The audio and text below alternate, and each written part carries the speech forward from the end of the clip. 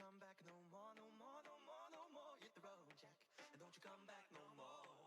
What you say? Hit the road, Jack, and don't you come back no more, no more, no more, no more. Hit the road, Jack, and don't you come back no more. Must be talking. Hit the road, Jack, and don't you come back no more, no more, no more, no more. Hit the road, Jack, and don't you come back no more. What you say? Hit the road, Jack, and don't you come back no more, no more, no more, no more. Hit the road, Jack, and don't you come back no more. Must be talking. Hit the road, Jack, and don't you come back. Hit the road, Jack, and don't you come back. Hit the road, Jack, and don't you come back, back, back, back. Don't you come back, back, back, back, back, back, back, back, back.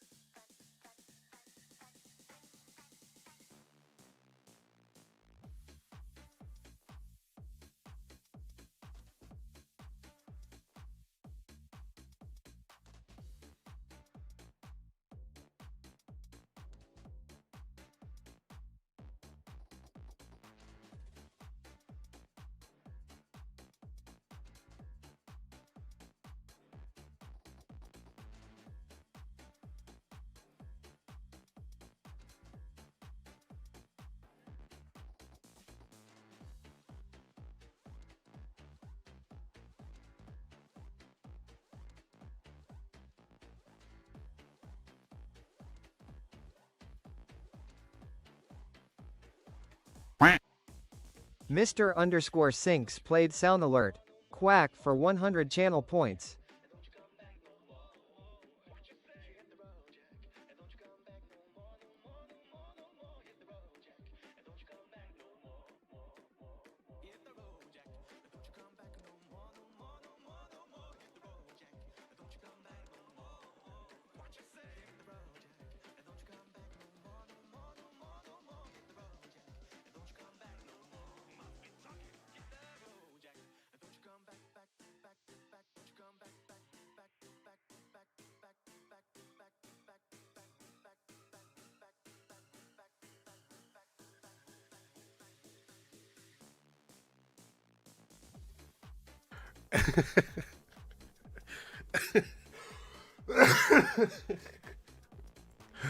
Oh, I love the TTS.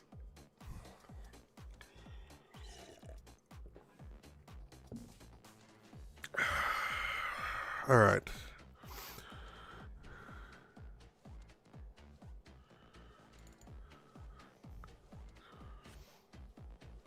Let's start the game.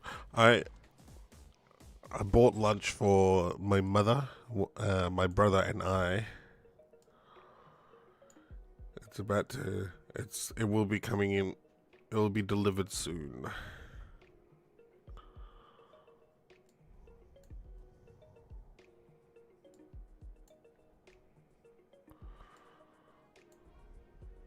Okay, that's too small. Okay. Why is Steam not starting though? Hang on a sec.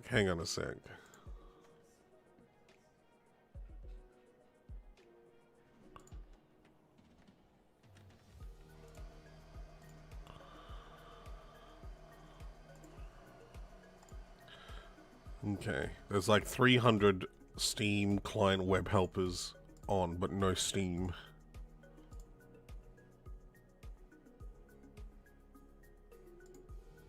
Let's try that again. Hello, hello, hello. Oh my goodness. Hola. As you can you tell that I'm not 100% from being sick the whole week?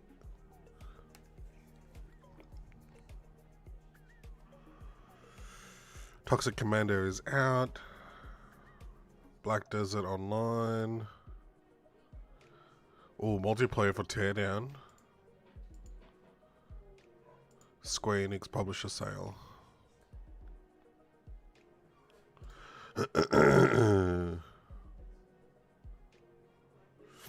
Yeah, I'm like 70%, 80% okay. But since works in office, like area, there might be other people in the office. I don't want them to get sick either.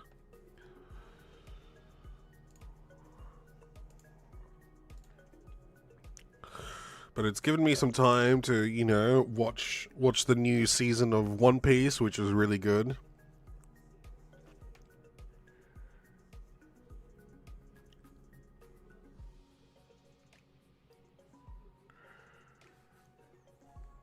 Although there are plans that it's going to be 7 seasons. Like from the very start, they're going like, oh, it's probably around 7 seasons, right? But I'm a little bit, what's it called? Cautious about it because One Piece story arcs. Because Season 1 was in 2023.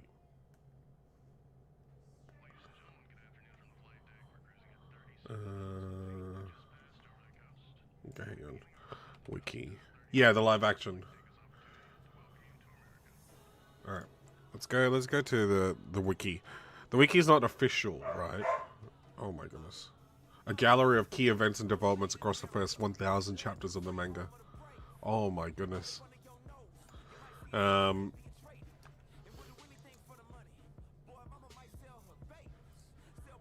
Hey, Vel, how's it going?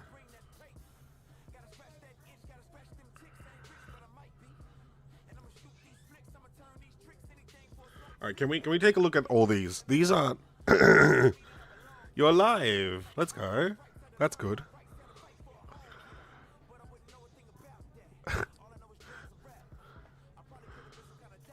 All right, so let's take a okay. Let's take a look. Let's take a look here. We are currently at the final saga, right? There's 1, 2, 3, 4, 5, 6, 7, 8, 9, 10, 11 sagas, including the introductory one. I'm not a VTuber. I'm a PNG tuber. Thank you very much. I'm not technologically inclined to be a VTuber.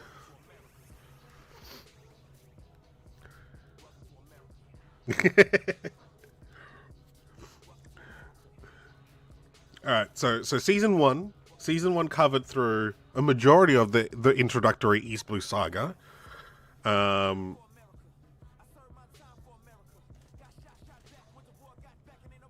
It went through 1, 2, 3, 4, 5 story arcs in 8 episodes. How many chapters is that?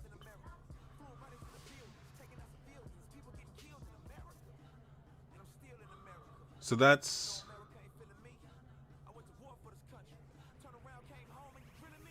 wait. It took me a little bit to figure out how this thing. Okay, so it's chapter 1 till chapter 95. So that's over a year's worth of storyline in the manga.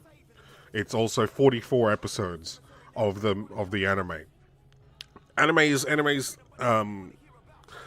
pacing, we won't talk about it, but the manga's pacing is a subsidiary of what's it? No, it's what's the word? There are always going to be pacing issues with serialized stories that are one chapter at a time. You see it in the old days with Charles Dickens' books when he wrote a chapter a month or something like that, right? So there's always going to be pacing issues, right? And I don't know why people don't talk about the pacing issues in those really, really classic stories that Charles Dickens and on those writers wrote, because there are pacing issues. So season 1 went through 44 chapters, and that was in 2023. 2024 filming started on season 2. They finished in 2025, a whole year. And season 2 covers through the final story arc of the East Blue saga, which is the Log Town arc. It's only like, how many chapters? 4 chapters. Right, it was literally 1 episode. That's there, right? And then And then it went all the way down till, where is it? All the way, we went through Whiskey Peak, Lil Garden, and Drum Island. Now, the problem with ending on Drum Island is a small one. It's a small one. The bad guy is kind of mid, and the bad guy's powers is also kind of mid. The only major thing in Drum Island is the fact that Chopper joins, which is huge. Chopper's the doctor of the crew. So we can't obviously skip that. This is the problem with a lot of these arcs moving forward. There are so many different reveals that are like singular in these events. Now, the live action series has actually done really well with revealing some more of the later reveals early. Like in the first episode of season 2, they actually had a flashback back to Gold Roger's day of execution, and they have and Gold Roger has a chat with Garp, who caught him. And in the way that they wrote the scene was actually like top tier, because there was such heavy nuance in the fact that these guys have fought each other many times before, but also fought together. And we only found out that they fought together and they were actually allies for a couple of different fights in the most recent flashback in the manga, right? So they're getting, the writers are obviously Eiichiro Oda, the guy who was writing the manga. He's part of the creative team for live action as well. So obviously he'll give them snippets of these backstories that he's either in the process of writing or he's planning just ahead, right? So they get some One Piece of Dennis. So there's like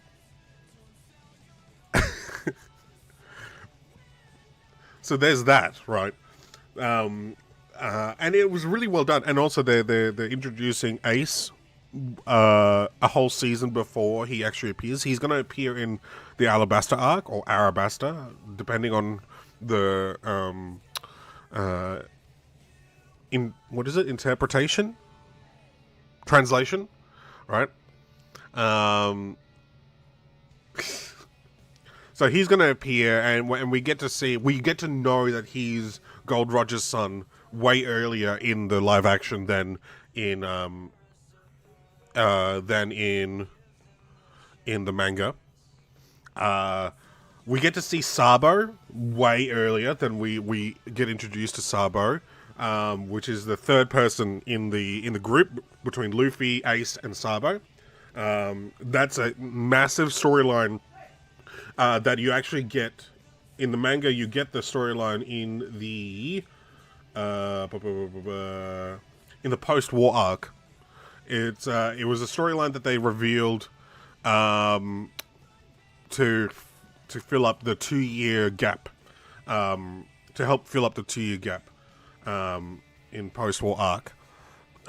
So like you're getting some like really early reveals, which is absolutely amazing in the live action, because obviously they're not going to be able to wait until all the way in freaking post-war in the Summit War saga to reveal that there's a third blood brother. Yeah, anyway, back to my point.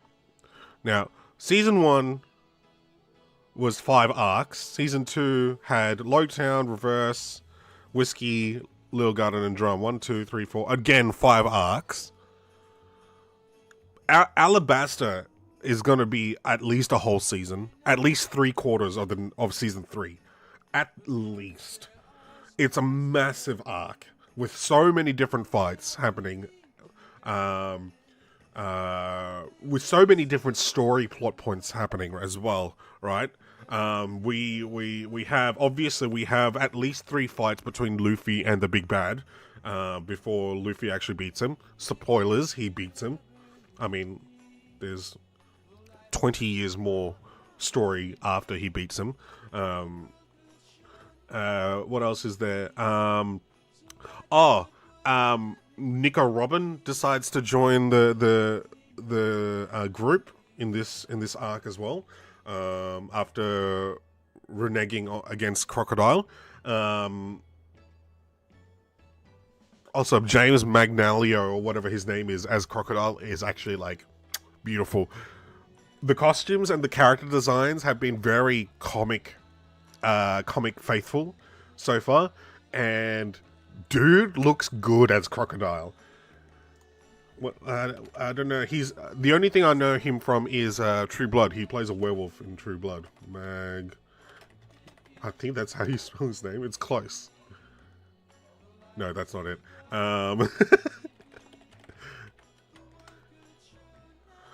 Let's take a look here. He's a guest character, I think.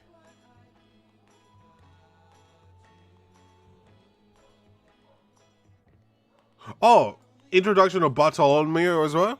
I forgot about this character. How this character was introduced in the manga. All I know now is he's like he sees Luffy as God, basically, and he follows Luffy around as part of the Straw Hat fleet.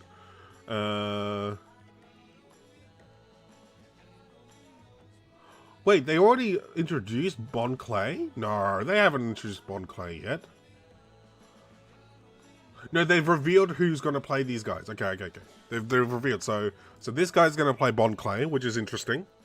Bon Clay is the crossdresser character who becomes an ally. Absolutely hilarious character. Love him. This guy is playing Ace, and he does look like Ace. Like, just beautiful casting. Looking forward to seeing this guy as Ace. Miss Doublefinger. Who is Miss Doublefinger? Hang on. I need to...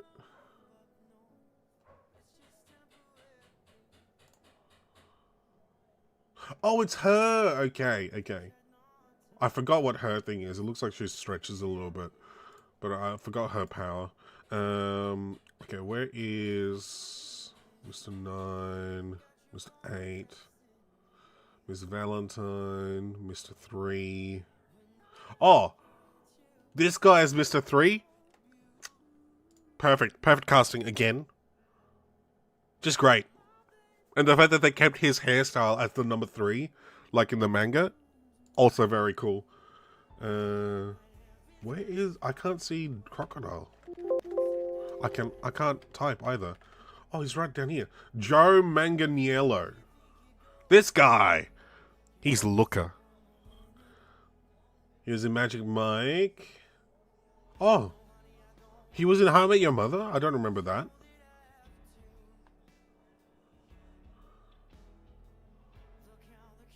He was Flash Thompson in Spider-Man. And... see, I told you, he's one of the werewolves in True Blood. Hey, Jerry, how's it going? But yeah, him as Crocodile. Oh, when they revealed the casting, I was like, okay, interesting. But then when we get to see him in the finale, like we get to see like his shadows and that kind of stuff, and like a little bit of like the camera right behind his left ear sort of thing, so you don't see his face or anything like that. You see a little bit of the scarring. Crocodile, One Piece manga. I can't type.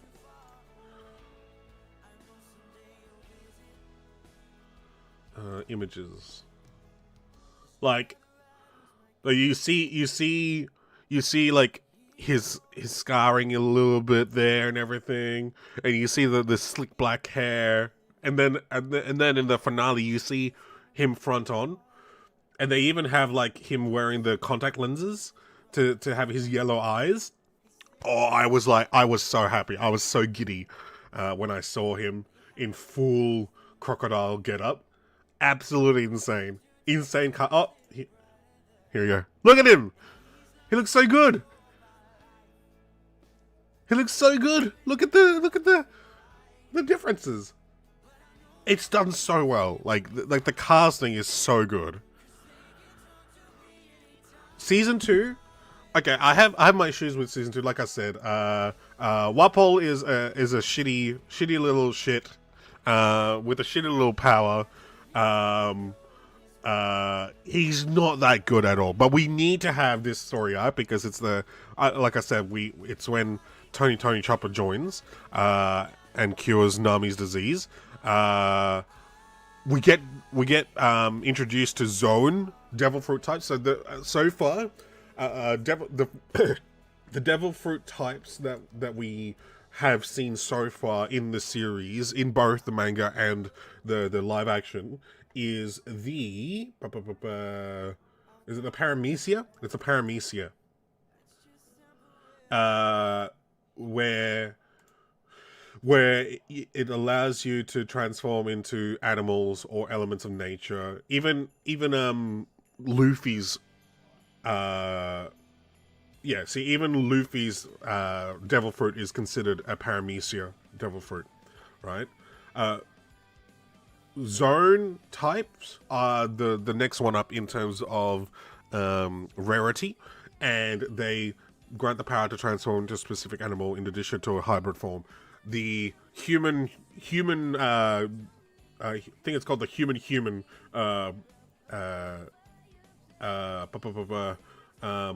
what's it called, Nomi is Chopper's.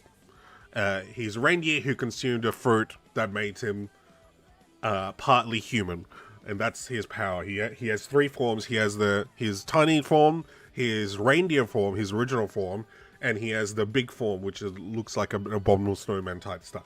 So that's the first time we see the Zone Devil Fruit. The introduction of the Will of D, absolutely huge. The Reverie first mentioned, and the Blackbeard first mentioned as well. And Gold Roger's real name is revealed, because up to this point everyone's called him Gold Roger. But it's the first time we finally figure out that his name is actually Gold D Roger, and what's the point of the Will of D? And that they actually did that in season 2 as well. So like Drum Island is a very important chapter, very important arc. It's just sad that the bad guy is kind of mid. The main bad guy is kind of mid. But you take a look, 63 times the length of the Drum Island arc. Almost double the episodes, not including fillers, and volumes, like double the volumes. Like Alabaster's huge. Alabaster's going to be at least Drum Island. Where's Drum Island? Hang on.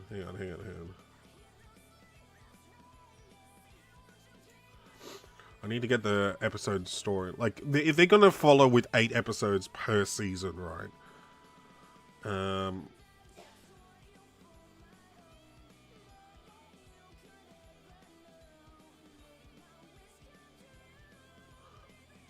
Yeah, so Drum Island was 3 episodes. If Drum Island's gonna be 3 episodes, then freaking Alabaster needs to be at least 6 episodes, if not the whole season. But then the whole thing. But the problem is, right after Alabaster arc is the Sky Island saga, which is okay. They can't end the series on the Jaya arc.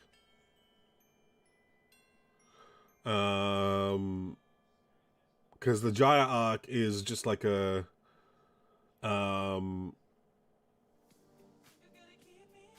what's it called? It's like a setup to the main arc. Like the Sky Island saga is only called a saga, but it's actually just the 2 arcs: the intro, and then the main arc itself. And the main arc itself is kind of mid.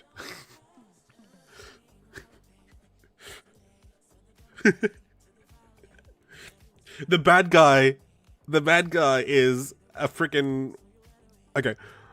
If I remember correctly, bad guy is Enel is what is it? A Nazi stand-in, I think. The only important thing is if we take a look at the key plot points, Haki is first hinted through Mantra. Mantra is something Enel has. Haki is like spirit pressure. And there's 3 different types. The most rare one is the type to be able to control other people. And when I say control, I mean they can subdue. So by releasing their spirit pressure, people can just, if they're weak, they pass up. If they're not, they get like, you know, that sort of stereotypical webtoon fear of death, sort of like shivers. That's the what is it? The Commander's Haki, Supreme Haki. Armament Haki is you can use it your own spirit pressure to enforce your body parts or weapons. And then Observation Haki is obviously it's more straight up. You find out that later on that Luffy has Supreme King Haki, which is obviously, like, we've seen him put people down by like being really angry at them, but obviously he doesn't learn to control it for a while. Poseidon and the Void Sentry is the first mention, because Nico Robin is now introduced, so we get to learn about the Void Sentry and how a whole race of people living in Sky Islands are just gone from the world history. Just insane.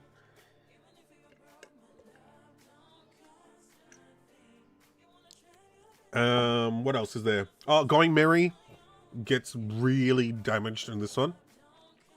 And then Logia and Paramecia, there's more explanation on Devil Fruits. This arc is only good because it leads to Water 7 Saga. I'm just trying to think, what can they cut? What can the people cut? All right, so season 2 ends in this. Season 3 is going to be Alabaster arc, if not the whole season. They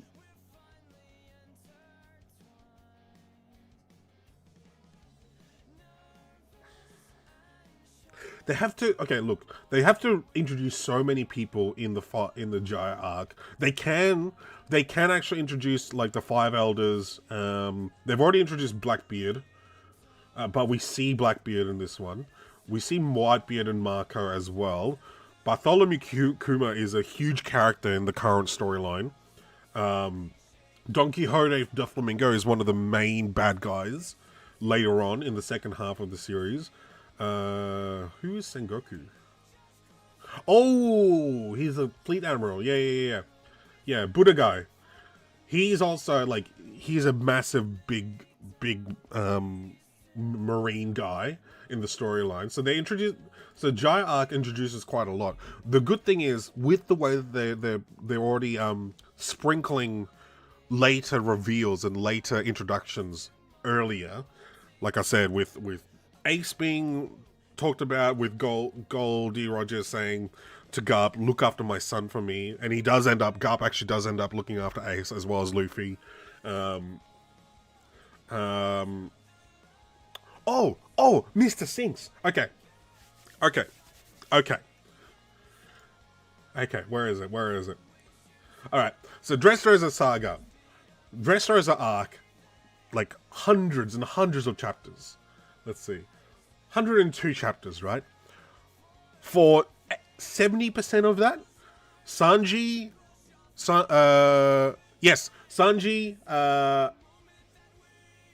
who else? Half of the crew decides to leave to go ahead to go to their next island, because whilst Luffy and a couple of other people finish up the Dressrosa, stopping. Hang on. We'll get to Nakwon. Hang on. I just have a lot to talk about. I haven't been able to talk to people because I'm the only person in my family who actually likes One Piece. So there was a whole big thing with Dressrosa, because for about 60 to 70% of the 102 chapters, Sanji and 2 other members of the group split off as they go ahead.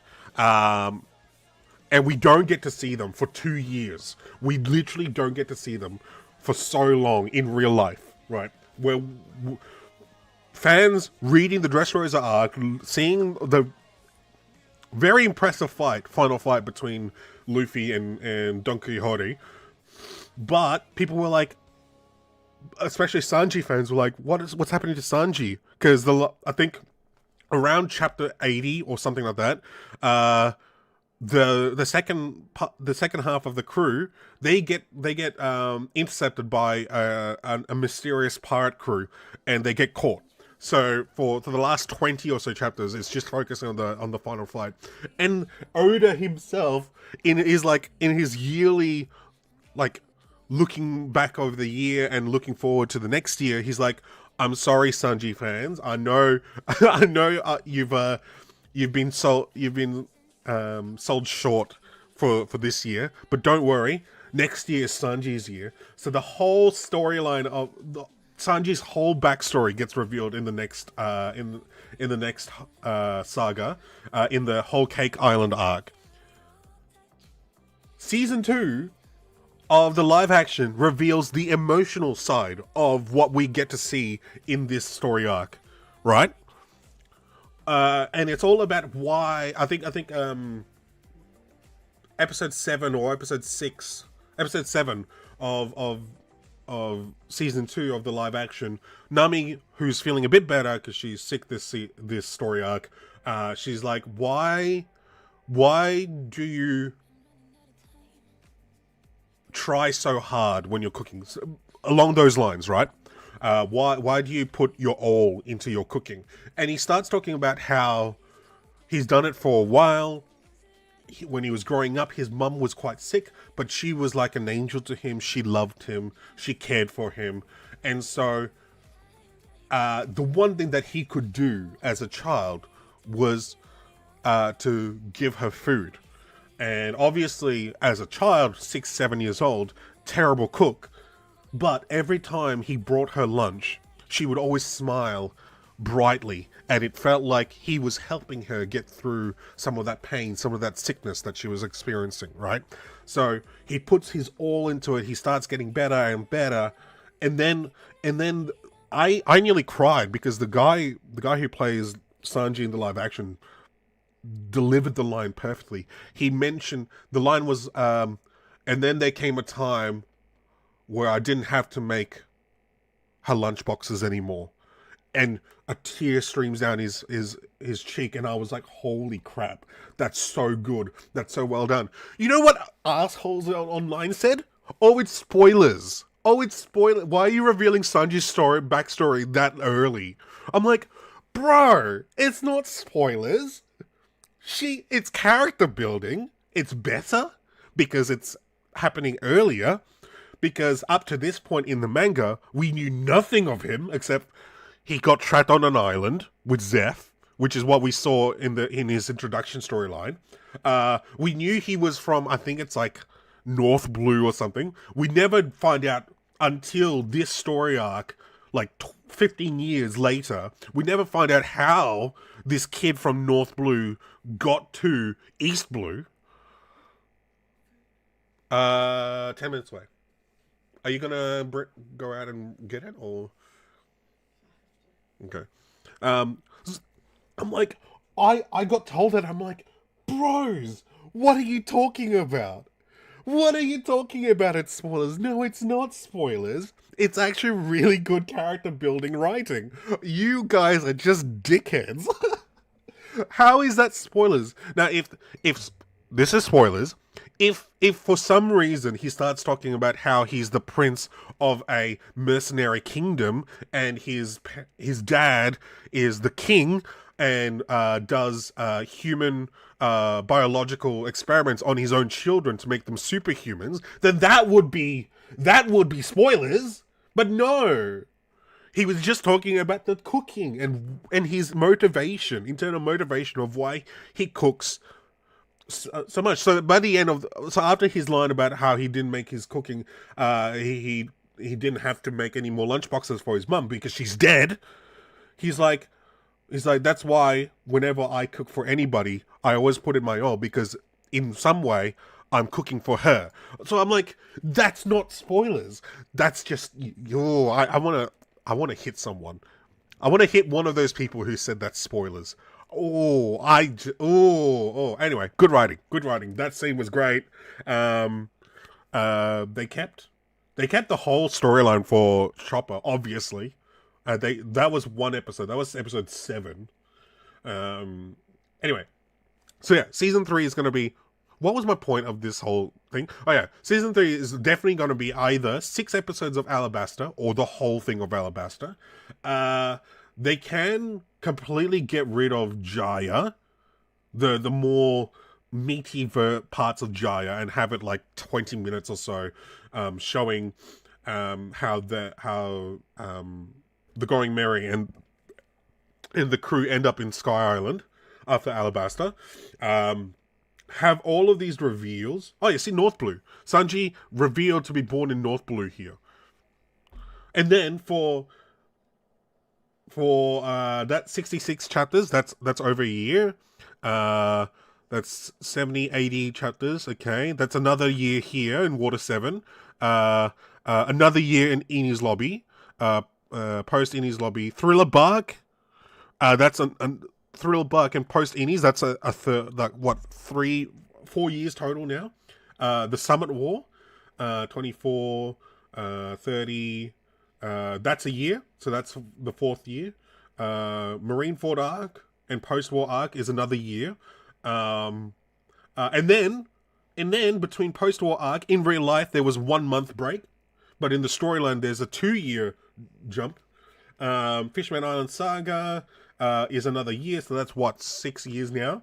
Dressrosa arc is that's almost a whole year, 46 chapters. Dressrosa arc is 2 years, so that's already 10 years. So 10 years, not even. Whole Cake arc takes over a year and a half, plus another almost half a year, right? So that's over a decade later. We finally get more than Sanji, more on Sanji than he was born in North Blue. Over 10 years later. And you're complaining about spoilers. Bro. People, look, the only pacing issues that I have, that I can agree on, because Daniel doesn't like the story, because it started off as a 5-year story and it's been going for 34 years. Because the writer has had so much fun building on the world and expanding on the world. He talks about pacing a lot. The only pacing that I have an issue with is the waiting every week. It is one of those stories where you should binge it. You should binge it when it's all collated into books, into an epic series. I tried to put the comparison between this and a Brandon Sanderson epic, and he's like, well, Brandon Sanderson at least releases them all in one go, and all the storylines all in one go. I'm like, yeah. So that's the only pacing issue that I have. Everything else inside the storyline itself is good. The story inside the story itself, there's no pacing issues. I believe that all the flashbacks are needed for the emotional impacts for the each story arc. It's just obviously because it's a serialized story, the length of time in real life it takes to actually write the story is an issue itself. But yeah. Anyway. Okay, hang on. So yeah, we're talking about 7 seasons for TV show.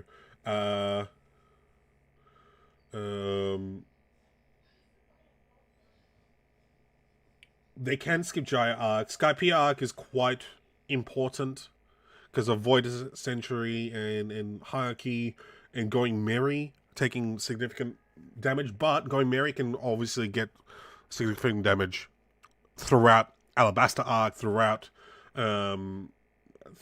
this. So season 4, I'm thinking maybe Jaya arc be reduced to like 20 minutes of an episode, or maybe 1 episode in season 4.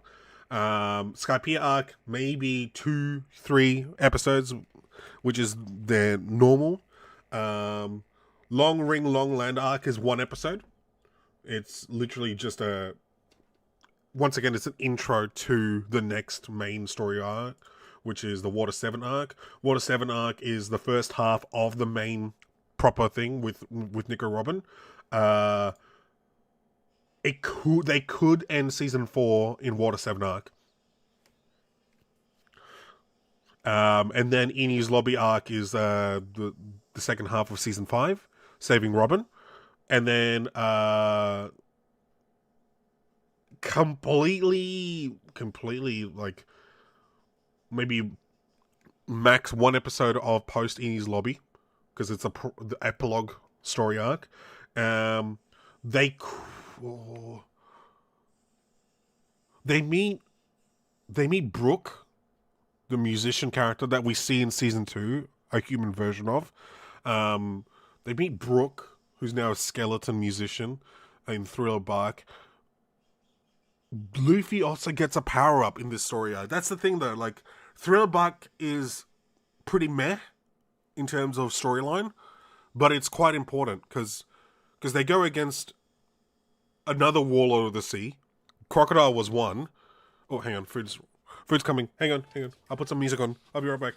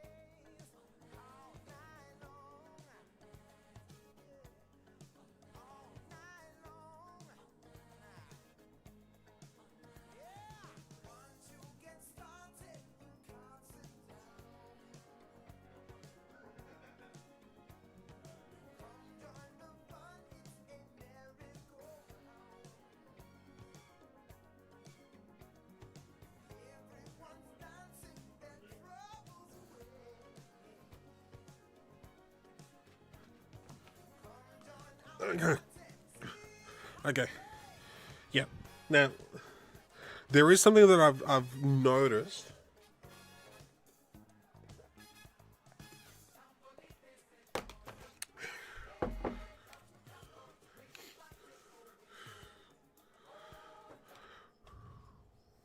There is something that I've noticed with the live action, and it's the fact that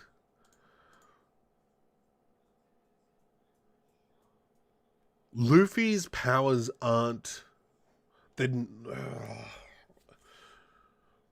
It's hard because he doesn't even get to Gear 2 until. He doesn't get to Gear 2 until Water 7, I don't think. Let me see.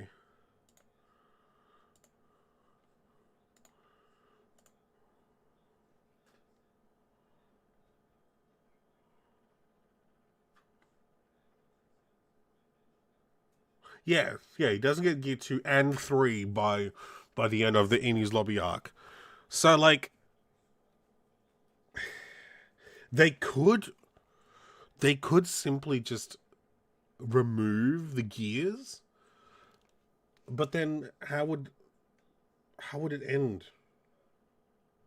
They can't remove the gears. The gears is so integral into the storyline of the universe, of the world. Because he gets Gear 4 later on, and then Gear 5 is when they reveal that his Devil Fruit is special. It's not just rubber.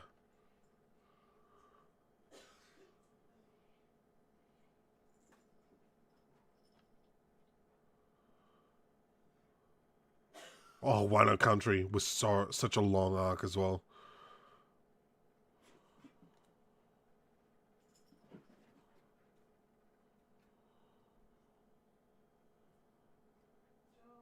Yeah. One of the two in the left. You can see you'll be able to see which one's got chili.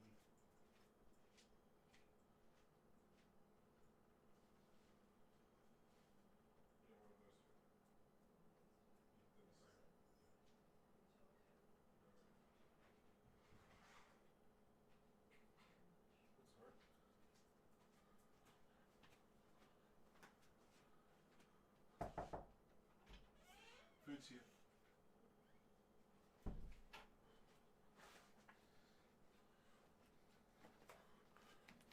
Anyway, I have noticed that they're sort of like they made it so that the everyone in the crew is a little bit more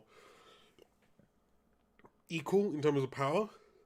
Whilst obviously Luffy being Luffy, in the manga he's the one that gets into the most fights and everything. But in the live action, they've actually equalized a lot of it. Like Nami's getting into more fights. Sanji and Usopp and Zoro are kind of like equal in terms of how many fights they've been in so far. So maybe that's how they're going to fix it up, making everyone a little bit more equal. Because if you're not up to date with the storyline, it's massive spoilers. But Luffy's basically a god. And he's a god that he's a reincarnation. He's basically now the reincarnation of a god that they've actually already mentioned in the live action. The god, when they meet the giants, Dory and Brogy in the little garden arc, they mention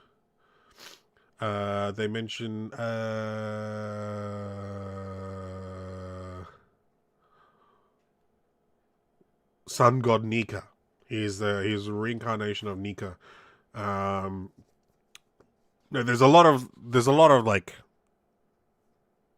a lot of different theories about why why what's his face Shanks has the Gomu Gomu no Mi devil fruit to begin with, and whether or not he knows that the Gomu Gomu no Mi was not just the rubber devil fruit, but it was also like the Nika devil fruit, in hiding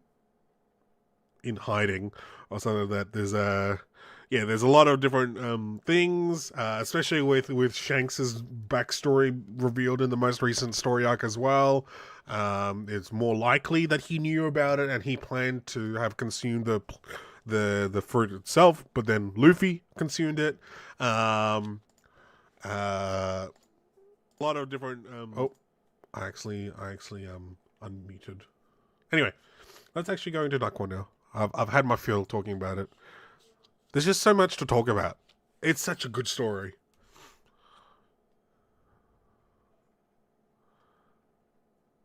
I'm also looking forward to like I mentioned Sanderson. I'm looking forward to Sanderson's books being turned into a series. Like, I think, is it Apple that put it, or was it Netflix? Hang on. Brandon Sanderson TV show.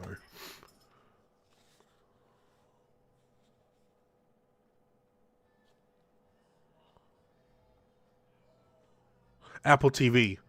Yeah.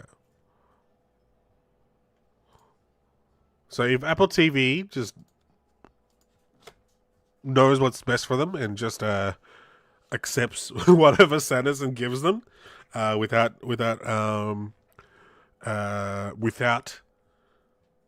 enforcing themselves too much, like what has happened with Netflix and what's the show called? Stranger Things.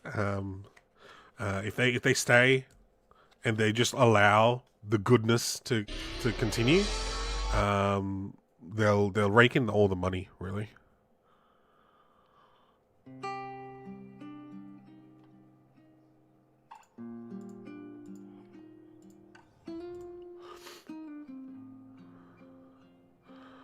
All right, Mr. Sinks. I did. If you're still around, sorry. Like I said, I had a lot to talk about after watching season 2 of the show. I'm not looking forward to season 3 being another 3 years though. I played. Okay, Mr. Sinks. I did two raids last night. Recorded myself with my first thoughts and everything.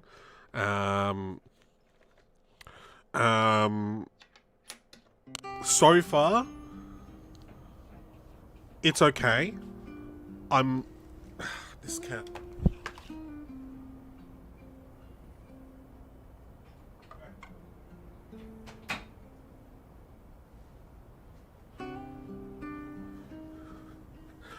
So far, I'm enjoying it. I'm really liking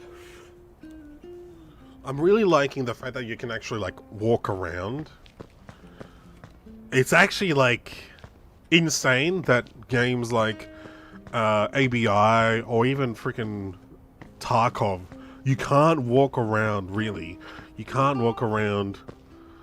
Well, I think you can in Tarkov. I think, but it's not as.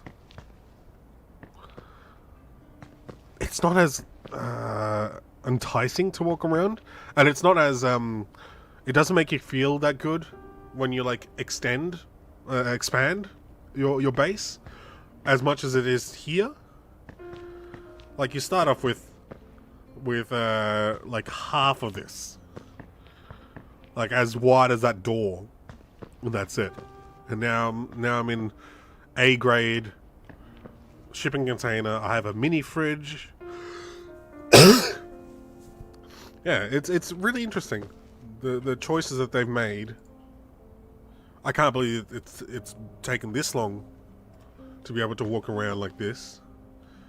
What do I need to upgrade? I need 1 scrap metal. Alright.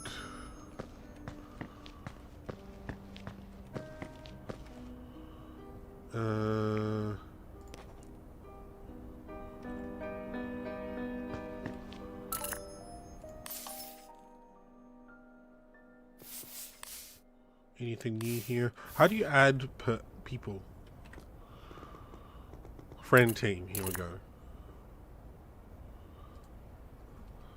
What's your thing, Mr. Six?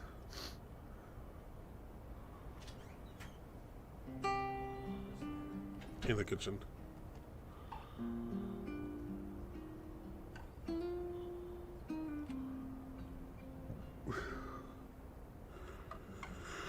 Ooh.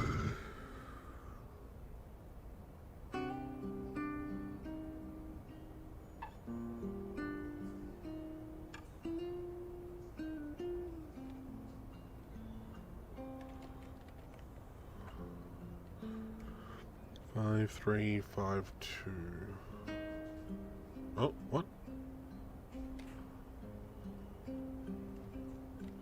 SINX 5, 3, 5, 2. Ah.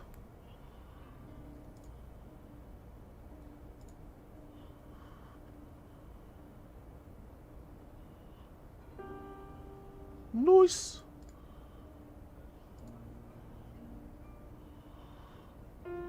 Ooh, I just realized the tablet's all broken up.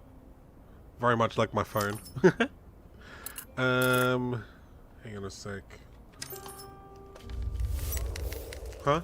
Did you get chassis pork? Yeah. Did I get chassis? You should have.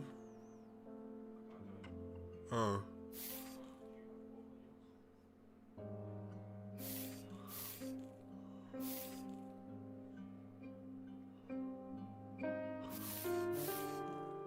I may have forgotten, Daniel, sorry. What was I doing?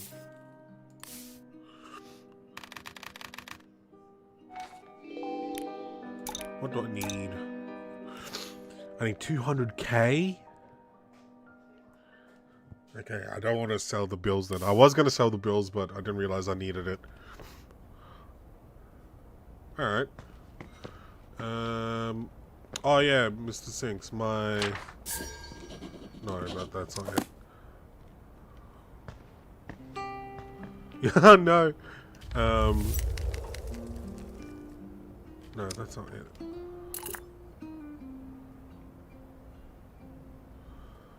How do I...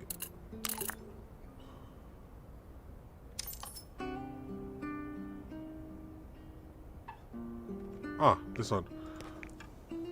So I got the rope deploy. I haven't used it yet, but I want to. And the box disguise. I've put all my things into the box disguise because I think it's going to be funny as. Alright, what do I need to do here? Wait, what? I can do both? Hang on. I need to go to South Jongno, okay. Okay, South Jongno, 1 star.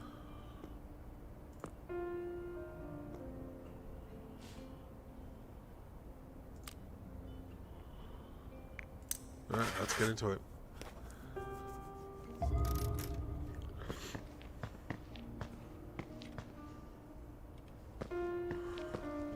I also want to try and get upgrades because I want to see what they do later on. So scrap metal. I need lumber and wire rope. Okay. Oh, you can make it. Hang on.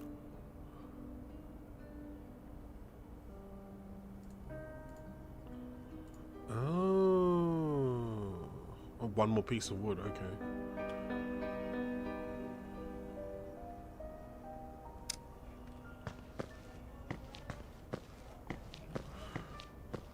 My thoughts so far? I feel like the movement is still kind of clunky. In map, like this is feeling nice. But like when you're actually in the raid, itself. It's a little bit clunky.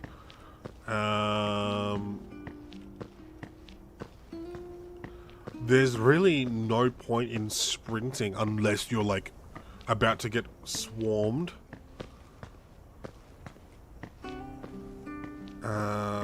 What else?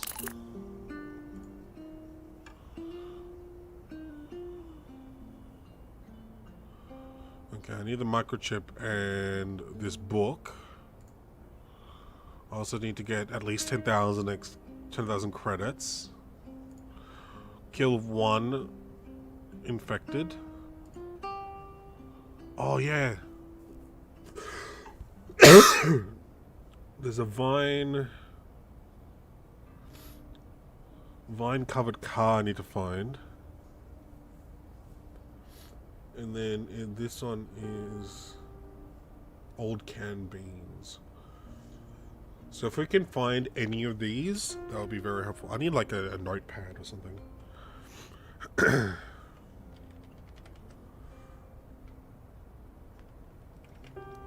Alright. Old canned beans.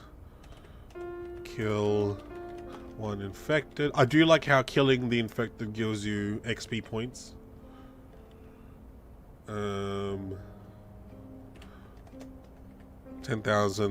10K credits in one extraction, and get the book, get extractors, book, and microchip.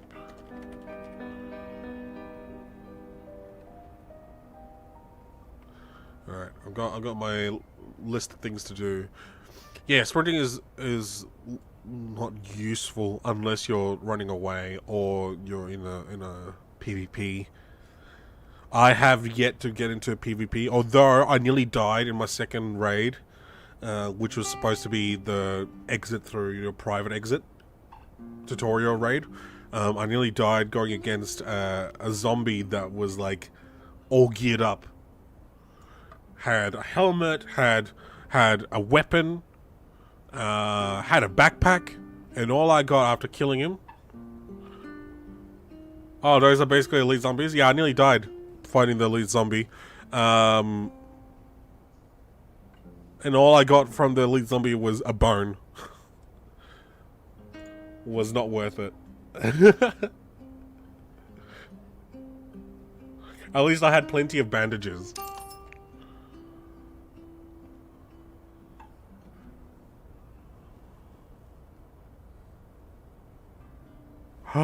No, you're being a good Samaritan and they just... Oh, that's really annoying.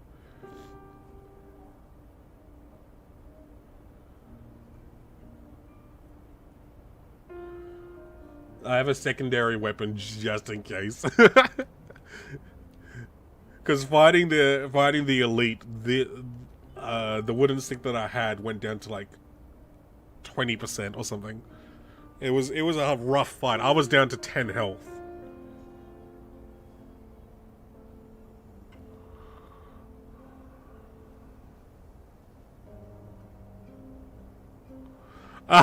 You're gonna betray him anyway?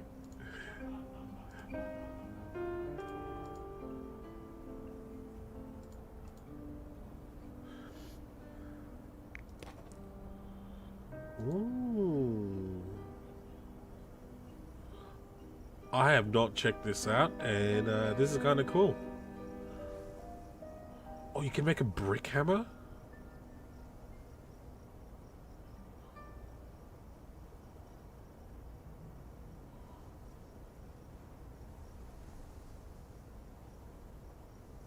Durability is only 2. It's 1 less.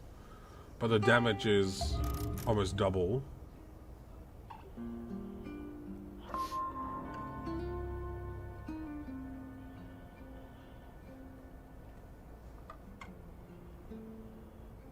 What level are you, Mr. Six? I'm level 11 after 2 raids.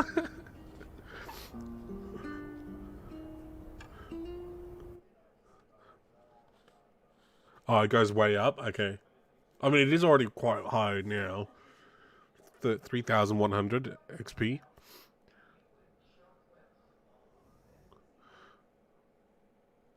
$9,000 to get to 22. Oh my goodness.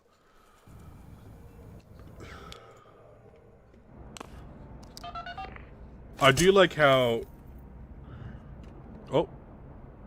What's happening with your arm? What was happening with your arm?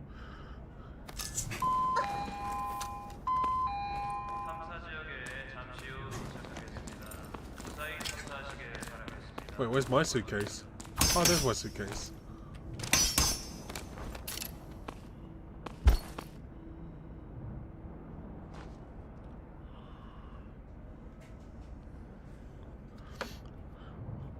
Alright.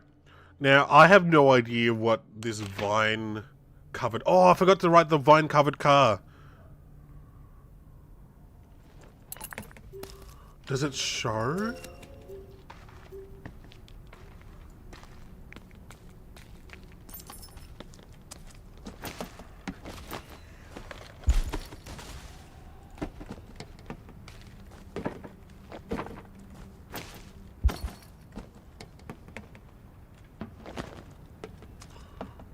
I'm grabbing the free stuff.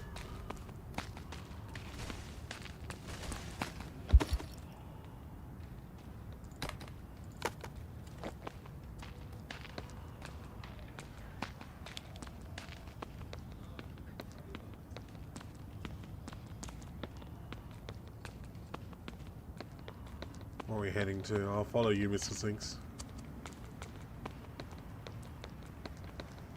Where are we heading to? Is this a high? It is.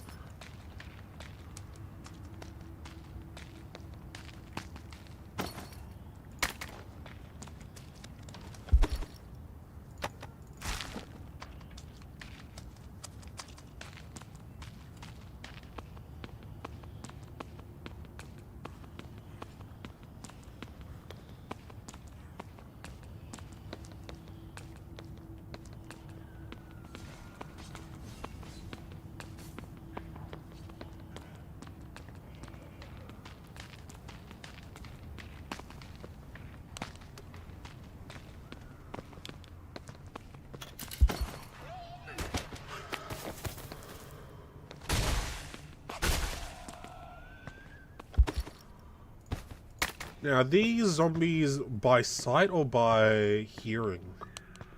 It's mostly hearing, isn't it?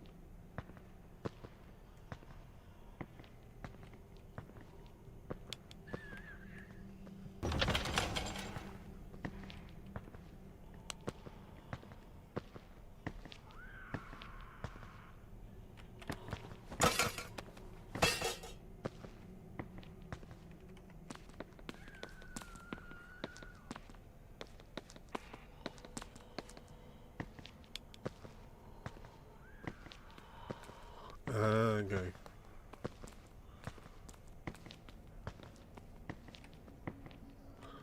I haven't been able to explore this building for a lot.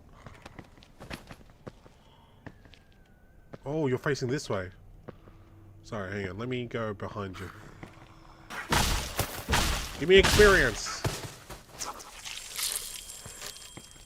Thank you. Oh yeah, that's right. I was supposed to kill an infected.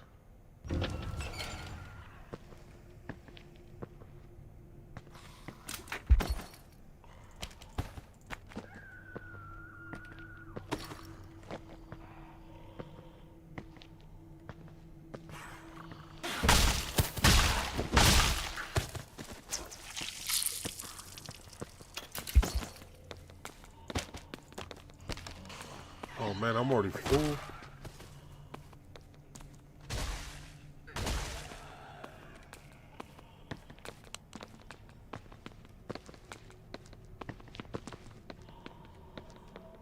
Alright, is there anything else? I know that there's a key to go upstairs, but I don't have it yet.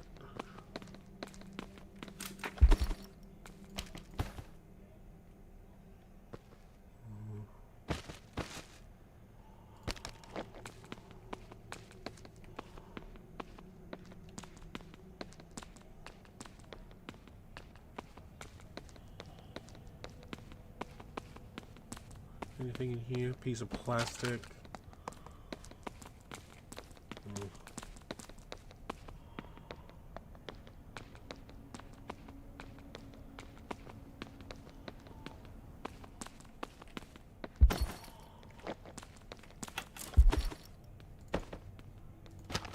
Grab the charcoal.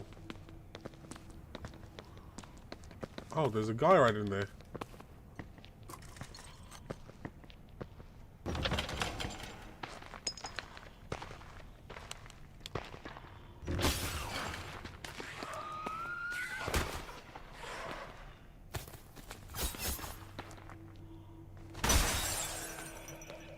Be another person here.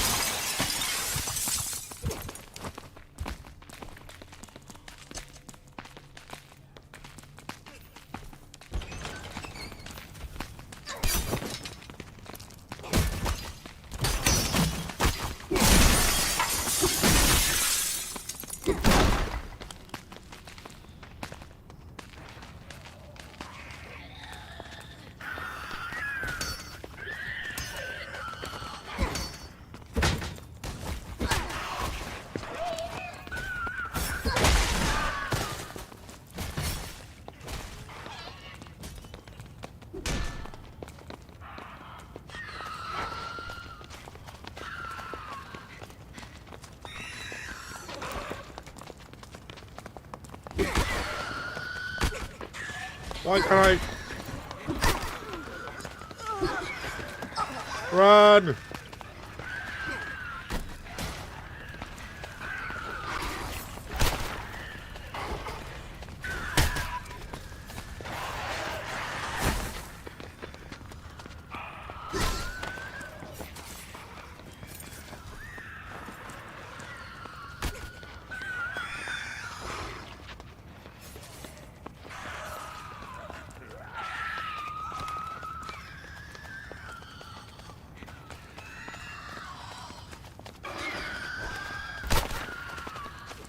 I didn't mean to run that far away. Oh my lord.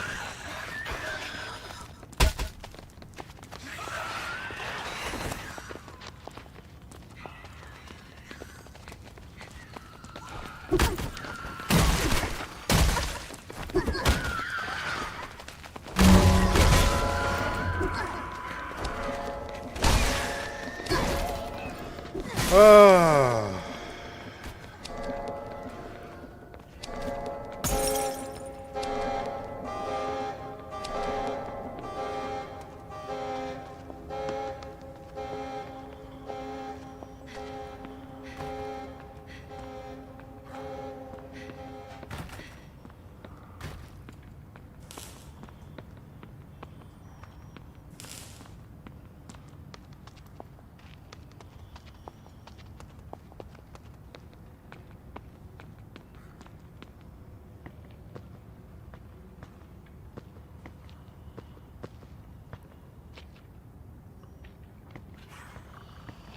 How much time do I have?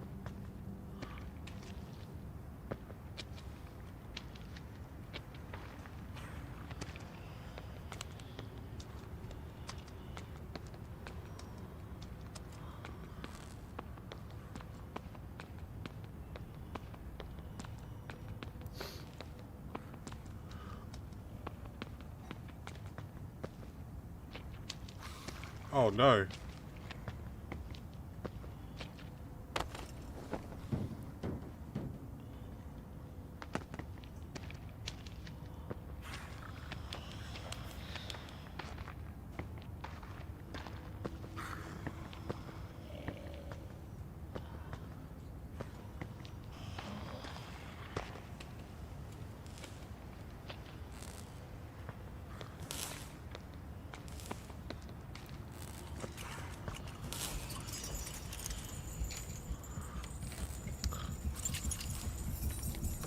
I couldn't, I don't know. I didn't mean to run that far away.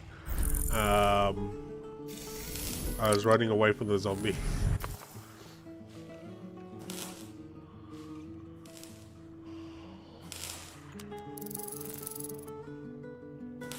I don't know if I even hit the guy at all. Sorry. I'll try to be more helpful the next time around.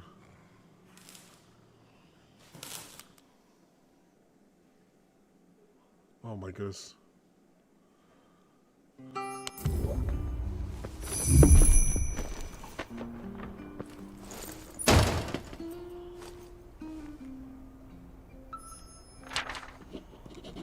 What the hell? Wait, what the hell?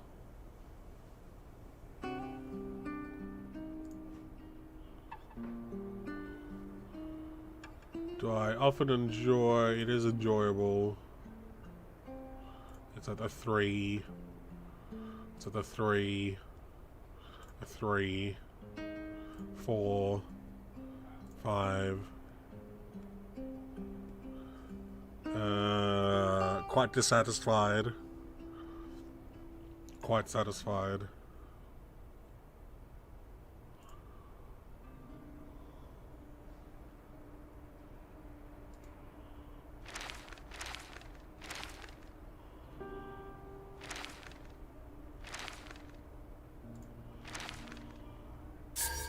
What did I get?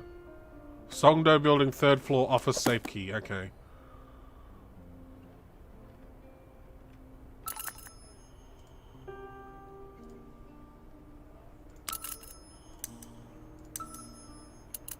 What's on that?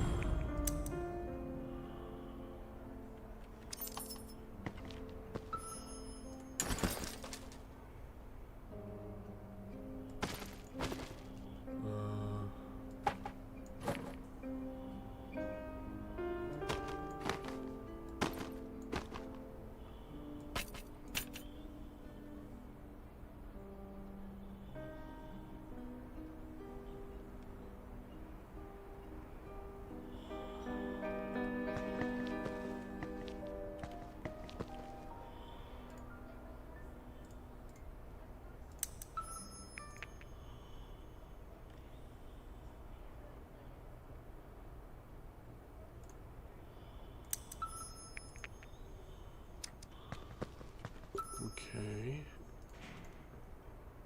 Let's get lumber. And then 3 walkers, okay. And then there's also 24 mart. I want to get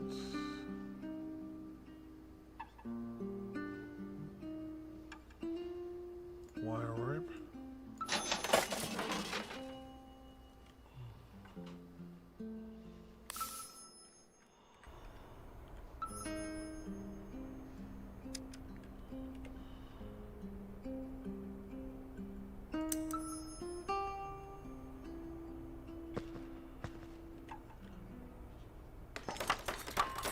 Scrap metal.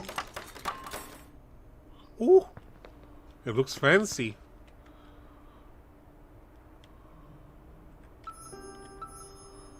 What's scrap metal made of? Oh, okay, cool.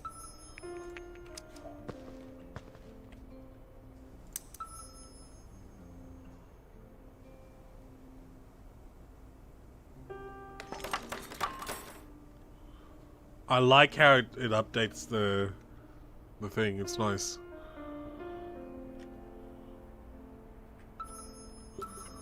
Okay, do bottled water here.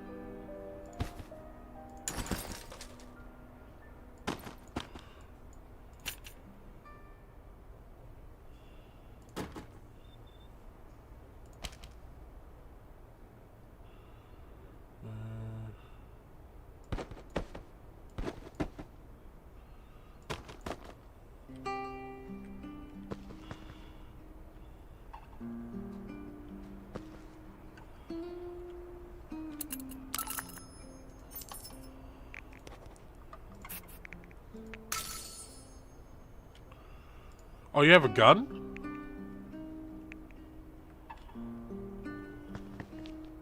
Oh. Now what is this? Oh, okay. This is...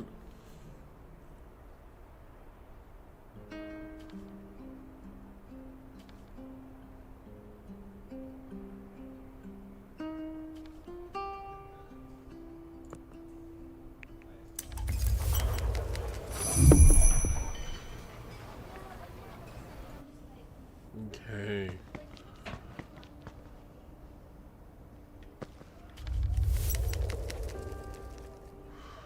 Alright.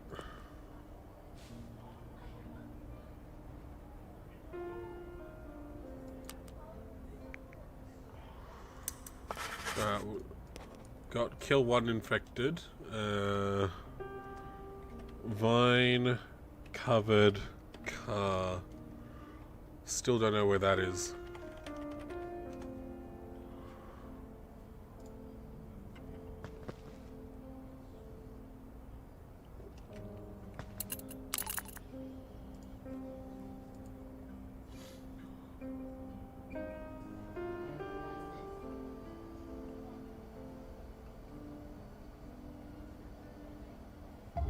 Ooh, okay.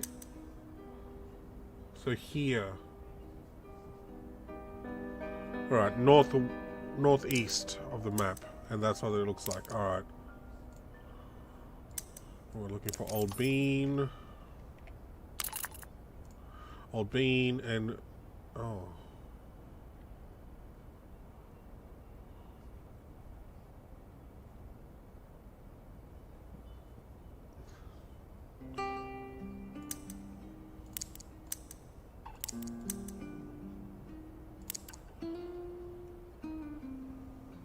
Cat food. We're looking for cat food.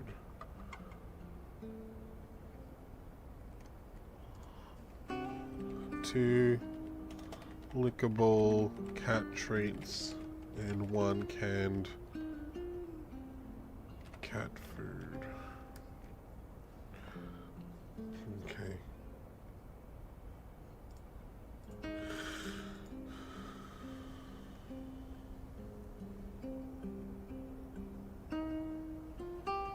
The lickable treats are, yeah, I've gotten so many of the canned cat food ones.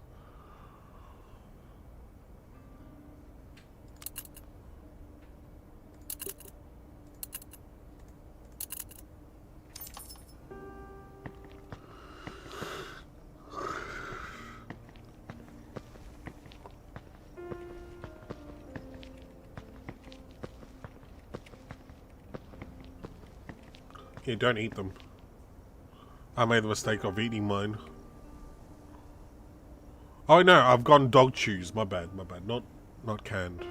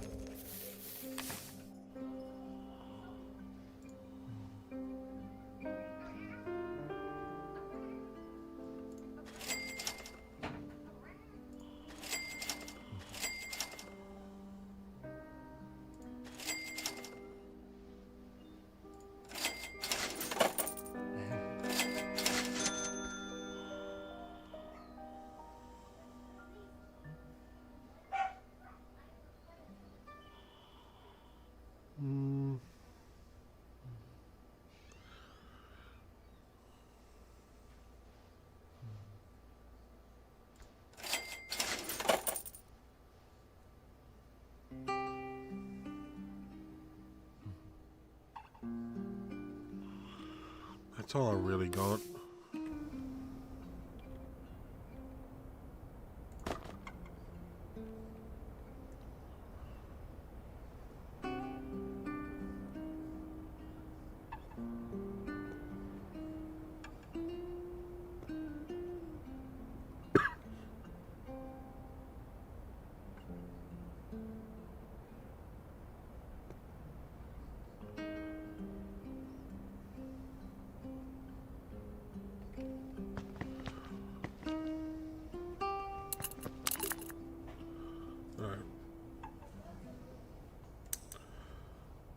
Okay, so above the Songdo building. Okay.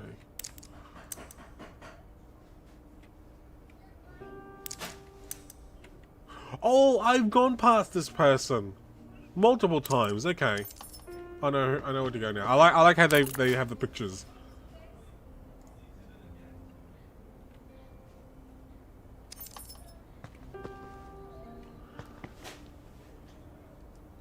Yeah, we were right there last run.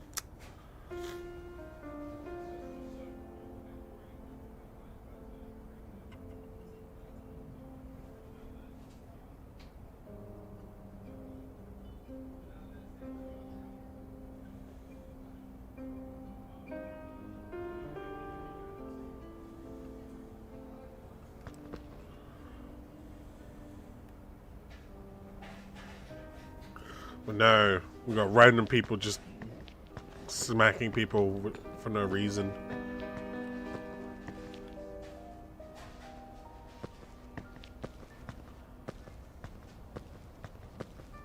You are right that the PvP games be like that. Yeah, that's true. Which reminds me, I need to install Arc Raiders. I need to get a bigger SSD first, and then I'll install Arc Raiders.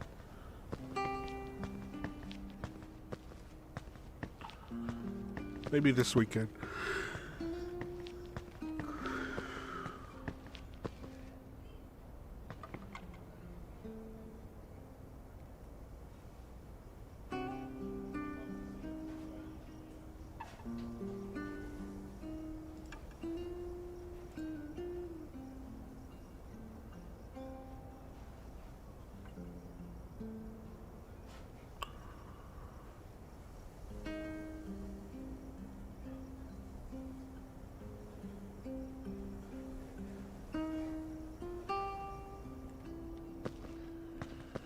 Come on.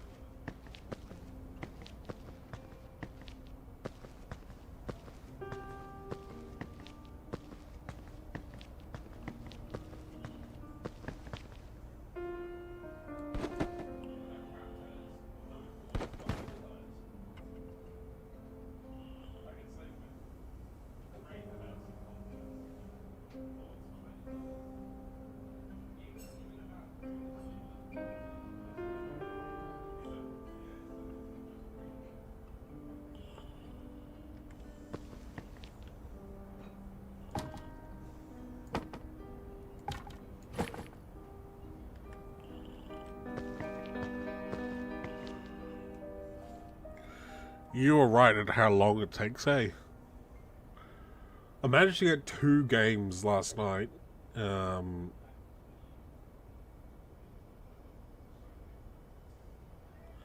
about 90 minutes. Could it be because they're trying to get... Could it be that they're trying to get people who are also playing duos to put us in to a group with duos, and maybe that's why my 2 games last night bounced the ping, or maybe...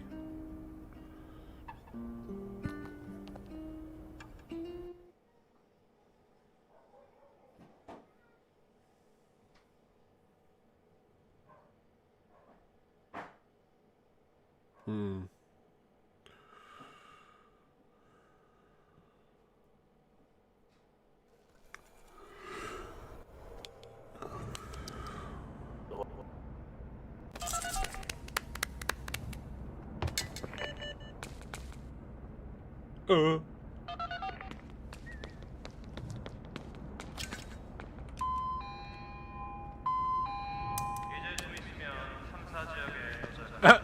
오늘 무사히 돌아오시길 바라겠습니다. 수고하십시오.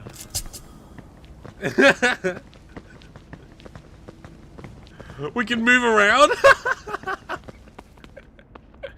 I love the fact that it's still making noise. So if you were to do it in the world and you're near a zombie, it would trigger the zombie.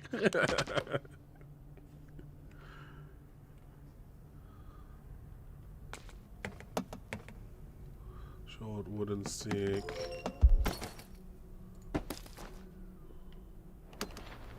Oh, it's daytime. Let's go.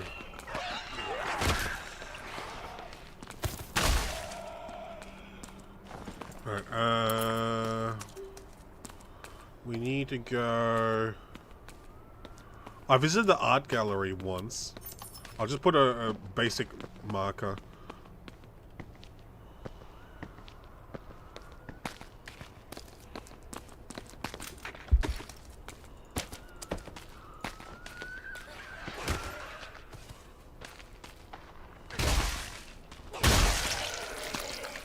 Is the kicking useful?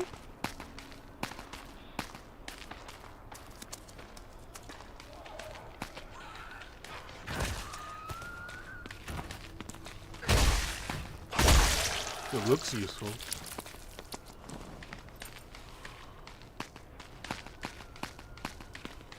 Wait, what the hell? We can grab the folding ladder? 18k? Okay. Didn't realize that was a thing.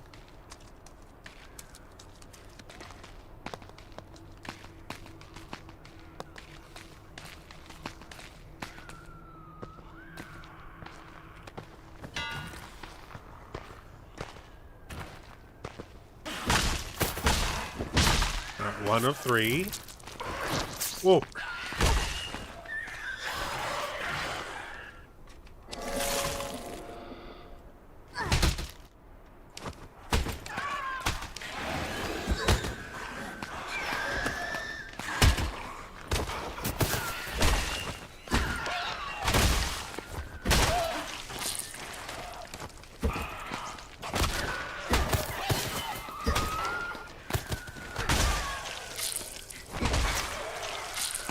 Two.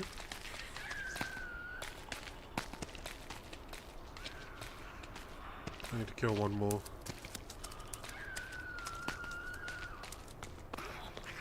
Oh well.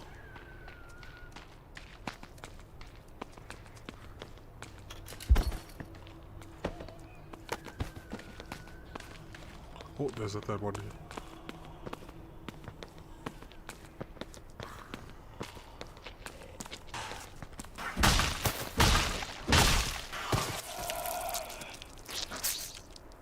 That's not counted as a third one? Hmm, interesting.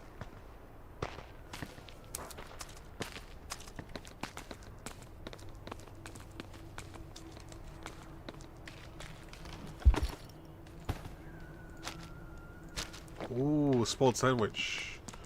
I need two more to make a normal sandwich.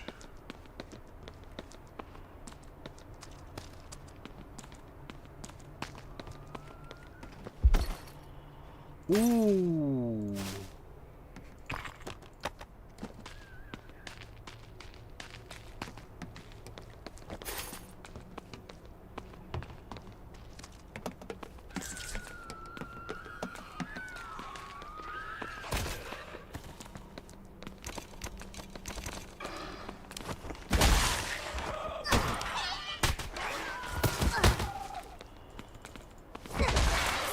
There we go.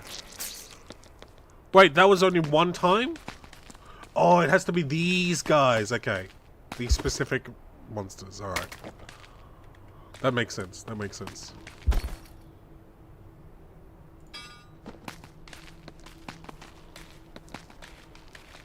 Oh, there's a dead body. Do you have any goodies? Very dramatic music. Ooh, Tap Gold Park Central Park key. Lickable cat treats.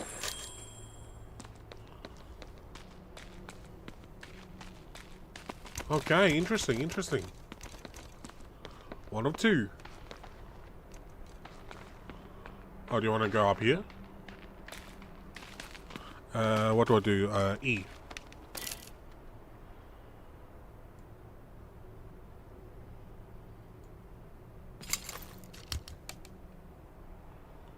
That work?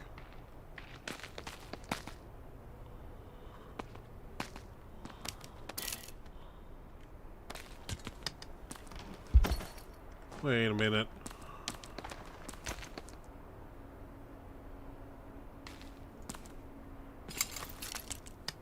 Oh.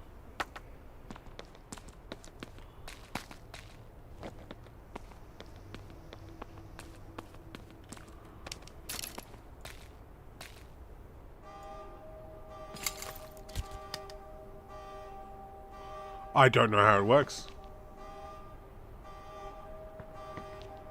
Yeah, it's very finicky. That's alright. Alright, I don't want to go over there. That means a human's there.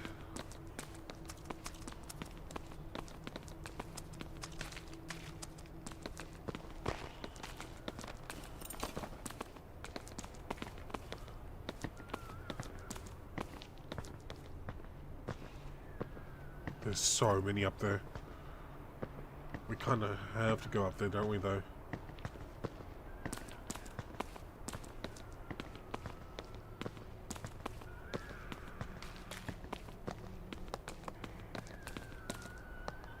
Oh, there's too many. There's one guy that I need to kill, though. Right in the middle. Can't kill him if he's right in the middle.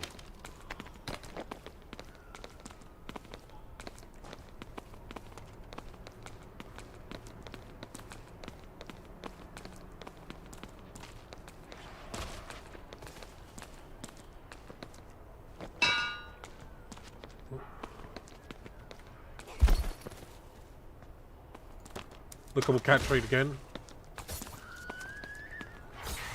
So I've got the 2.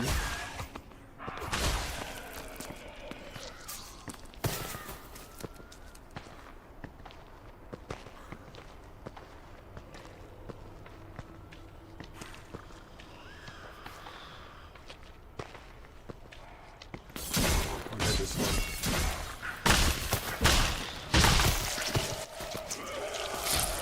One more.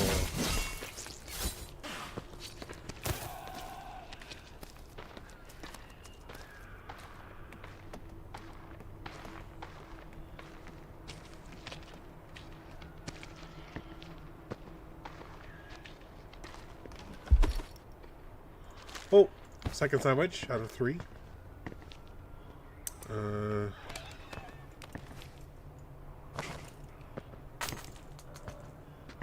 Place that way.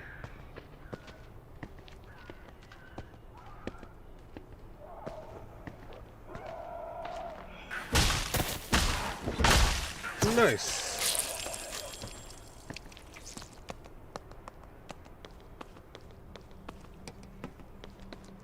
Alright, that's the person that I need to go to.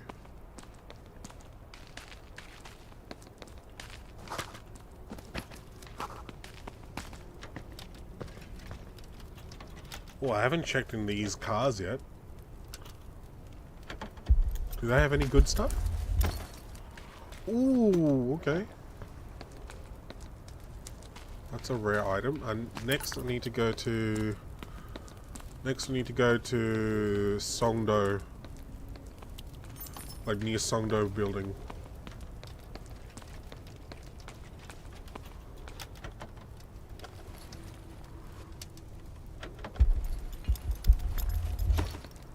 Handcuffs! 28k. What the hell?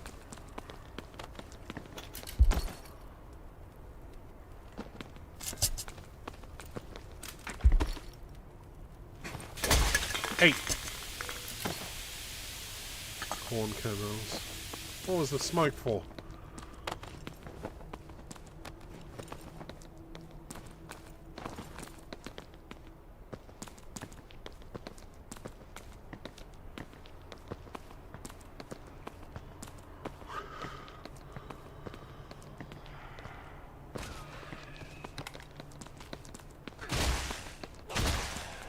I guess with the kick it doesn't use up your weapon durability as well, does it? Wait, I want to use this.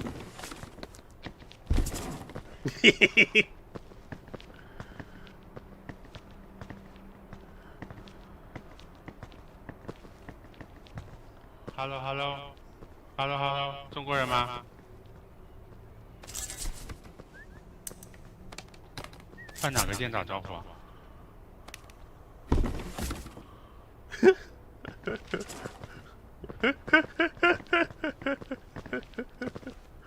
？Let's see if they leave us alone.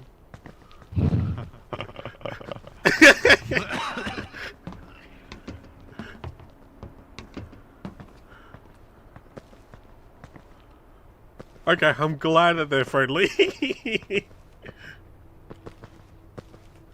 You can't grab stuff while you're using a box, okay. Now we know.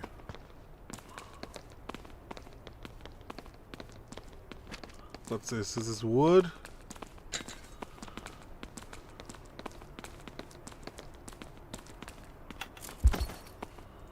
Bill.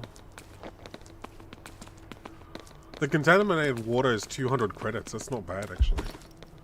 What am I at right now in terms of gear? Does it show? It does. 55. Okay.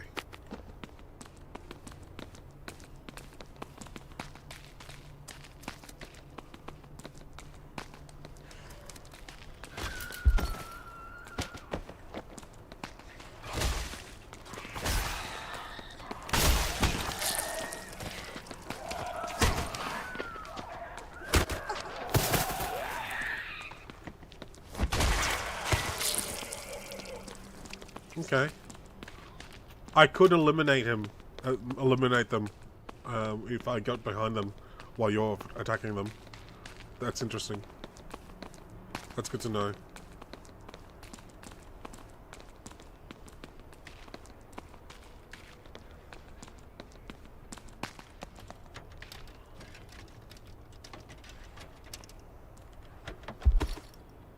Ooh.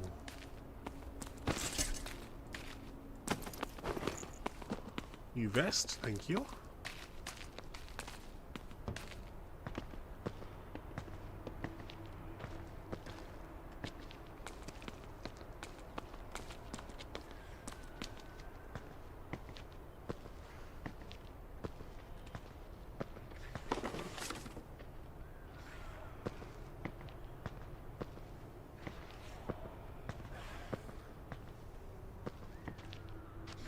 Is that an elite?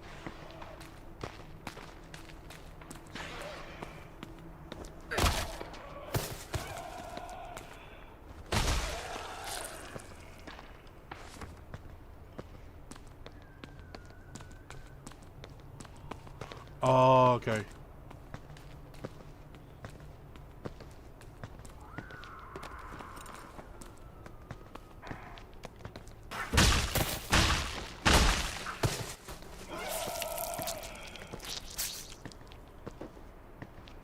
I kind of want to see what's in here.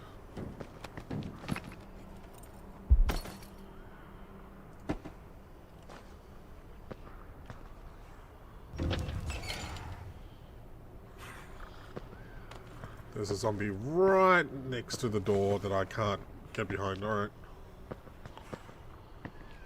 Wait, there's a rope up? What?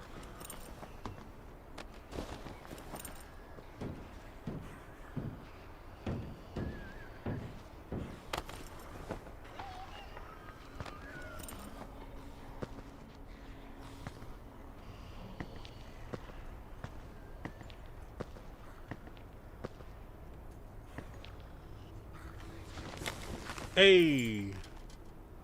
Oh, actually, we might have to look for like a hook like this.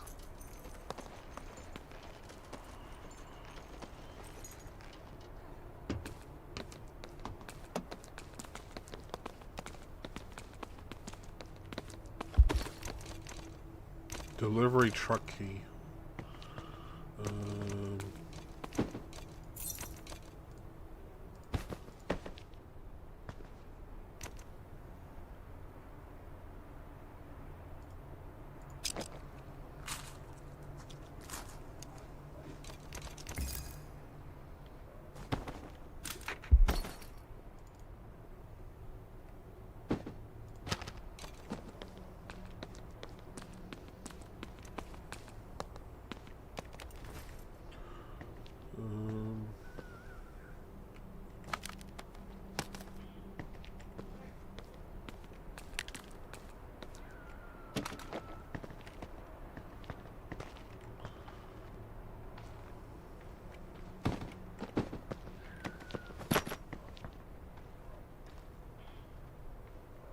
Ooh, 20k item. All right.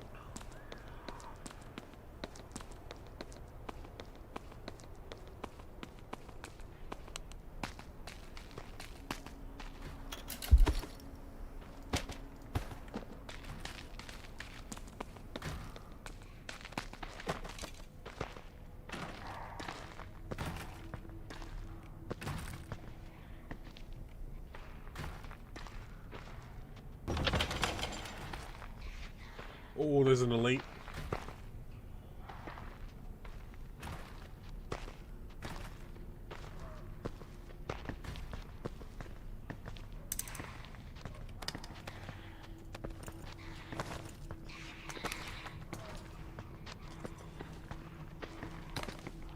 Oh, they can't be.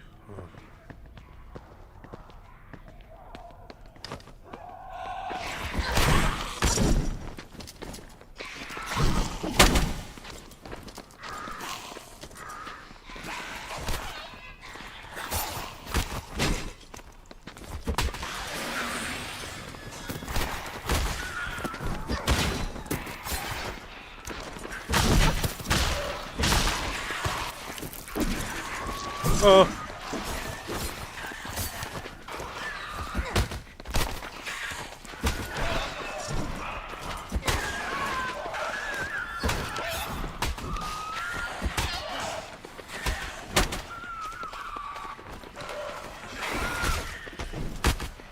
Oh.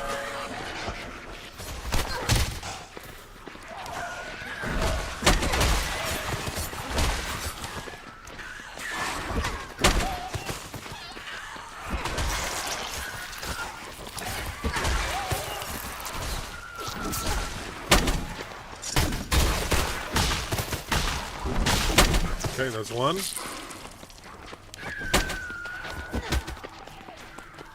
Stay alive. I'm eliminating one.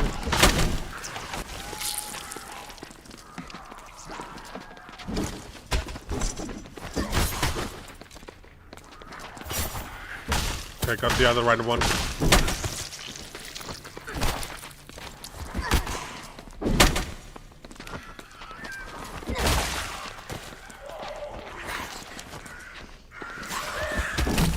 Ow!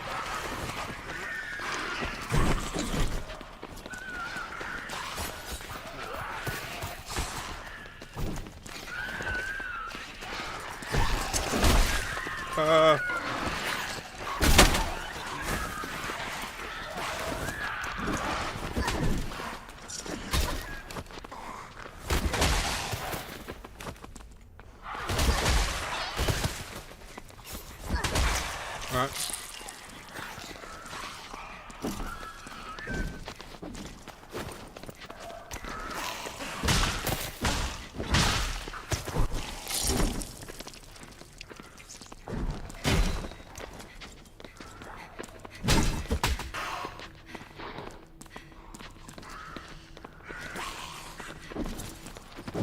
He's on me.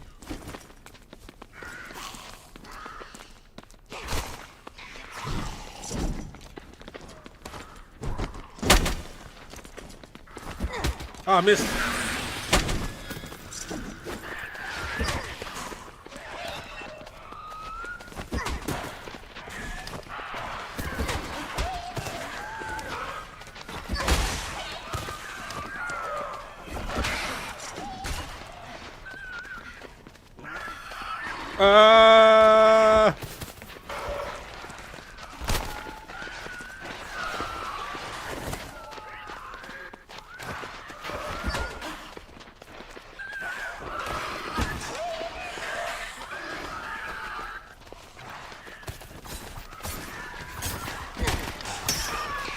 I'm stuck.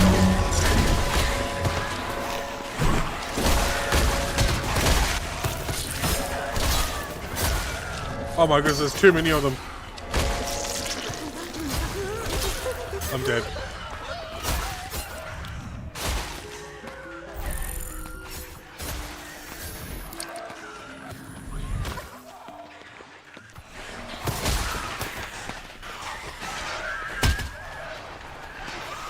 Run, Mr. Six, run!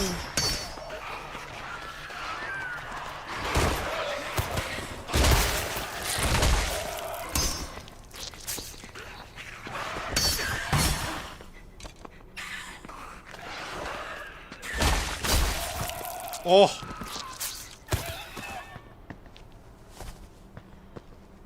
I got stuck on like those three.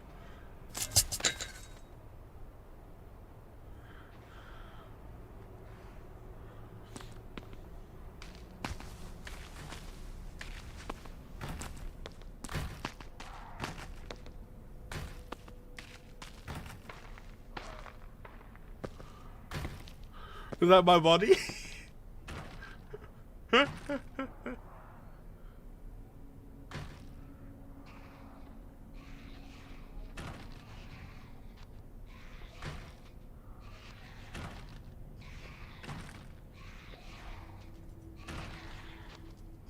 Hey, at least you can get the 2 lickable cat treats now.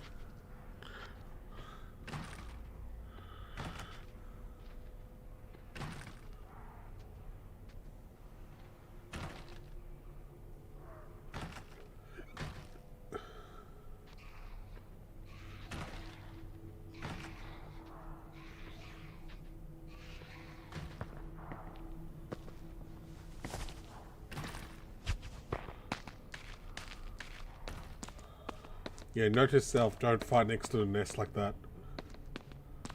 That's not a good idea.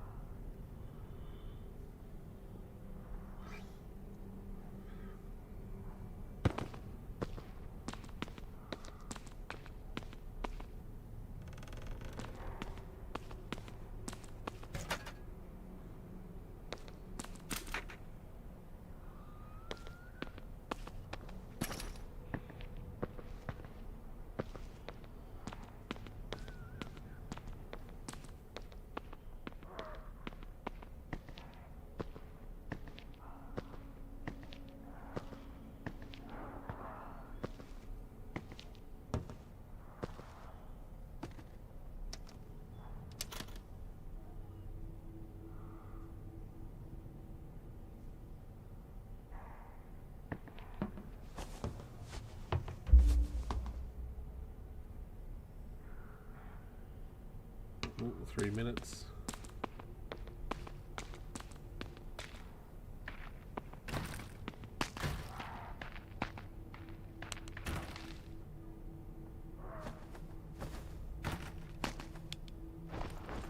Oh, there's a lootable thing there.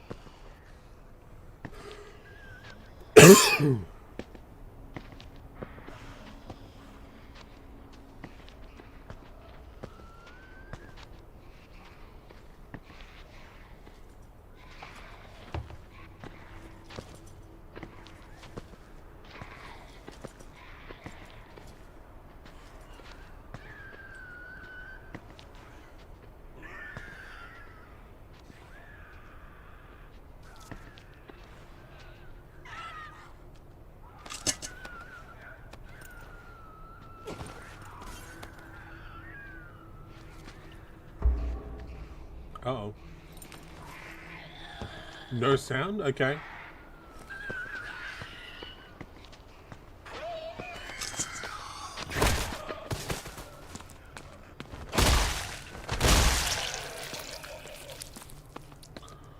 I might have to invest in the kick. I feel like the kick is way too powerful.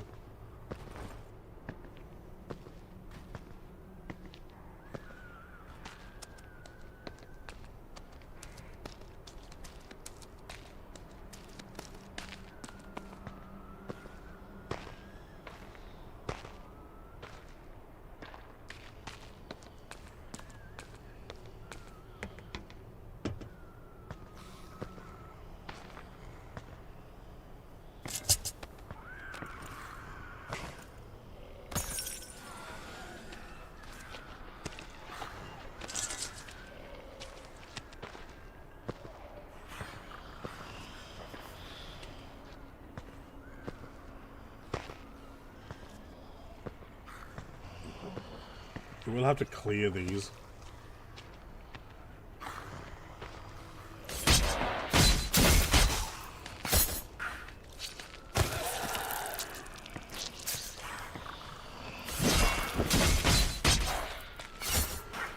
Because the gates make so much noise.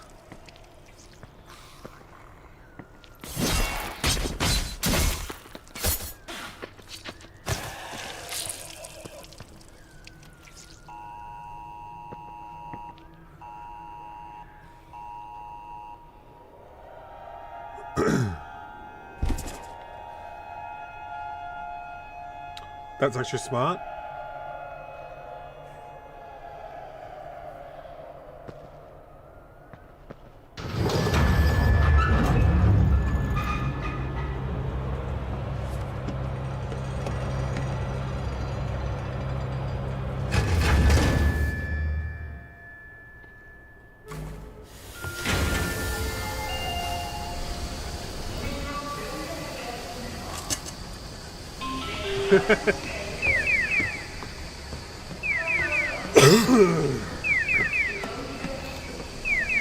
Alright, I need to get that, I need to go to north of the map again to get that thing.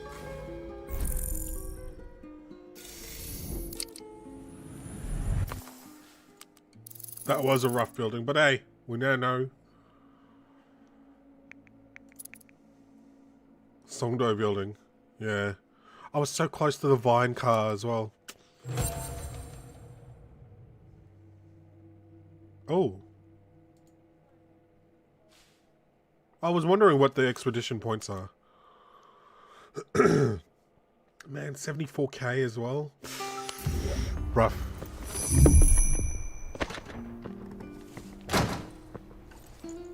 That's fair.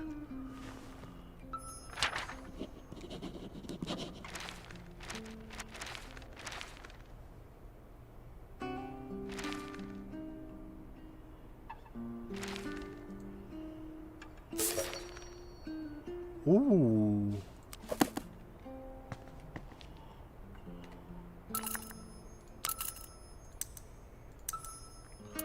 Got that one done.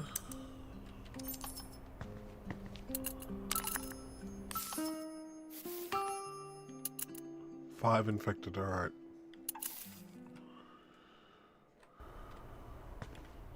Alright, let's see what we got. We got this.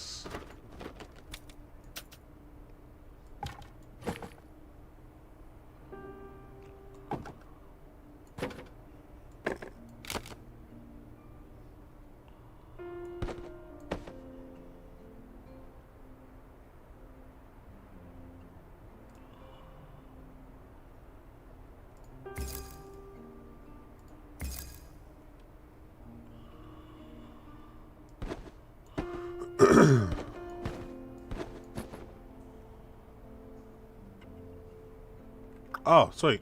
Sweet. I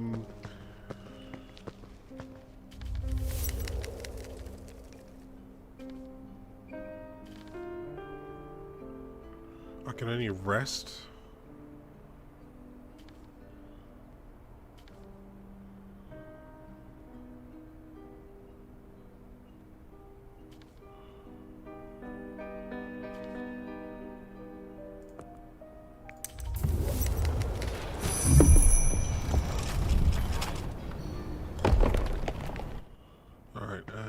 I need to buy food. Nope, that's not it. Where do we find food? Where do we buy food?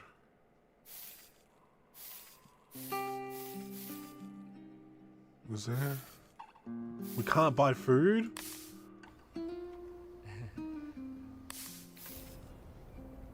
Alright, I guess I have to use that.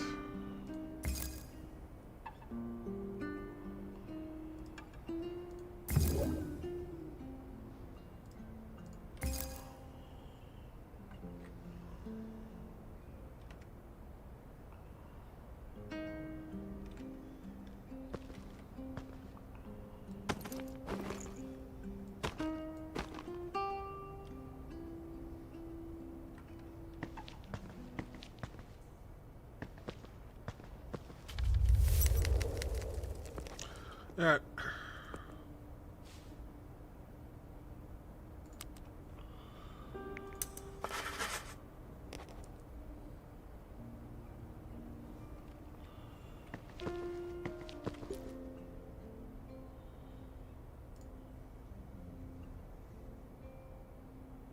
Fullness increase 9.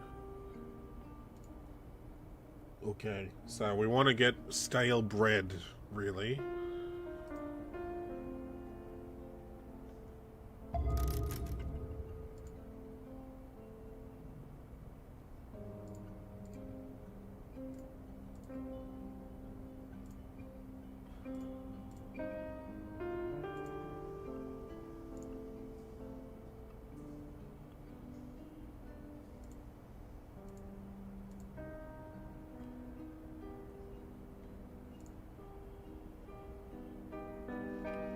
Alright, stale bread. Stale bread 3 is probably the easiest to find and the one that gives the most hunger. Most fullness, sorry.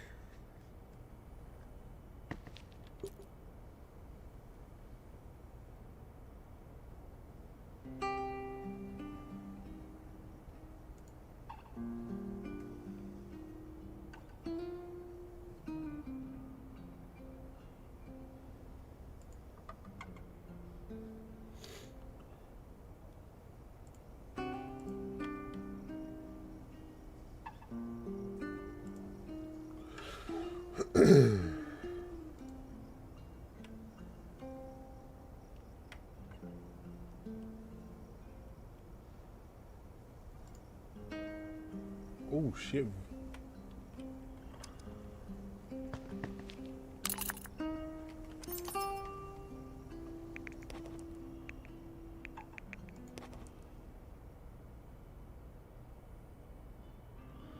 Okay, I need to level up again.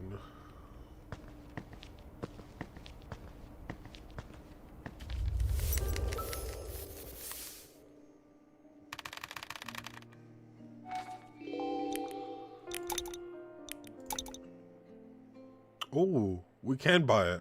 Buy food.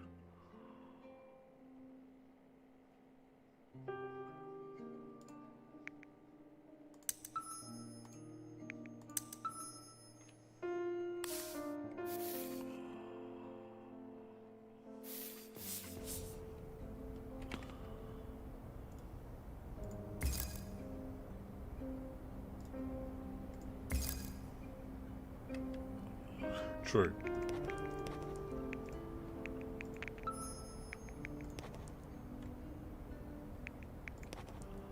Alright, the kick.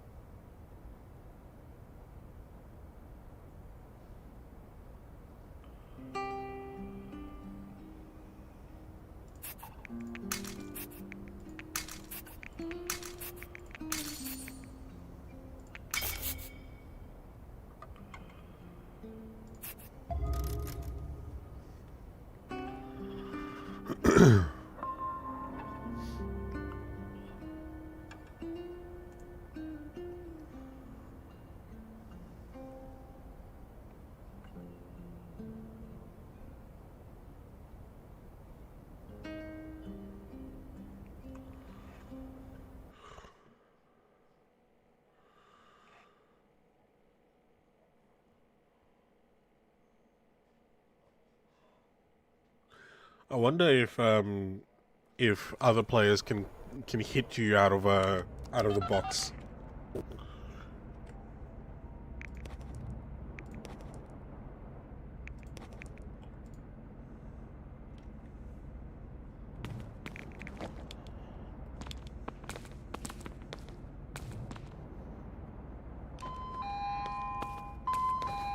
탐사 지역에 잠시 후 도착하겠습니다. 무사히 탐사하시길 바라겠습니다. 수고하십시오.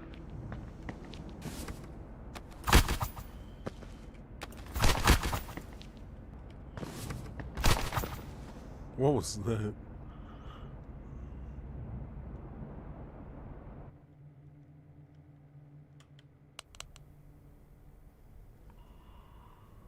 Oh, okay.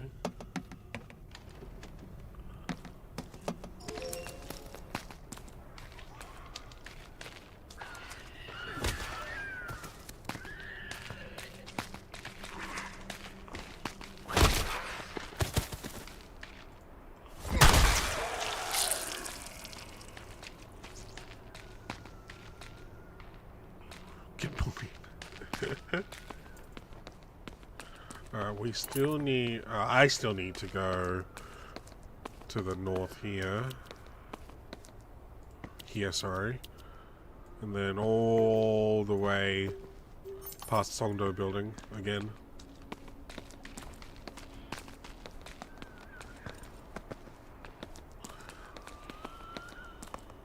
This is where I fought the elite outside this building.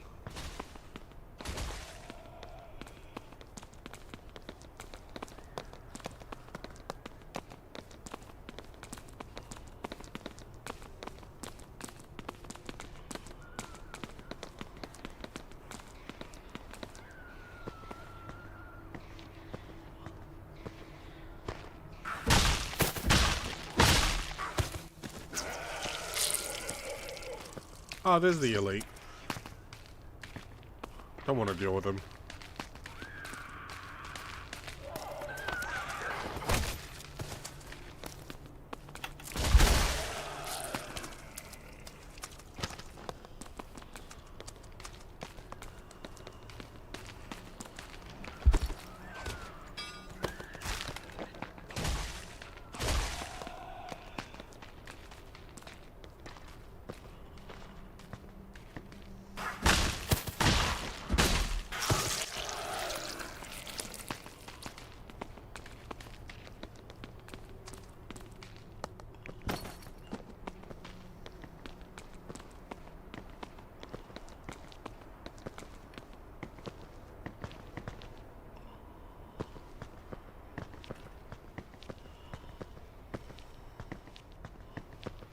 It's quite empty, eh, this time around.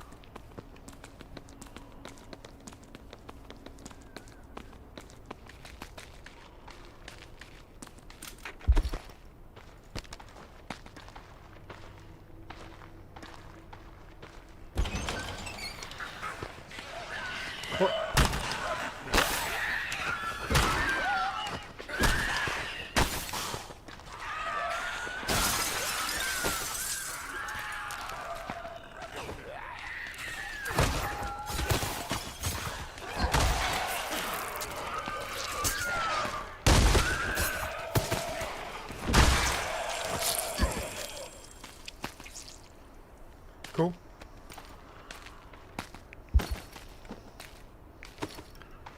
Sandwich.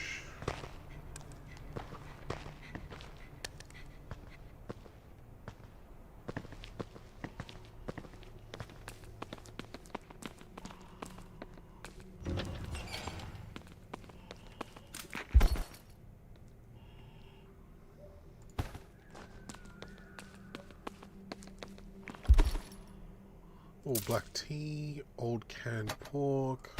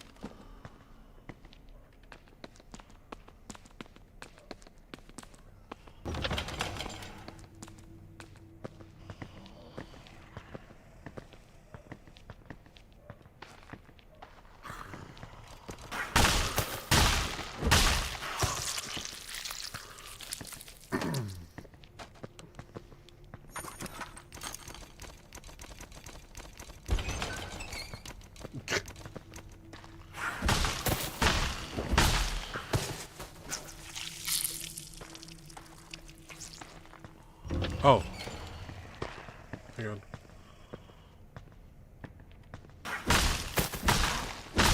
Getting my XP back.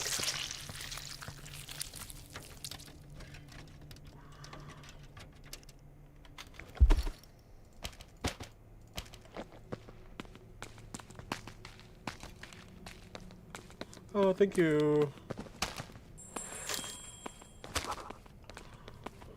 I just need the canned cat food left.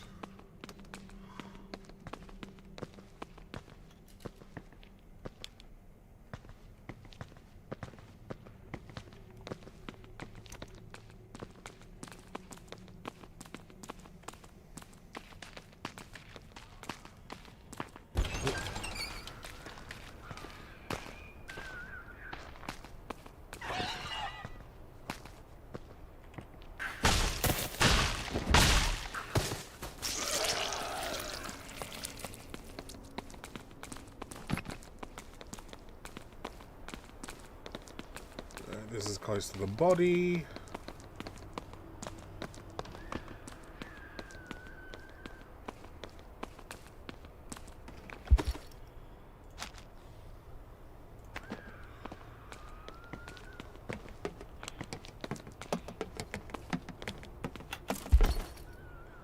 Ooh. Nah.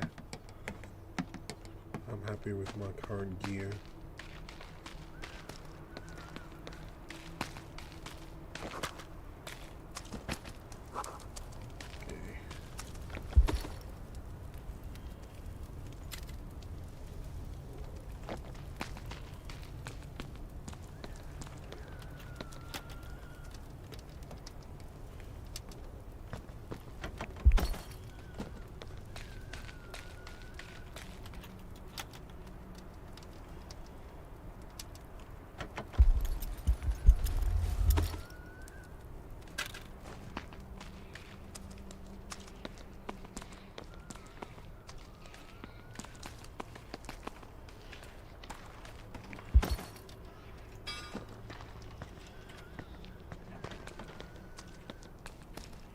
Hello, Simba. Hang on a sec.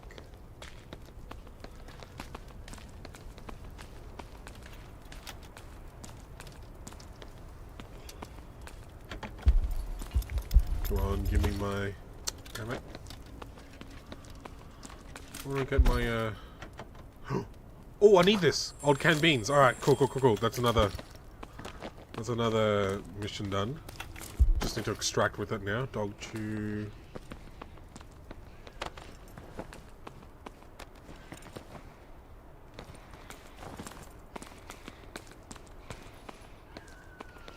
My frames are kind of weird right now.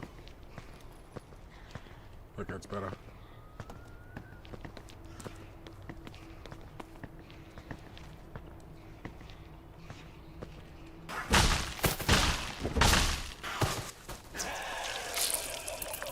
Okay. Now we need to go past Songdo building again. Are they friendly?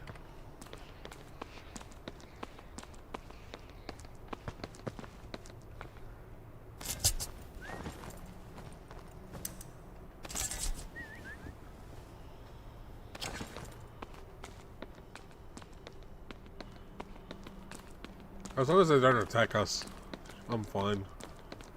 I just want to do the missions. Okay, that's 3 sandwiches. I just need 3 breads.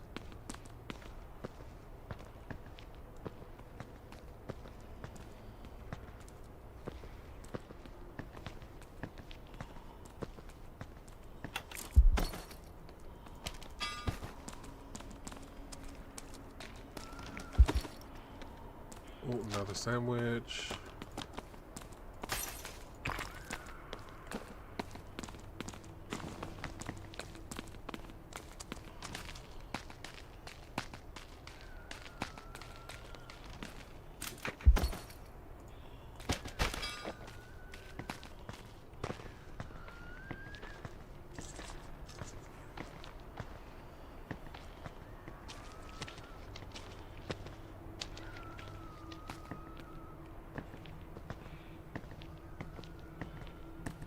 Go through here.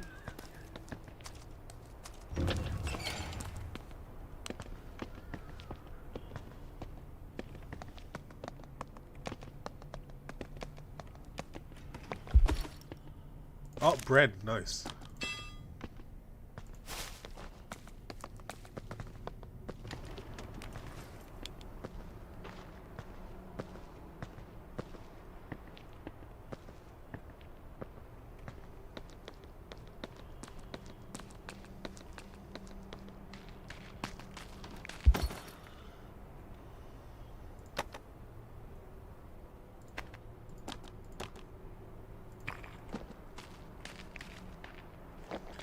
Okay, I've got over 10k credits. Finally.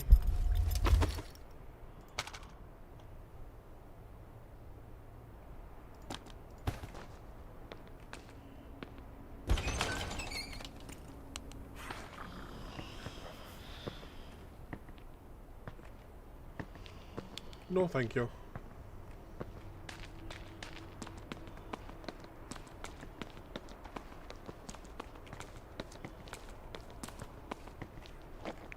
Rubber wheel chock. 700 for one grid. Not bad.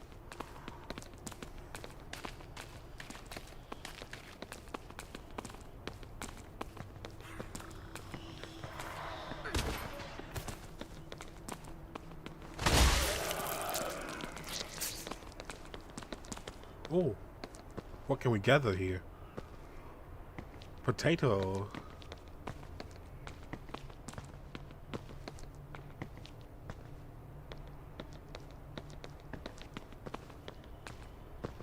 This door's been opened.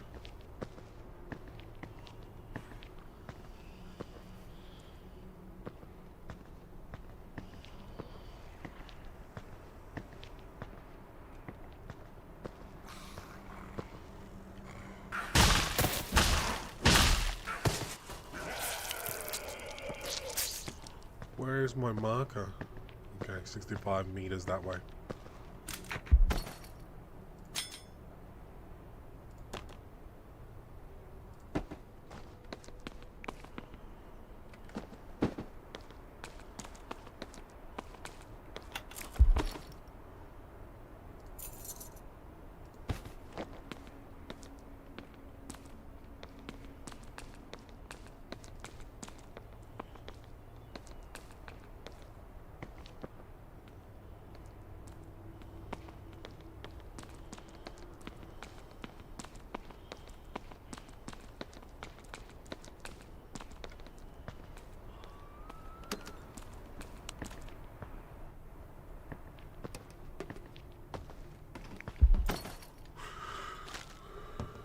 One, two, three, four, five. I need one more sandwich. Or two more breads.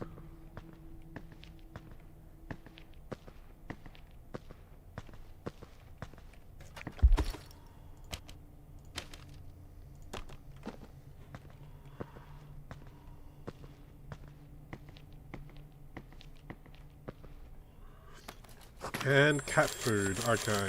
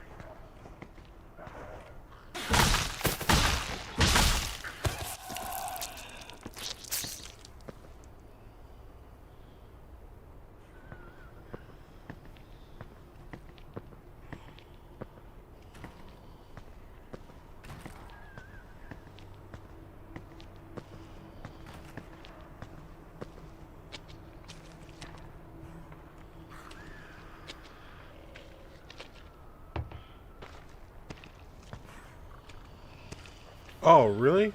Oh, no. Hang on. I miscalculated where I need to go then. I'm coming back.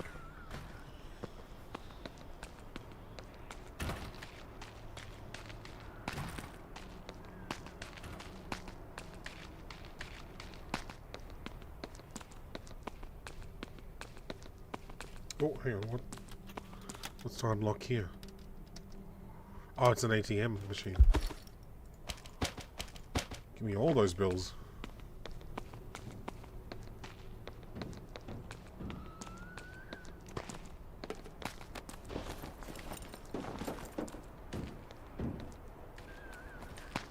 Oh. Oh, this is very cool.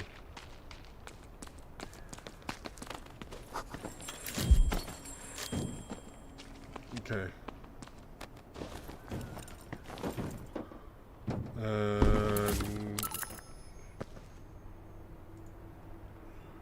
That's everything. We can exit.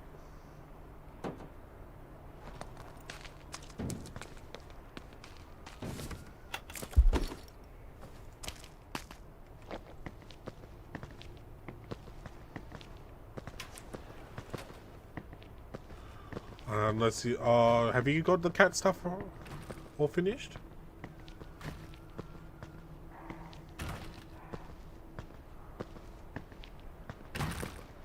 Oh, sweet.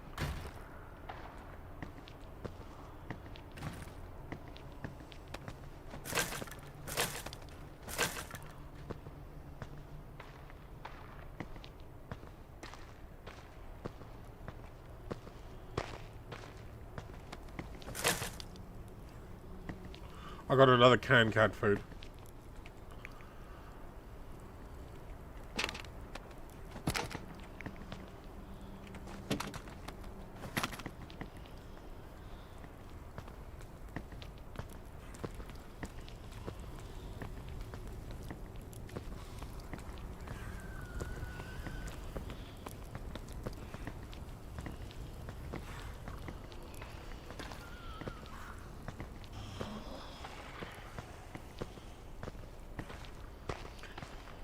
I want to experience.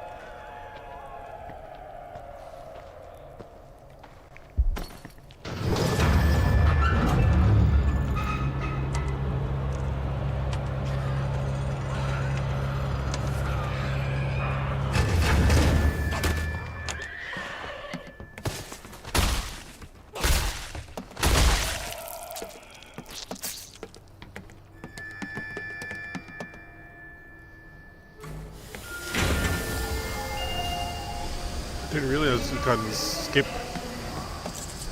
it 10 seconds like that.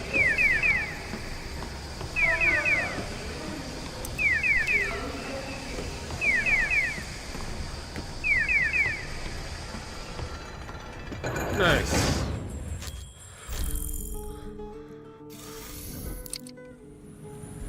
Level 13.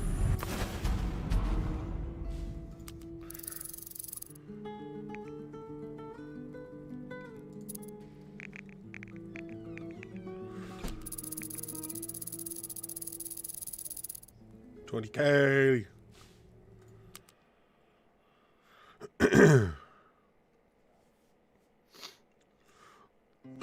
Alright, I should be like level 14 by the time I hand in all these.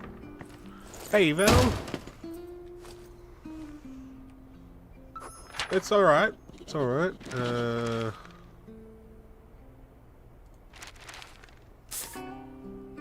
Ah, damn. Failure.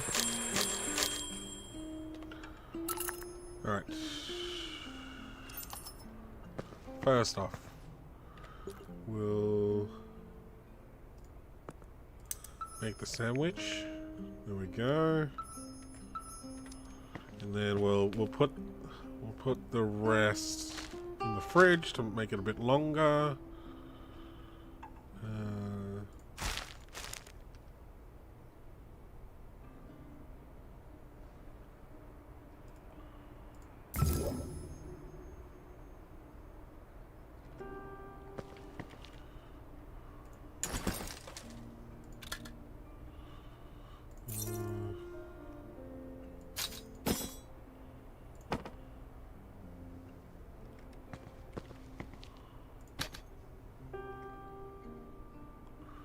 What else is there?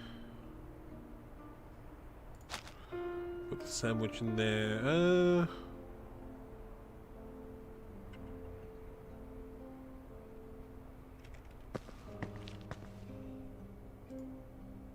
I need 1 bottled water. Steamed potato. Okay.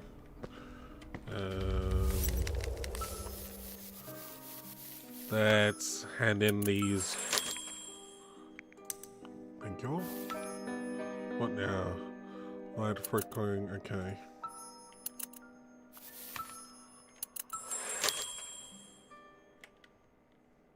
Yeah, that was fun.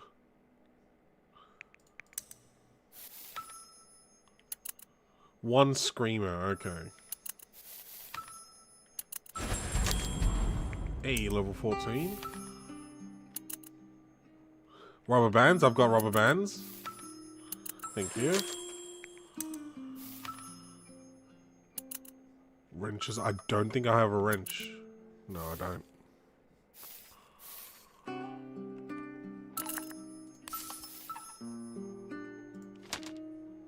Defeated and infected 10 times. Okay.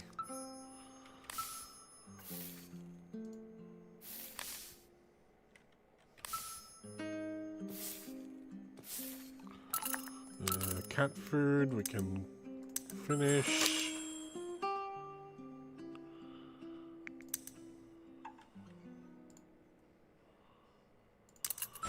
That one as well. Oh, level 15?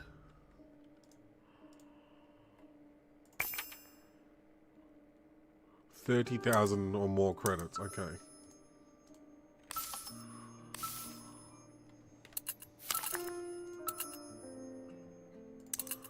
Got that one.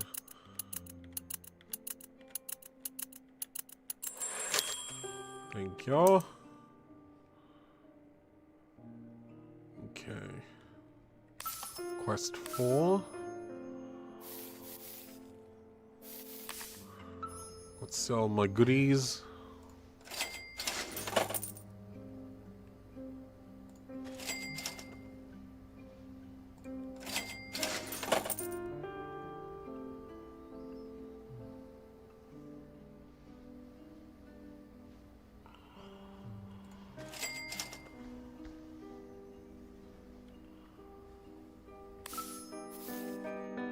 I'm close to getting enough. Wait, hang on.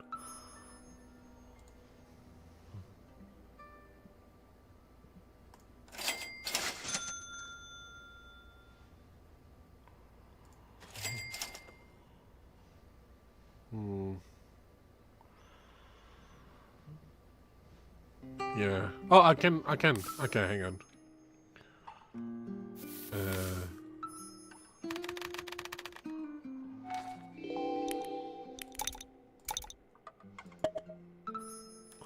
$175 of them. Let's go, Zoni!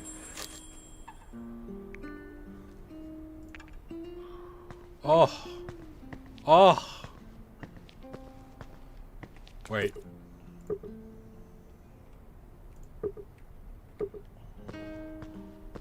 $1 million monies? Bro, I have a second room now. This is so good.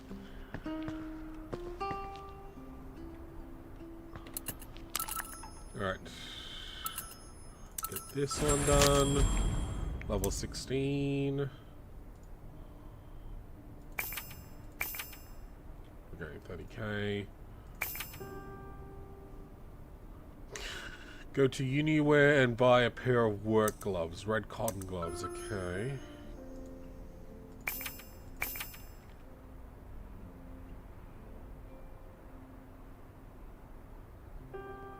Damn, I ate the sting potato. Damn it.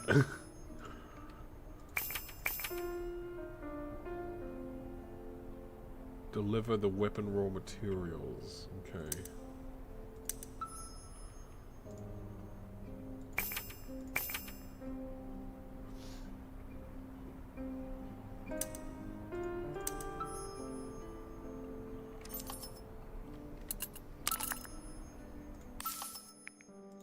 Oh yeah, we got Zone E now. Small processed ham. Hang on, I need to put this up. Hang on a sec. We don't need the cat stuff anymore. Or the vine-covered car. Or old bean. Okay, all of them is done. So we got small processed ham, 2 AA bats,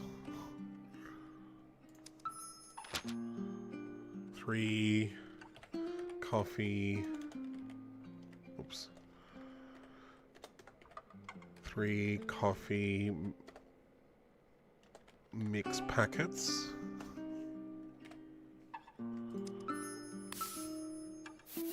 Oh my goodness, there's so many different people to meet.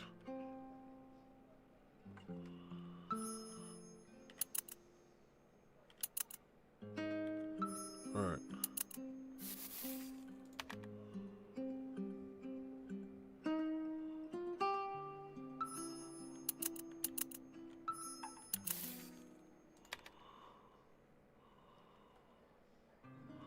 Oh, some more merchants as well. Oh, firecracker. Thank you.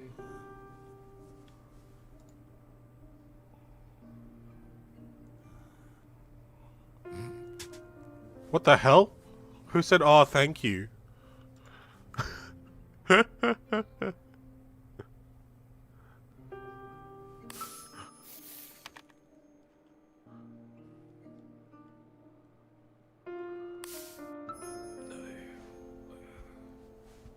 It sounded like Drawser, but...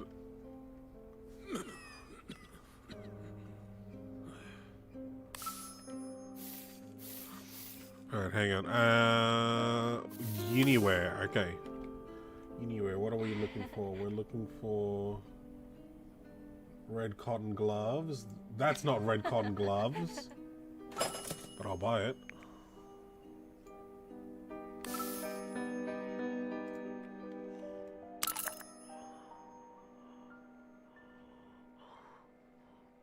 Someone's just... Is someone in game? Someone is just chilling somewhere in the menu.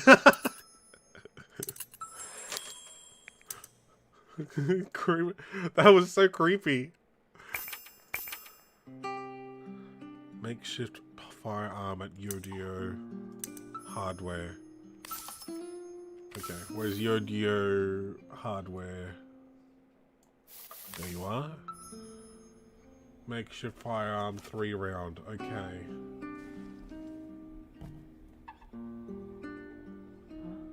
No. Is this it? But I need 29k. Okay.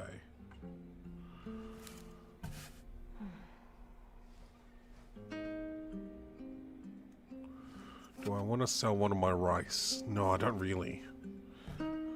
I can sell the teas.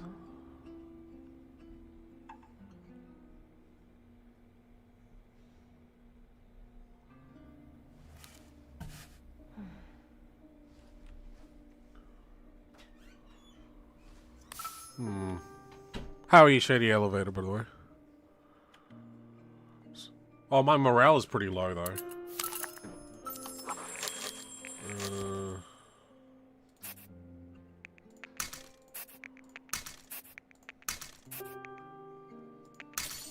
true.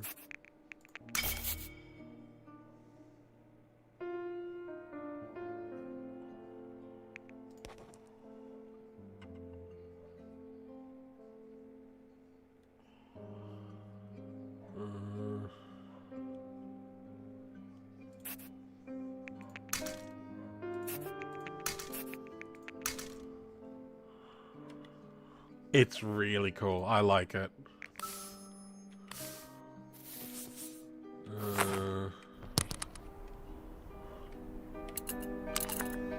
So many things to do, though. All right. Oh yeah, that's right. We're doing the list. Hang on. So I've got the coffee mix, batteries, small processed ham. Okay, defeat 10 infected is one.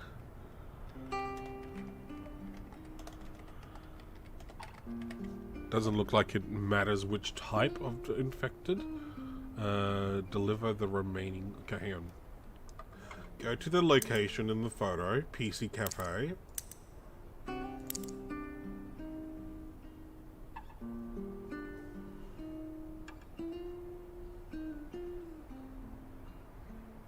Find any clues. Okay. Okay, find body at PC Cafe. It doesn't show exactly where, though, the PC Cafe is, which is going to be interesting. It's next to... it's in the main line of shops, it looks like. What's this one? Attack another survivor one time? I don't want to attack another person. We'll just ignore that one. Kill one screamer.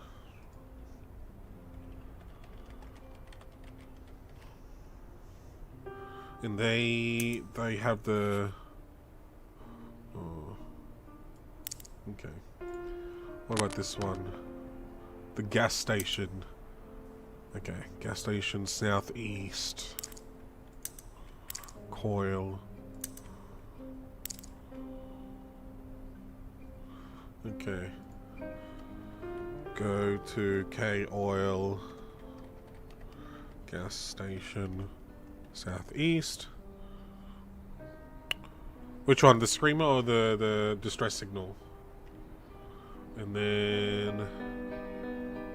Okay, distress signal, yeah, we can go there. Southeast, and then it's the wrench set. Find a wrench set, don't know where they go, where they are from. Can't do this one because I don't have money yet. Find a potato. Find potato. And maybe contaminated water.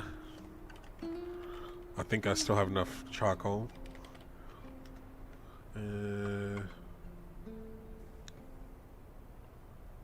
Deliver.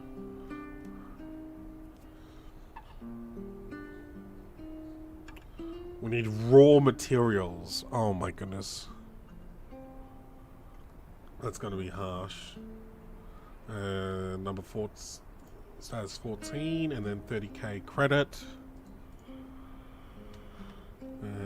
30k credit in one run. And then this one is Extractor's Tablet. Grab tablet. But where's the body? In that high building, okay.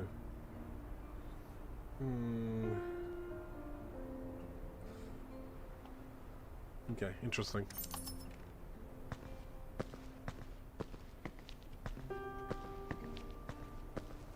Oh yeah, hang on. What do we want? What do we want?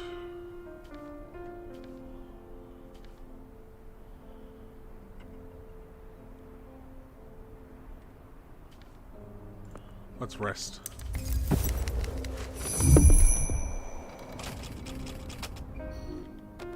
Alright. South Jongno still.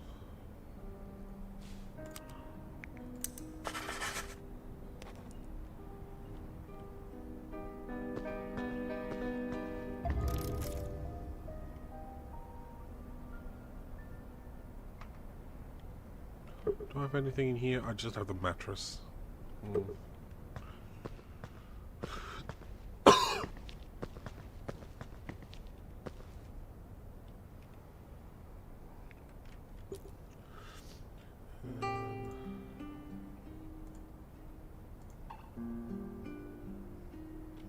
Oh, hang on.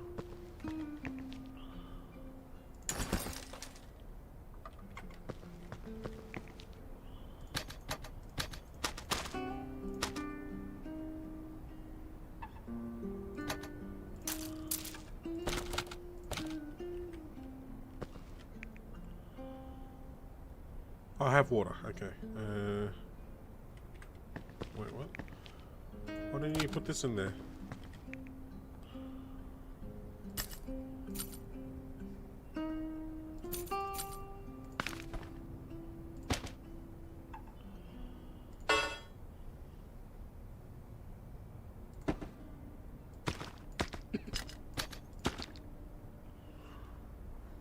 Whose cough was that? Was that my character's cough?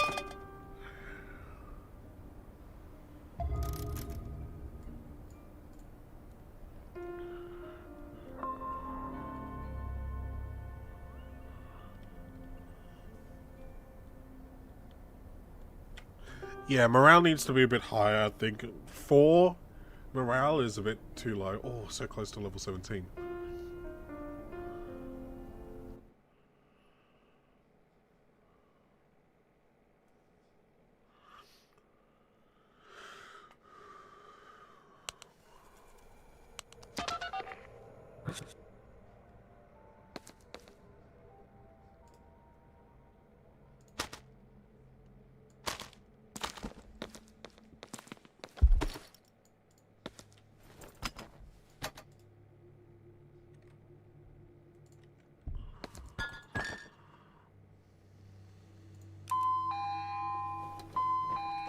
이제 좀 있으면 탐사 지역에 도착합니다.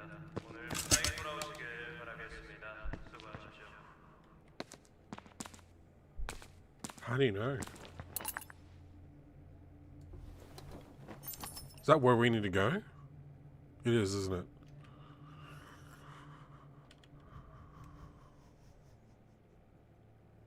Okay, we'll check that. We'll see if that's true. Oh, it's raining.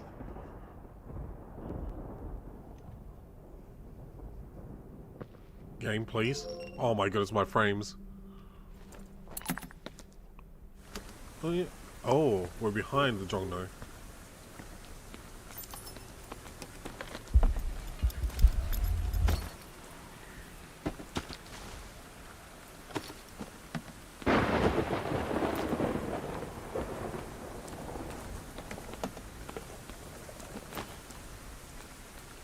Alright.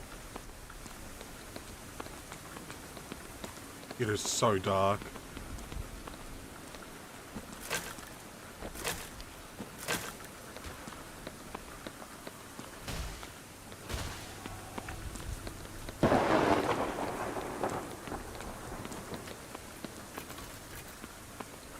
We can't climb that, that's sad.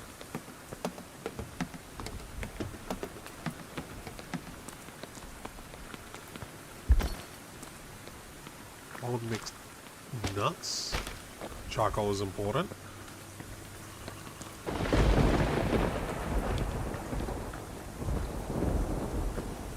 Oh.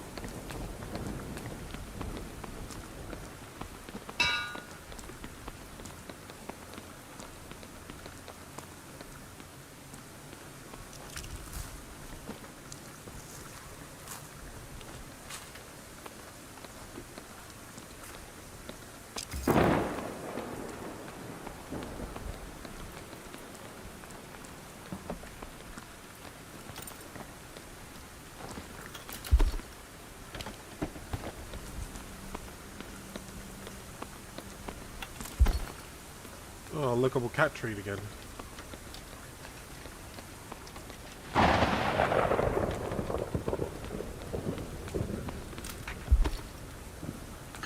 All bread.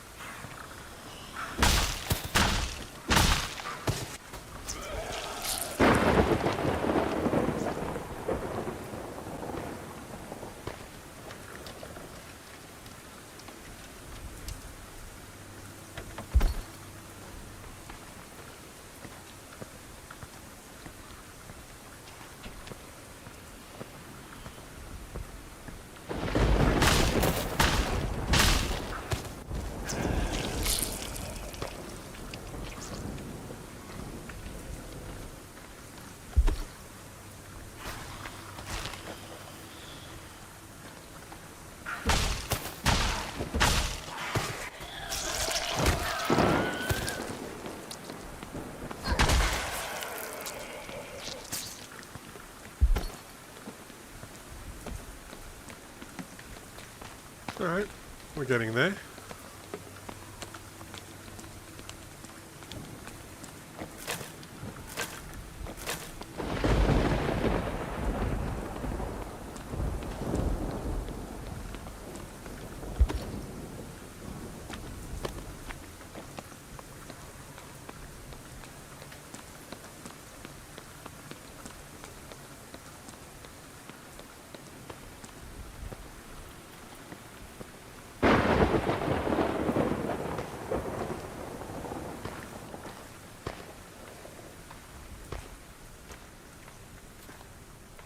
Oh, it's locked from this side. Oh.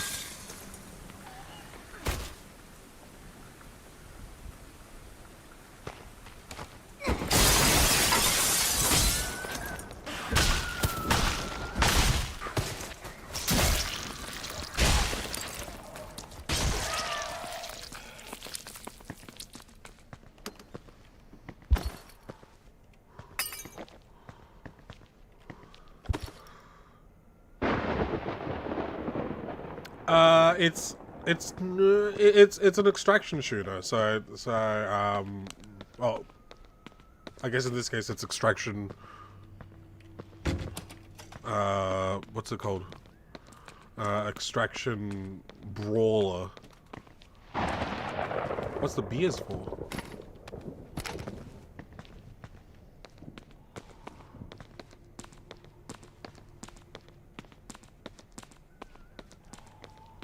Oh, okay.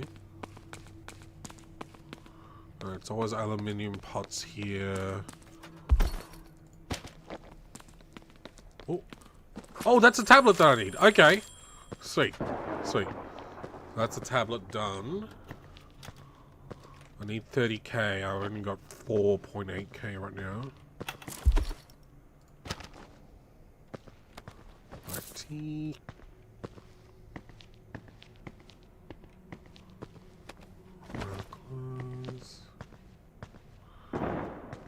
You can, yeah, there are, sometimes there are other players.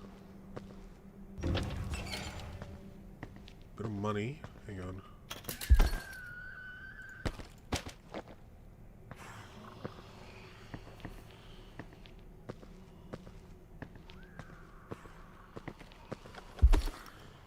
A magazine, ghost stock cards.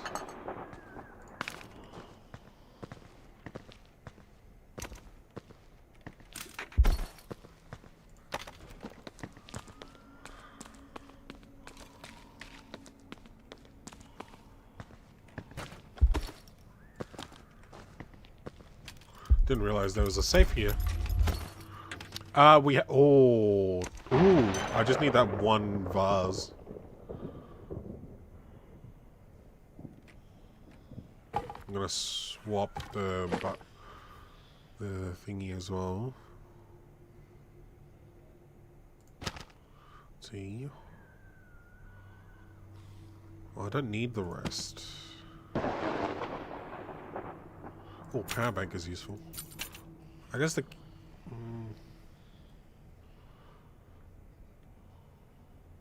Okay. Yeah, that's money there.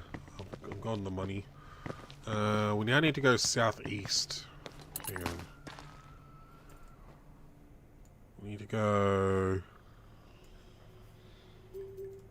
to the gas station. Which is down that way.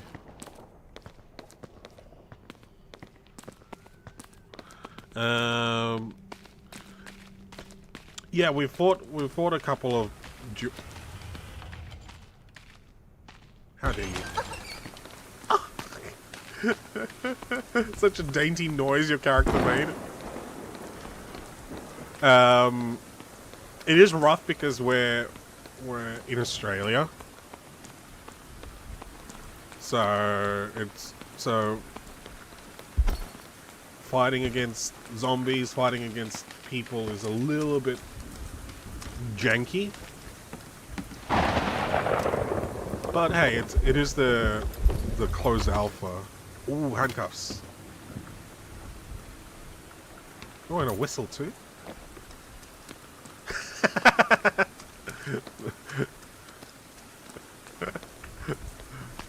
No, Vel, I can read that. Still, I understand. No, it's all what's it called? It's all lag. We're very good players. Ooh, lighter 18k? Yes, please.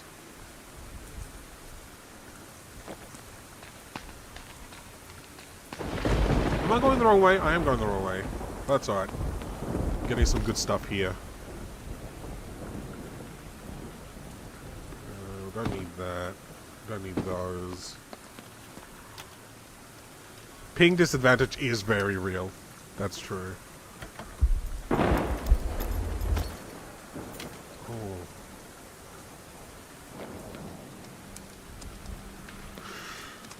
Yeah, well, we only have like 16 minutes in this raid anyway.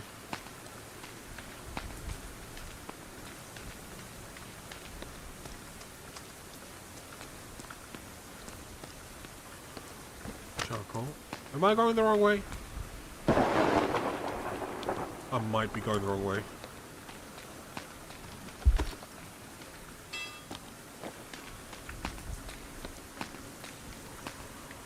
No, there's 3 zombies around that way. I'm running back.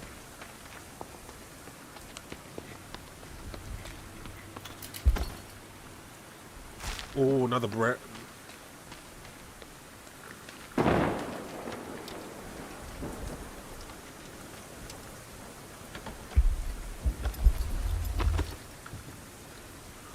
Okay.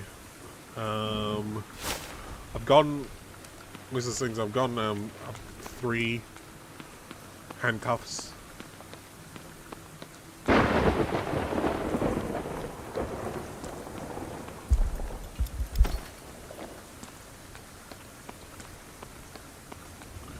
Need to get back into Back for Blood. Oh, I don't know. Toxic Commando's out. I think that's the new Back for Blood.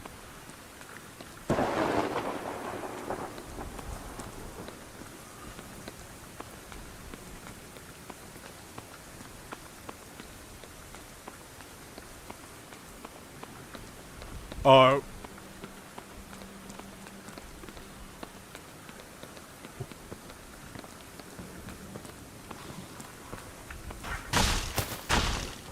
Thanks for your XP. What is this building? Oh, that's a person.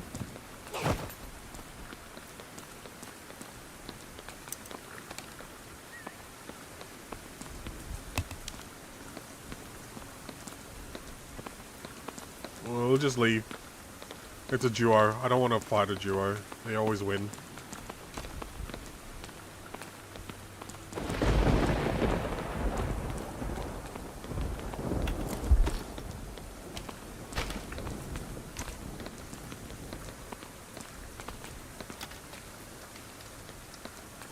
Wait, we can unlock the ambulance as well. Another whistle. Okay.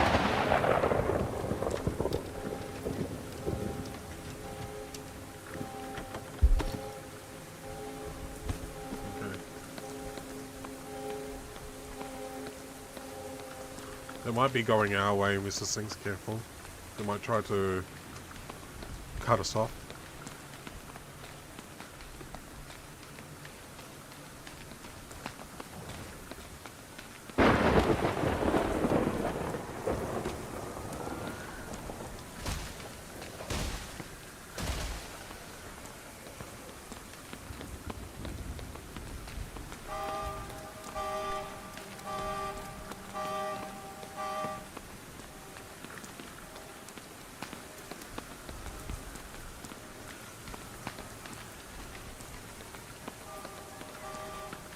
We're getting close.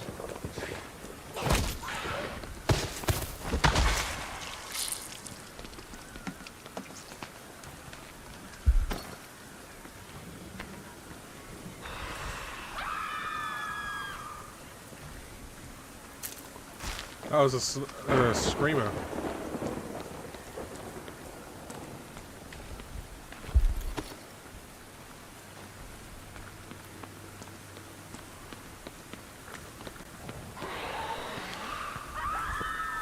Oh, that's a...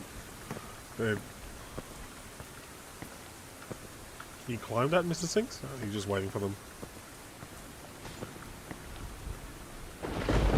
I also want to see. Oh, sorry. Oh, there's so many of them.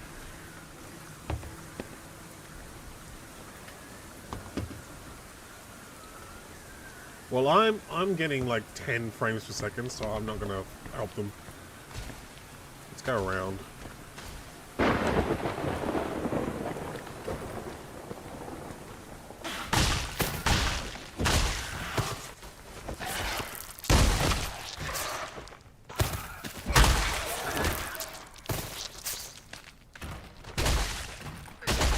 Oh, I'm bleeding.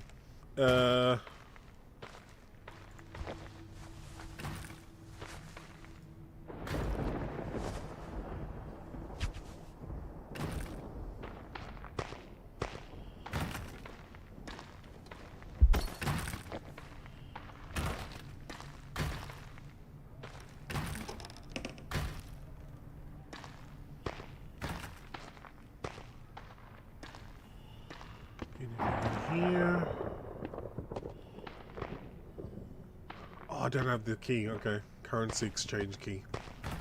Very interesting.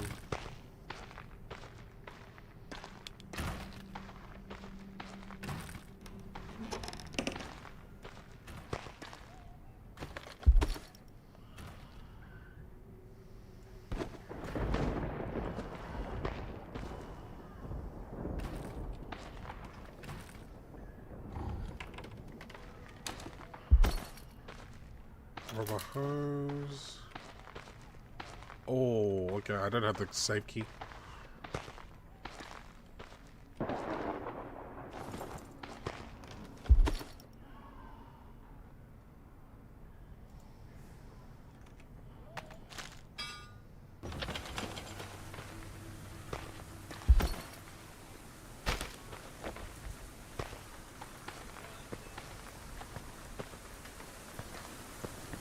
How are we going? Doing okay.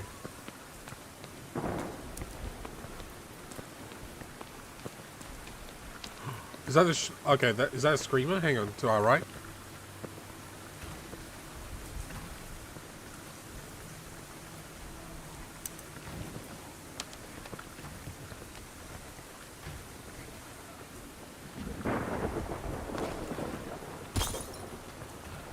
Turn around.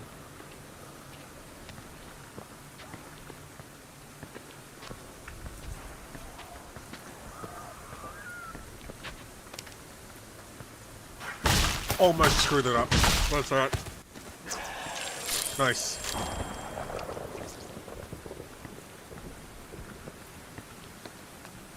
Alright, let's continue.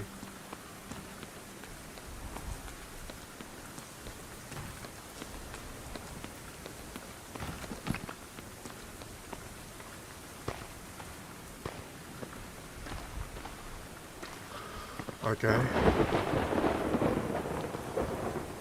Let's clear the zombies out.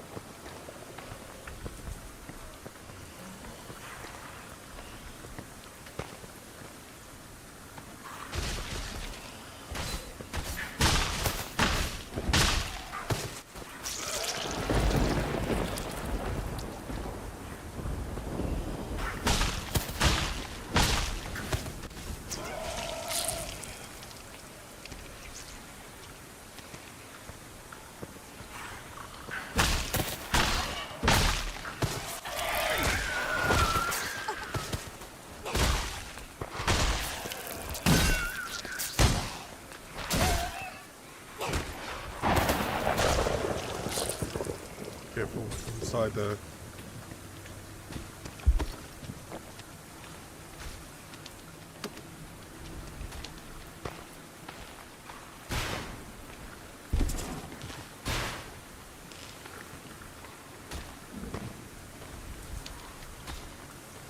Lead inside what is... Alright, he's on me.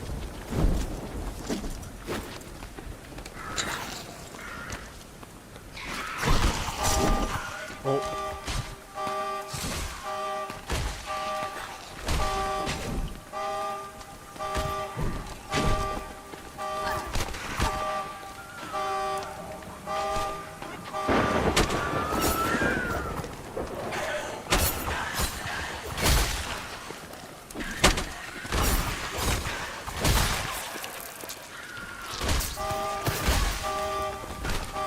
Oh my goodness. They're falling on the roof, from the roof.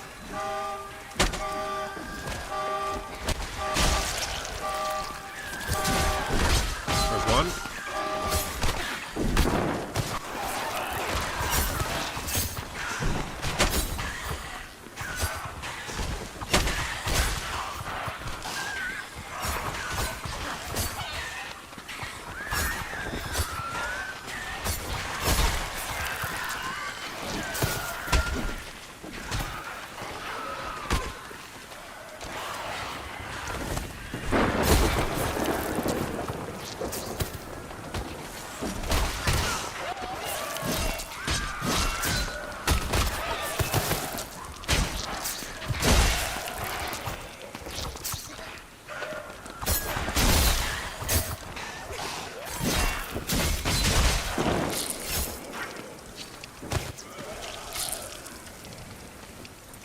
Okay. Managed to survive that.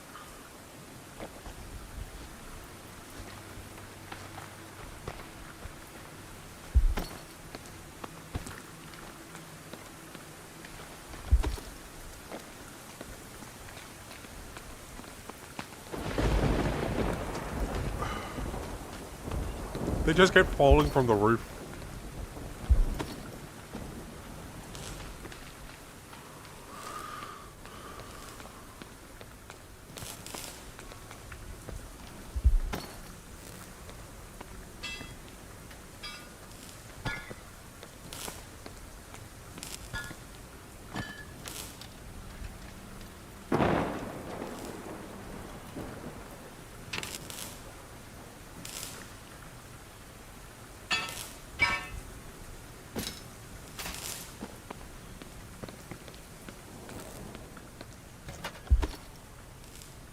Piece of plastic, wire bundle.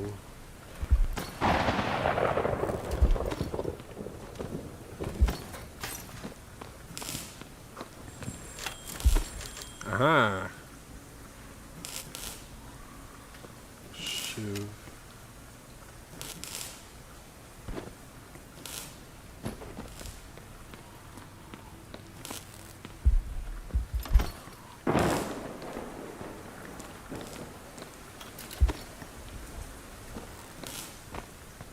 Alright, what do we want to do now? A leg. I don't need a leg guard. I'll take it.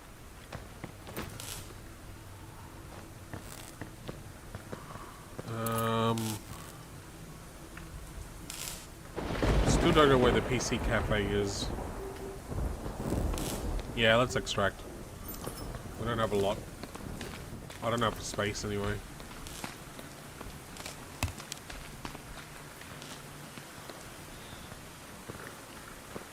Let's get some final XP from killing zombies on the way.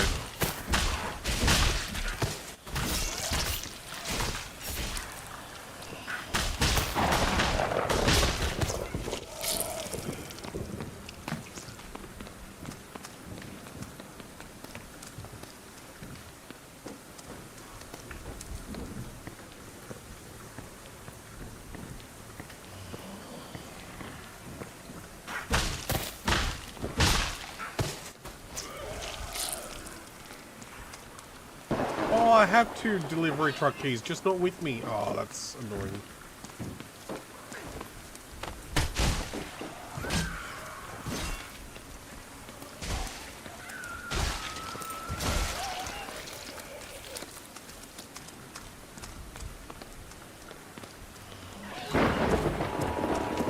There's a zombie inside.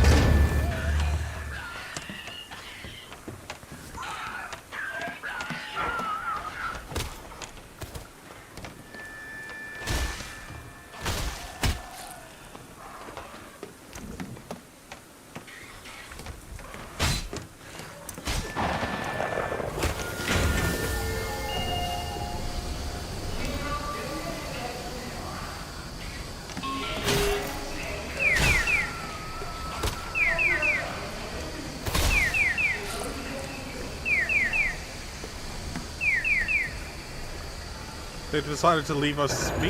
Let us escape. That's nice of them.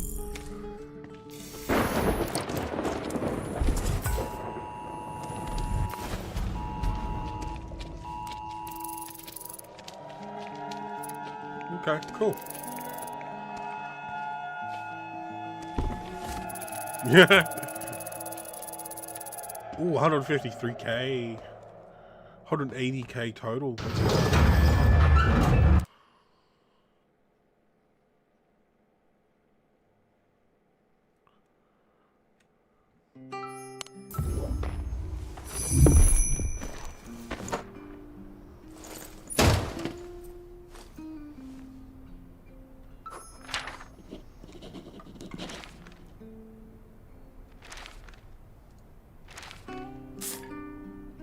A failure? Damn it.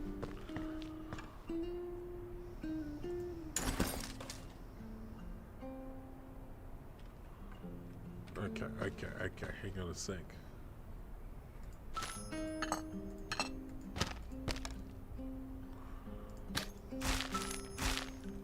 Beautiful. We can use this. Don't have enough yet, but we'll do this. And then we'll do bread slice. And we'll do another sandwich there, which is nice.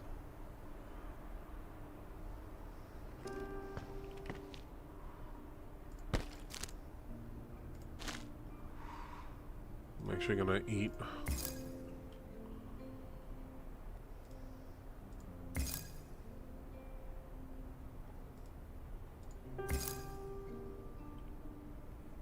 I didn't get a potato. No.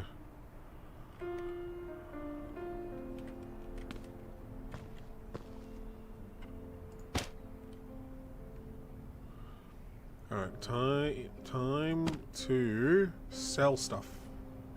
And also put these in. Right, extractor's tablet.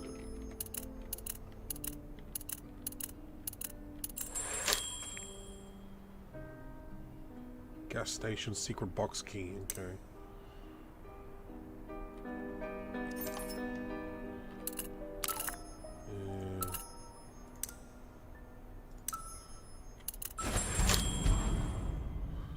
Delivery. Currency, oh, okay, currency exchange.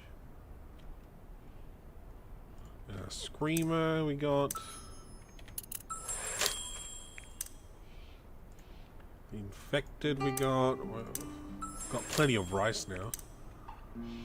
Still no ham or batteries or coffee mix. 30k is done as well.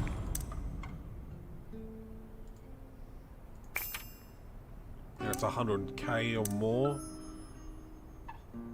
Okay.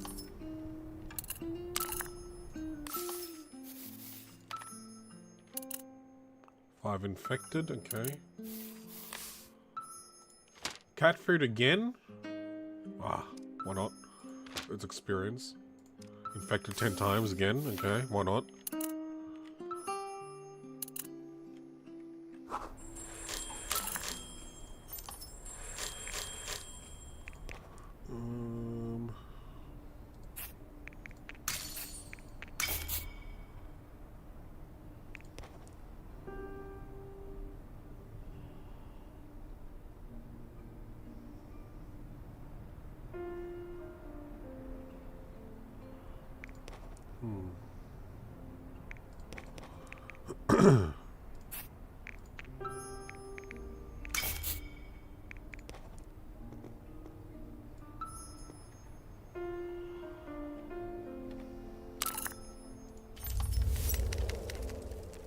Ooh, plus 10 plus 12. Yes.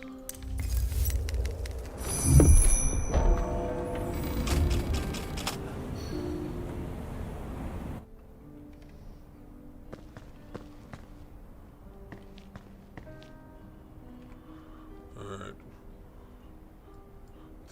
Still need to find the body at PC Cafe. Screamer's gone. Wrench set needs fine potato 30. It's now 100. Grab tablet is done. Hella skills? There's a lot of skills, yeah. There's too many choices though. I feel like. Well, that's probably gonna be it for now until the maintenance is done. I'm gonna get some food. Hey, jump! Thanks for the games, Mr. Sinks. Hopefully, it doesn't take too long for it to do the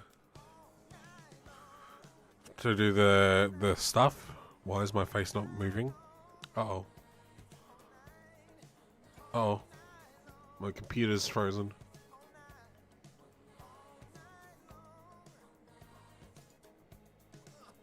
Okay. I'm still gonna be streaming, but I just won't be streaming that until it comes back. No problem, Shady. Thanks for dropping by. I do appreciate it. On the YouTube side, let's get some food. I've got ramen. Maintenance is 3 hours. We'll see what else I can play. I'll be right back. Hang on a sec. This Songify is not showing the right song here. Hang on.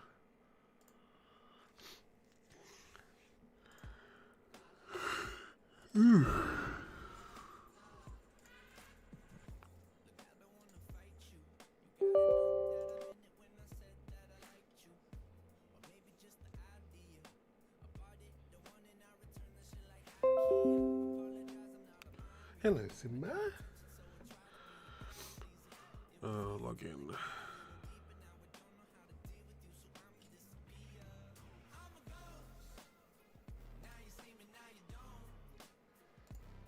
Okay.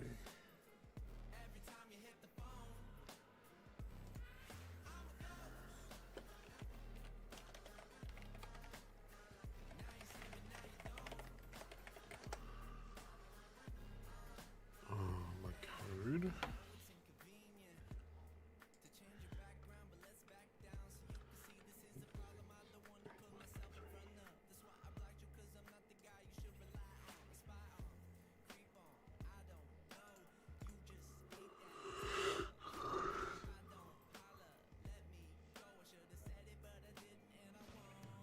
Okay, is it working now?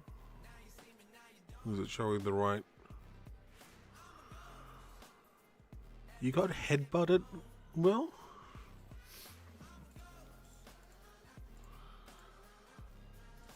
Okay, it is working. It's showing the right songs. Alright. Alright, I'll be right back. Getting my ramen.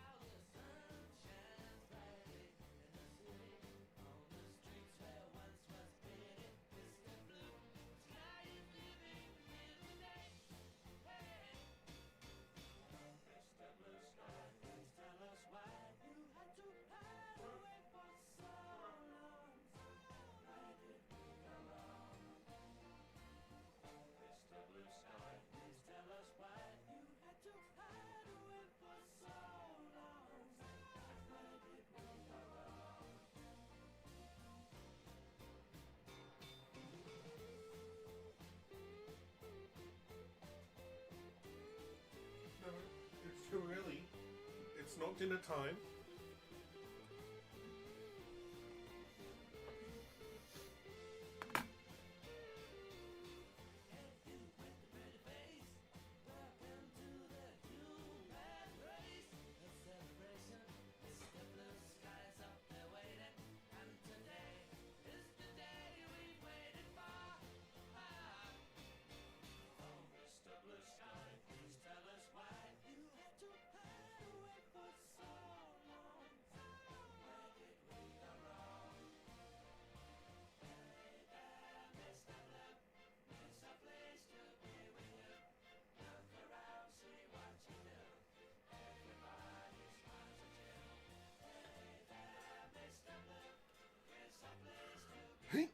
Yeah.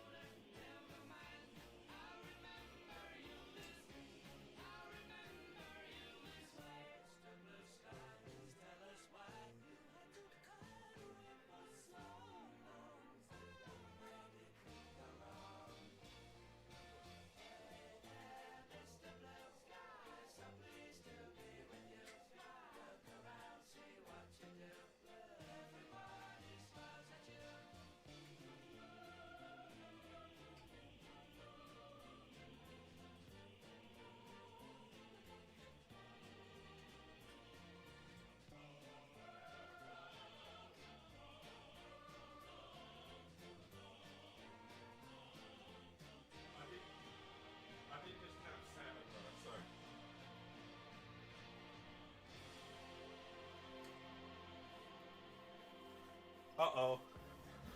Uh-oh.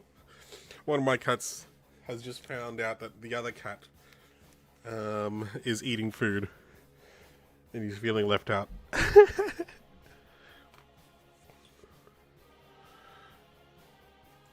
Okay, no, the sci-fi did not work.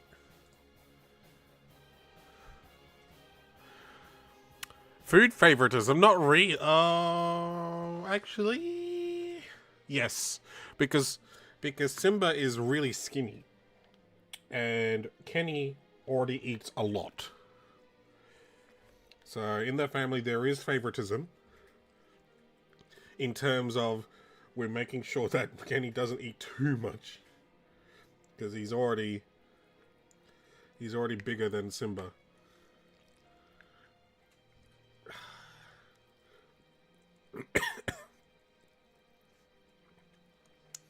Oh, the ramen soup is nice.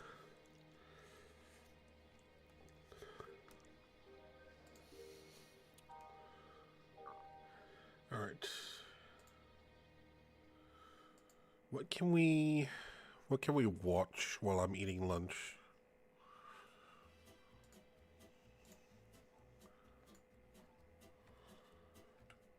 Or late lunch, I guess.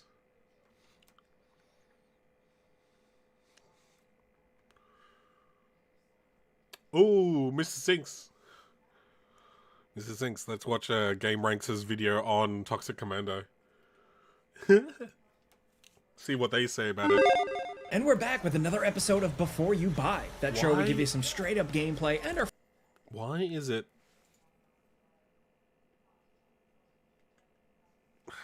widescreen like this? I don't understand. And we're back with another episode of Before You Buy. That show we give you some straight up gameplay and our first impressions of the latest games releasing. Today, it's me, Jake Baldino, and we're talking about John Carpenter's Toxic Commando. Now, don't get this twisted, this isn't actually based on any particular John Carpenter movie, but it was kind of inspired by his works. And to just boil it down to simple terms and explain the game, it's basically what if Left 4 Dead was on like graphical steroids with large maps, hundreds of zombies on screen with SnowRunner, MudRunner style vehicle mechanics, and a kind of level up progression system that feels like other Saber interactive games like Space Marine 2 or World War Z. If that sounds awesome to you, well, then yeah, it is. Toxic Commando is just good zombie fun. I don't know if it's gonna like take over your life as the next big multiplayer thing you play forever, because this feels like it's missing a little something that I can't put my finger on, but I still do think this is worth playing through if you've got a friend or two at some point. If this just sounds like your type of thing by the way I describe it, then trust me, it probably is. Now, we've been playing a review copy, and this footage is captured running on PC in ultra-wide and is spoiler-free. Now, Toxic Commando puts you in control of 4 doofus soldiers in a kind of grim-dark post-apocalyptic situation. There's this scientist that accidentally awakened this sludge god monster that spreads and covers everything and turns people into zombies and monsters. Oh, wow.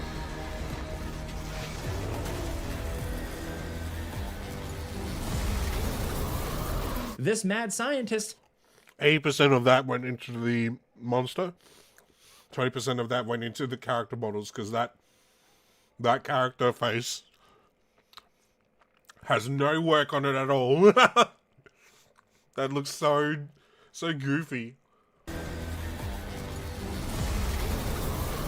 This mad scientist kind of recruits you. I mean, like he kind of forces you to help him stop it with his tech and resources and stuff.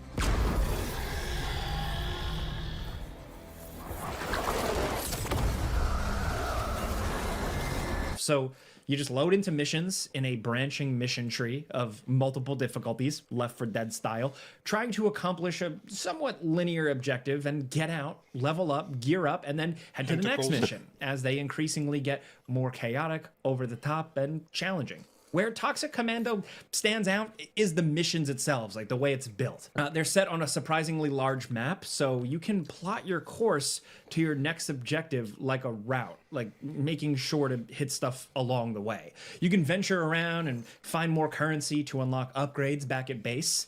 You can find all different types of better and rare weapons, some side diversions that net you more rewards, and find spare parts. Now, spare parts and the weapons are the biggest thing. They're key to success towards the end of a difficult mission. So you're not going to want to just like beeline to your objective. You're going to want to make your way around slowly through the map, gathering up some rocket launchers or cool shotguns and guns like that, and the spare parts, which are specifically key to mission moments. Oftentimes, like, you'll need to power up a generator or hold off a horde while one player opens something up or types on a computer, and these moments often ask you to fortify your position for the incoming hordes of zombies. These are where you need to spend your spare parts. You're fixing up barbed wire to slow them down, trap walls, bait stands to distract and divert them, or turrets and mortars to whittle them down. All that stuff will give you an edge when the hordes descend, and it's a fun little loop, straight up, and things can get pretty crazy with all different types of creative zombie and monster designs, as well as like a lot of them on screen, like hordes of them coming towards you, piling up. Like we've seen this in other Saber interactive games, but it's cool here in this kind of light Left 4 Dead style where each enemy goes down in like a shot, but they explode in like a big old pile of guts and blood. It's satisfying.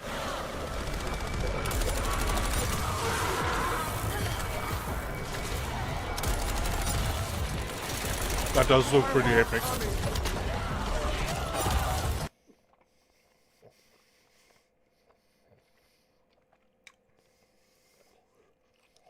Really? The horde density felt better? But didn't Saber Interactive made like World War Z and people really liked the density in World War Z?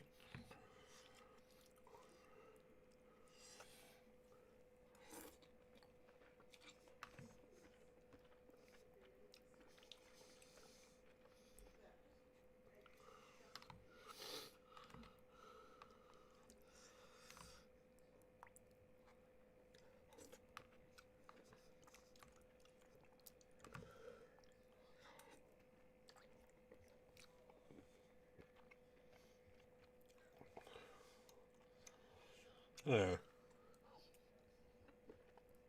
That was the main selling point, wasn't it? Or like one of the main selling points for World War Z. I consider that now.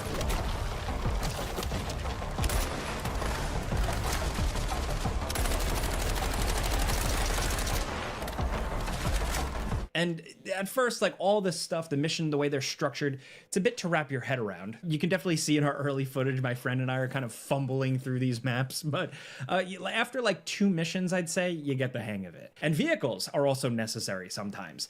You can find some out in the world by exploring, and some missions start you out with them depending on what you got to do. There are different kinds, from sedans to science tanks to pickup trucks to an ambulance to kitted out post-apocalyptic like murder trucks. This is just a lot of fun. You can have a player navigating, looking at the map, another driving, and maybe the other 2 shooting zombies out the window. This is some of like the best, good, clean, fun vehicle chaos in a multiplayer game that I've experienced in a minute. It kind of felt like the early days of riding around in Halo Warthogs with your pals, you know? But the added element comes in having to fix up these vehicles with parts, as they can become easily damaged. They also need gas, so you're gonna have to find gas out there, especially if it's like a big truck that's guzzling gas. You're gonna have to stop along the way.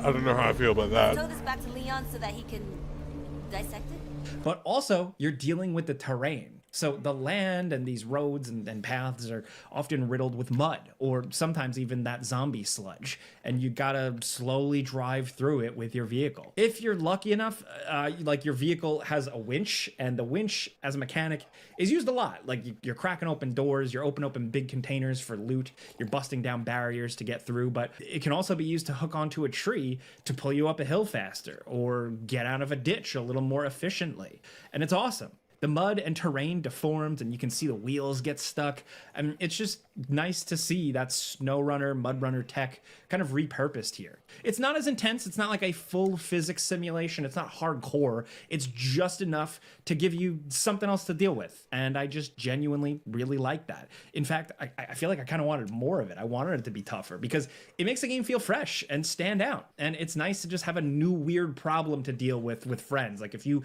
have buddies that you've played Left 4 Dead with forever, that ramen was good. Now you can play it again, but you have to deal with weird truck issues. You know, one person protecting the truck, the other one frees the tires of roots that are holding it in place. The other driver operates the winch trying to yank it out. It's just fun, plain and simple.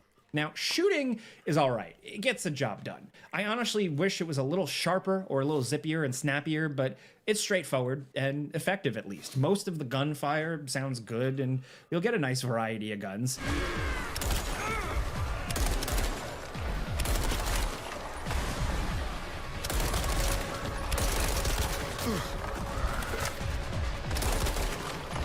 I'm not a big fan of that sight.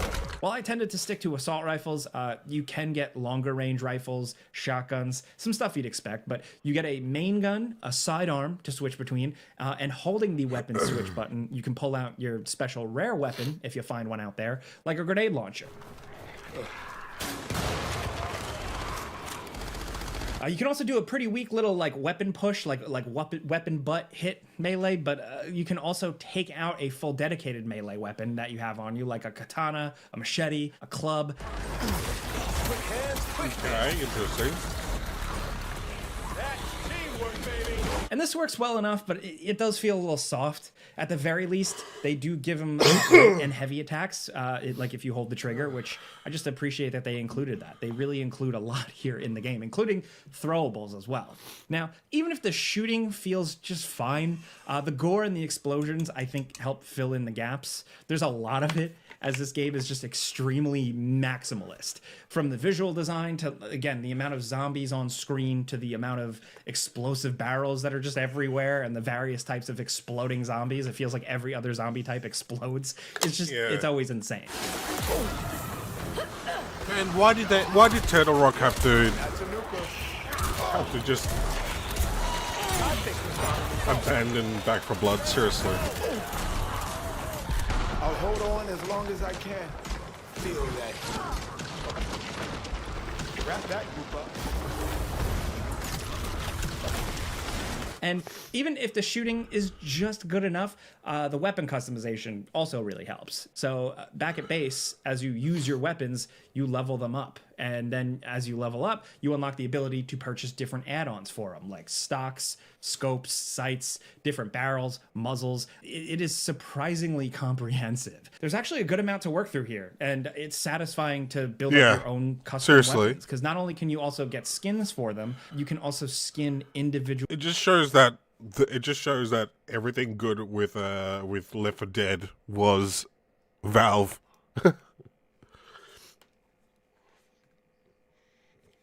Mod support, Valve. Community maps into an official package, Valve. Yeah.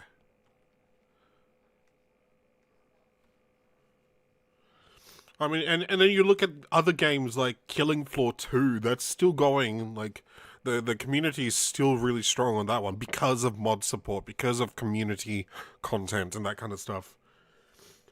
And then Turtle Rock literally just went back in their shell. They did nothing. Oh, Maddie's on playing Silent Hill F.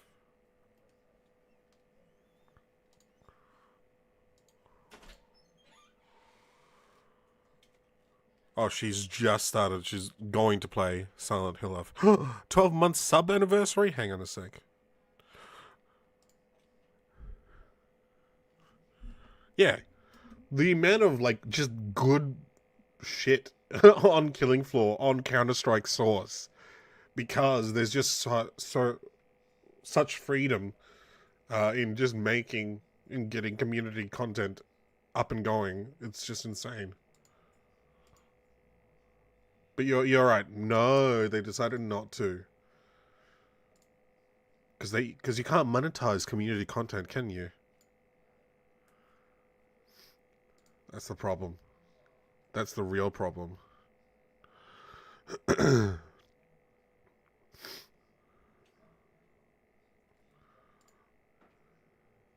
unless you're Bethesda. Yeah, that's true. I'm waiting until Maddie gets actually on, and then I'll put in my message for the 12-month subversary.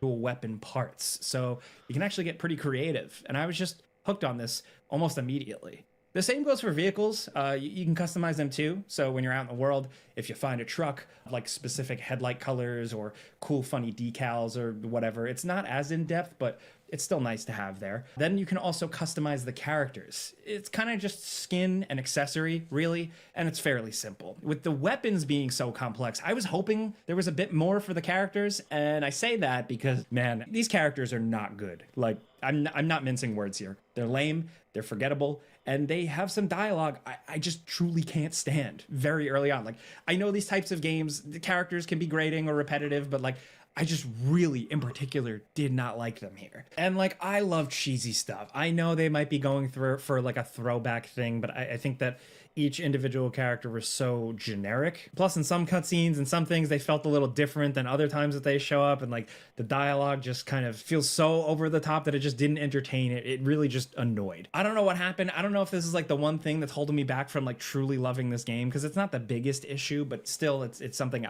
I had to point out. It smacked me in the face immediately, like with the first cutscene. But the presentation is actually really damn good. Like the cutscenes look good. You know, they're framed and directed well. And the threat seems massive and cool and ominous, like a mix of The Fog, that maybe does like look some good. quirkiness of Big Trouble in Little China, and like Stranger Things even, like all mashed together. The music can kick ass with John Carpenter and his son doing the title track. I wish they did more, but that was good. But when it comes to these characters, again, that's where like this presentation, this good confident feel just falls off a cliff, and it hurts the overall thing a bit. And that's a shame, because there's so much creativity elsewhere. Like take the enemy designs, right? The way they look and sound, the nuke exploding type enemies, you can hear them coming, Left 4 Dead style, but they have this signature kind of like, oh my god, that like scream. It sounds like it was done by like the lead singer of a hardcore band or something. It's just so damn cool. Also, I forgot to mention the characters have classes. There's an engineer, kind of defensive class that I enjoyed further in, and a healer and a kind of mage. The spark that they start you out with, it kind of like shoots fireballs, and the healer has a healing drone that they can trigger. It's simple stuff, but it's effective. And these 4 classes even have skill trees that you can level up and put points Interesting. into. So your abilities can be just a bit more specialized or just a bit more effective, as well as just general character upgrade benefits like starts with more ammo or carry an extra grenade. It's not super in-depth, like it's like not a full class-based game, but it's just another thing. You can also search.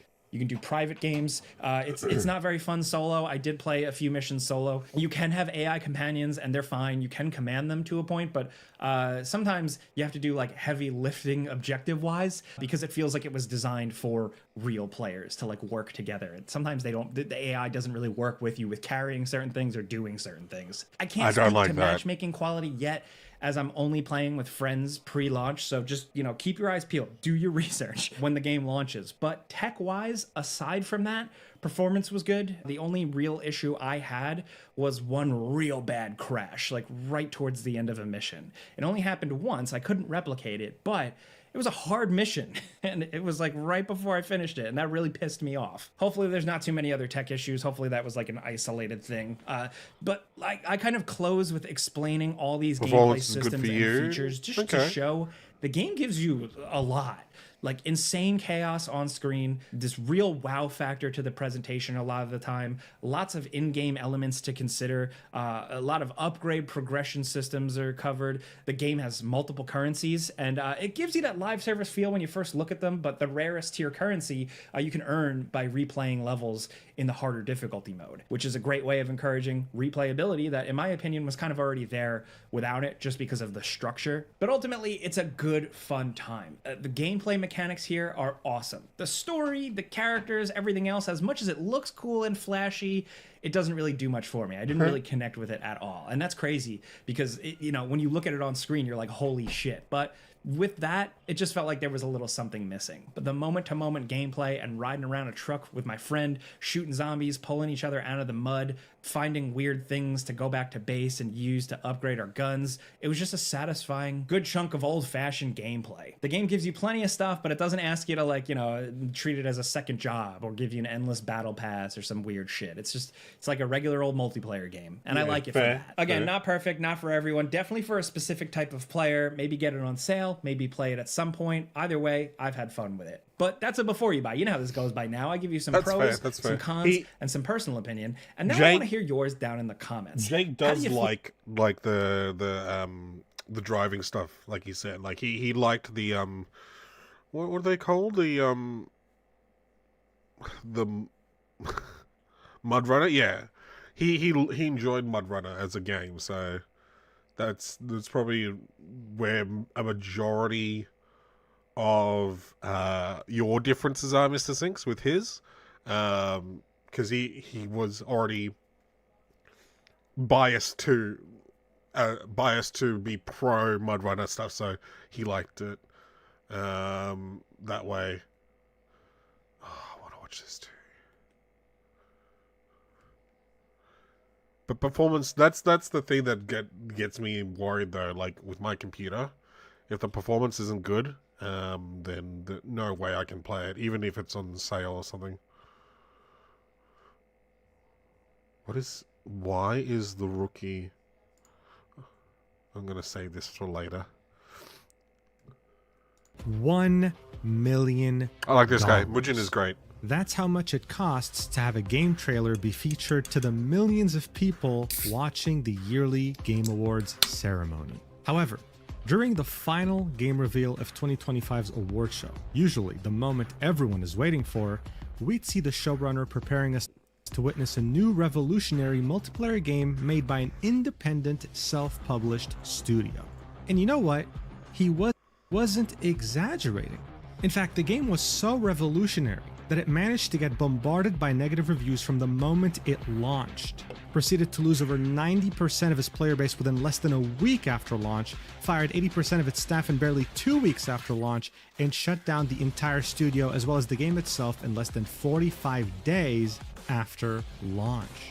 The story of Highguard is one of utter mismanagement, blatant lies about its independent status, and uncontrollable hubris that spanned over half a decade of development. I mean, it was such a disaster that it most likely burned through tens of millions of dollars of funding. with some even theorizing that the total amount could have been over 2. I didn't know about High Guard at all because I don't pay attention to Game Awards. So, but then I heard about it and it's it's insane. I would have liked to try it.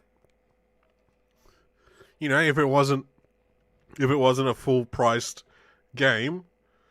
Like some of the stuff that I saw in clips. Yeah. Some of the stuff that I saw in clips of what you can do. Like they did try change up the way that the flow of a hero shooter match happens, you know. But this is just even worse. 200 million. So how did these developers that worked on nothing but industry-defining blockbusters over the years fail so miserably? And why did one of the most influential figures in gaming decide to stake his entire reputation all for the sake of peddling High Guard harder than any other game in his career? Well, as you might expect, the story is very messy and has a lot of details. So, without further ado, let's do this. All right, so to really understand... Oh yeah, the trailer sucked. But like when I watch some of the stuff, like you have to admit they did try to do something. So at least some of them tried to do something a little bit more than just here's another hero shooter. Like in terms of like in terms of what you do in each match, it's not just straight into the fighting. If I understand correctly, there's a little bit of like I'll call it preambling, but it's basically you do something like they're quite big maps usually, and there's some PvE stuff that you do, sort of like the jungle in a MOBA, and then there's the fortifying your base kind of stuff that looked kind of interesting if they did it properly, which is nice. You know, they tried new things, but I think it's just the marketing was really bad. Like that trailer that they showed at the end of the awards show, that was generic as hell. They shouldn't have gone the generic route. They should have focused more on what made them different, and also actually say it's a hero shooter instead of doing what they did. Also, why did they make a hero shooter? And the disaster of High Guard, we actually have to go all the way back to 1995 when the Electronic Entertainment Expo, otherwise known as E3, would launch. Back then, video games were nowhere near close to how big they are today. Entertainment... Wait, what was it? 1995 when the Electronic Entertainment Expo... Electronic Entertainment Expo. I've never heard of the full name. I never knew. Otherwise known as E3, would launch. Back then, video games were nowhere near close to how big they are today. And this expo was mostly used to showcase to publishers and, well, business people certain aspects of the video game industry. Throughout the years that followed, though, gaming would start to become more and more profitable and mainstream. E3 would benefit from this directly, and it would become the biggest video game related event every single year in parallel to its European counterpart, which was Gamescom. It would consistently be held in the summer of every year, more specifically 3 years in the name. Yeah, exactly. June. One of the biggest... But I've never heard... that was the first time I've heard someone say the full name.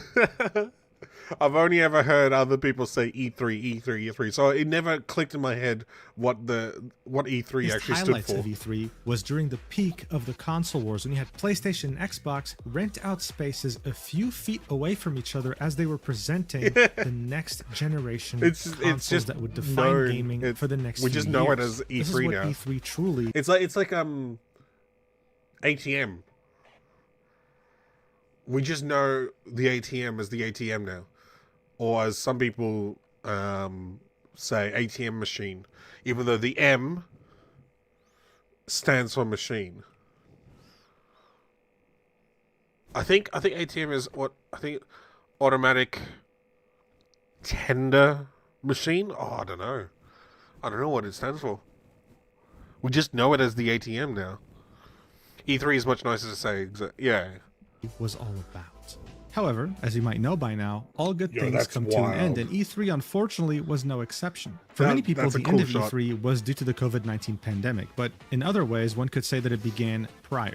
From the day this expo was created, the only people who had access to E3 were industry insiders or press. Also, man, Regular people had no Michelle. I thought access, it but was- E3 I was like, 2019 is it changed Tendo that. or This Teller? allowed I'll go for 15,000 Tender. regular people, non-industry insiders, to buy tickets that were priced at over $100 Yeah. so that they could, for the first time, join in on the fun. This showed that E3 was looking for more ways to make money. It simply wasn't sustainable to run this based purely on industry insiders. In 2020, the public passes were going to go from 15,000 to 25,000, showing a real need of more ways to make money. However, due to the pandemic, everything came to a halt. Unlike other conventions or events that brought their content online or remote, E3 decided to pretty much kill everything. 2020 was the only year since 1995 that had nothing to do with the Electronic Entertainment Expo. Now look, it's no secret, there are certain developers like Nintendo who've been holding their own presentations every single year since 2014. E3 shutting down in 2020 only made it more clear. Nintendo Direct is not only here to stay, it should be the primary source of Nintendo news. Xbox, who would usually reserve their biggest announcements for E3, would take a page out of Nintendo's playbook, inaugurating the Xbox Games Showcase, which has been, since that year, their main way to showcase their biggest announcements. PlayStation would do the exact same thing with the State of Play. In 2021, E3 was still not held physically, but this time they held it remotely with anyone able to join. They were hoping to return to an in-person event by 2022, but those plans were also completely scrapped, and there wasn't even a digital event. It was just like 2020. They were finally meant to bring back E3 physically in 2023, but due to the lack of interest by publishers who had already spent so much making their own shows, they just decided to flat out cancel it. This wasn't just the console R.I.P. makers making their own shows. You had developers making their own shows too, like EA Play, the Ubisoft conference, the Square Enix conference. E3 was essentially made redundant, and the pandemic only accelerated that. I truly think that this was where the world was headed anyway. Problem is though, now you had multiple different conferences to look forward to for different publishers and games, and that in turn left a huge vacuum for any mid-sized or indie-sized studio. Where were they meant to talk about their games? Well, that's where Jeff Keighley comes in. Look, Jeff, when it comes to the video game industry, has been a veteran for a very long time. If you followed any gaming news or events, you must have definitely seen his face at least once, whether it be E3, Gamescom, or any high-profile gaming-related event. Joel McHale. His story goes back decades, even though the guy for some reason never ages. He was truly able to put his That's- name on the map. That's actually kind of funny because he does look pretty much the same.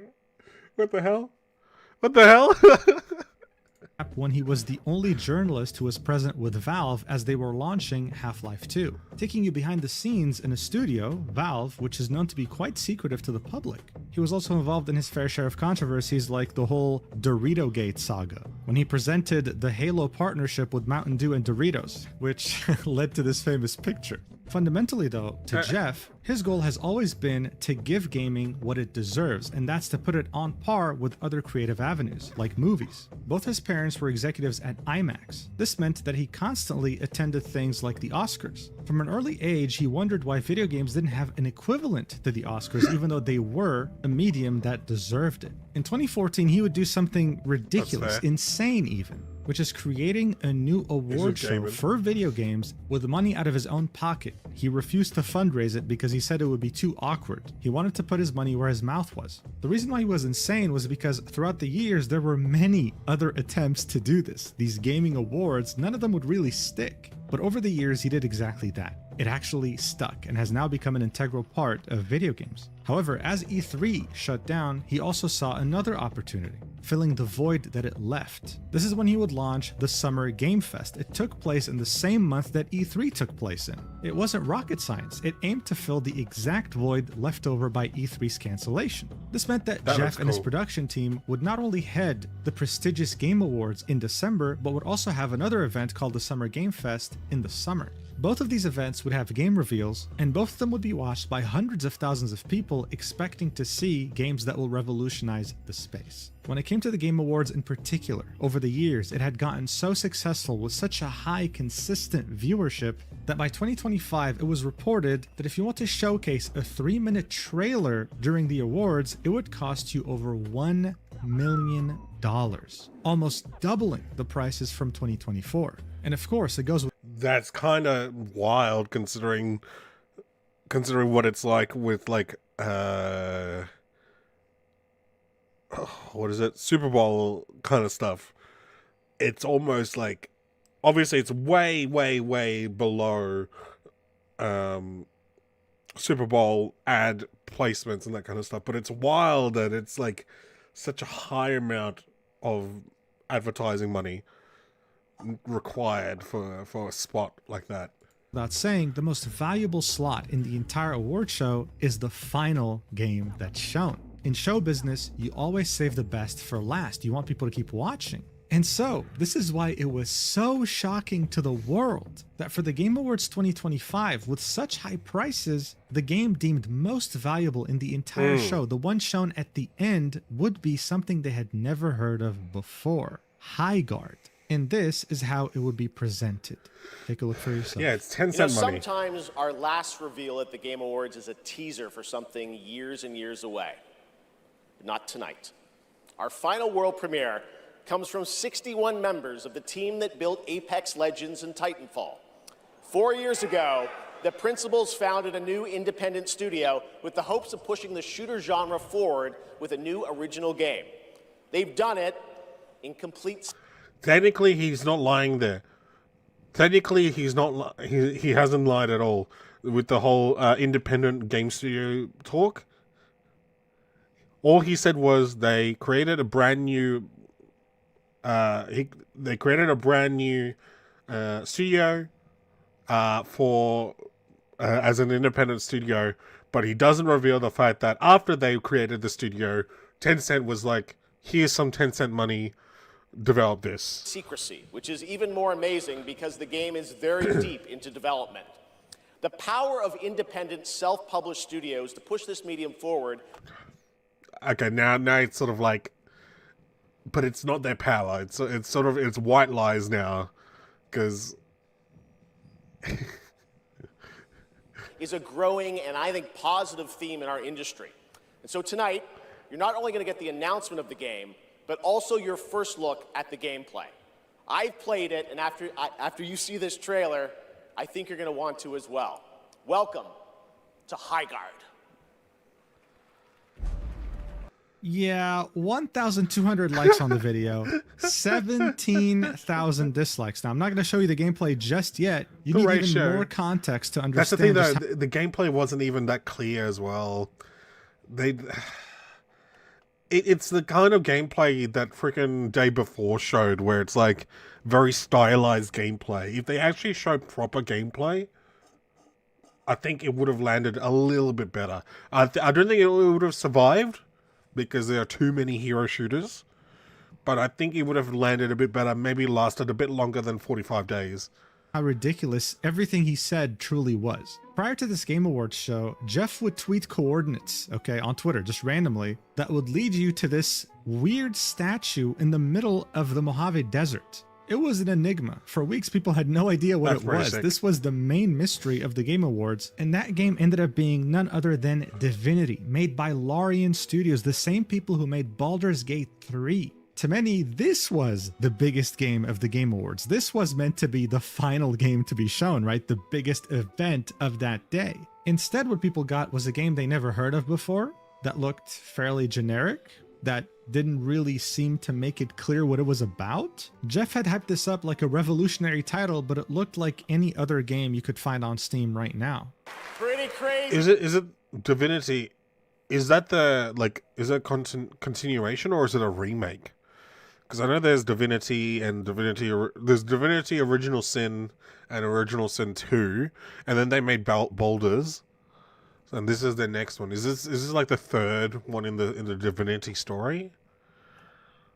That's right. Highguard launches in just 7 weeks on PC, PlayStation, and Xbox. It is insanely fun to see, fun to play, as you saw in that trailer. And now it's time for our final award. Last year, Astrobot.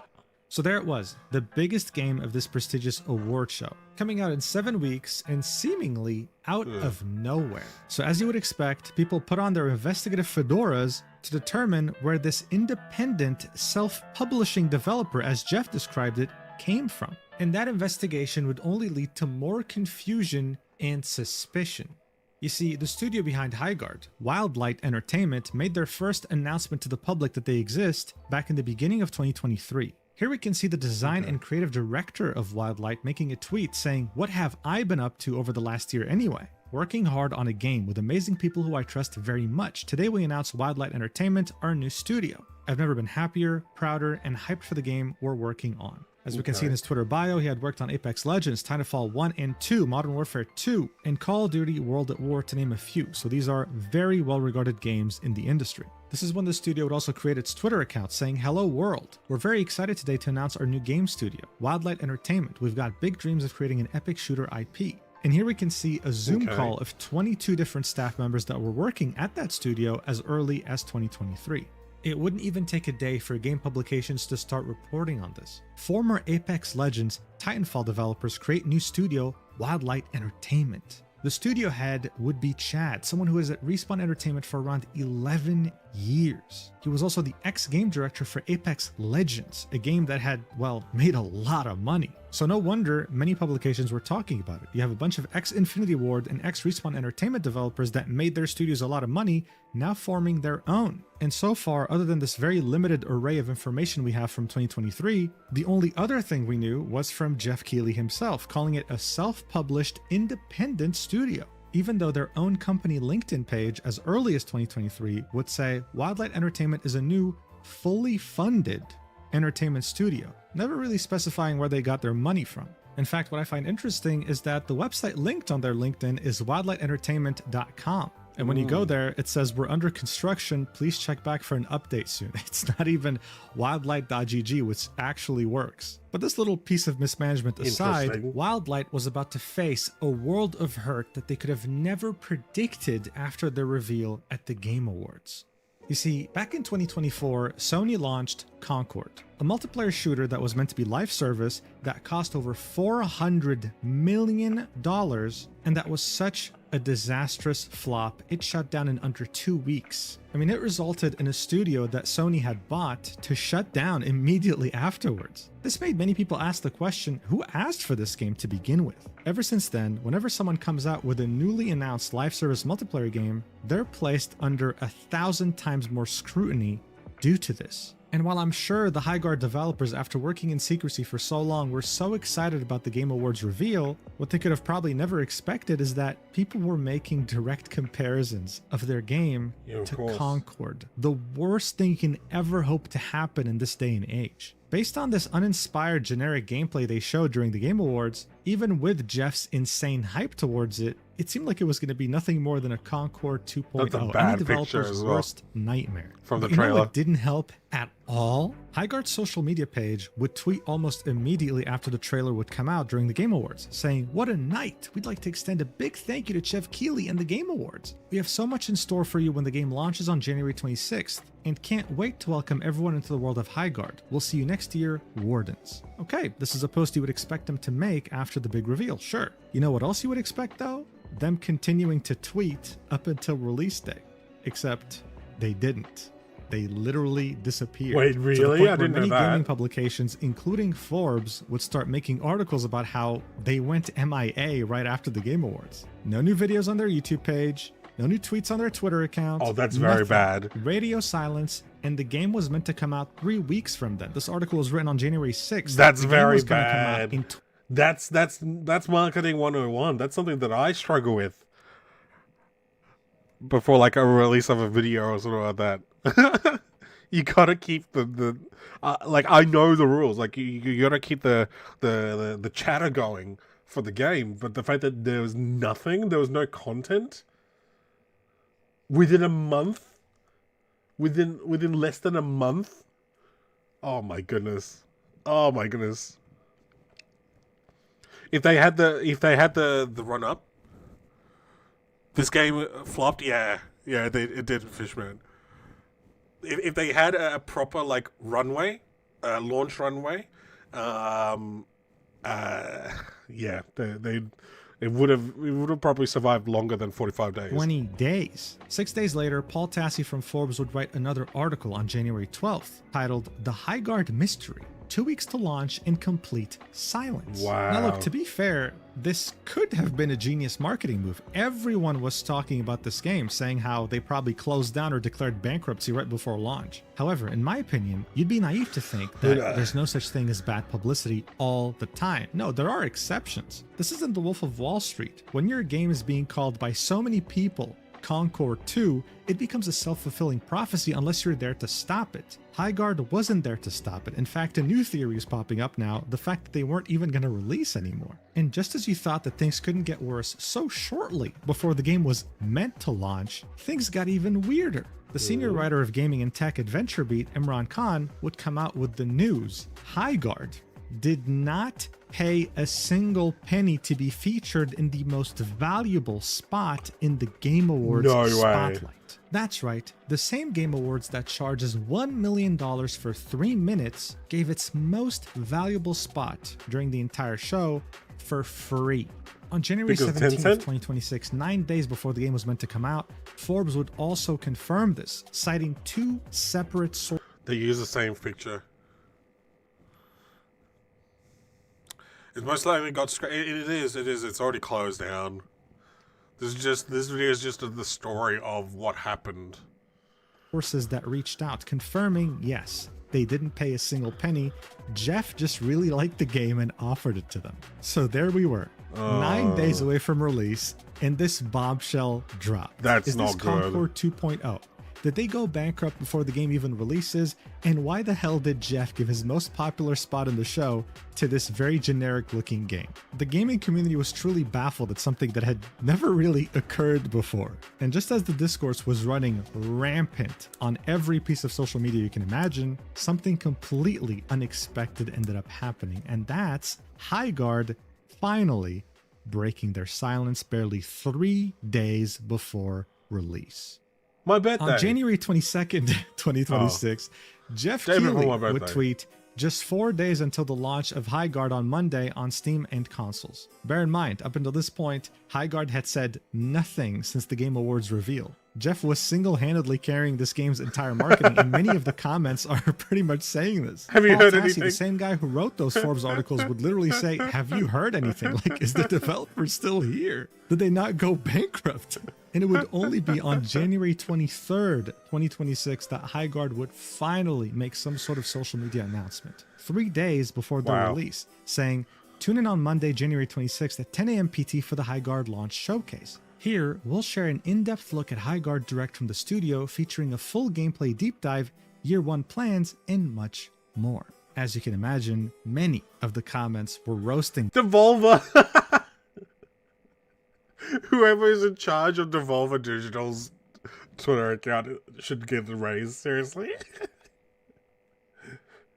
them, grilling them, with some acknowledging that this might have just been a very good marketing strategy. The High Guard account would then begin a countdown, posting every day up until release, saying 1 day remains. And you know what? Looking at some of these 420 replies, there was some excitement brewing. You know, people were very curious to see why was Jeff talking about this game so much? And God, talking about it was an understatement. The guy couldn't stop talking as if they held his family hostage. On January 23rd, he would just tweet this image randomly saying, High Guard, January 26th at 10 a.m. PST, signaling when it would release. Someone in the replies would say, thanks, Jeff, to which Jeff would say, see you online.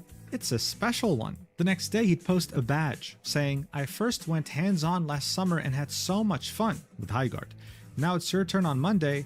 Curious what everyone thinks. On that same day, he would post a GIF saying, in 48 hours, I'll be accepting your apologies, so when High Guard comes out. On January 26th, when the game would come out, he'd post a screen cap of a Polygon article. The title was, High Guard isn't dead on arrival. In fact, after 4 hours, I'm convinced it's one of the best new shooters in years. This didn't really mean much though, because Polygon thought Dragon Age the Veilguard was actually good, along with Concord. 1 minute later, after that Polygon post, he would make another post with 4 different images of the game saying screenshots from Highguard, now live and free. Look, I think you get the point I'm trying to make here. This guy was tweeting and talking about this game more than their official account. And when I say this guy, I mean one of, if not the most influential voice in video gaming. For some reason, he decided to stake his entire reputation on this game being a success, being fun, being good. So much so that he gave it his most valuable spot. He might have show. legitimately At this point, there was had 3 a lot of fun. possibilities. He had a financial stake in this game, his family was being held hostage by Highguard devs, or he just genuinely wanted to help. Regardless of those possibilities, though, he just staked his entire reputation on this game, and that meant something. Some of the biggest streamers and content creators would check out this game as soon as it would release. Yes, of course, some would be sponsored. That was Highguard's social media strategy, similarly to Apex Legends. We'll get more into that later. But let's not pretend that they wouldn't have played it anyway, because, God, the curiosity would kill you. Why is this guy who's so influential in the video game industry staking everything for it? It must be good, right? Well, actually, it was... Dude, it was fucking mid. The trailer turned out to actually do it a lot of justice. It was generic as hell. Jeff's efforts would make it so that the game had 100,000 concurrent players on release. That's a crazy number. However, even Jeff's endless marketing wouldn't prove good enough if your game just doesn't cut it. And it didless marketing wouldn't prove good. In one day, it lost almost 60,000 players, concurrent players. Wow. Enough if your game just doesn't cut it, and it didn't. The player count would fall off very quickly. Almost a day after the game would come out, Jeff would tweet, "Thoughts on Highguard so far?" This tweet has over 7.5 million views, 5,900 replies. It was safe to say that he didn't really get the response he was looking for. I'm sure he was hoping for, "Jeff, you're right. Sorry, you proved me wrong." But instead, he got the absolute opposite. And of course, one of the biggest questions being asked at the time was, why did he shill this game so damn hard knowing that it's nothing special? Someone would Jeff. Wait. How can a game with 6 players run worse than 64-player Battlefield 6? So damn hard knowing that it's nothing special. Someone would Jeff saying, "Hey Jeff, I was wondering if you financially backed Highguard during development or own some percentage of the company. Obviously, you don't have to answer, just curious if you have any incentive with Wildlight Entertainment if they hit certain earning thresholds." To which he would reply with, "Lol, absolutely not." This meant that the 3 possibilities I listed earlier now were down to 2. Either Highguard developers held his family hostage, or he genuinely was just trying to help. Well, as I mentioned, even his help wouldn't be enough if the game wasn't up to par. On Steam, the game would open up with overwhelmingly negative reviews, with only 17% of them being positive. The main complaints were poor performance, uninspired art direction, and just tedious 17%. gameplay. Look, if I had to explain to you the purpose of a game, like let's say Call of Duty or Apex Legends, it would take me 10 seconds. Like for example, in Apex Legends, you have multiple operators, each with different abilities. You land on a big map and your goal is to loot gear to survive, hunting down other players and being the last team to live. Done. Yeah, well, just to explain the gameplay loop of Highguard, GameSpot made a YouTube short. This was them trying to explain it as fast and simply as possible. You want to know how long the short is? 1 minute, 48 seconds. Very They interesting. needed almost 2 minutes to explain to you the gameplay loop of Highguard. That already says a lot to the complexity and tediousness of this game. Look, overall, it doesn't take a genius to understand from their trailer. You had multiple wardens, characters you could play with different abilities. You and your team would also vote on a base. There was multiple types of bases that you could start with. The whole point of this game was to fortify your base and attack the other base. You had to find a sword on a map which would allow you to destroy the shield of the enemy base, and then you'd be the attacker, they'd be the defender. And in order to win, you'd have to destroy multiple things in that base of theirs. Their generators, their power, etc., etc. That's it really in an utter nutshell. Now look, in theory, this might sound fun, but there were some things that just didn't really make much sense that really added to the tediousness.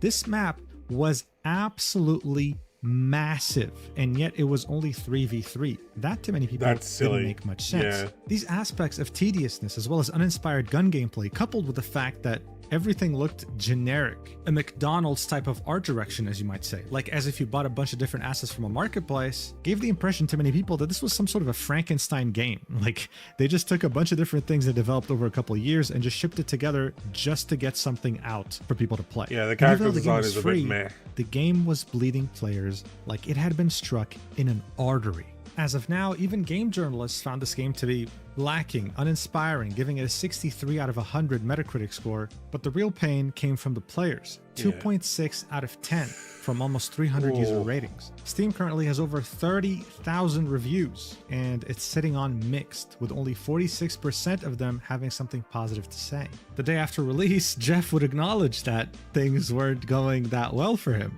He'd jokingly say, "Opening X this morning," while linking an image of Flynn Rider from Tangled surrounded by many different swords. This tweet would again gain a lot of exposure, 5 million views, 47,000 likes, 2,000 replies. And again, as you might imagine, a lot of them were not positive. Many people in the industry would take notice of this, and some would choose to speak out against it. You'd have the vice president and co-founder of Epic Games say, "It's downright horrible," referring to all the hate this. Okay, this is a bad take.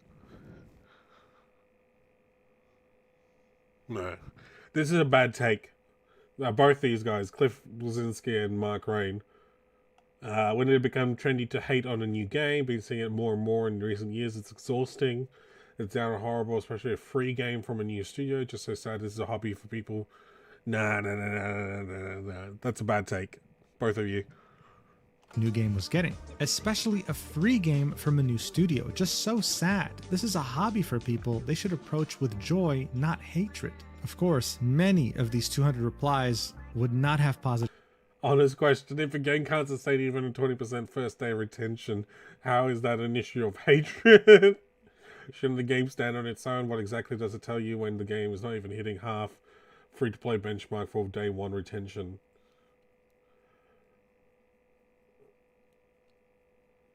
Things to say. One of the tweets on this topic that will get the most attention would be from Sven Vinke, the studio head of Larian, the creators behind Baldur's Gate 3, saying, "I don't like people shitting on things others have created. Putting something out into the world makes you vulnerable, and that alone deserves respect, even if you dislike the creation. It's easy to destroy things, it's a lot harder to build them. The best critics understand this. Even when they're being critical, they do their best not to be hurtful." Again, as you might expect, the top replies, the most liked one. Sorry, I don't take kindly to people pissing on my leg and then telling me it's the rain.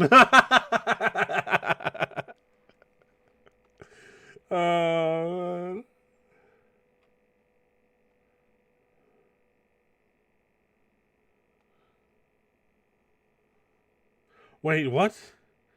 Rocco? At least, were not in agreement with him. In just one day, Highguard would lose half its player count. Another day would pass by, they would lose yet another 50% of their player count. It seemed like with every passing day, thousands of players were leaving. But hey, it seemed like they weren't going to let that get in the way of their plans. Shortly after the game would come out, they would tweet, "Here's a look at the Highguard Year 1 game plan. Episode 2 arrives in 2 weeks. Each episode is 2 months long. Content shown is free for all players." And they would have plans up until December. Oh, I don't like this whole episode thing. Hang on, my cat is being an asshole again.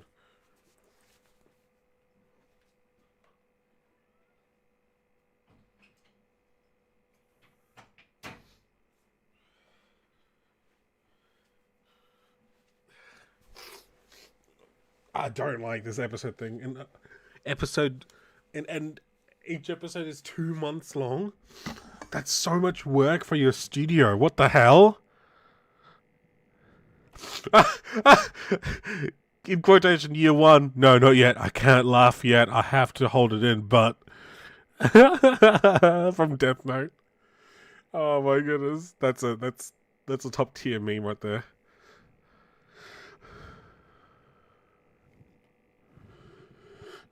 But let's so every 2 months it was going to release a new character, a new base, new raid tool, new map, new mount. There's a new mount every 6 months. But a new base every 2 months?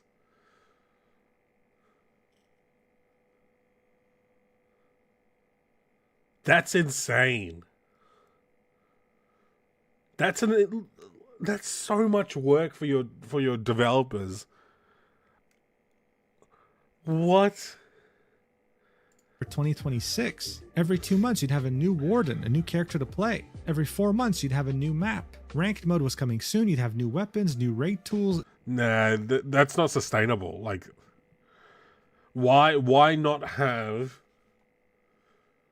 Yeah, nah.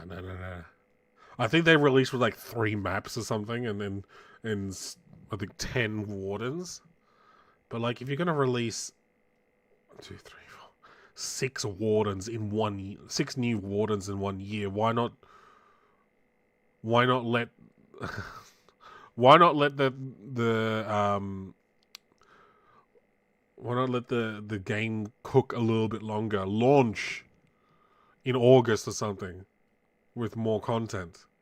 New limited time game modes. I mean, it seemed like they had things figured out. It seemed like they were here for the long run, regardless if players were leaving or not. It also seemed like they were very open for feedback and weren't afraid to try new things. On January 30th, the #1 marketer of this game, Jeff Keighley, would tweet out, "Highguard has added a 5v5 raid mode to the game, playable today." Now, did that help with player retention? Yes, a few thousands would play, realize that the game just wasn't for them, like definitively, and then it would proceed to lose many more players, reaching below 10,000 on the 3rd of February, and only dwindling more since then. By February 12th, the game would be down to 3,100 players on Steam, and with every passing day, they kept losing hundreds more. Even with their 1-year planning strategy and their willingness to accept feedback, it seemed like the Concord 2 prophecy was coming true no matter how hard they tried to fight it. This would be directly confirmed to us because in barely just 2 weeks after the launch of the game, the majority, not just a small chunk, the majority of the employees working at Wildlight Entertainment would get laid off. On February 12th, 2026, when the game was down to a mere 3,000 players on Steam and no doubt a few thousand on consoles as well, the Twitter account Shinobi602 would tweet out, "Highguard developer Wildlight Entertainment has seemingly laid off most of its staff," quoting a LinkedIn post from an employee in which they said, "Unfortunately, along with most of the team at Wildlight, I was laid off today." The LinkedIn post would go deeper, saying, "This one really stings as there was a lot of unreleased content I was really looking forward to that I and others designed for Highguard." This person in particular was a senior level designer with 7 years of experience in the AAA game space. It has now been 3 weeks, and as far as I could tell from his profile, he's still looking for a job. Around the same time, another employee would make a Twitter article titled "Reflecting on Shipping My First Game, see this. Highguard." This post would prove to be a disaster. The developer in question would get brigaded and bombarded with some very harsh words, turning a very bad situation even uglier. And it would mainly be due to a couple of paragraphs that I'll read out to you and, well, you can make up your own mind. He'd say that the game had unbiased internal pre-reveal feedback, and it was quite positive. When it was negative, it was constructive and often actionable, indicating that there was, as far as they were concerned, nothing wrong with the game. He'd then continue, but then the trailer came out, and it was all downhill from there. Content creators love to point out the bias in folks who give positive reviews after being flown out for an event, but ignore the fact that when their negative-leaning content gets 10 times the engagement of the positive, they've got just as much incentive this is to a lean bad into take as well. disingenuous direction, whether consciously or not. The hate started immediately. In addition to dogpiling on the trailer, I personally came under fire due to my naivete on Twitter, which almost all of my now former coworkers had learned to avoid during their previous game launches, he explained. After setting my Twitter account to private to protect my sanity, many content creators made videos and posts about me and my cowardice, amassing millions of views and inadvertently sending hundreds of angry gamers into my replies. They laughed at me for being proud of the game, told me to get out the McDonald's applications, and mocked me for listing having autism in my bio, which they seemed to think was evidence the game would be woke trash. All of this was very emotionally taxing. He would then acknowledge that there's much constructive... That's terrible. The fact that he's just mentioning that he has autism on his bio, and he's getting attacked for that. That's terrible. But I think this whole thing about they were just hating because it's easy to hate. It's a bad take. criticism about the trailer, marketing, and launch, but also isn't sure if things would have been better had the game not been announced at the Game Awards. He would then say, "We were turned into a joke from minute one, largely due to the false assumptions about $1 million ad placement, which even prominent journalists soon began to state as fact. Within minutes, it was decided. This game was dead on arrival, and creators had free rage bait content for a month. Every one of our videos on social media got downvoted to hell. Comment sections were flooded with copy-paste meme phrases such as Concord 2 and Titanfall 3 died for this. At launch, we received No, Titanfall 3 died because of EA being greedy assholes. were 14,000 review bombs from users with less than an hour of playtime. Many didn't even finish the required tutorial." He'd finish this by saying, "If this pattern continues, all that will be left are corporations, at least in the multiplayer space. Innovation is on life support. Even if Highguard had a rocky launch, our independent, self-published, dev-led studio full of passionate people just trying to make a fun game with zero AI and zero corporate oversight deserved better than this. We deserve the bare minimum of not having our downfall be gleefully manifested." Barely a couple of days after this article would come out on Twitter, this developer would end up deleting his account. For many of his loudest haters, this article he wrote was nothing more than him playing the victim, blaming gamers, blaming content creators, blaming pretty much anyone except maybe himself and the game developers that made this game that seemingly no one asked for. On the other hand, though, one can understand his frustration. He had worked for almost 3 years on a game, finally revealed it, and within the span of a month, his whole life fell apart. I don't know what he was hoping to do with this article, but, in the end, as we can see, his account was gone. But that was the least of his worries and the least of many other people's worries when it came to Highguard. That's because barely a day after the mass layoffs would happen, Highguard's website, when you'd go to it, would say, "Site unavailable. This site is currently unavailable. Please contact some email for assistance." Under that, you would see a link to their Discord server and their Twitter profile. Now, the Twitter link worked. The Discord link, on the other hand, did not. In fact, when you would click on it, it would redirect you to a completely different and unrelated Discord server by the name of Highguard Gaming Guild. This had nothing to do with the game. It was just called Highguard. They didn't even bother posting the right server in that link. Additionally, as this was all happening, Highguard couldn't even be found as a YouTube category anymore. Usually when you upload a video of a game, you can very easily label it. Let's say League of Legends or Call of Duty. Highguard had a category, but it was removed. And during all this, someone would ask in the correct Highguard Discord server, "What's up with the website being updated?" And someone from the Highguard team would say, "Not sure on the time frame, but basically it needs to be transferred and simplified. Low priority at the moment, reputational damage already done. Now we just need to focus on delivering updates and content to improve." Now look, I already know what you're thinking. Mugen, this is a catastrophe. This is a disaster. What the hell is happening? Yeah. Oh yeah, it is. You're completely right about that. But here's the thing. It's about to get a million times worse. Remember how Jeff had introduced Highguard's developer? Here are his exact words. This is how he described them. The power of independent, self-published studios to push the Independent, self-published studios. Earlier than this, during this clip, he would also call them independent, indie. Hell, even the employee who had written that article before deleting his account would refer to them the same exact way. Independent, self-published studio. We were under the impression this studio was independent, self-funded. This is what everyone was saying. However, on February 17th, 2026, the same day their website would go down, the games journalist Stefan Totillo would drop a bombshell 2 hours saying left on maintenance. sources.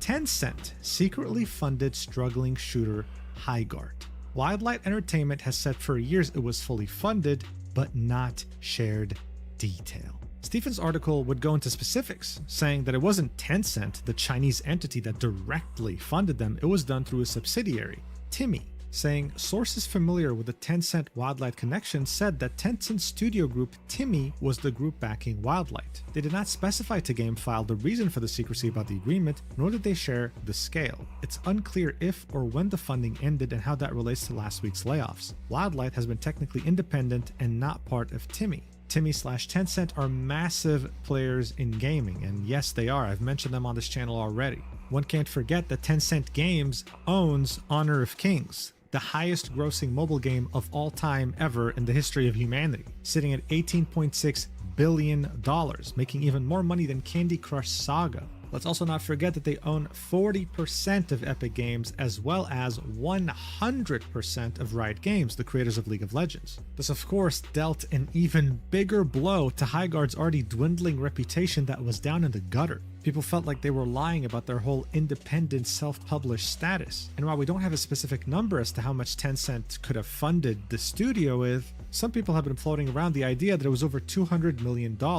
And saying that the studio was technically founded in 2021, announced in 2023, and had its first game launch in 2026, those many years of development could very easily span tens of millions of dollars. But look, Highguard was already in the shitter, okay? They had laid off most of their staff. I mean, come on, this was going to be dead. This was truly going to be Concord 2. The person suffering from this Tencent connection was Jeff Keighley. Now, there was a conspiracy. Maybe Jeff wasn't doing this because his family was held hostage or out of the goodness of his heart. There was again a third possibility in the mix. He was doing this for real financial incentive because Tencent and Jeff Keighley maintain a long-standing strategic partnership focused on expanding the global reach of the Game Awards and other gaming events. Since 2016, this collaboration has facilitated the show's distribution in China. And one can see that the senior vice president of Tencent, Xiaoyi Ma, is sitting on the advisory board of the Game Awards. So by February 19th, Jeff's posts on Twitter, in which he would talk about things unrelated to Highguard, would have questions about this. Are you secretly funded by Tencent? Were you pressured by Tencent to make these posts about Highguard? What's going on exactly? This studio is about to completely close its doors. The game was very mid. You must have been lying that you had fun, right?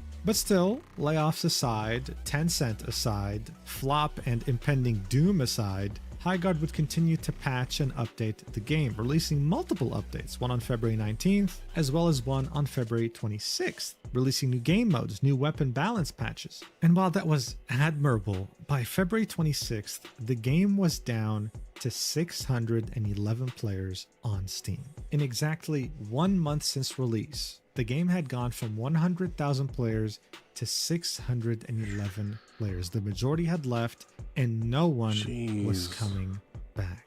At this point, the writing was on the wall. It was clear as day. This studio, this game, they weren't going to last. And so on March 3rd, 2026, the official Highguard account would post an article saying, "Highguard's final update arriving soon. Thank you for playing with us." In which they would say, more specifically, "Today we're sharing difficult news. We have made the decision to permanently shut down Highguard on March 12th. Since launch, more than 2 million players stepped into Highguard's world. You shared feedback, created content, and many believed in what we were building. For that, we are deeply grateful." They would then go on to say, "The team is excited to release one final game update to enjoy in the remaining life of the game. We'll be adding a new warden, a new weapon, account level progression, and skill trees. Full patch notes are coming, and we're targeting tonight or tomorrow." Why weren't skill trees added before? Why was it? And progression as well. Why didn't they release with progression? Running for patch release. From all of us at Wildlight. Talking about daily retention goals, having some sort of progression would have helped. So why did they launch with that one? Playing, for supporting us, and for being part of Highguard's story. This article would have over 8 million views, 4,100 replies. And while some were disappointed or shocked that this had happened, many were expecting it, maybe even gloating about it. From the get-go, this game was nothing more than a self-fulfilling prophecy of being Concord. Yeah. Exactly. Like, I'm not saying that it would have saved the game, but like more than 45 days. Like 2 full months they could have gone for. 2, and they had just shut down in under 2 months. But how did this even happen? How do you get the backing of Jeff Keighley? How do you get the most prestigious slot in the Game Awards show with over 1 million viewers? How do you get financial backing from one of, if not the biggest gaming company in the world? How do you get very talented developers that worked on nothing but blockbuster games and still managed to fail so miserably? Yeah. Well, exactly. Now we know. And it's even messier than we could have ever imagined.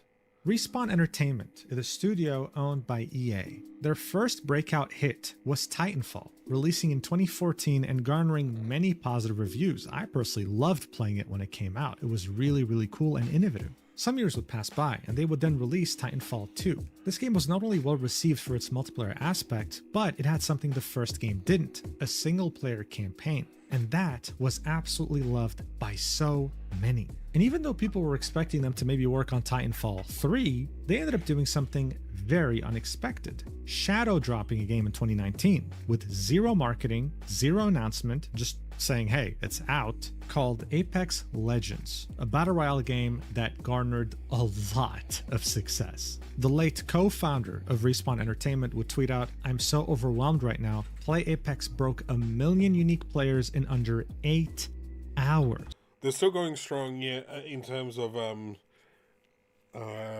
monetization.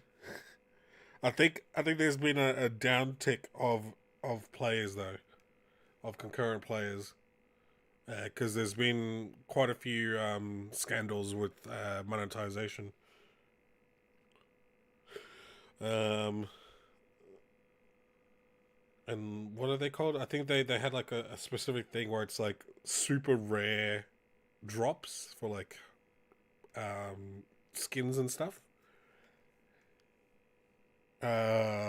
With worse chances than ABI and that kind of stuff.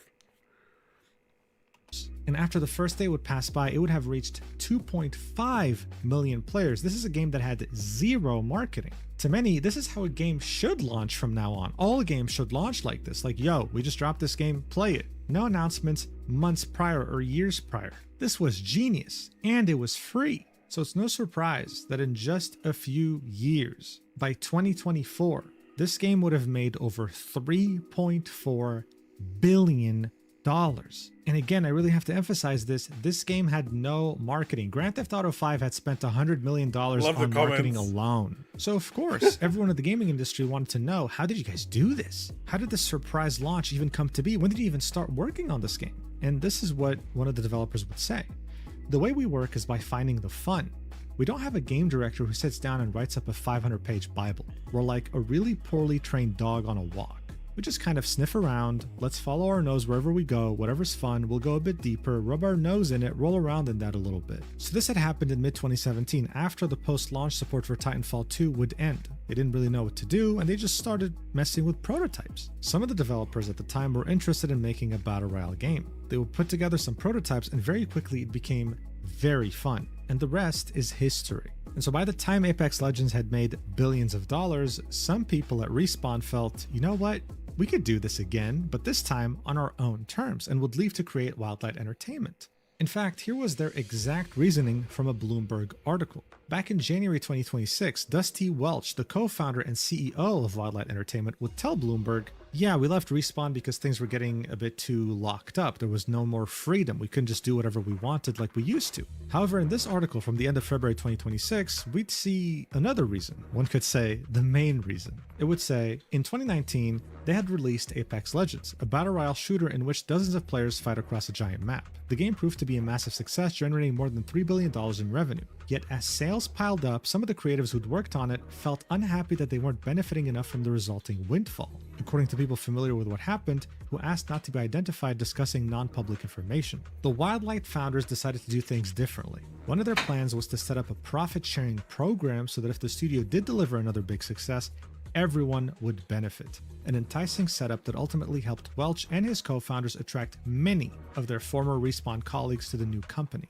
Armed with a significant amount of funding from Tencent Holdings Ltd, Wildlight began hiring employees and making plans for its first game.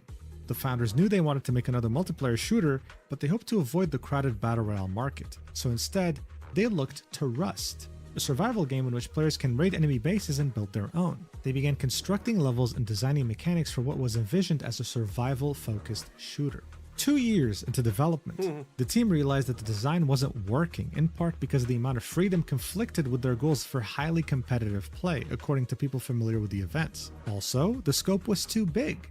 Still, some parts were salvageable. The base raiding aspect of the survival game in particular seemed worth keeping. In January 2024, the team pivoted to what would become Highguard, a raid shooter that streamlined many of the survival aspects into a faster, more competitive game. So this is kind of starting to make more sense, right? The idea of why the game felt like you were playing this Frankenstein creation of multiple aspects mashed up together. Look, the dog sniffing phase that Respawn Entertainment used is very important. Let's not forget that Call of Duty Zombies was made by just a few people messing around in the office. But you also need a proper scope. You can't just do whatever you want, however you want, with unlimited money. They had also failed to understand what made Rust special. Base rating was intense because of what was at stake. You couldn't rush it down to under an hour. The same feelings wouldn't be there. It would just be tedious. They had essentially made a game with no demographic. If you wanted base building, you'd play Rust. If you wanted Battle Royale, you'd play Apex Legends. One really interesting thing the Bloomberg article would also mention was when asked what they thought went wrong, several former Wildlight developers used the word hubris. A belief by the company's leadership that they could emulate what had worked in the past with Apex Legends. No matter how much the gaming landscape had changed since then, after all, they'd made one of the last decade's biggest hits. This hubris stemmed from the fact that they were so confident this game was good, they were going to shadow drop it again, just like Apex Legends, knowing that the game could hold up for itself. However, after Jeff Keighley had played during their playtest, he approached the development team. He approached the co-founder, who was his friend, and told them, hey, I love the game. I want to highlight it during the Game Awards since you guys are an independent studio. The co-founder would say he came into the studio and played the game, I think, twice, and he said, guys, can I propose to you? I want to do something that's unique. I want to put it in this spot and kind of do something different and bring this to the world. Welch would say, and that wasn't our plan, but like, are we going to turn down the exposure? Who would turn that down? And then you'd have Chad Grenier chime in too, the ex-creative director of Apex Legends and the head of the studio of Wildlight, saying, so we rushed a trailer together. I wish the reception had been better, but in hindsight we made a trailer to entertain really quickly and didn't show the gameplay loop and was different and unique. They would then take the exact same approach as Apex Legends. No real marketing until release, and then a massive social media campaign with influencers, streamers, content creators, you name it. Problem is though, during the silence and during the time in which people were calling this game Concord 2.0, the morale of the team was hit pretty badly. They couldn't say anything and they were watching people pretty much tear into something they've worked on for 3 years. Barely a month after the game had come out, the layoffs would begin.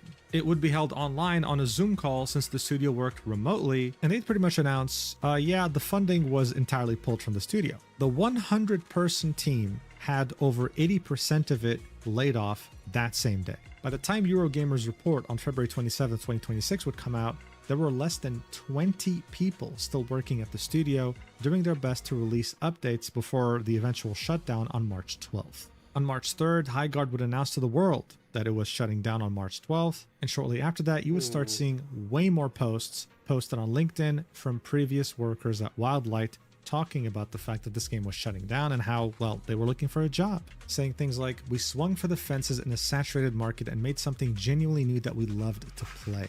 Even the studio head, Chad Grenier, would make a post starting it off with, Highguard didn't need to become the next Apex-sized hit to succeed. We weren't chasing that scale. What we needed was a smaller but stable and sustainable player base, and ultimately we weren't able to find it. That's interesting because I would argue a smaller but stable and sustainable player base would be around maybe 2,000 players, a few thousands, let's say. But let's remember that by the time they had reached 2,000 or so players on Steam, they conducted the mass layoffs. That's without counting the players on consoles. So this really begs the question, what was the studio even hoping to achieve? Did they really think they'd have over 10,000 players within a week if it wasn't for the Game Awards? This whole thing reeks of mismanagement and hubris. It's incredible. He would then go on to say how proud he is of the journey of his team and that he had learned a lot throughout all of it. At the same time, though, you'd also find him on Twitter saying something that was very interesting. You see, someone would quote tweet the closure announcement of Highguard, saying, people don't praise failure, but it's the foundation of every success, nothing but love for Wildlight.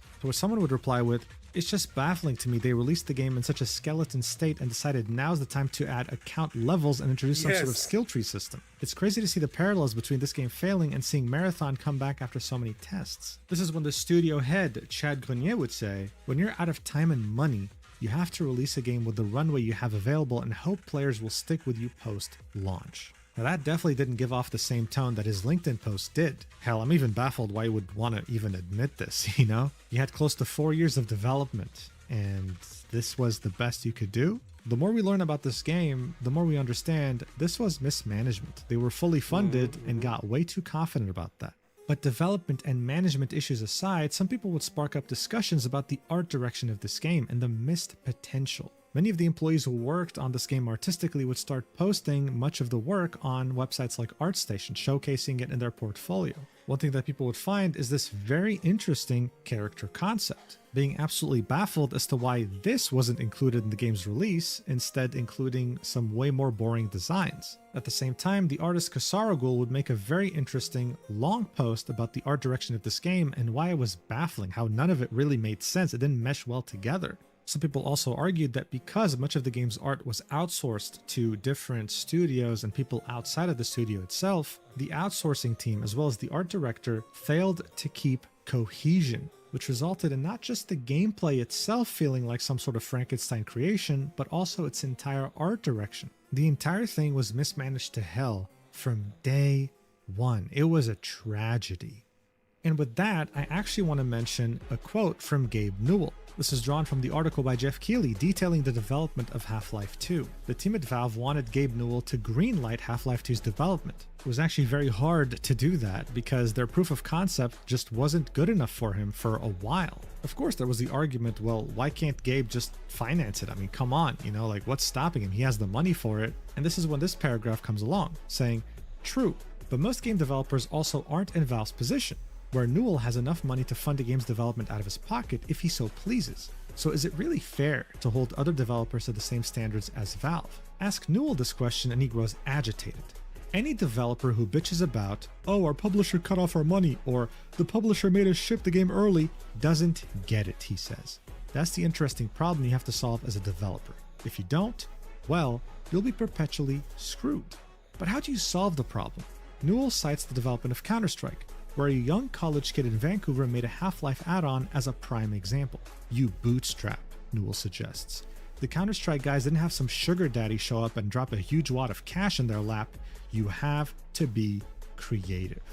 This was said back in 2002, and today in 2026, it could not ring more true. Concord had a sugar daddy. Their name was Sony. $400 million. Look where that got them. The game sucked. Period.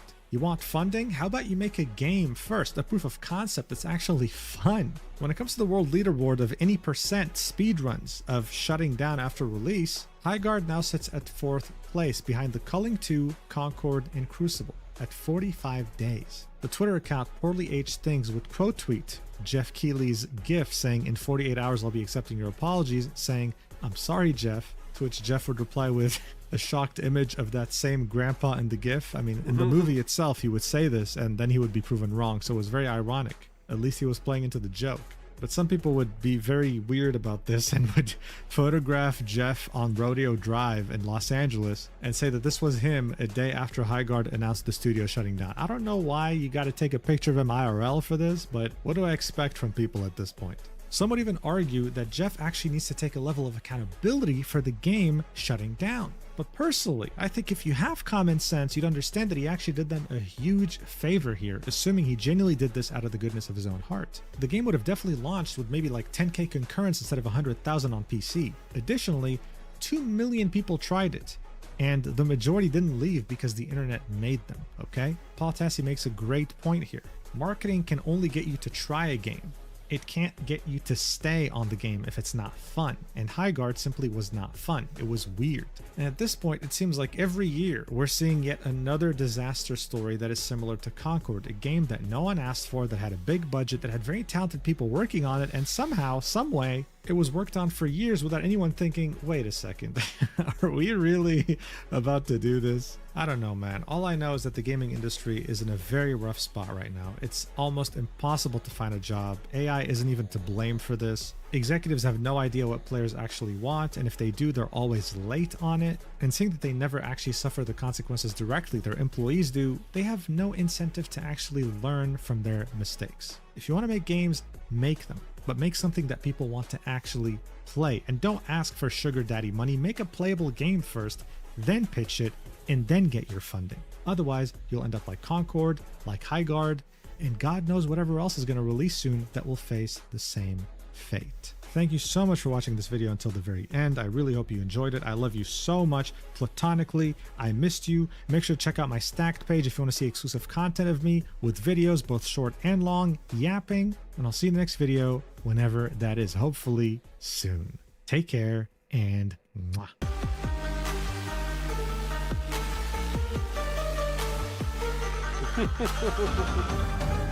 The subtitle.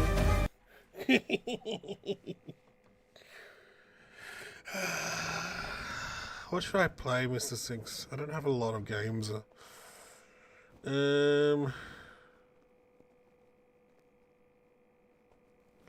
I can continue to escape from Duckov. I don't know if I want to, actually. I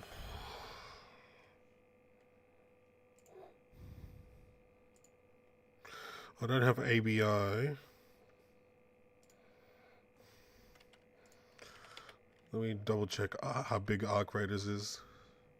40 gigabytes? Oh, I have just enough. I have just enough space on my SSD.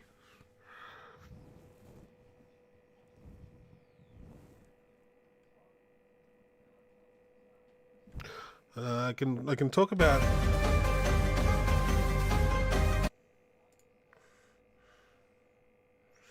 I can talk about the video I've been working on. Magnus Archive Season 1. Whoops, I opened the wrong thing.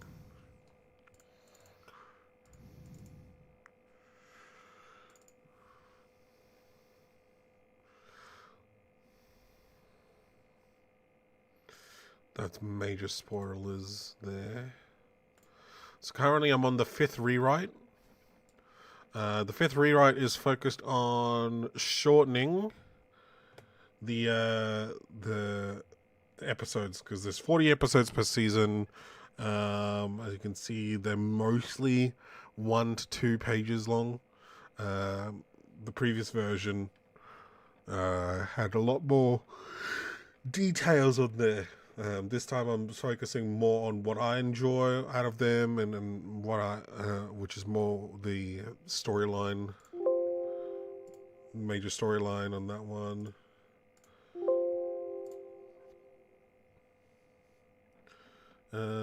Browse demos. We can look at demos while we wait for Arc Raiders.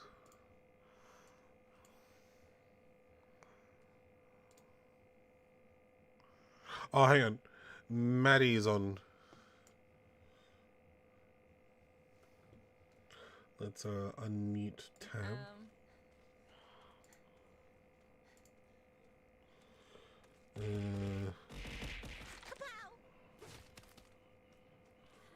What if I refresh?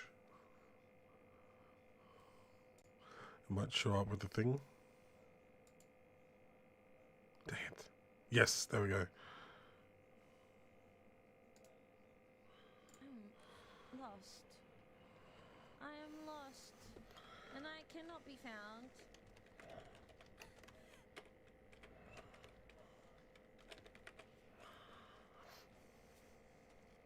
Oh, what's that?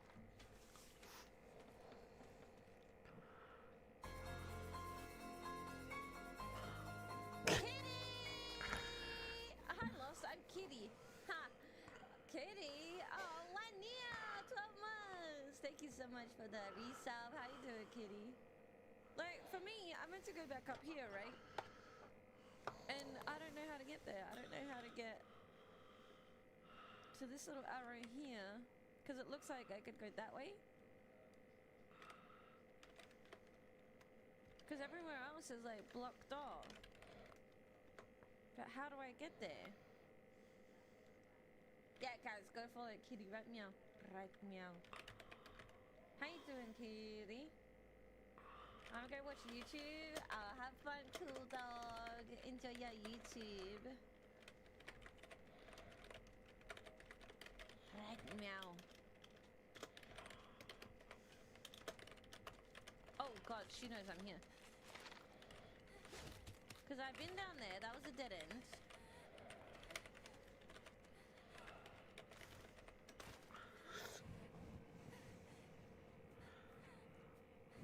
This is a dead end too.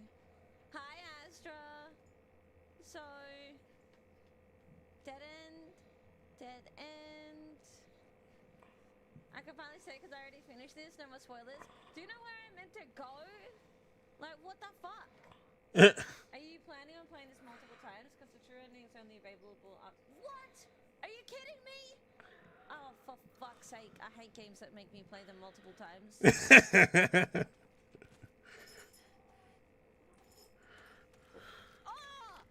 Oh my god.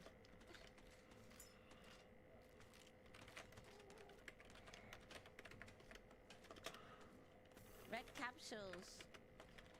Can you come up? Yes. Oh no, I'm stuck. Whoa! Move out my way, you dumbhead. Does she not have a weapon?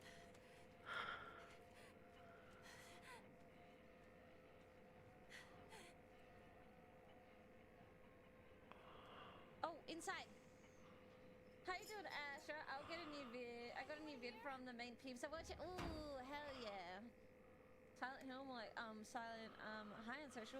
Good one. Yeah, silent on social. I mean, it is what Silent Hill is famous for. Wait, I played Silent Hill 2. Was that not the true ending? This one's worth playing multiple times, though. Yeah, but, like, playing a stream multiple times, like, playing a game on stream multiple times, I feel like if I've played it once, why would you guys want to watch me play it again, you know? Goki, you're so funny. Oh my god. A when use A when near drawers or boxes to search them. Okay. Speedrun the second, I guess. I don't have to stream the second though. I guess I don't. But then you got. All right, let's take a look.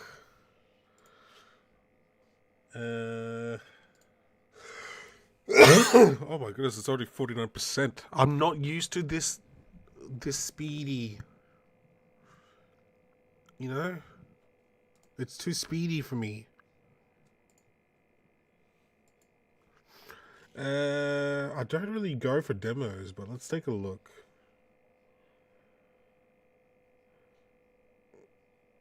Is there a demo section? Oh look, it's Delta Force.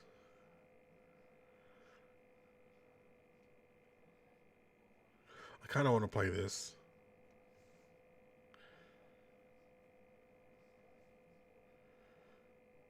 All right, hang on. Browse. Demos. Let's take a look. Everything is crab.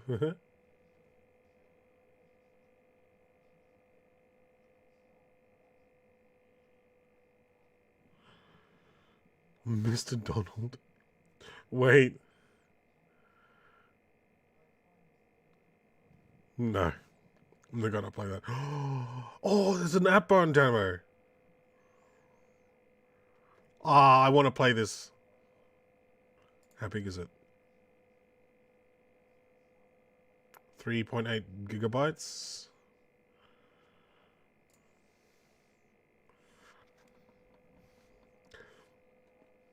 I want to play this game.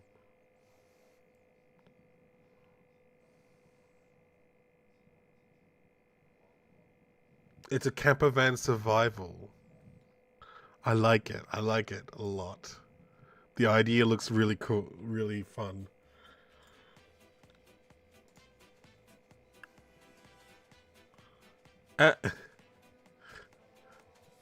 Sledding game.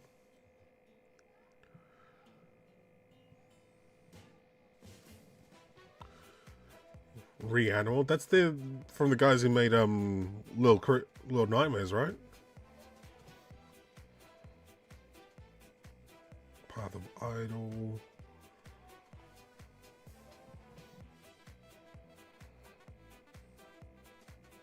Okay. I want to try it.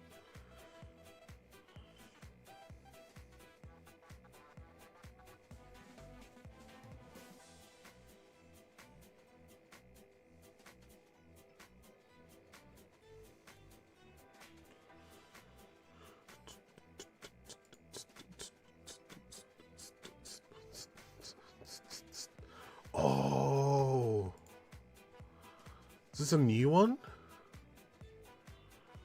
It is. That's pretty sick.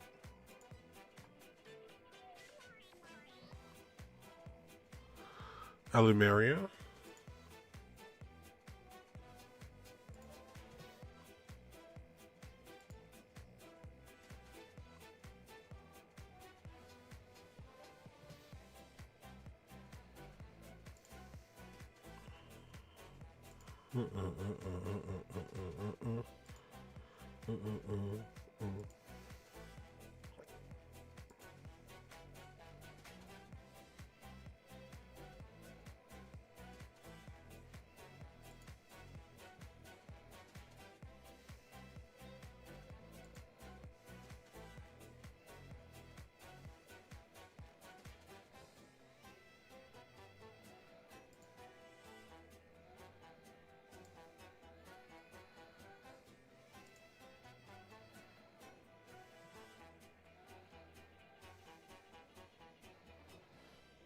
Oh yeah, hang time. It's the volleyball roguelite.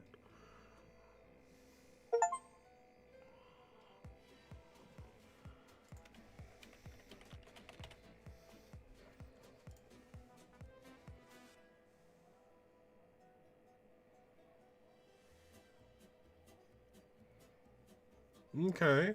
So it's like a Minecraft RPG.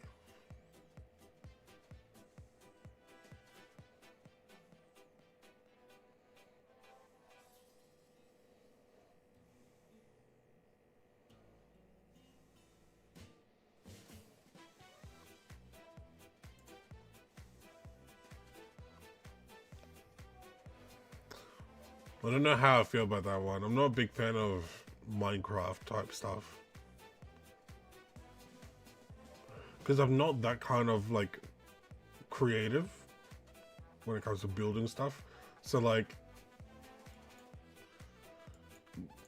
they're selling the advanced building tools as a huge thing, but I've never been interested in that side of things.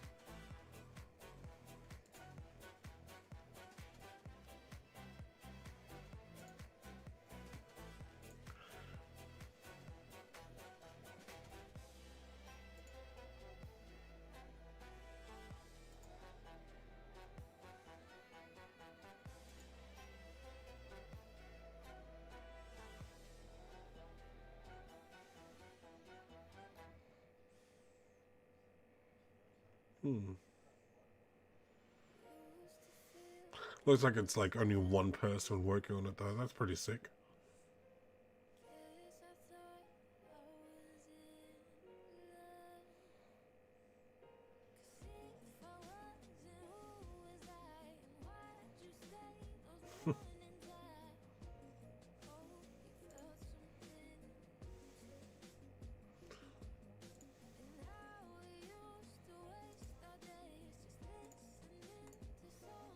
Yeah.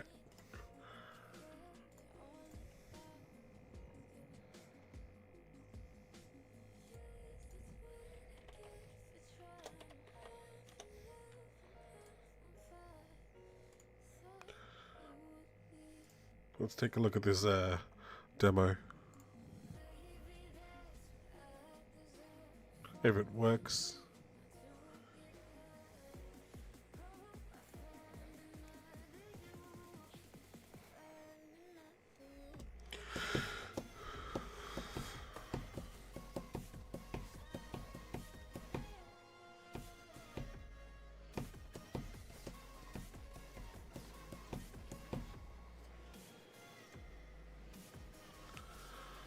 Okay.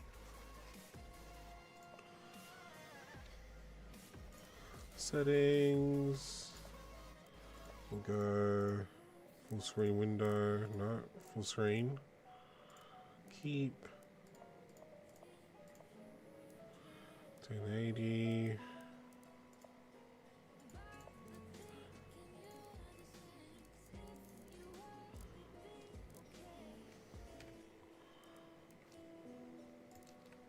Start a new journey.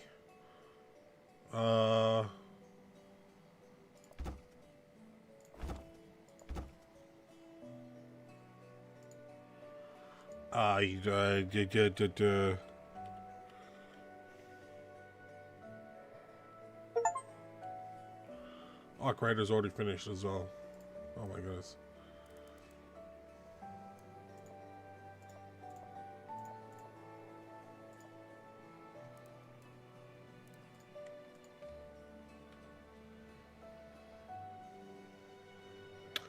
I don't know.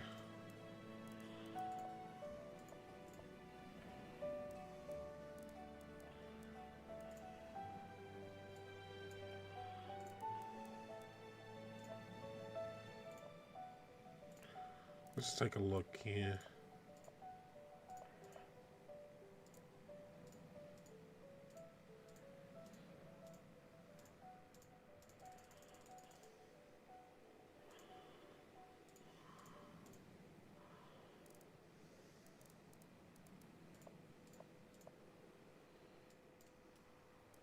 Whoops. Yeah, we'll just do that. We'll see what happens.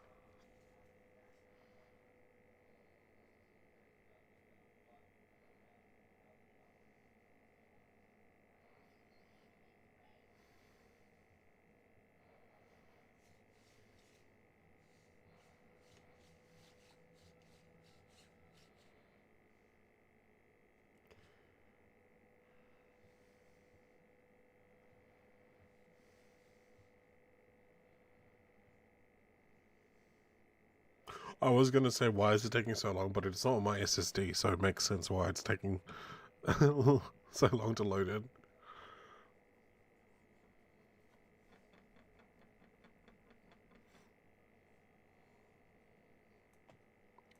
Come on.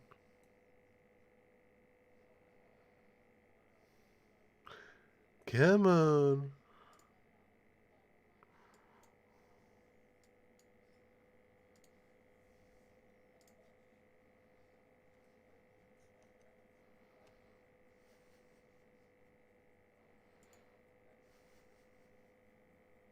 Here we go. On day one.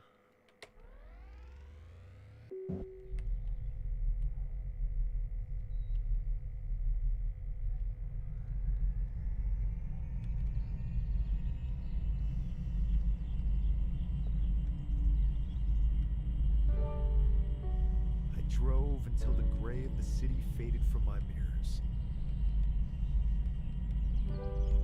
Now, the open road and this camper van, all I call home. Time to start my adventure.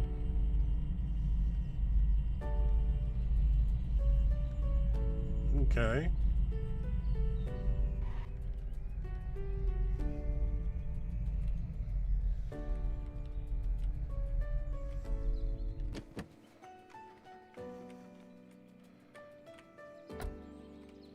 Now what?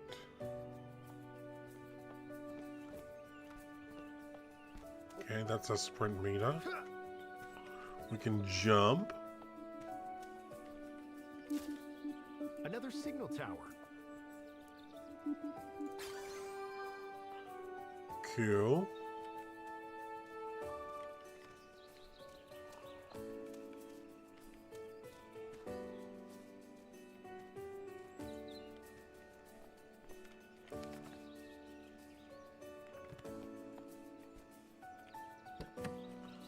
Ah, okay.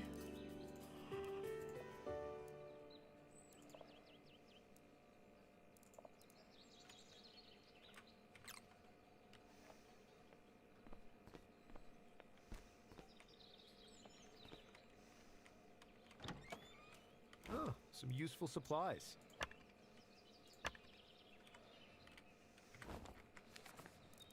Okay, 2 Everwood.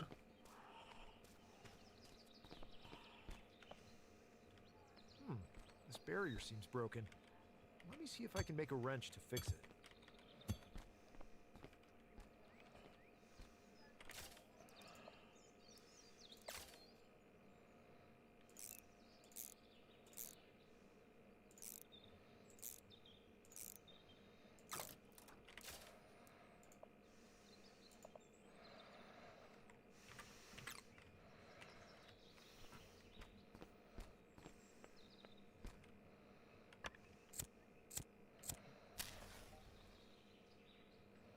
beautiful fire. This is kind of pretty.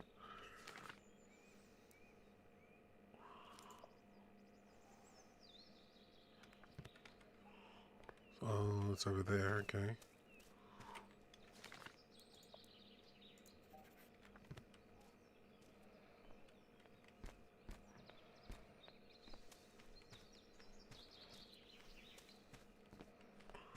So nothing else I can put. Okay, there is nothing else.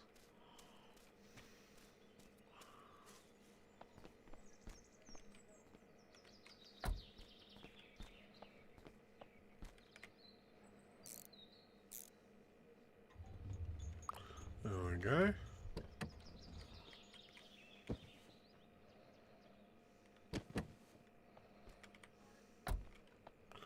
Wait, what? Oh. Time to hit the road. Whee!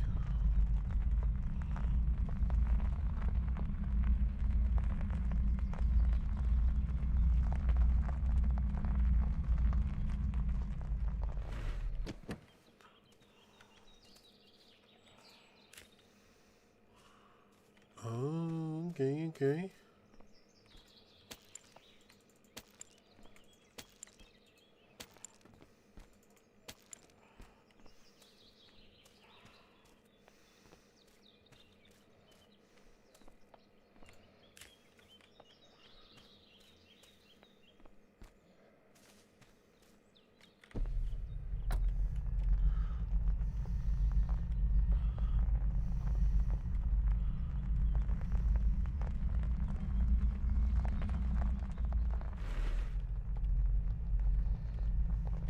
A perfect spot to set up camp.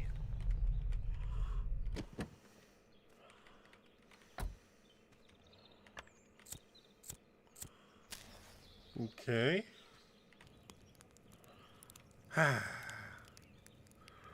I like it. It's very cozy, this already.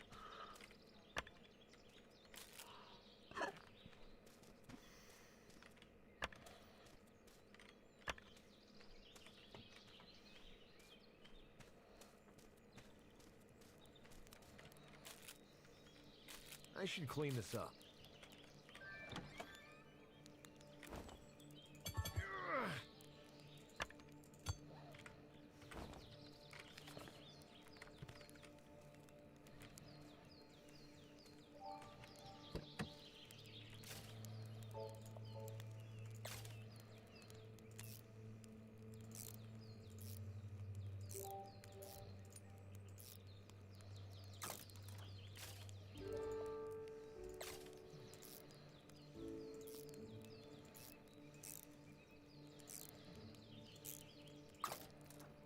Nice.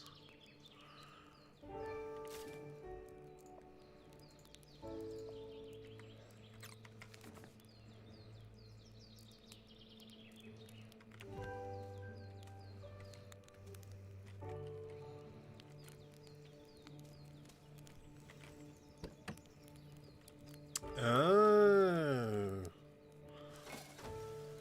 Time to drop off some stuff.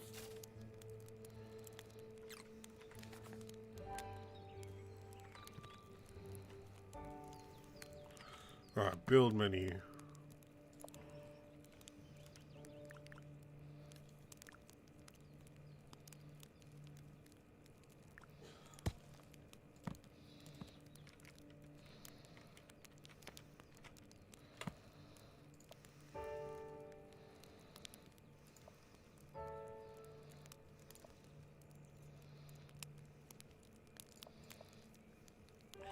I need 2 Everwoods, okay.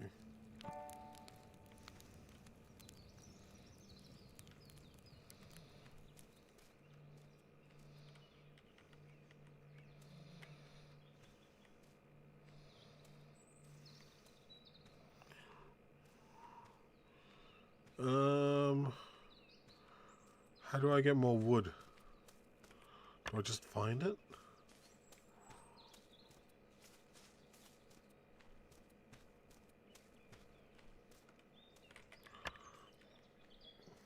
Well, that's 2. Any extra? Ooh. There are berries. That could come in handy.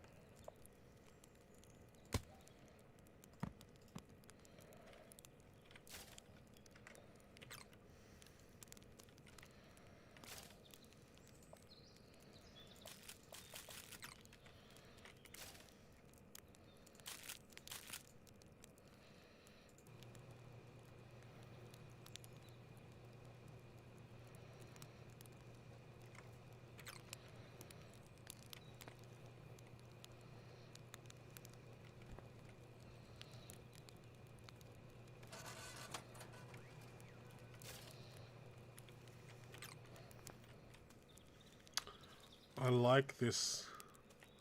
It's a very cozy feeling game already.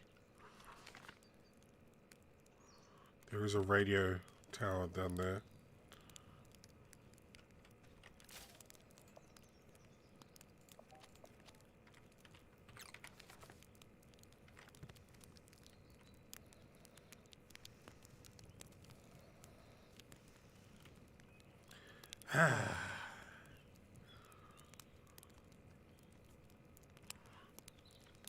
Oh, wait.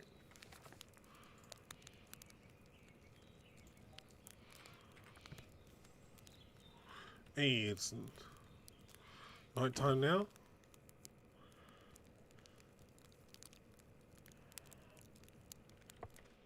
A fresh new day.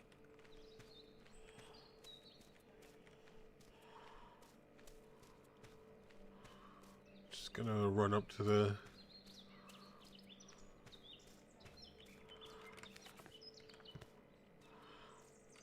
tower up here. Collecting goodies while I'm here as well.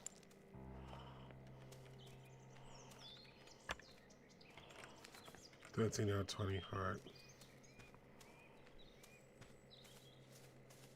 Huh. Huh. Huh. Ooh.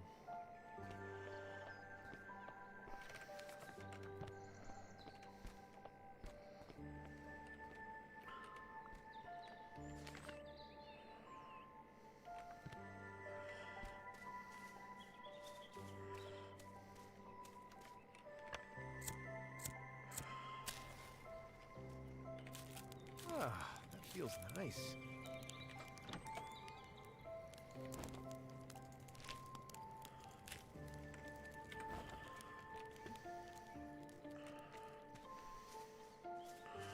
Huh. Yeah, well.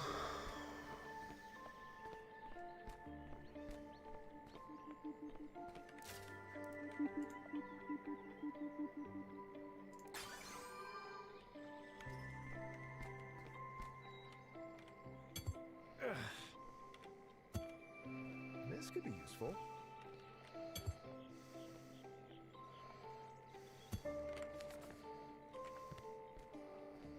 I am so heavy.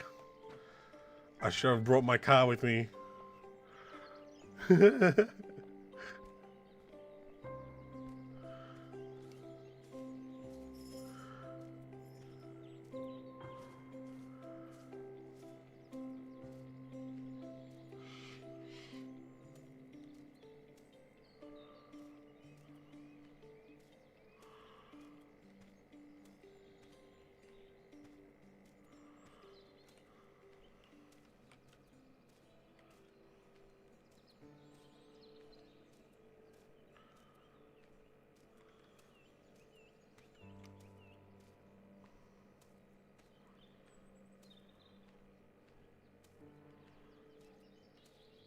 It's so slow.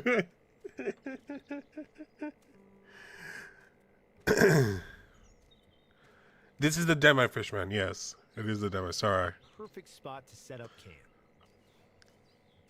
Because it's not out till April. I'm definitely getting it when...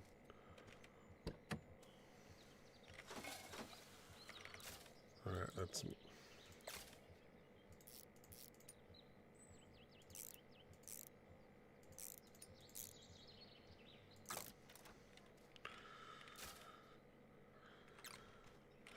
Does that mean I can now cut down trees? No? I don't know.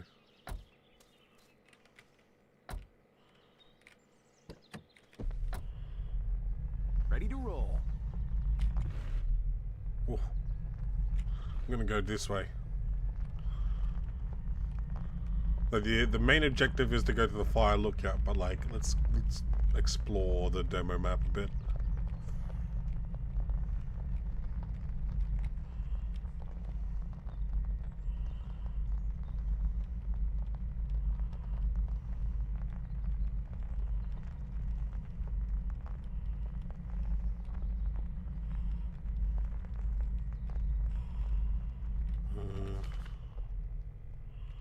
Let's go right.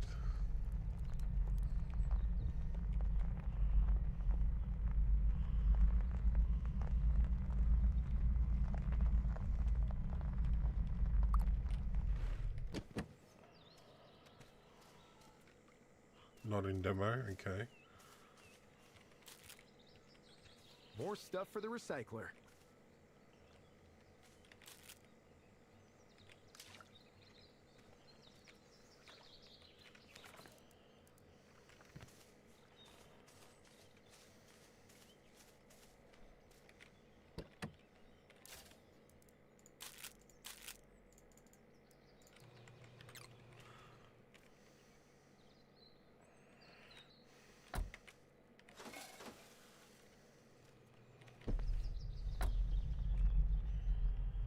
Okay. So you can build... Okay, interesting. Oh, they tend to be out already, to be honest. I already want to start fixing up... What is that? Hang on. What is over there? I want to start fixing up everything, you know?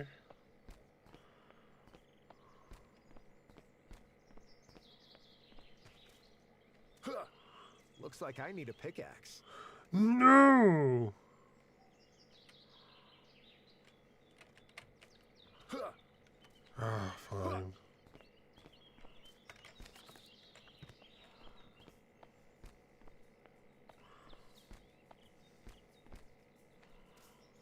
I didn't get the pickaxe. Can I just... I can! What are you? A gnome! Darth Raxum Wadjet. That is a weird name for a gnome.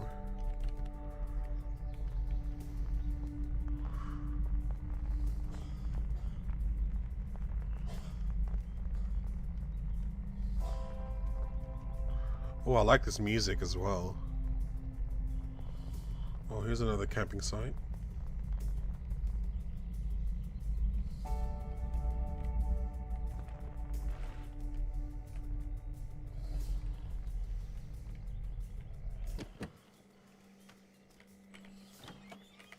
Oh, some useful supplies.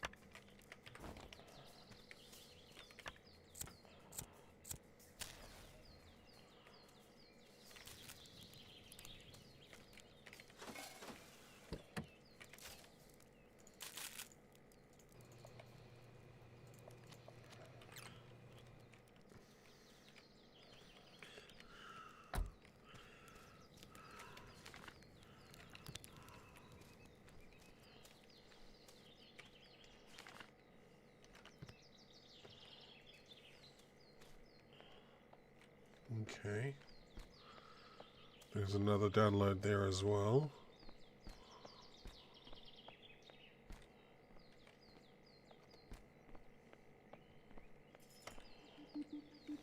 Looks like I can download a blueprint at the signal tower.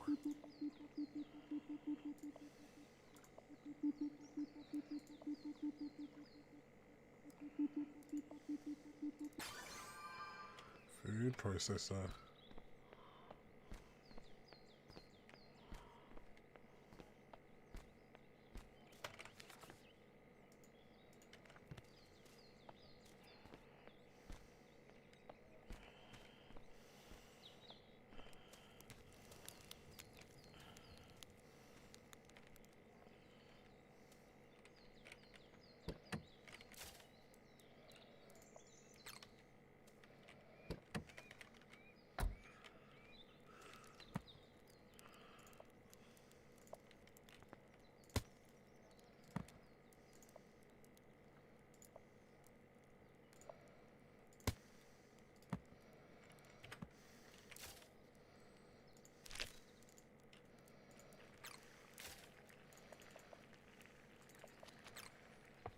Cool.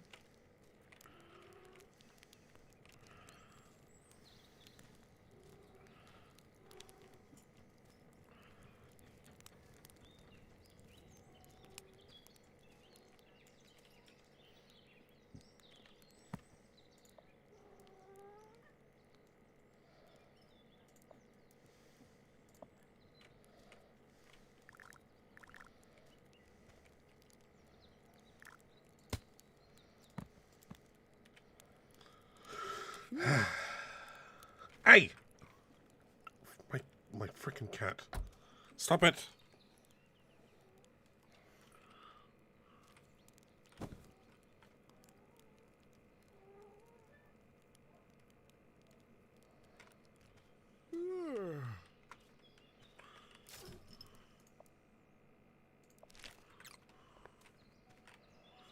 Alrighty. Okay, let's Where go. am I going now? Reversing? Okay.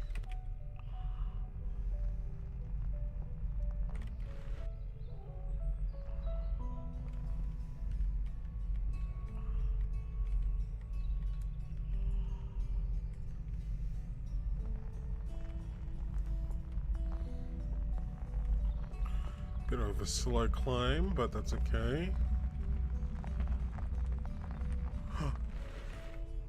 There's wildlife.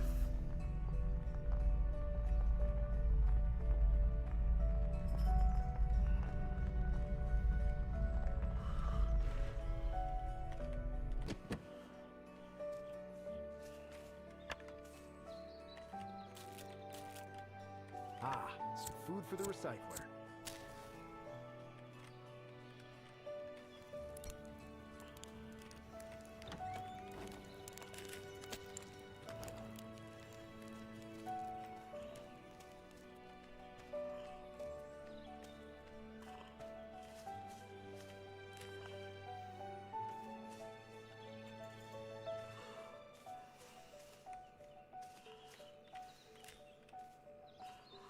Okay, why can't I cut down any trees?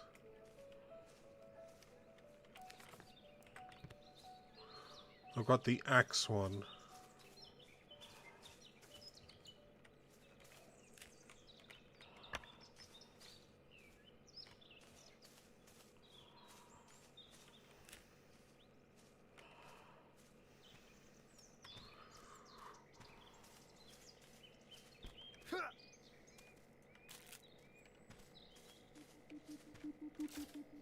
Looks like I can download a blueprint here.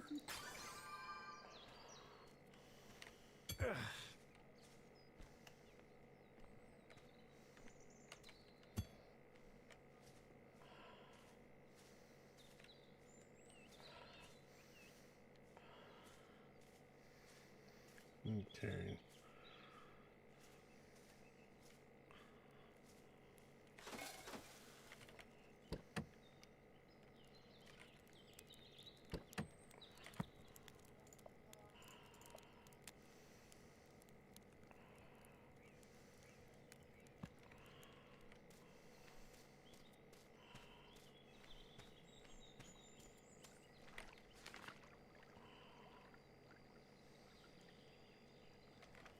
Okay.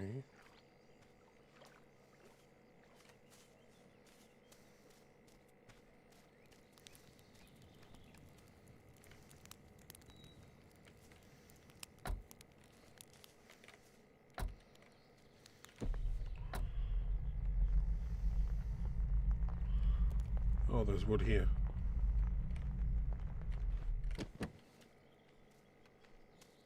Wait, what?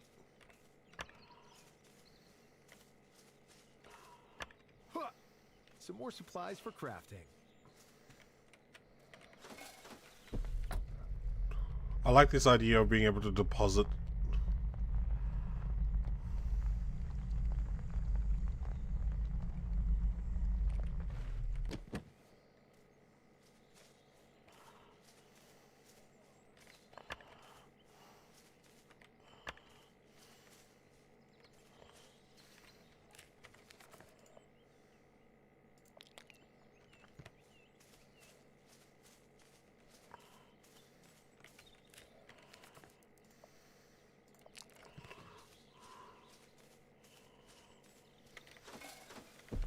Time to drop off some stuff.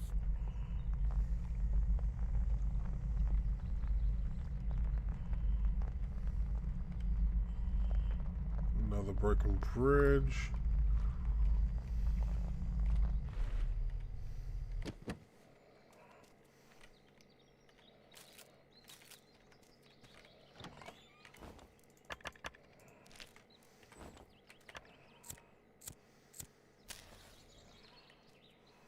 Would you look at that?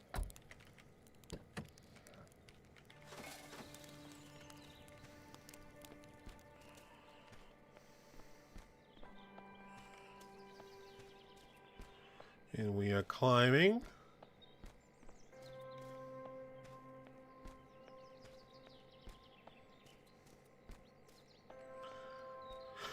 Anything on there? Oh, there's a can there. Ooh, a seat. With a gnome.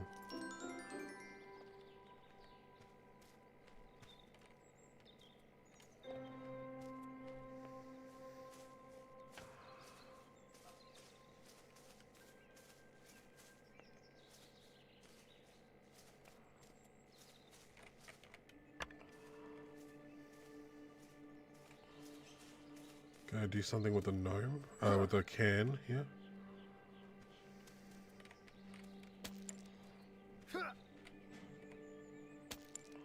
Okay.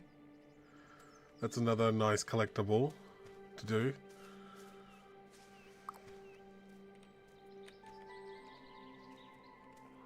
Anything in here? No? Okay.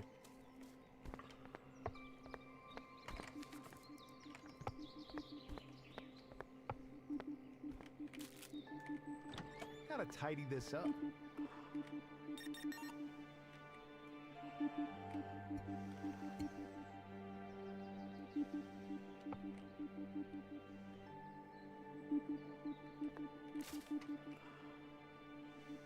Okay, need to find these items.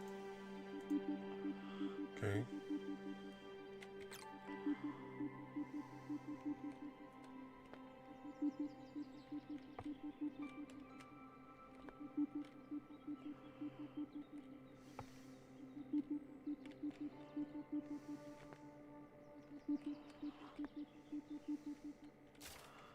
Explore this area to find 3 key items. Okay.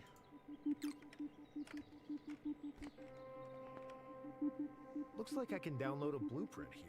I know, game, but I'm trying to find the USB. Oh. There's a USB.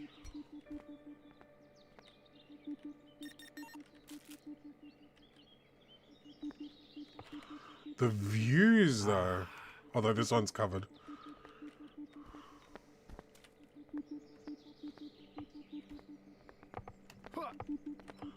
Oh, okay. That was a bit awkward.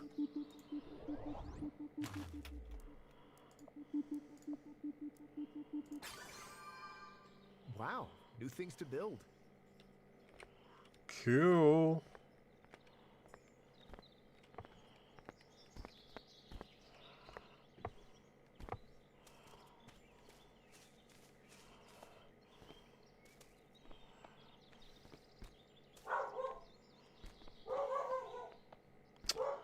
Whiskey.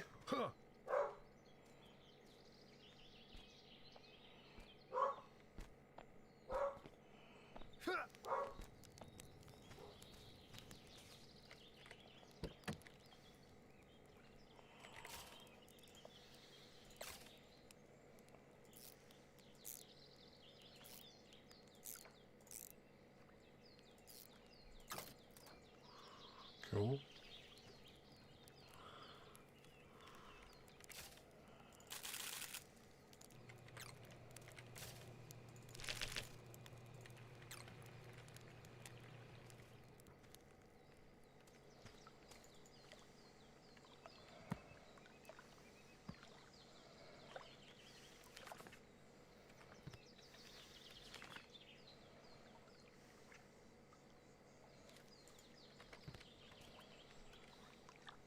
Looks like I can fix this bridge.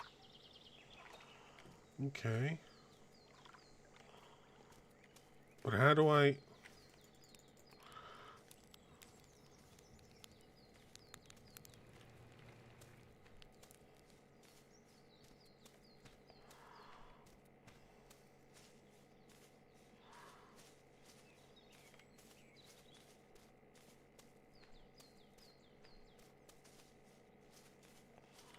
Oh, okay.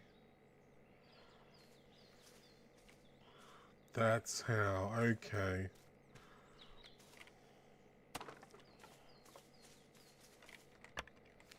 This could be useful. Okay, that makes sense.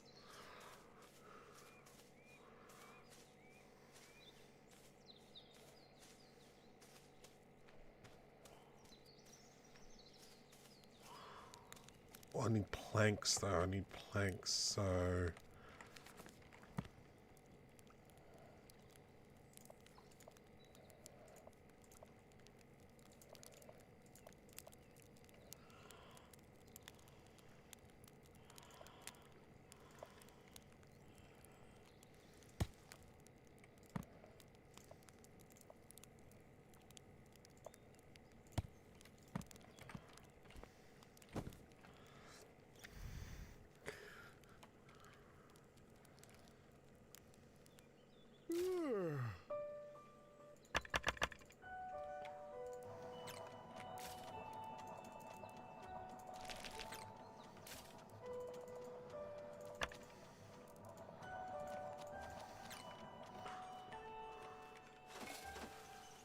I'll put this in storage.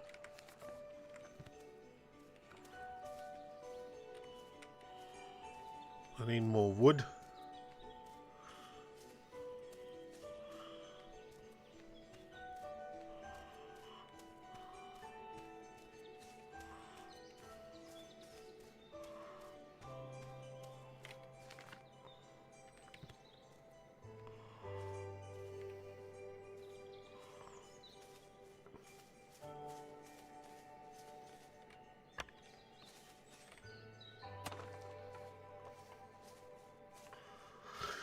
Six, that's enough for 3 more.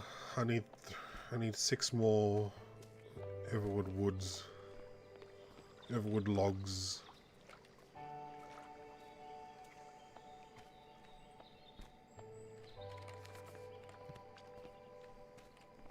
Hello, gnome.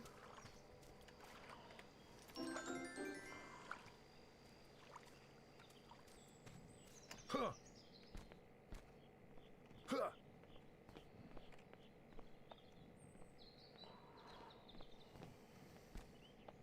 Huh.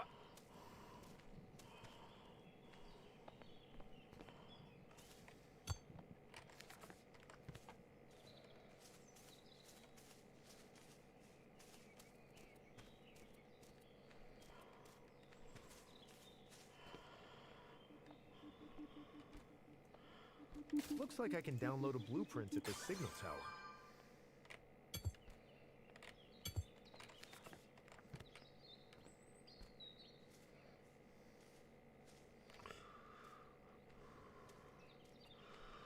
I'll be back for you.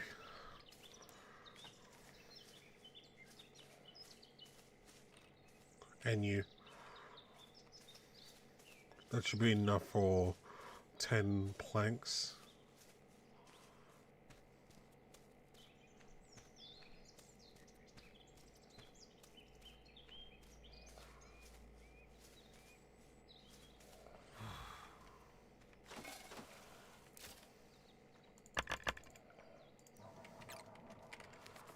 Yep.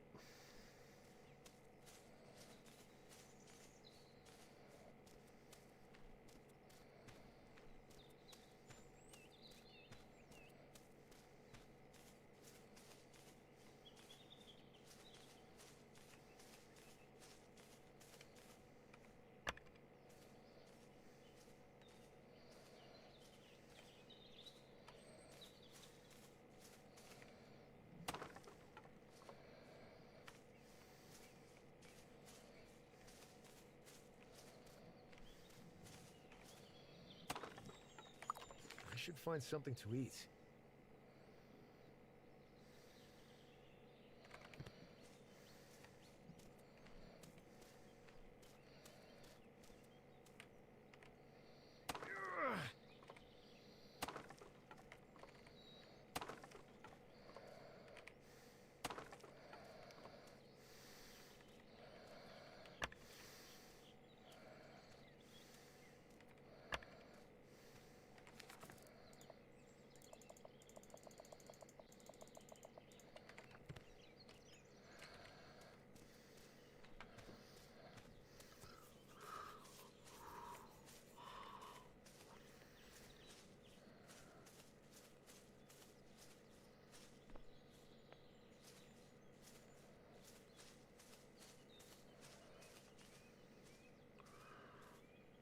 I got jams.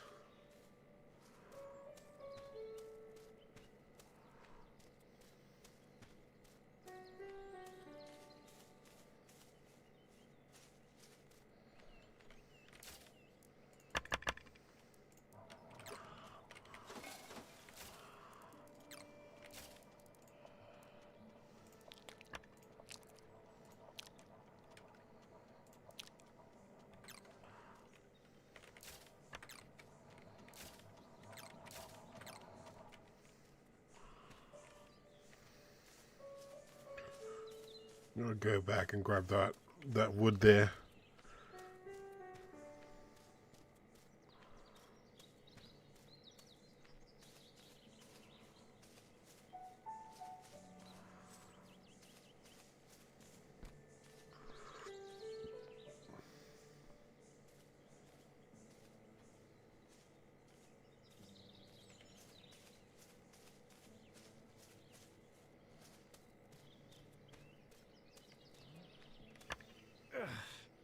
Really?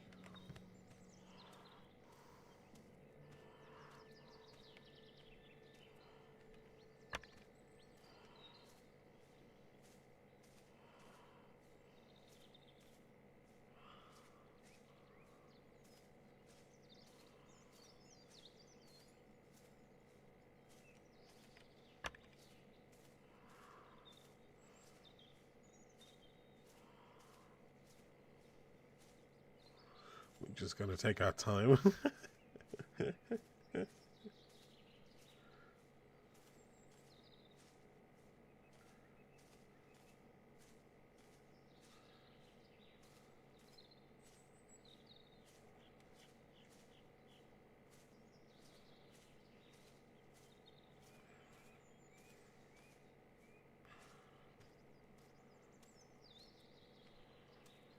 I'll put some stones in there as well, just in case I need it.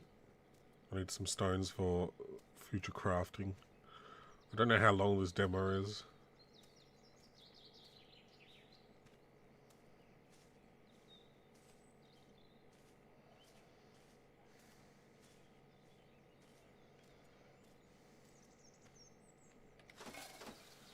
I'll put this in storage.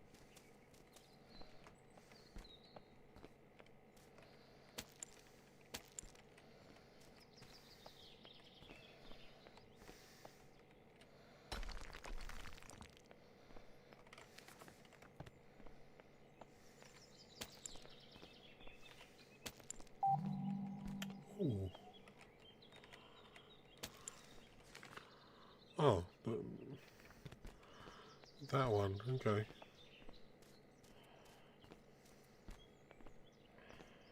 Huh.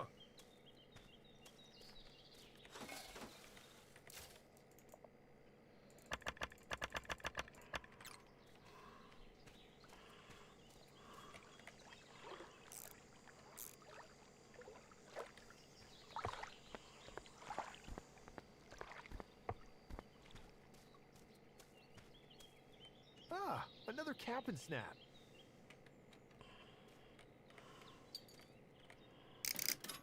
Let's see what I get. Alright.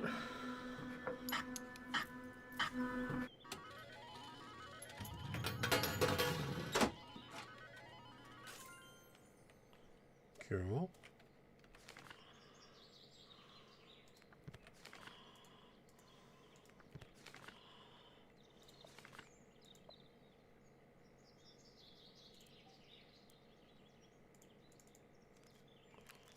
Oh. Track that landmark, alright.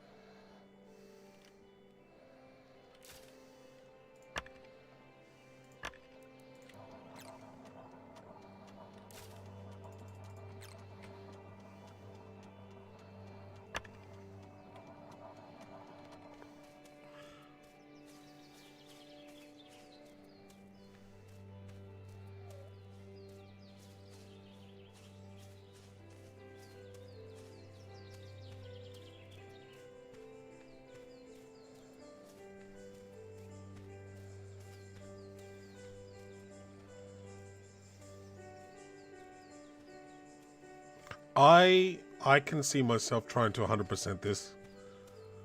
Unlocking everything and all the recipes and that kind of stuff. Ah, another signal tower.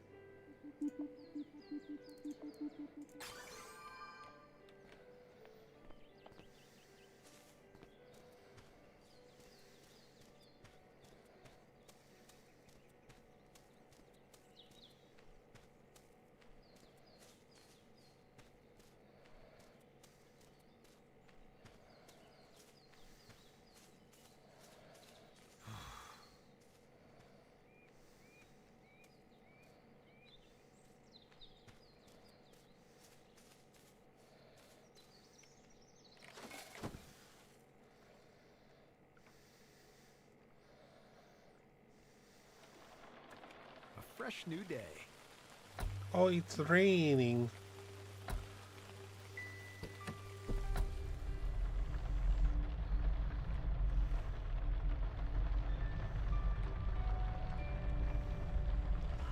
Wait, what is that sign?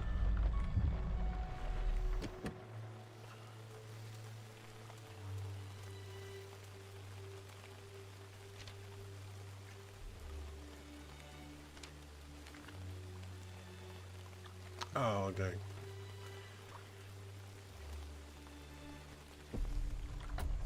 Okay, let's go. Let's go right first.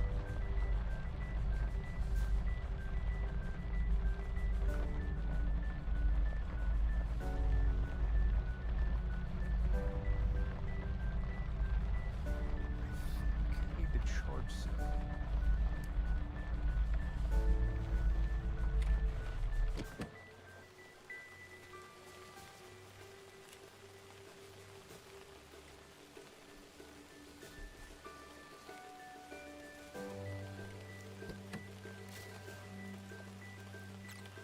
The bio burner.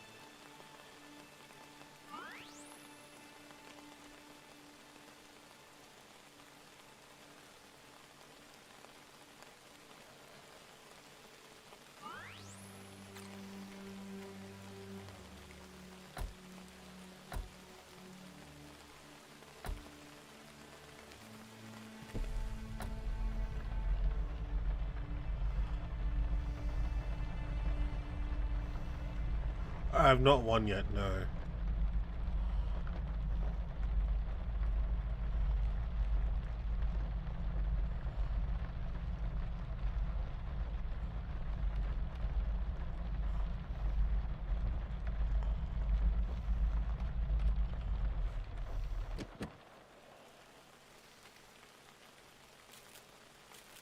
I should clean this up.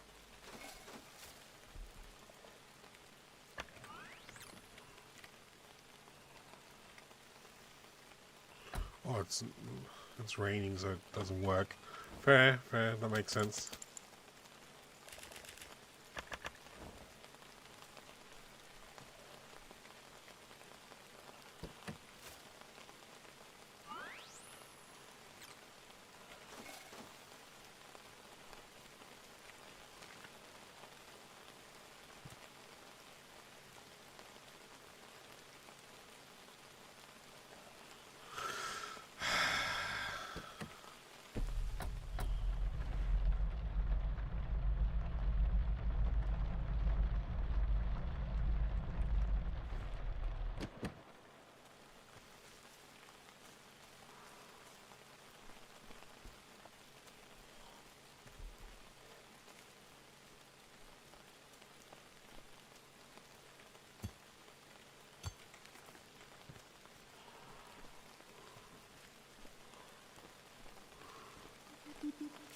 Looks like I can download a blueprint.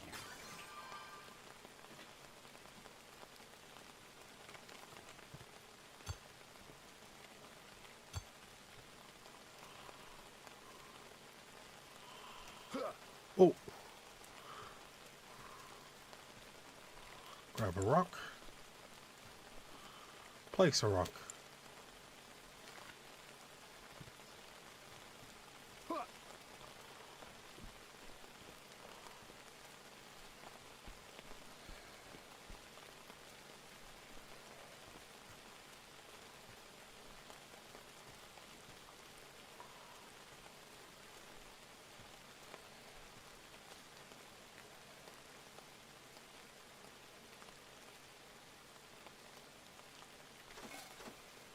Time to drop off some stuff.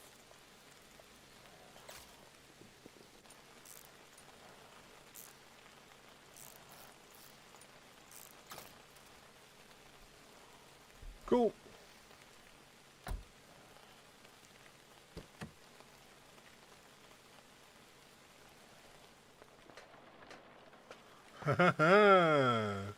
We get more space. Interesting, very interesting.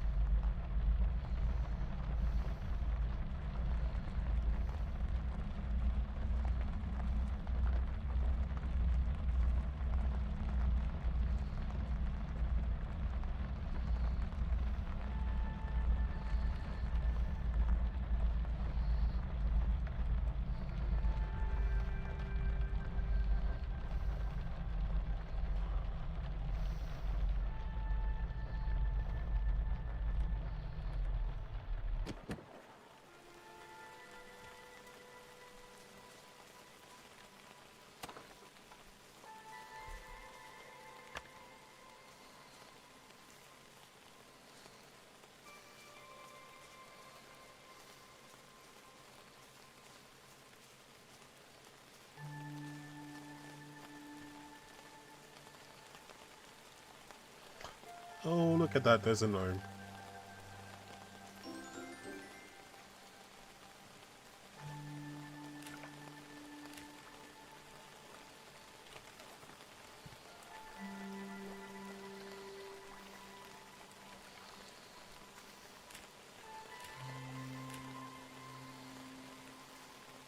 Huh.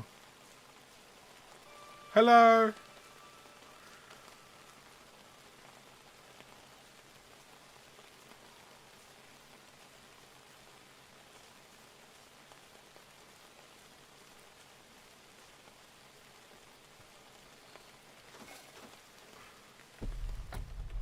Ready to roll.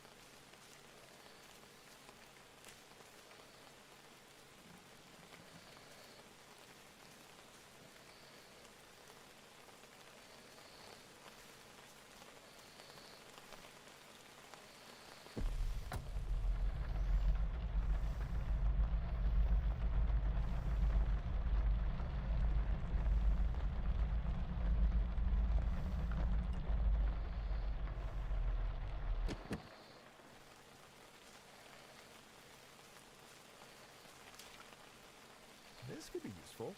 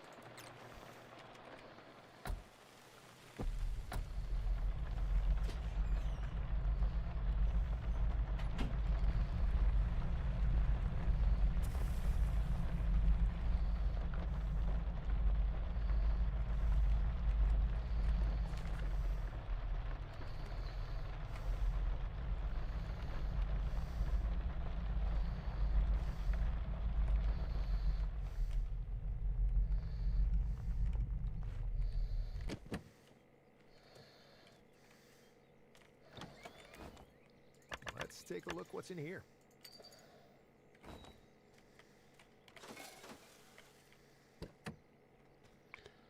Hey, how's it going? It has been a long time.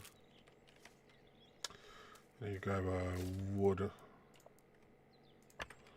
out of here to light the fire.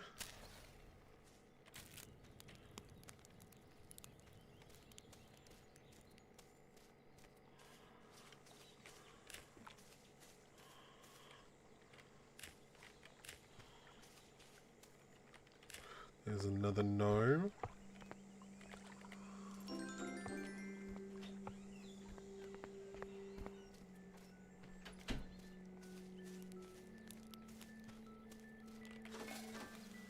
Time to drop off some stuff.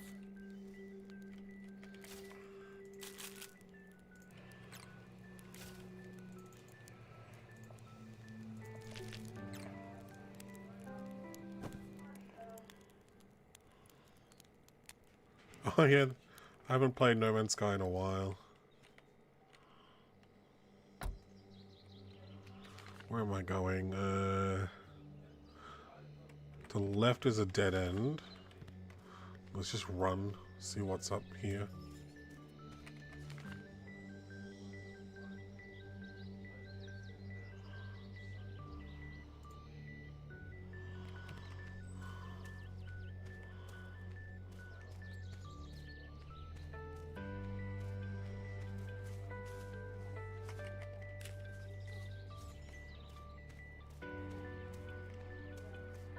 What is this? Just a random horse head. You move countries? Really? Whereabouts are you now?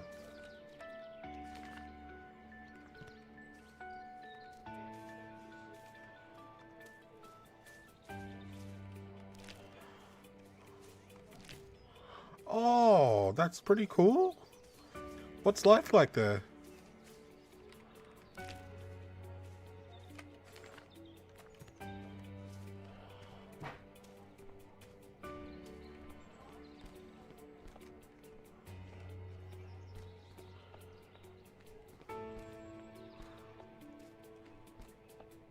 I'm just trying out this demo while we're waiting for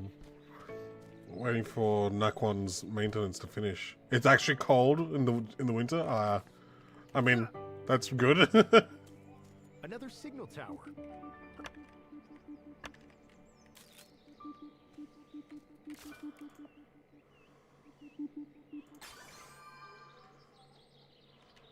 I don't need to grab any of these.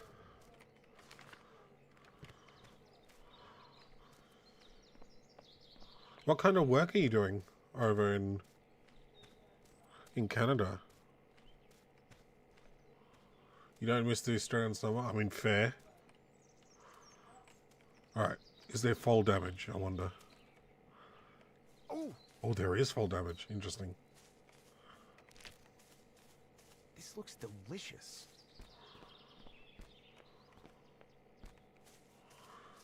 Okay, so we can cook these mushrooms as a food source as well, it looks like.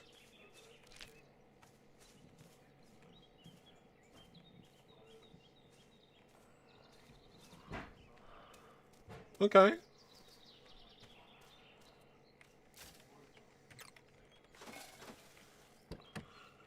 Are you enjoying that work?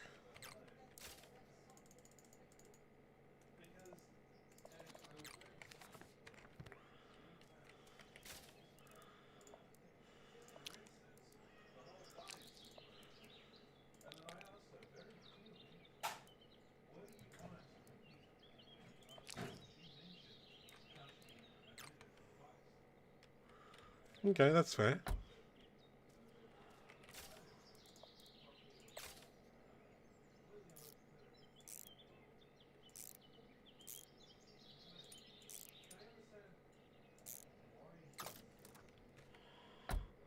Alright, what does this do? Nothing. Okay, nothing yet. Alright, so we want to go to the right and then left. Time to hit the road. Oh, free ski pass. Nice. Very, very nice. I want that wood.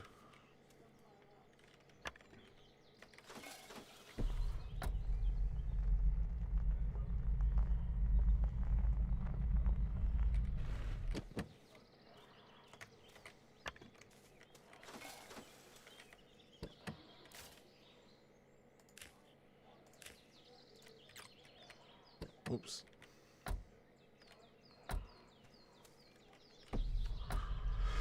Yeah, it is. It is very chill.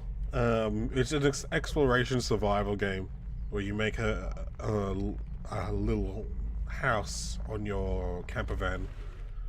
It's just a demo right now because it's not going to be released till April.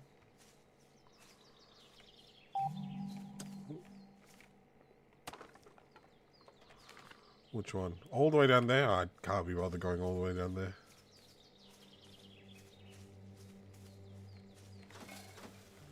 I'll put this in storage.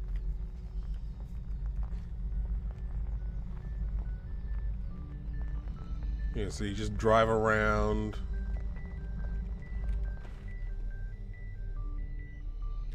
I don't need to gather any more. I think I'm close to the end of the demo. Oh, definitely. Oh.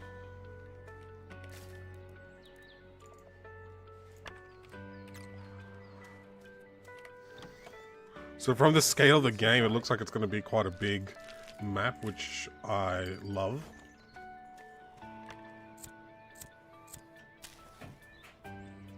Eight out of 80 campfires.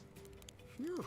I've discovered 9, but it was raining last time for one of them, so I couldn't light that one up.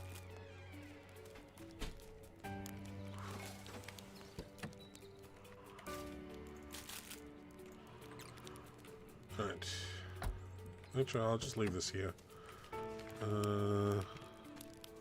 Let's hike.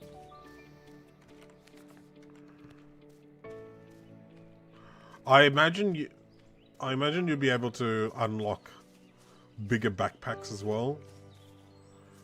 But since it's a demo, obviously they just keep you with the smallest. Ooh, bottle cap.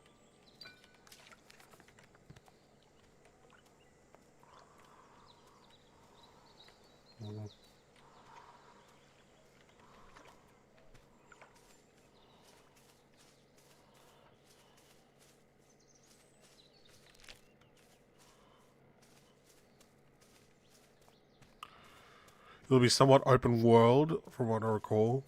Yeah, it's gonna be. There's gonna be like tracks and stuff you can follow, but like you can see, you can go off to the sides here. Co-op up to 4 as well. Yeah.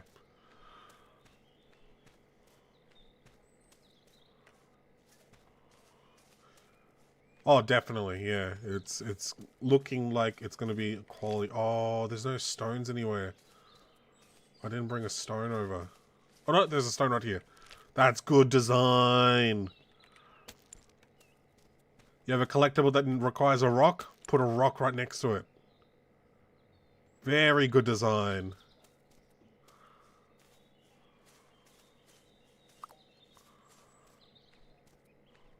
Explore the tree hut. Can I pick this? Oh, I can. Healing supplies secured. I didn't realize those were healing.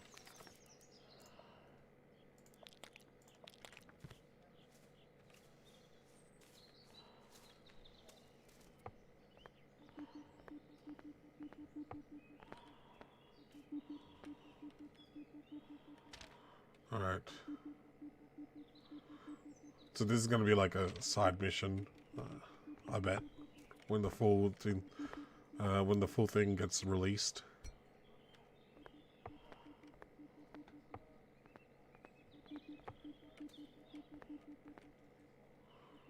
Oh, that's cute as.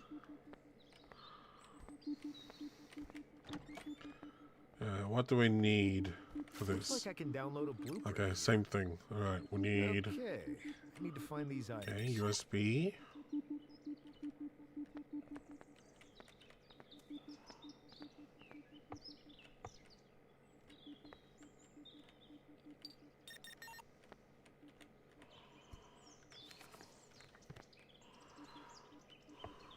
No!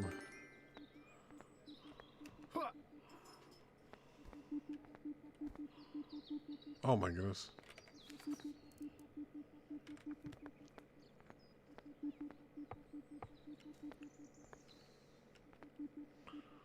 Ah, there it is. Wow, a password databank for the terminal. What do we have here? You do, yeah, you do. Ooh, sustainable energy. Additional biomes. Dog companion. I'm looking forward to that one. More materials, more vehicles. Yeah, cool. Wishlist. Yeah, no, I don't know if I've already wishlisted it, but I saw about it on a Game Ranks video, and I was like, oh, I want to play that one. On wishlist already. Let's go. Let's go, dude. Looking forward to that. That's a good demo. Good demo. It's enough. It's enough to show everything that you might need to know about the game. Very nice. Alright. I'm gonna grab some water because I'm getting a bit dehydrated. Very thirsty. Hello? It's not dinner time yet. Since both of you are asking nicely.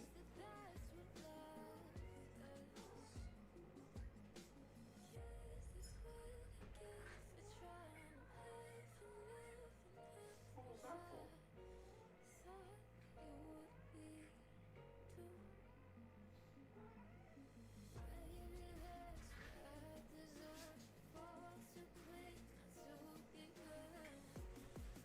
No whiskey.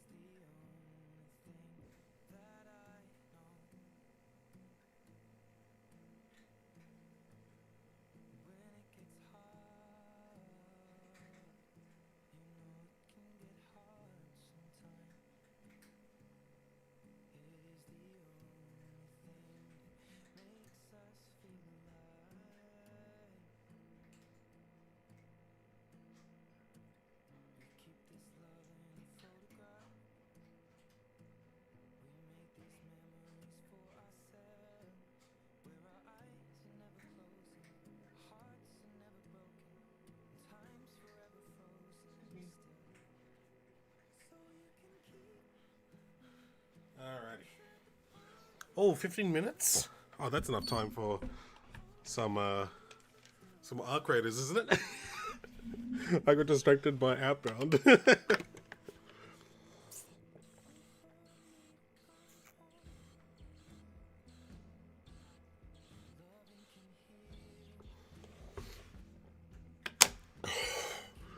Whew.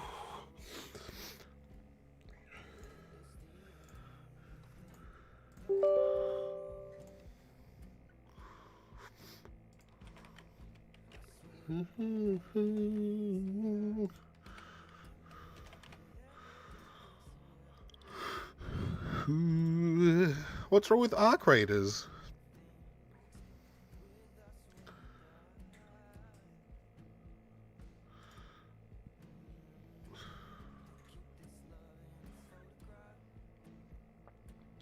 Fishman, it is a casual drive and customize your van kind of game. That's why I like it. I know it's not Nakwon, but we can't play Nakwon yet, you know? Your ripped jeans.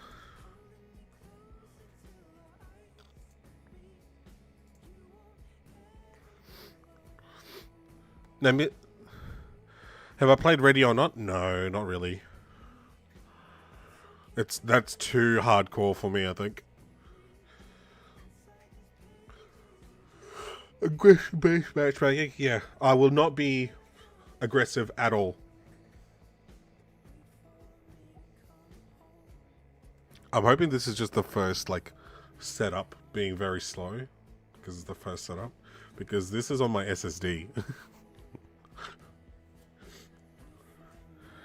I can fit Nakwon and Arc Raiders on my SSD. Absolutely insane.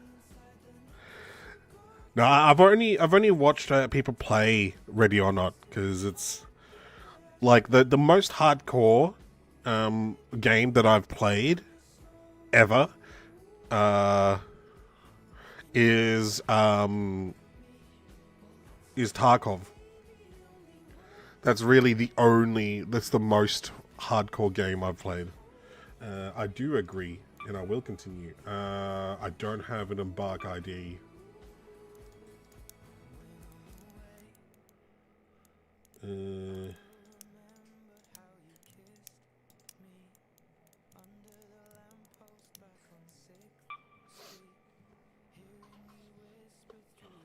Whiskey?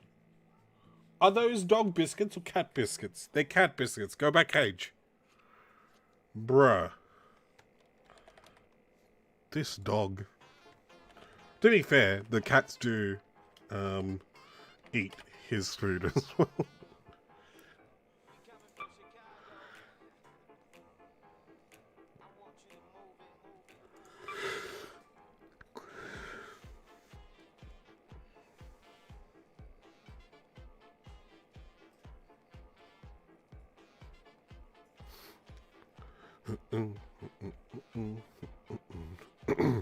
How many pets? Two. Family has 2 cats and 1 dog. Alright, colorblind, show subtitles, text size medium, background opacity, let's go 50%. Voice chat, push to talk Z, interesting, okay. Z and B, okay, interesting.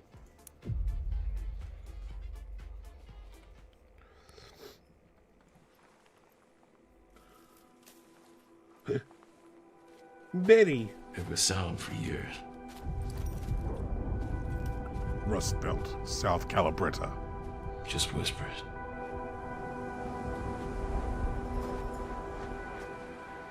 Distant cracks of thunder.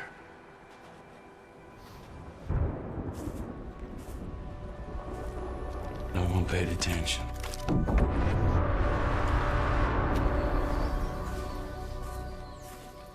I wish we did.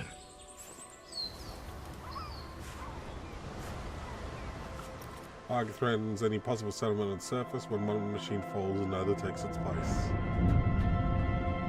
In the underground settlement of Speranza, thousands seek shelter. Many of them rely on vital supplies supplies from the surface. Among the fierce competition for these resources, only a few dare to go on topside. They are known as raiders. Graders. Many a tense situation has been de-escalated with the emote wheel.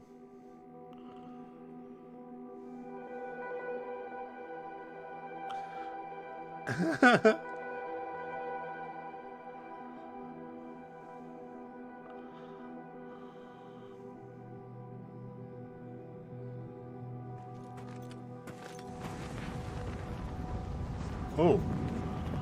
Straight into the tutorial. This is a extraction shooter. PvP, PvE.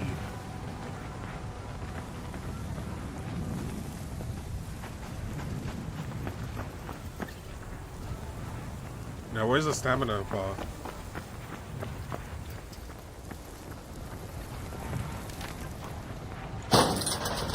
That is so loud in my ears. Oh my goodness.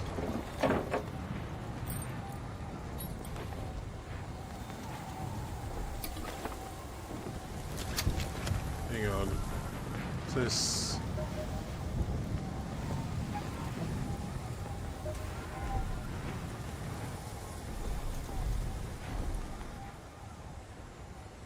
That was so loud. Not complaining about the quality of it, it was just so loud in my ears. Oh. Oh. Yeah, sound design.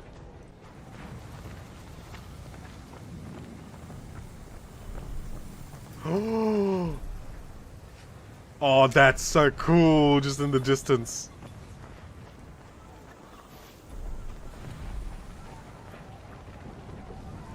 My goodness, this cat though.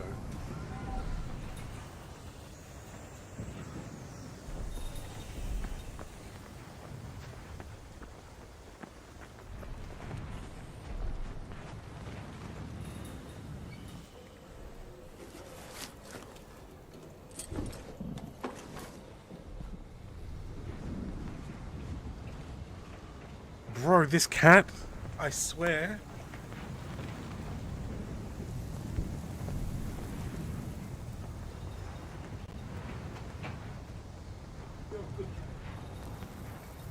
The other one that's an asshole.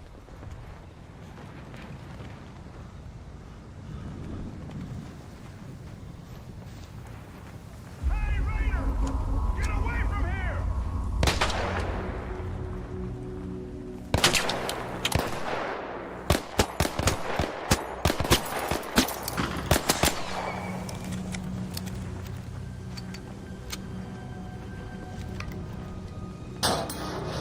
Okay, that's a bit better.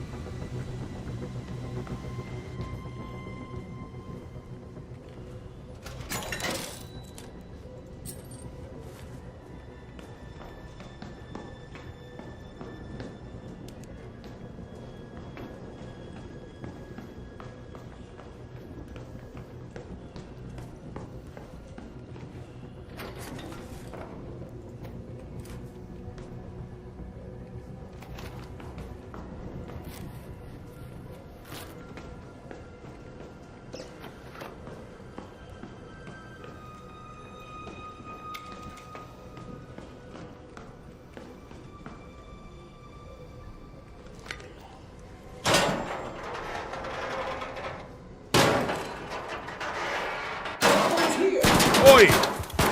Holy! Told you someone was prying the door. Quiet yourself. Jackpot! Bandages. No time to waste. Let's head back to Speranza. That crap, that scared the crap out of me.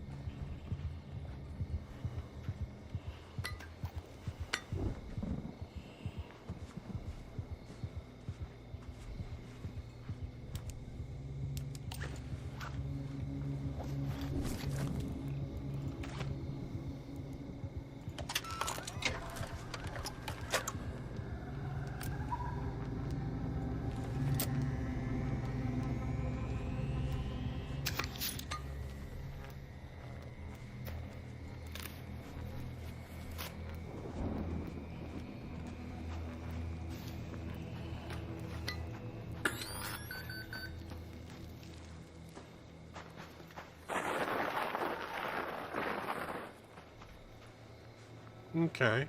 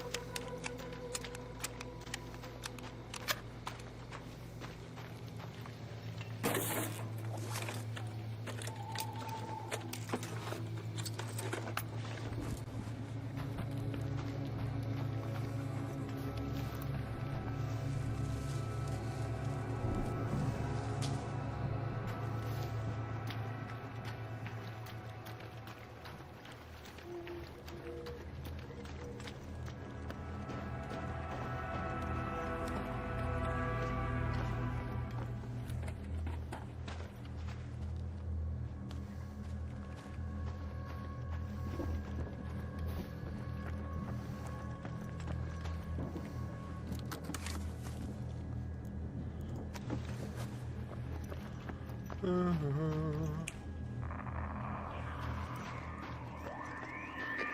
this is, you're not supposed to use this elevator. Lucky for you, I'll make an exception. Wait a second.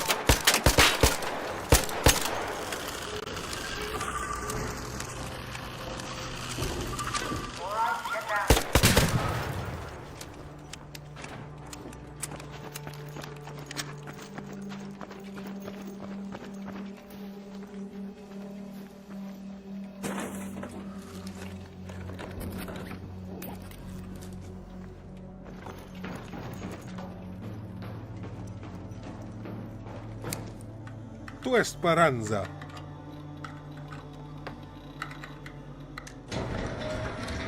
The reload was slow. Yeah, it is quite slow, eh, for that gun because it's manual. It wasn't like a mag reload.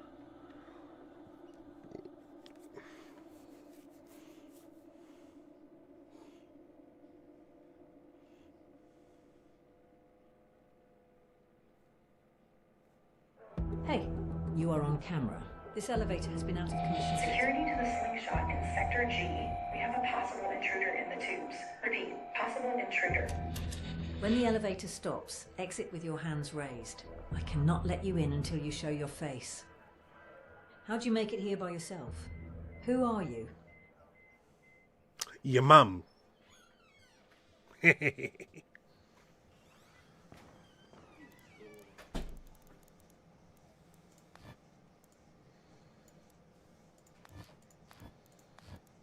Not a big fan of any of these people's faces.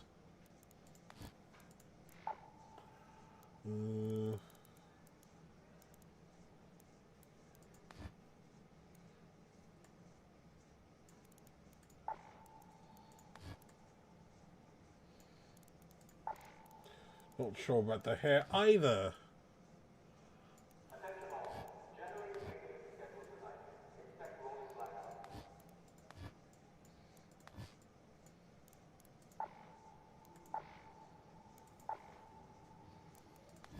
I like the color red.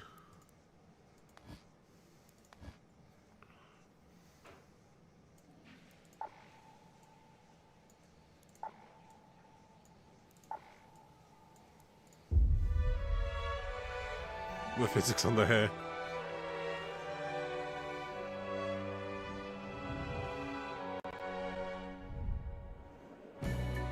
A bed down here in Speranza sure beats sleeping outside, but it's getting pretty crowded.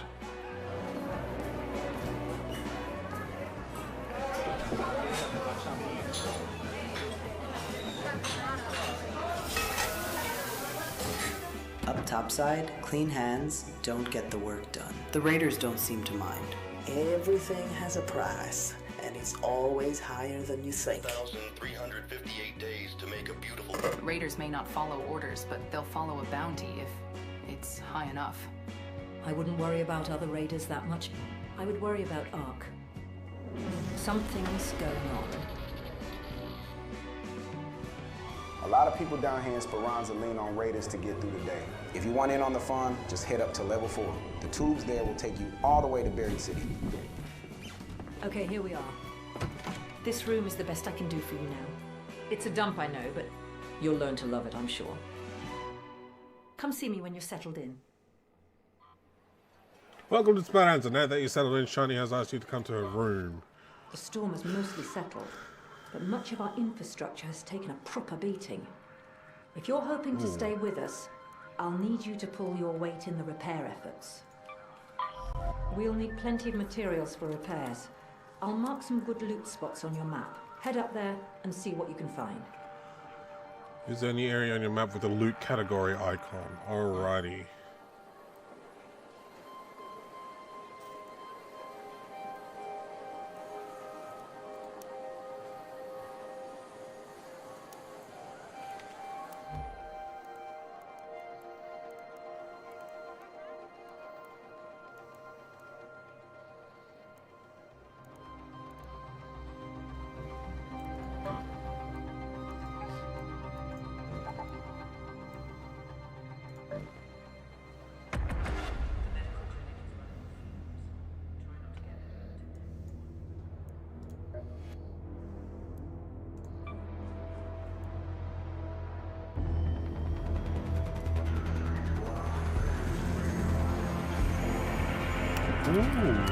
Okay.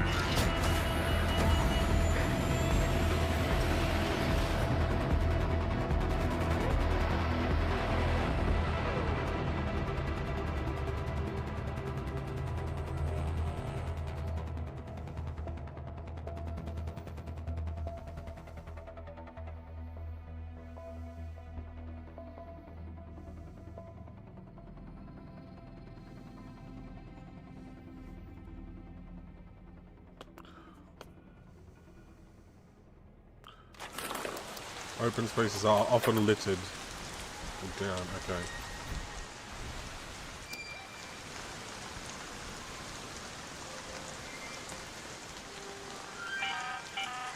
This is Shani. Don't forget that you can find different types of loot in different locations. Check out your map and head to any of the spots I've marked with an icon.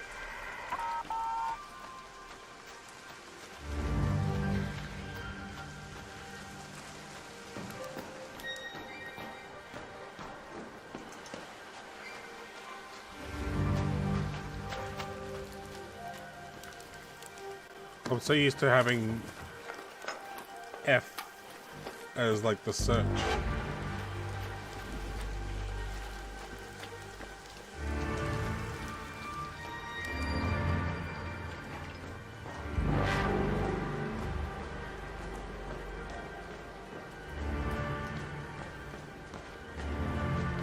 This music is so loud though.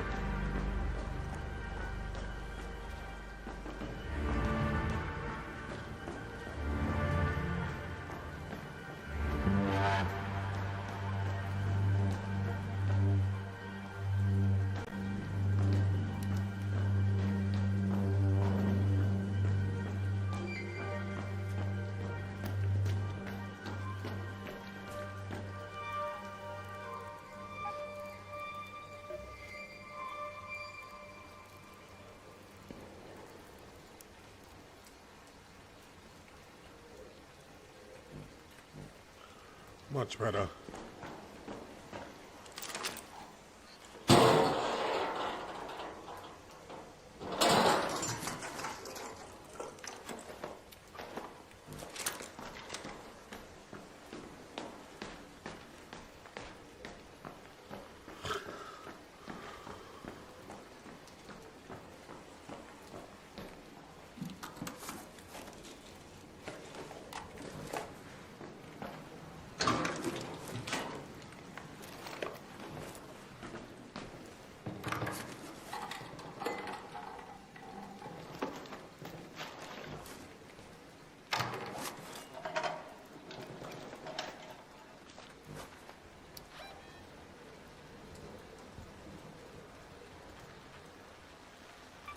Let's go to the power generation complex.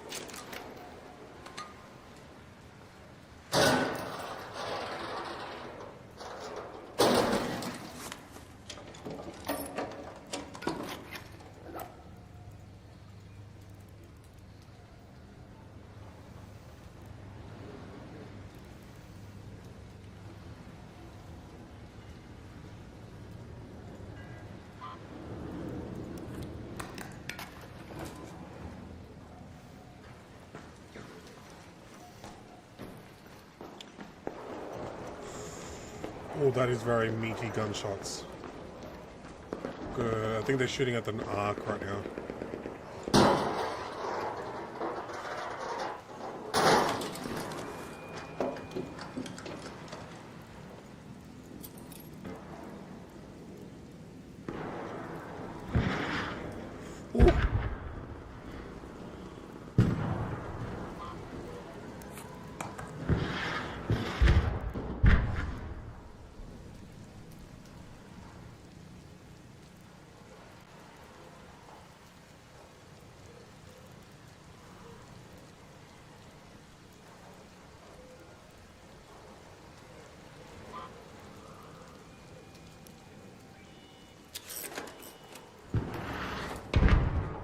Oh my goodness.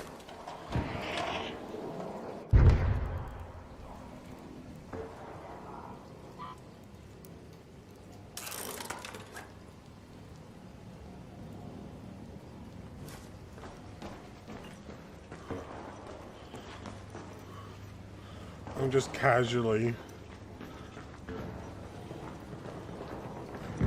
farming whilst there's like a massive war happening next door against players, Ark against players.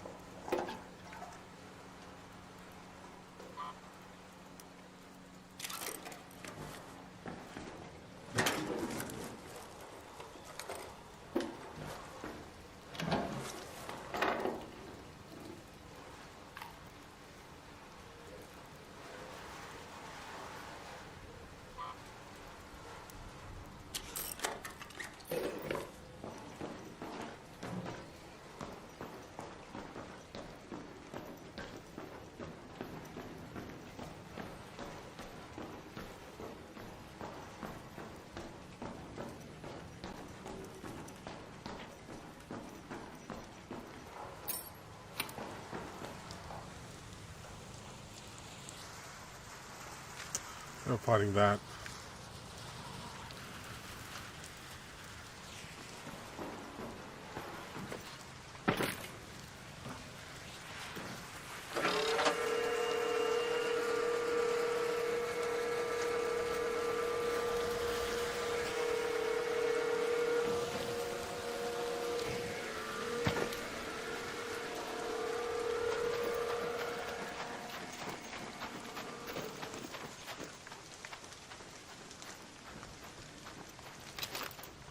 Where is my stamina? Oh, right there, okay.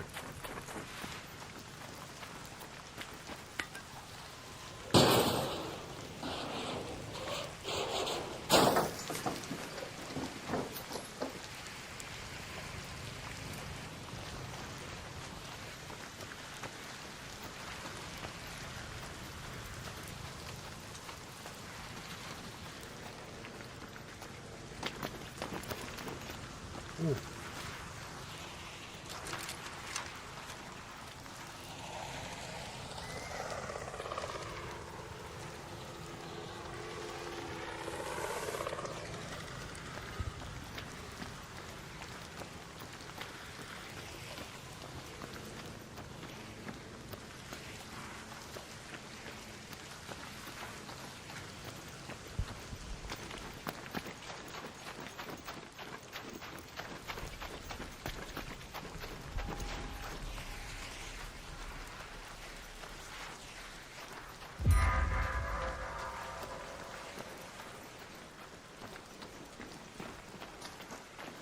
Hey man, friendly? Friendly. Cheers, bro. Appreciate it.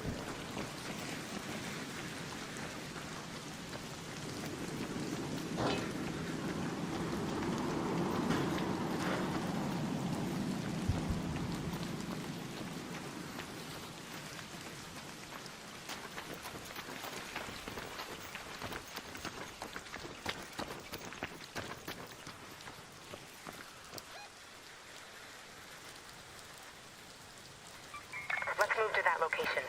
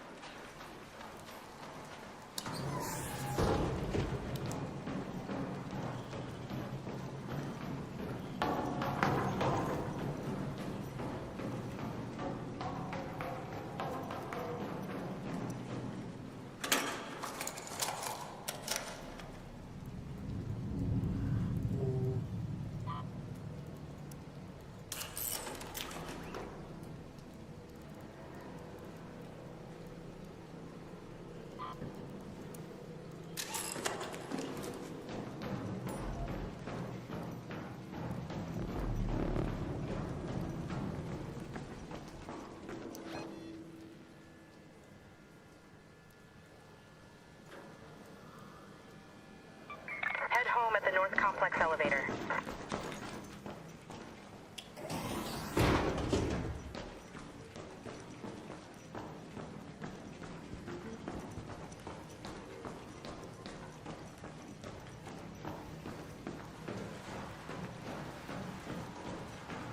I see that.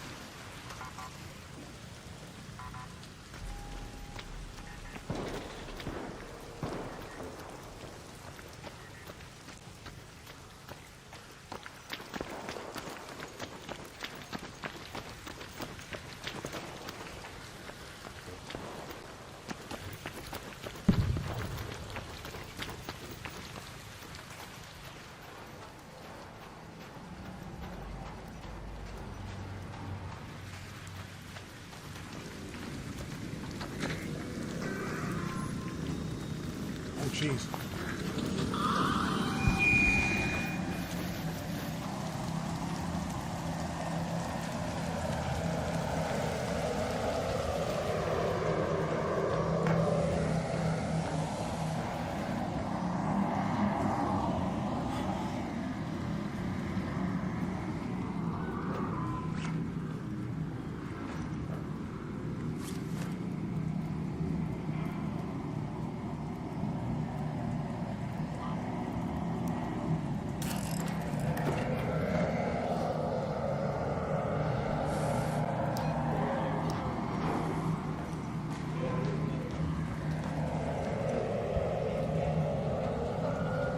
his name.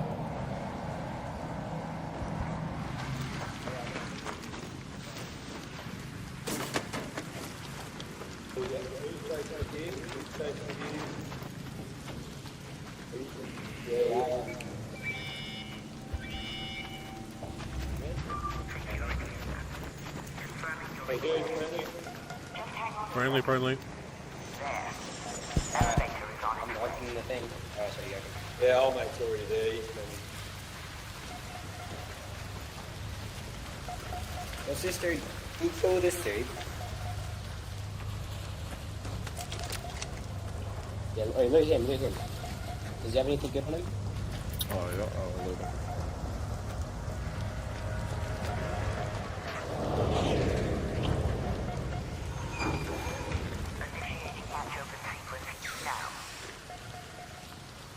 Stand by.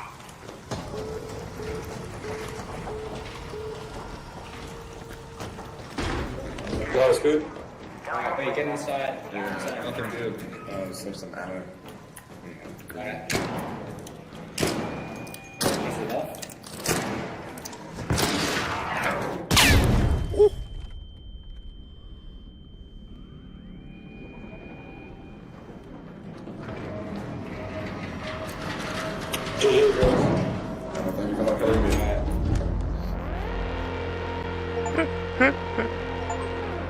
Hey, return to Speranza together with an encountered raider. I mean, all extraction shooters, they do take some time.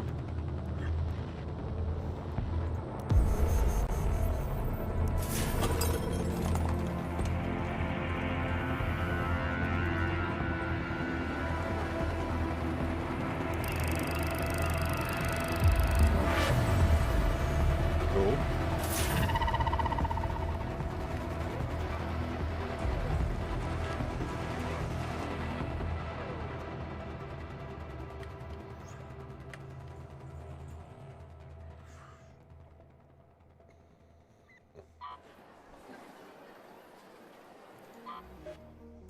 Skill tree. Alright, let's take a look here. We got conditioning. Doesn't slow you down as much. You can climb and vault more quickly. Or... Ooh, agile croucher?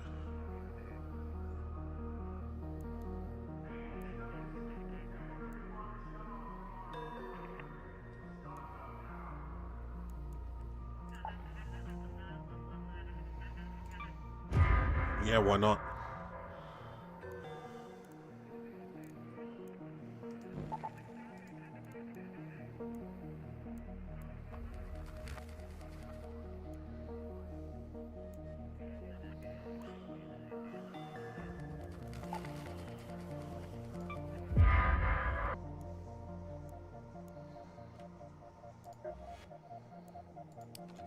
Scrappy!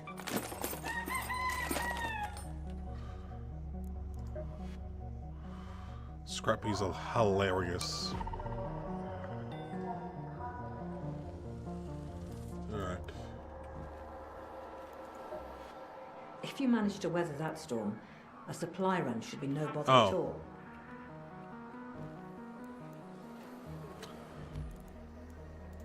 Alright. Mr. Six has maintenance finished for Nakwon.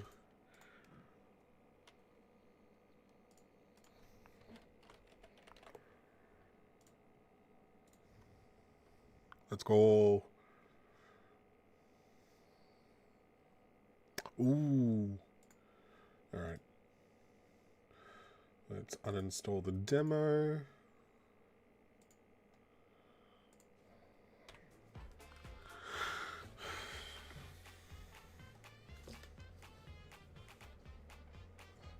Wait.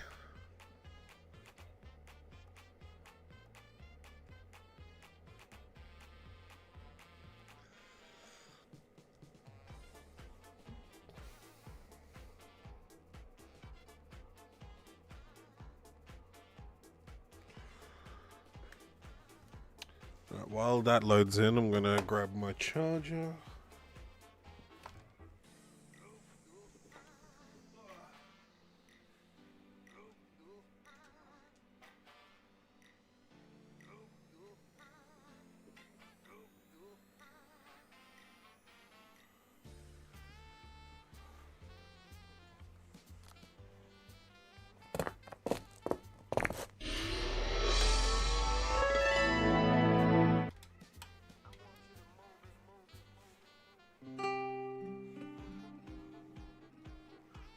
What, you want to come in now?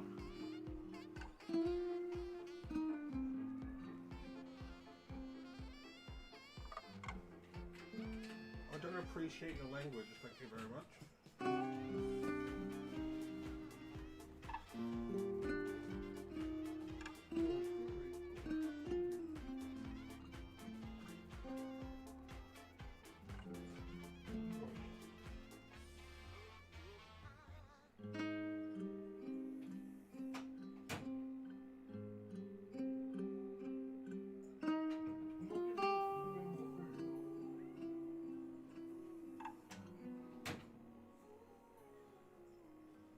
No more food.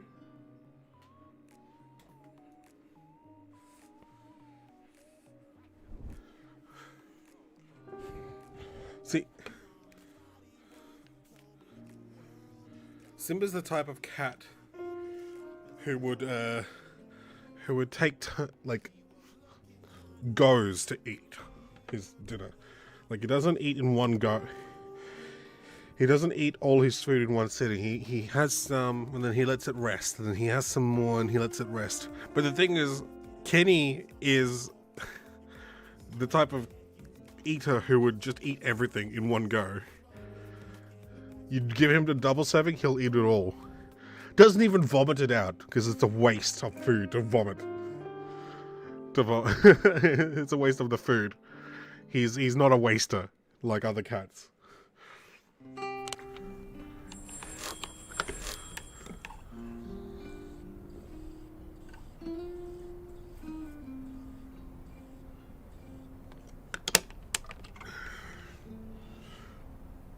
Alright.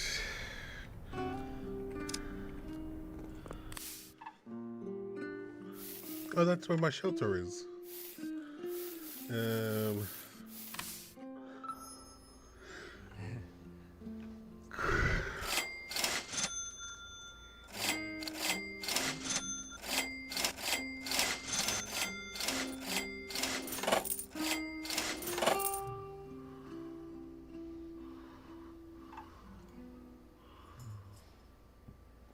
Ooh, nice success.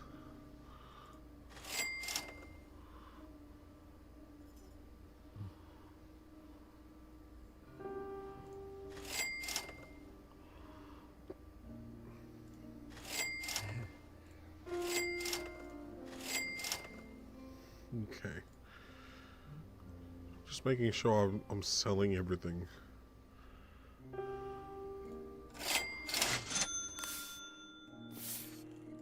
What do I need to level up to 14? Raw material and 600k? Jeez, dude.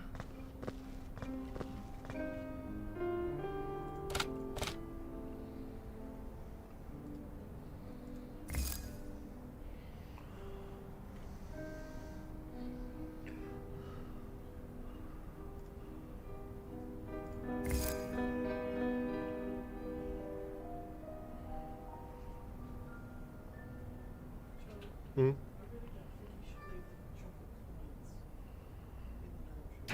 Oh, yeah.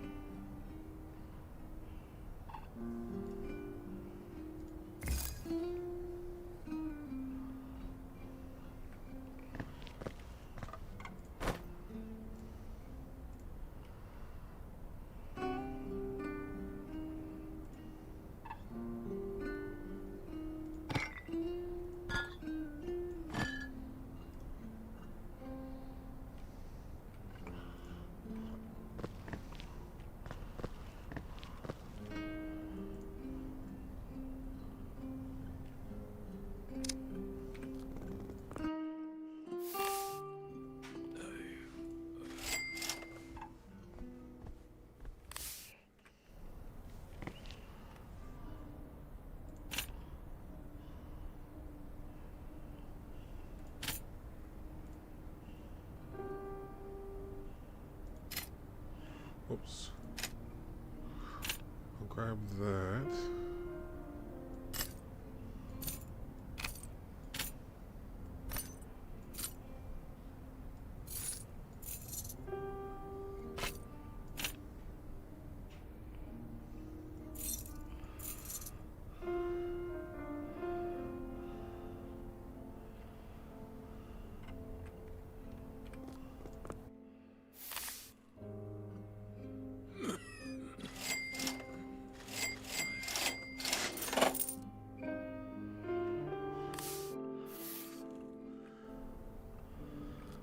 Alright.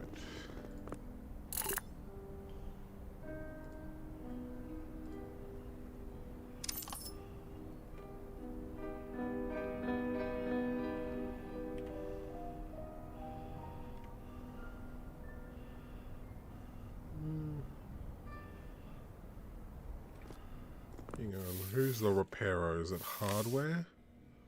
No, it's not. It's,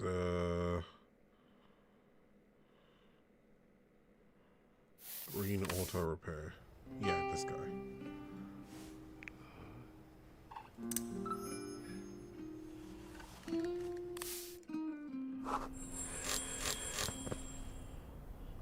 Oh.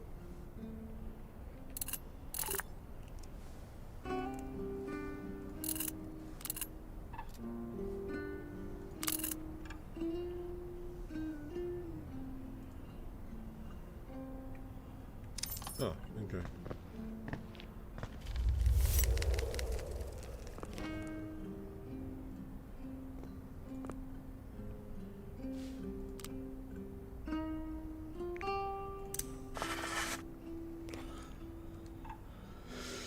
Okay.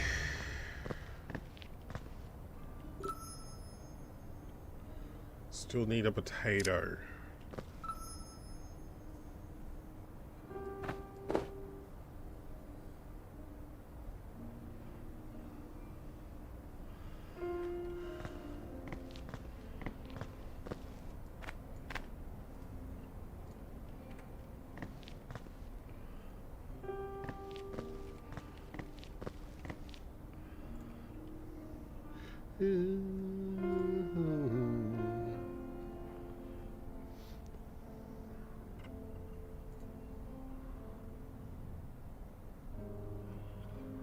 Alright. Where does potato even spawn?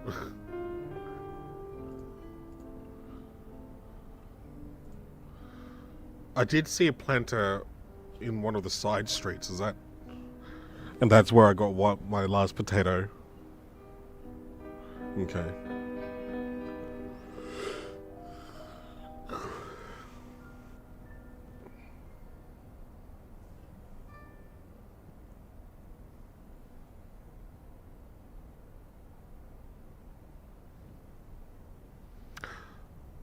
Good night, good night. Stay safe, my dude.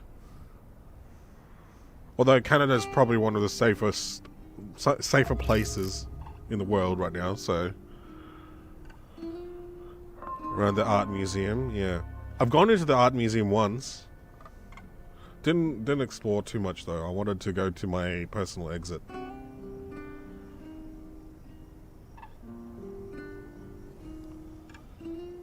Thanks, man. I appreciate it.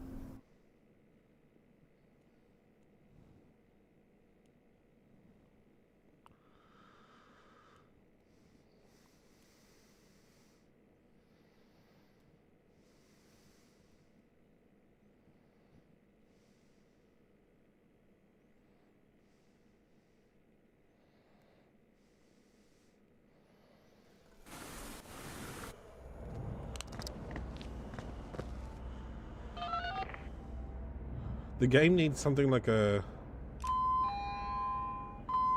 Oh. Not going. Alright.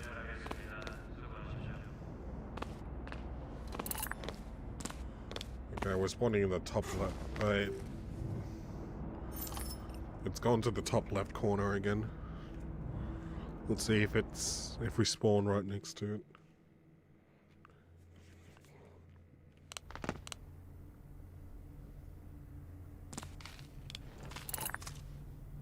Nope.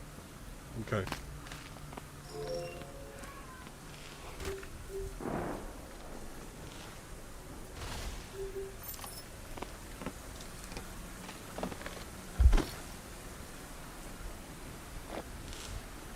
I love this shit just in case.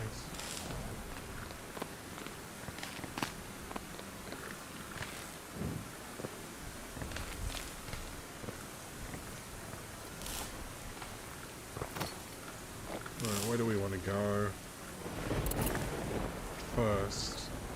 We can go through the cafes and stuff, try and get food. Since that's always a worry.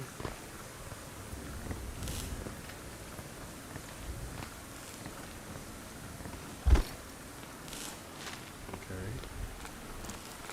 We've got a small sandwich.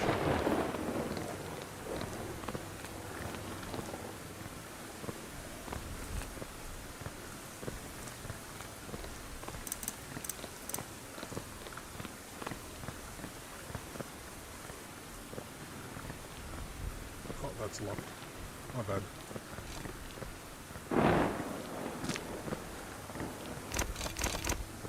This one isn't locked.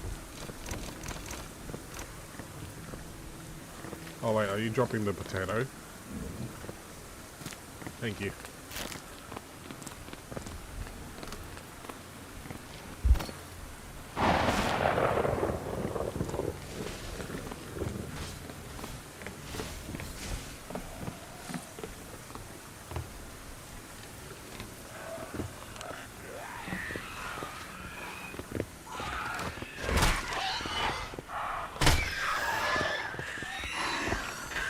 Okay, calm down.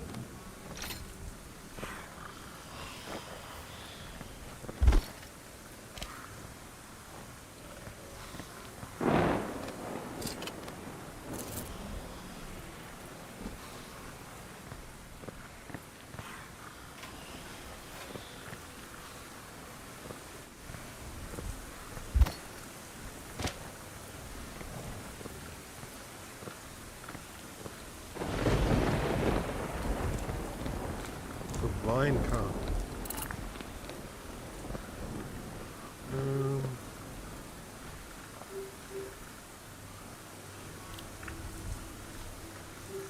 Where's this PC mod?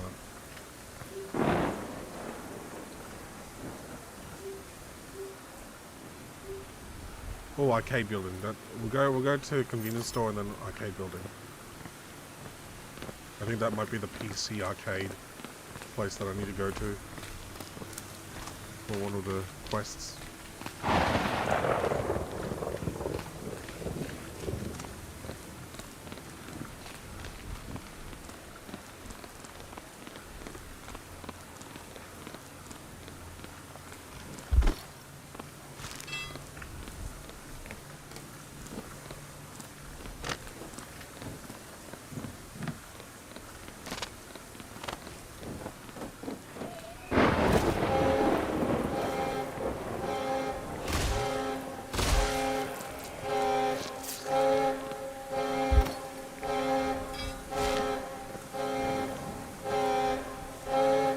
That smells good. We don't want to.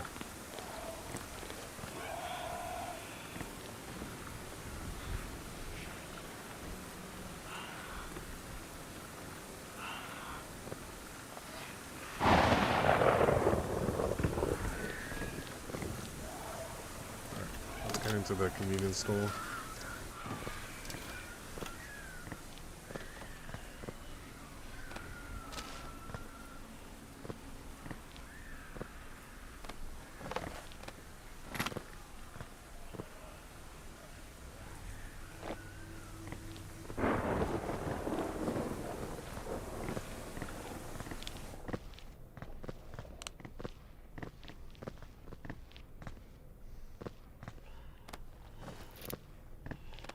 Ooh, small processed ham. That's what I need. Oh, but it's old. I don't know if it counts if it's old.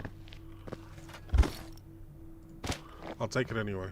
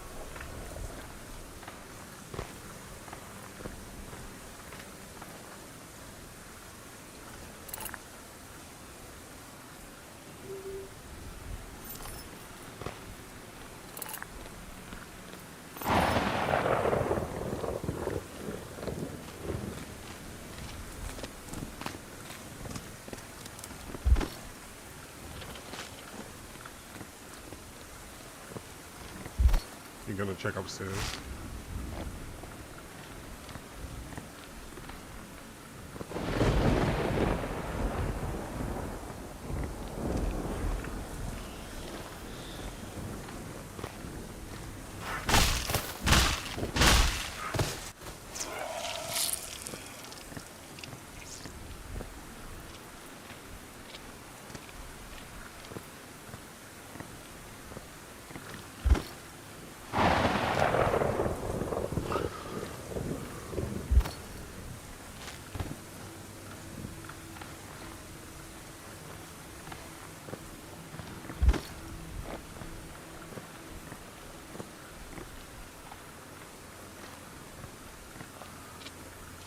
Oh no.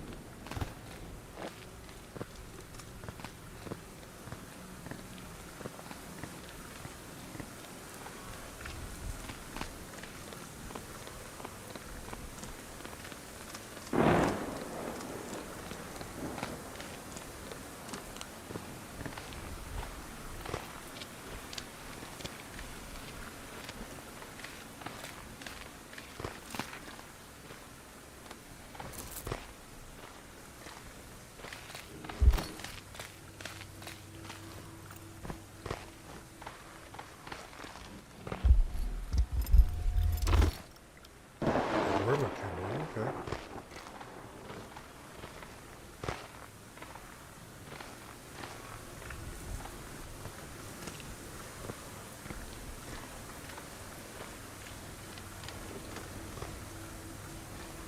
Yeah, 10k. Oh, this is a spawn.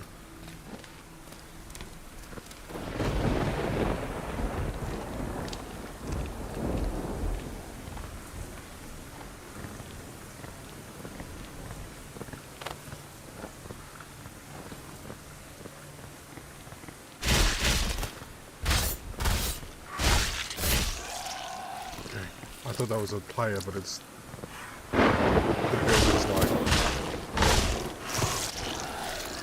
Ooh.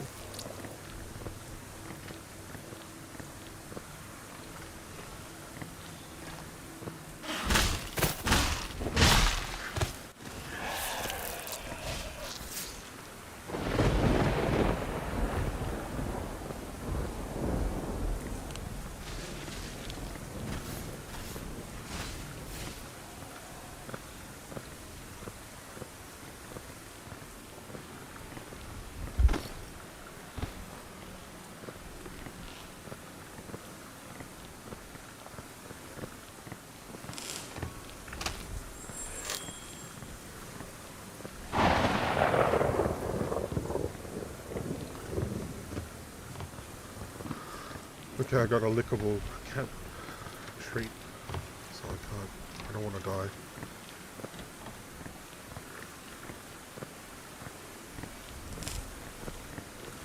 Alright. Could this be the place I need to go to? I don't know.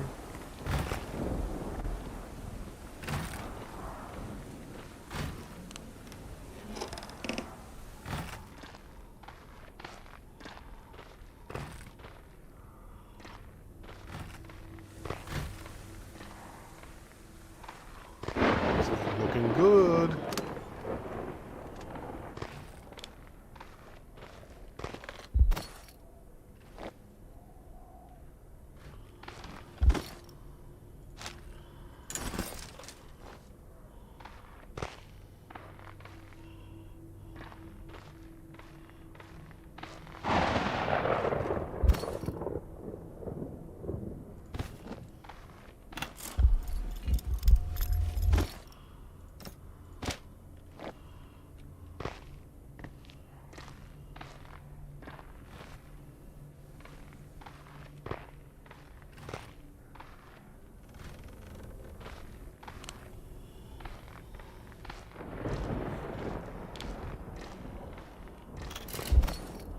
Oh, is it? Hang on.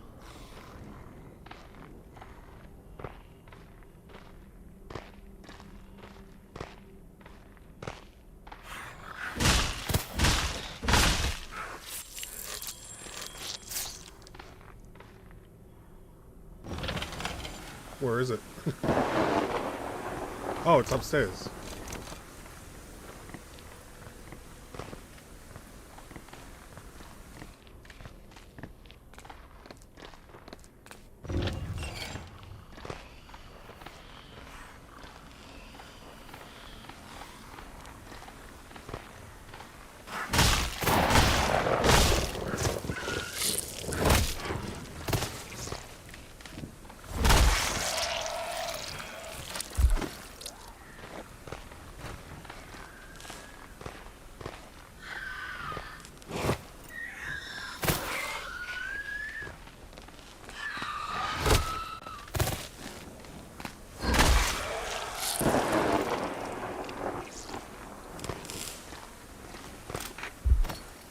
I forgot what I need from this guy.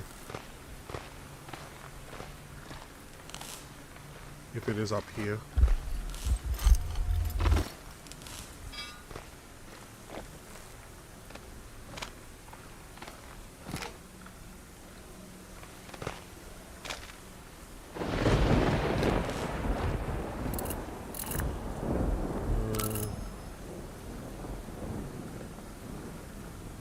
Oh, wrench set.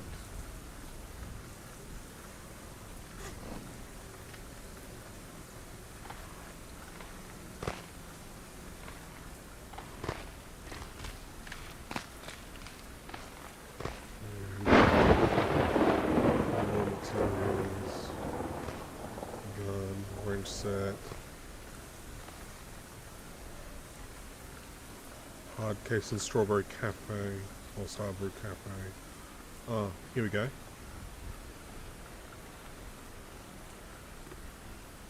I don't think it's this place. Oh,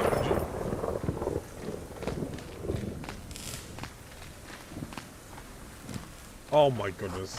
I'm an idiot. I walked past it and everything.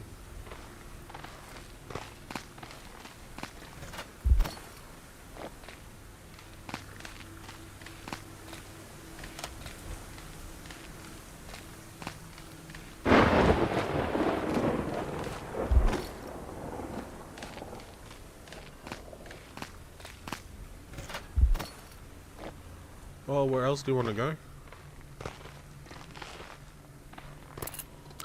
Where are we right now? Where?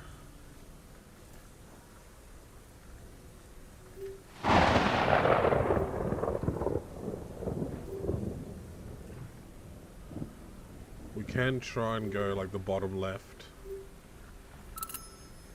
for this one. Star Brew Cafe.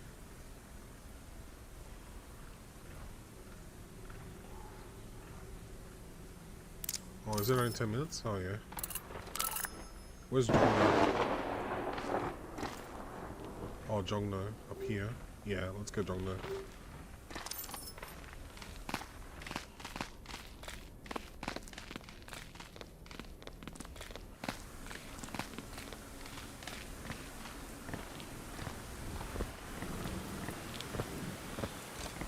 Look at the one on the left.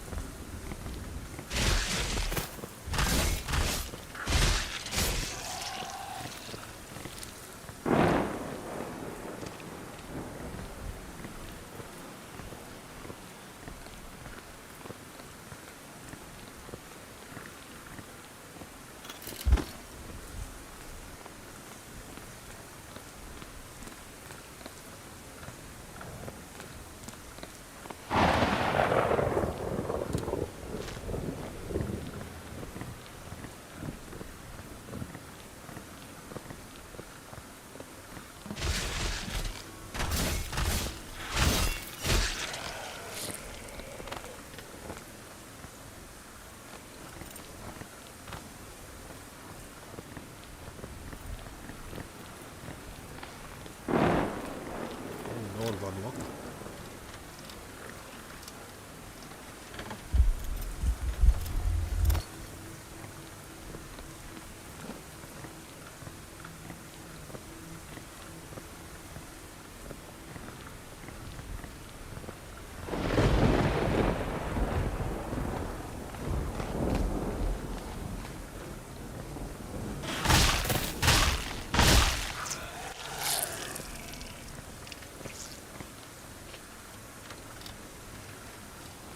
Just gonna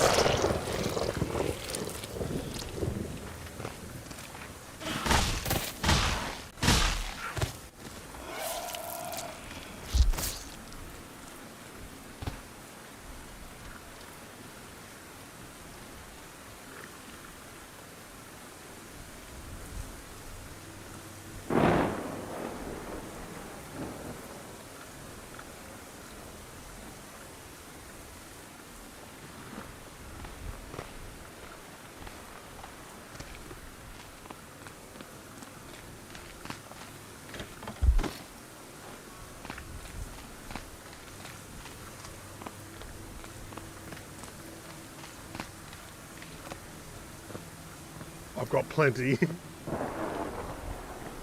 Yeah, the rotten bakery. 2, 3, 1, 2, 3. I can throw this one out. 2, 3, 1, 2, 3. That's 2 breads and 2 sandwiches.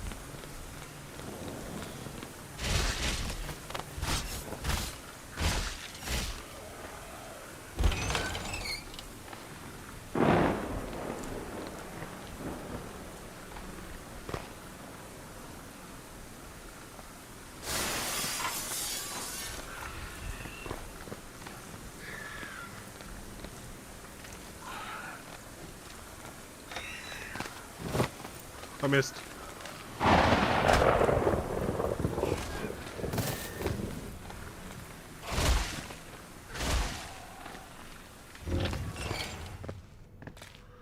Yeah, it's surprising that this has been untouched.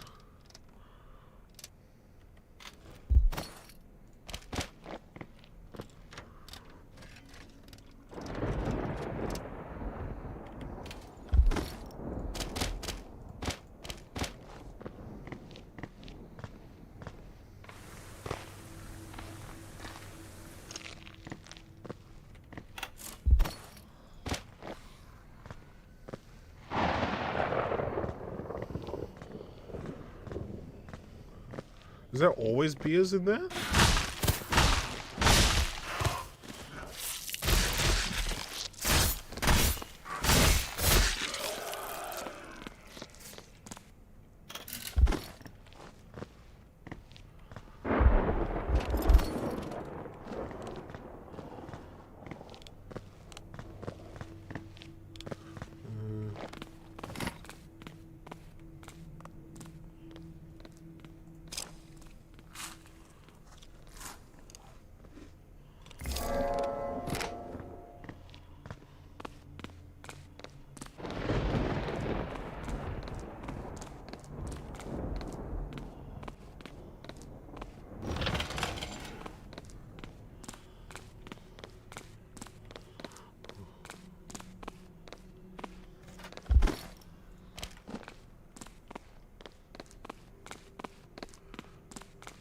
Oh, yes.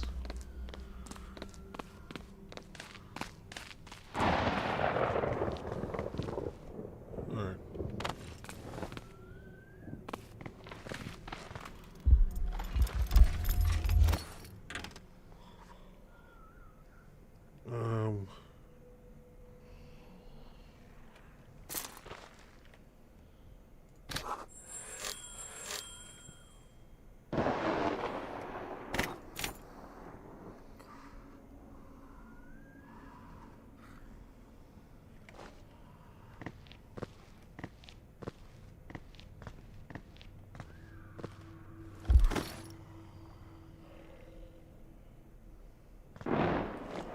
Alright.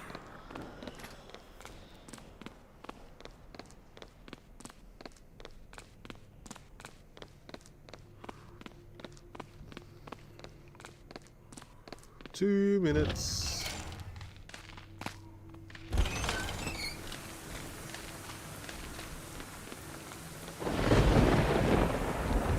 Oh, there's potatoes right here.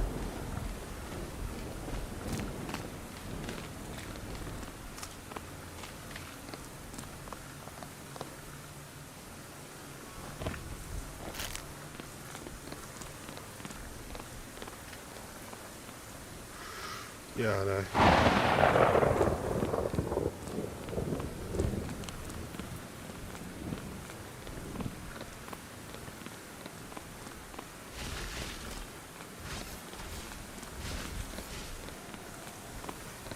Oh.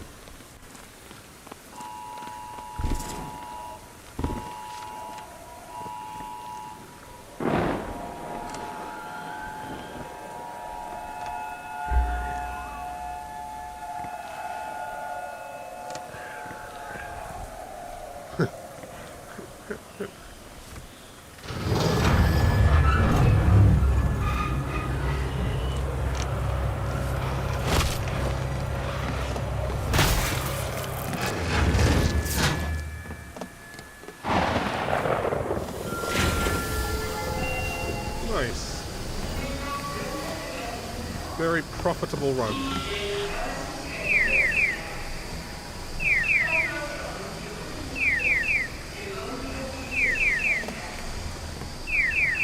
so dark.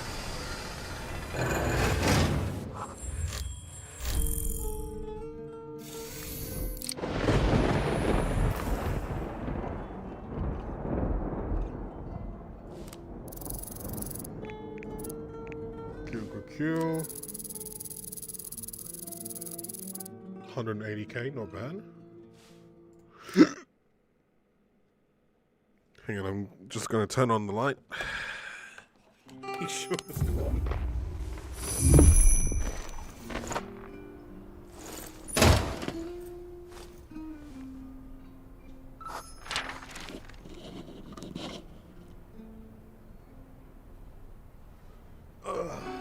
Alright.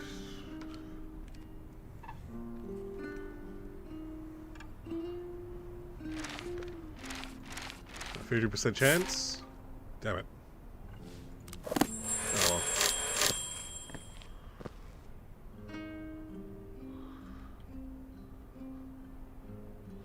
Mine got...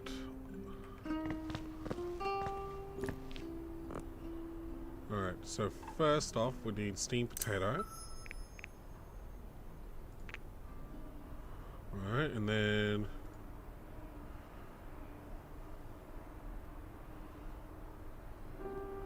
And we got bread slice. 2 sandwiches. Very nice.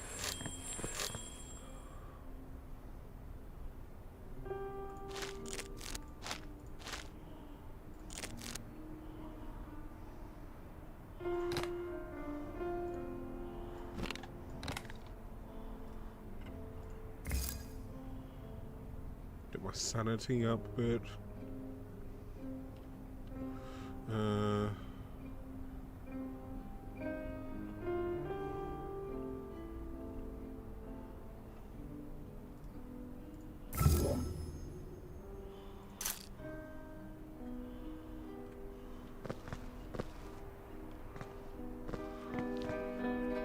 Alright, and then we go...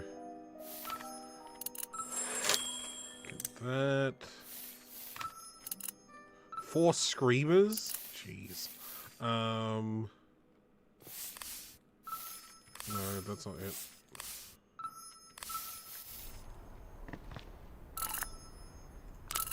Here we go, complete that one.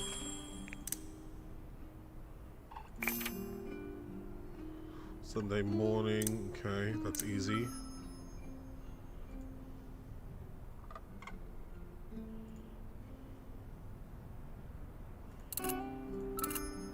Missing person is done. Level 20. Ham. Thanks for that, Mr. Sinks.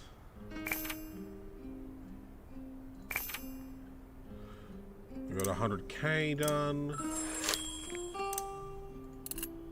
What else is there? Cat food is done again. Easy 1300 XP. Elimination. Level 21! I've caught up. Okay, let's take a look here.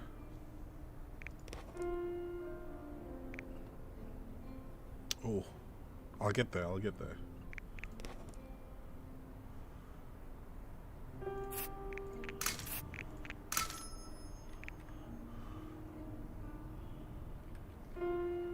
Alright, let's take a look. 10 more, okay. Cup noodles, okay.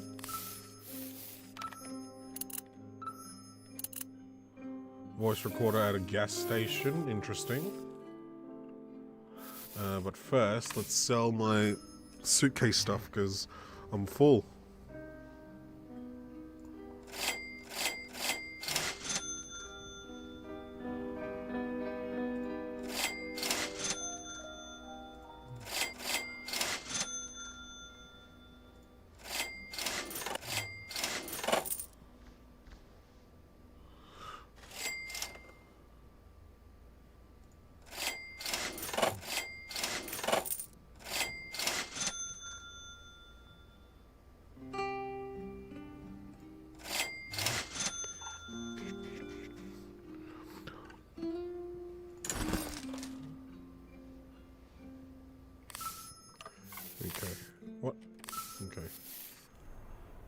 Now.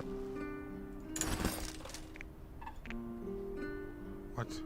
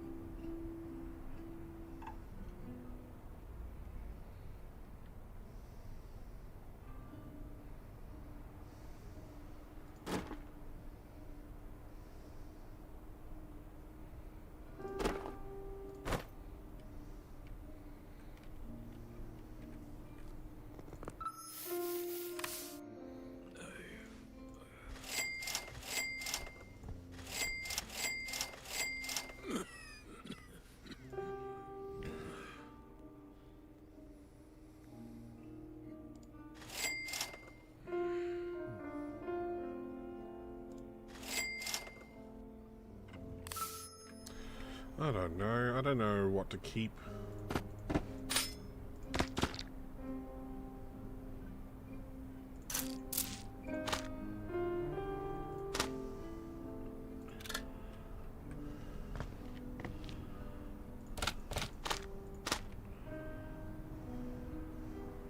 I do have a fridge. I have a mini fridge.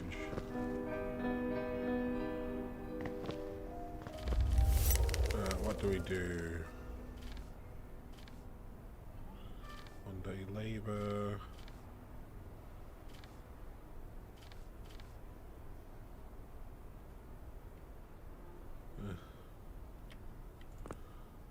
I need the money.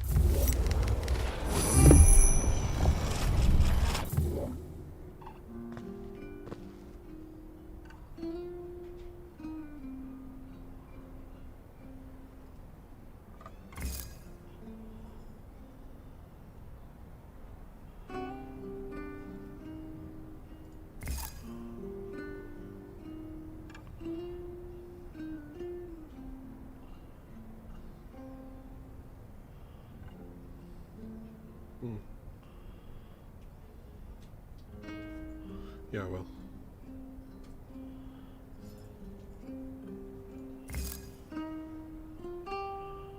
Alright.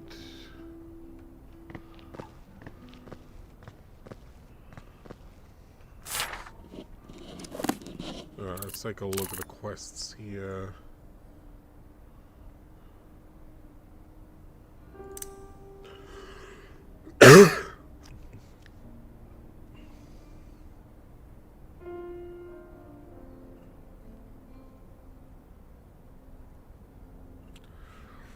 Yeah, the -2 morale is nothing. Oh, I have enough. Okay, hang on. What's hardware? I have enough to buy this gun.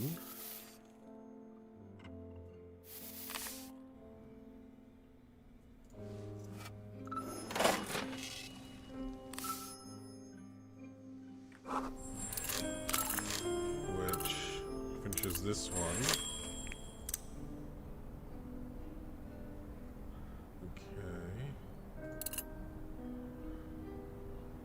Need AA batteries, cup noodles, coffee mix. Need to deliver. Okay, hang on. So the gas station, small voice recorder, kill 4 screamers. Still need to find a wrench set.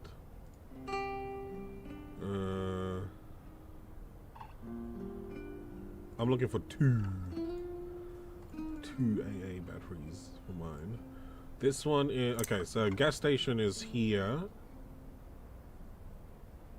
This is in the corner building in that cafe.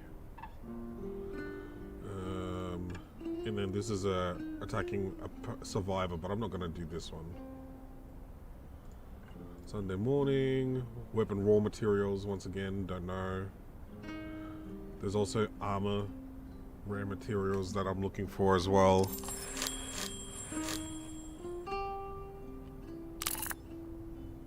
Right. Let me grab some food for the dog first, and then we'll come back for another run. I can pee as well.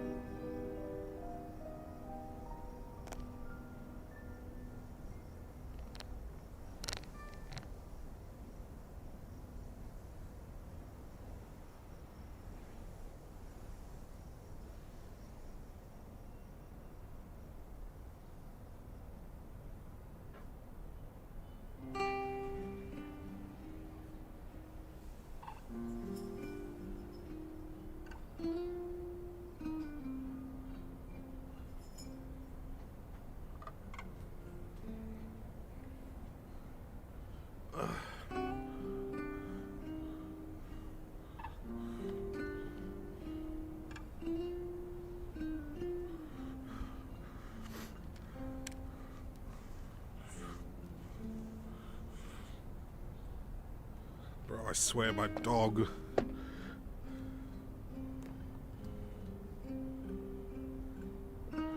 Alright. We got pretty much max everything.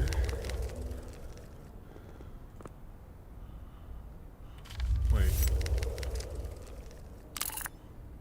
It's all still South Jongho, isn't it? South Jongno, sorry, yeah.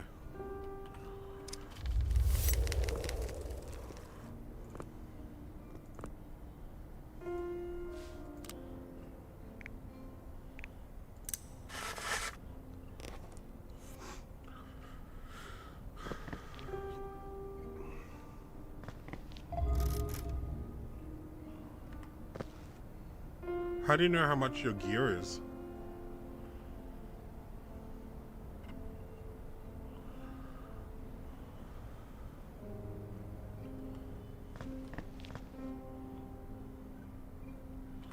Actually, hang on. How do I stop? Hang on.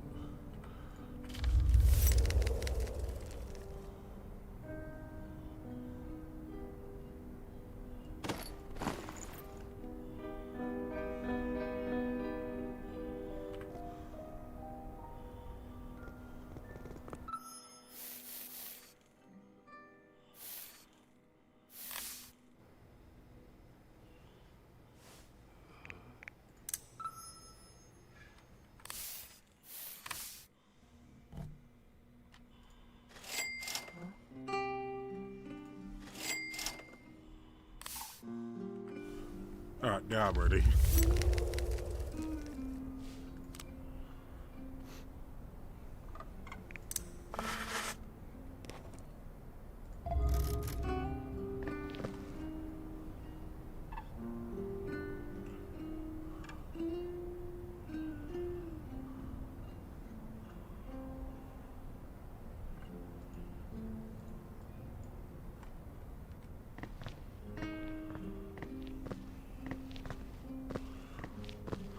Are you, you're status 15 as well, aren't you, Mr. Six? Yeah. What do we need? We need 600k and we need something else. What's the one item?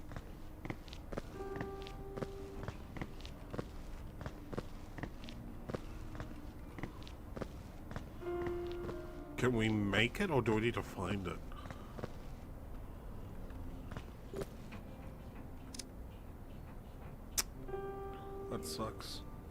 Once again, this cat.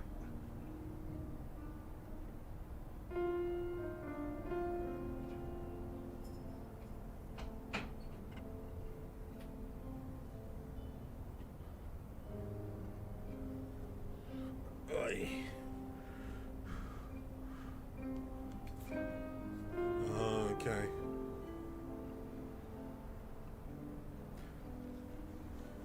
So where everyone is. Where everyone wants to go to, because it's like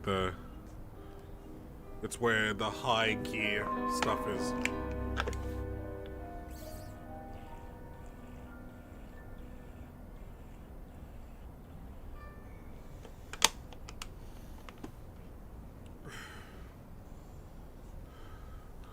Well,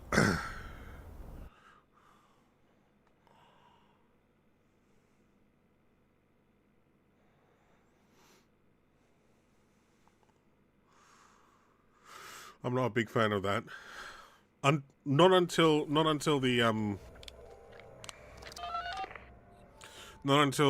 we get some more local servers. You know?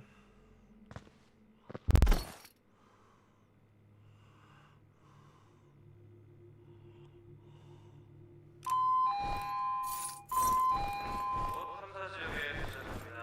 위험에는 여러분의 노고에 감사하고 있습니다. 수고하십시오.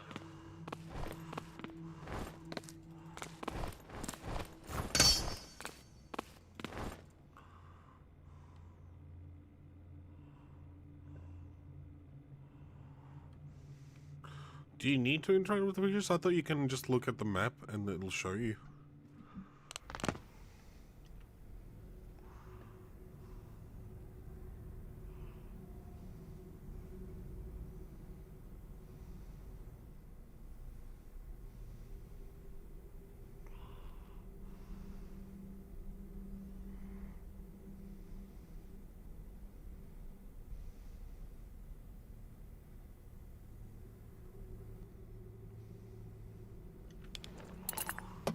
Where are we? Okay, we're next to a hotel.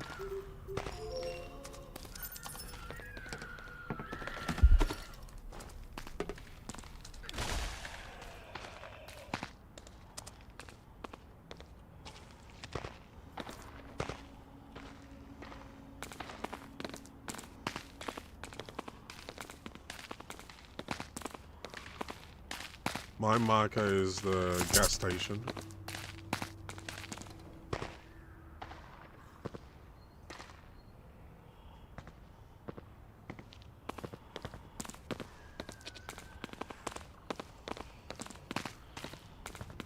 Oh, I've been in this shop, I think.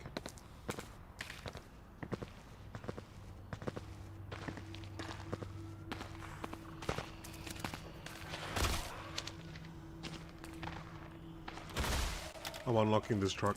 Oh no, my network. Oh, come on, really? The whole day you've been fine.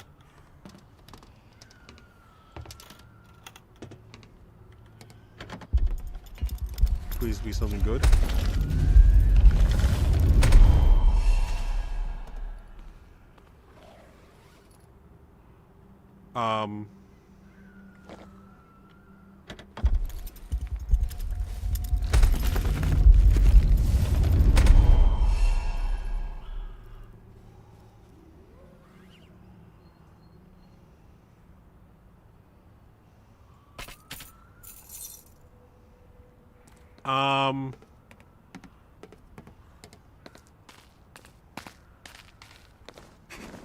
Can you take a look at it? Because mine doesn't want to do anything. Oh, what is it?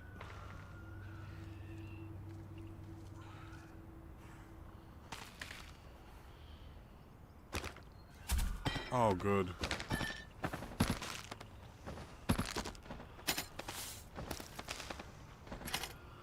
Oh, that is very bad.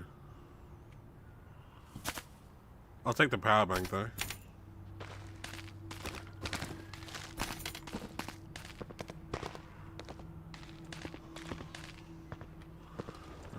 going?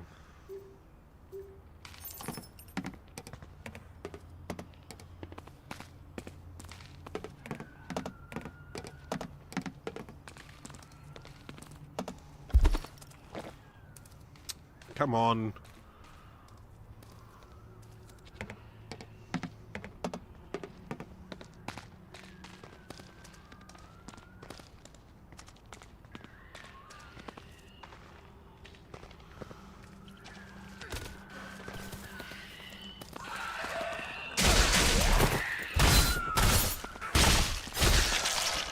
What?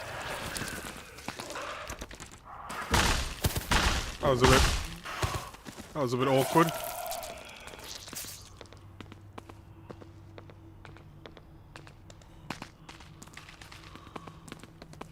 Yeah, that's alright. I need to kill 10 of them and 4 screamers.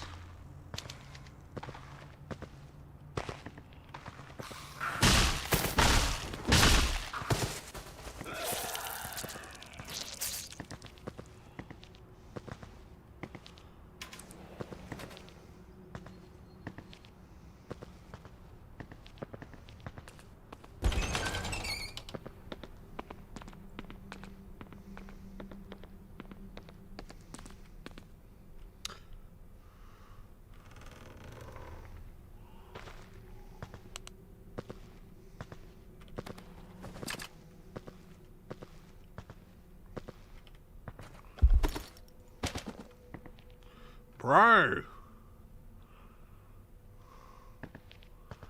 Contaminated, empty bottle, contaminated.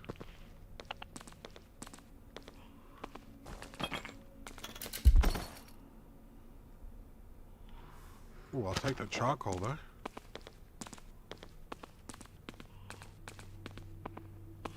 Yeah. Very annoying. Ooh, frozen carp? I'll take it.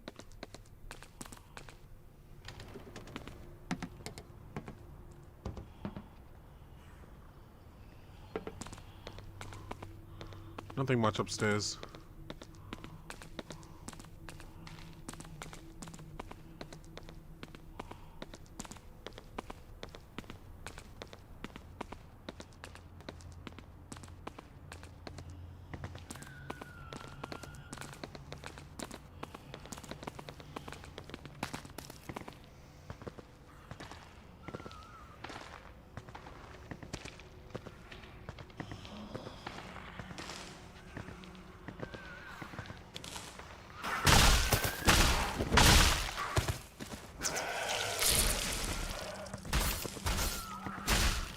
Behind you.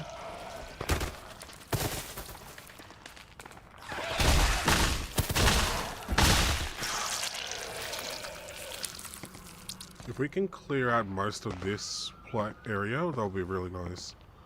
Before going for the...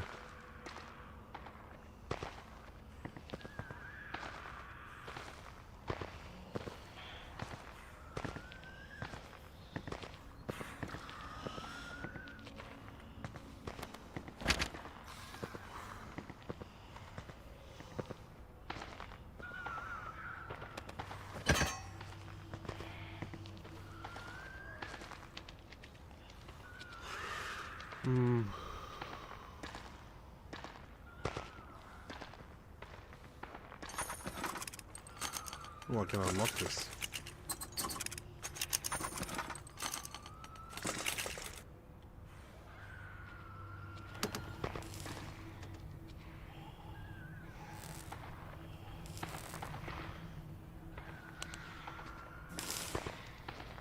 Okay, the elite is in there.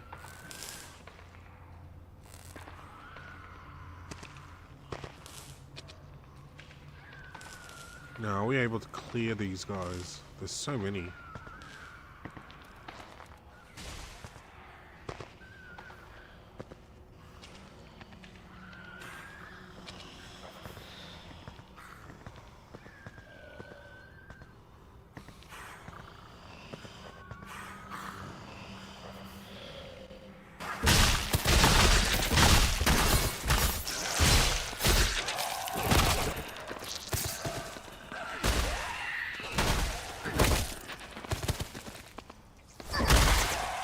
Nice, nice. Good clearing.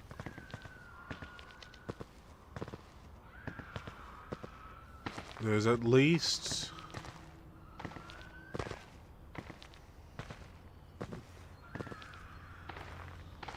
There's at least one other zombie in there with the elite.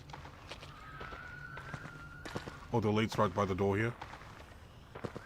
Oi! Jeez, freaking hell. Why can't I run?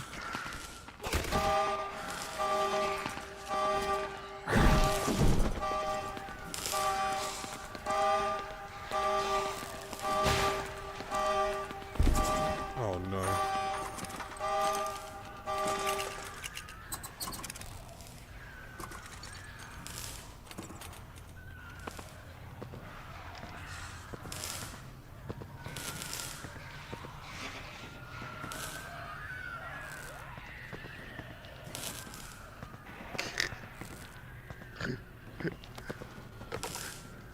I forgot about the box.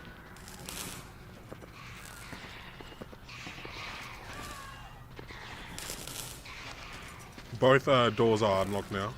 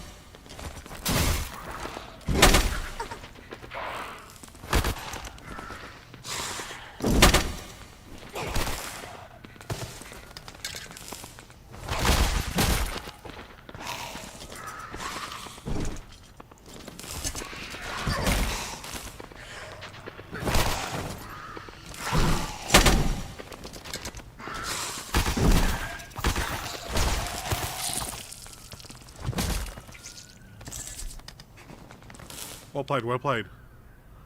Well played.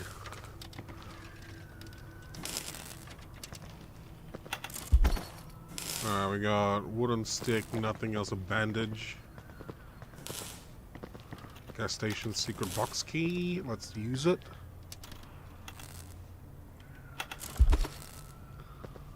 Emma building jewelry store safe, okay.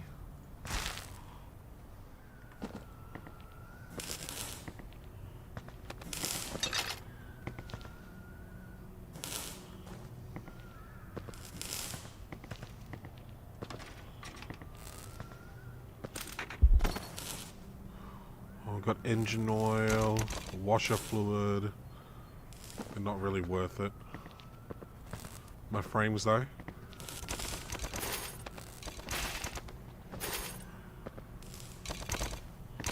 What's the safe? I can't unlock it.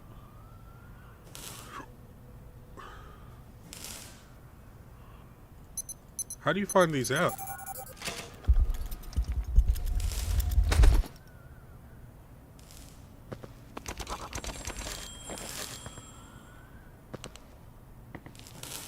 Oh, okay.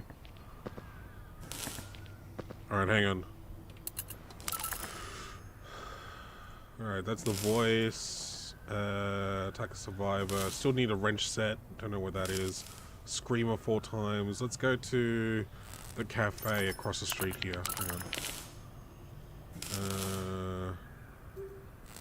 That's the arcade building. Let's go. Yeah, that one. Your marker. I'm getting rid of mine. How do I get rid of mine?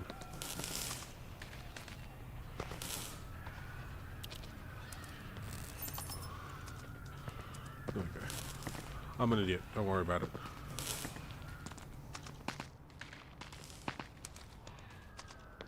Here, let's check this.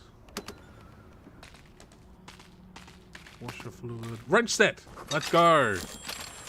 Oh, I just said I needed one. Huge uppies, definitely. What other keys do I have left? MR building, currency exchange safe key. I don't know where the currency exchange safe. Oh, here's a screamer.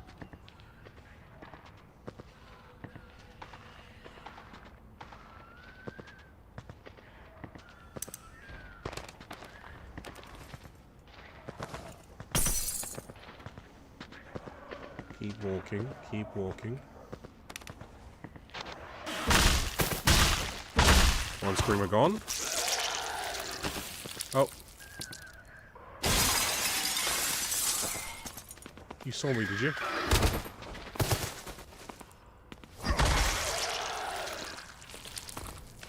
Well, let's take a look at this jewelry building. Where am I?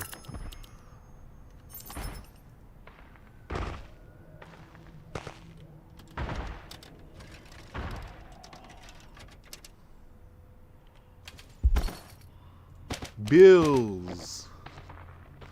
Dollar bills.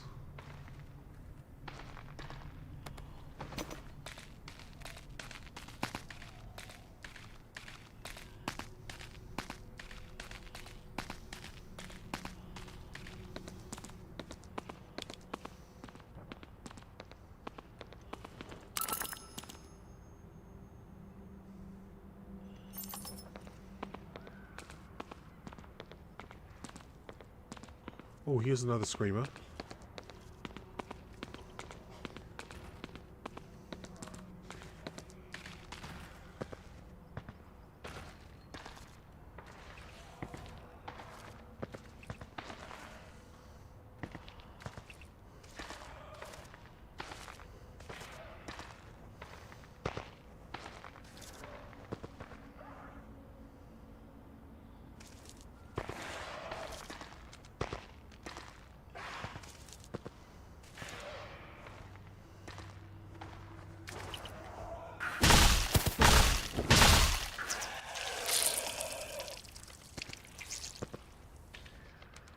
Alright, how do we get through here?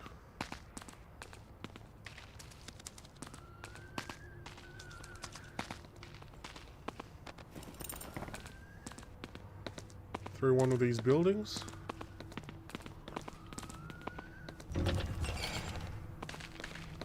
Wait, is this the currency exchange? Hang on, hang on. Hang on, hang on, hang on.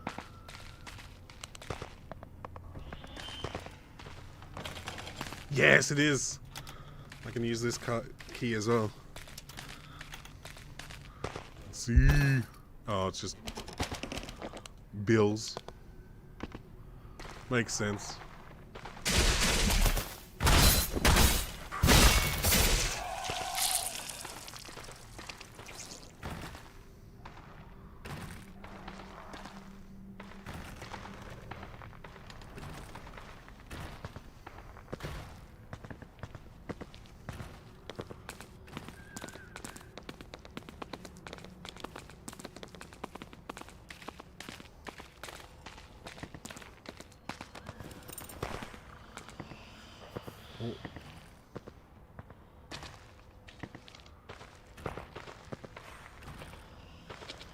Yeah, inside.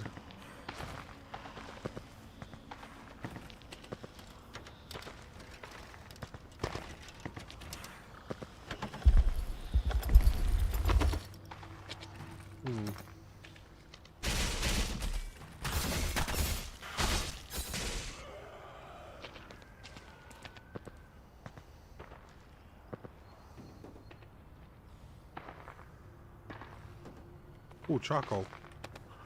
Always good for water.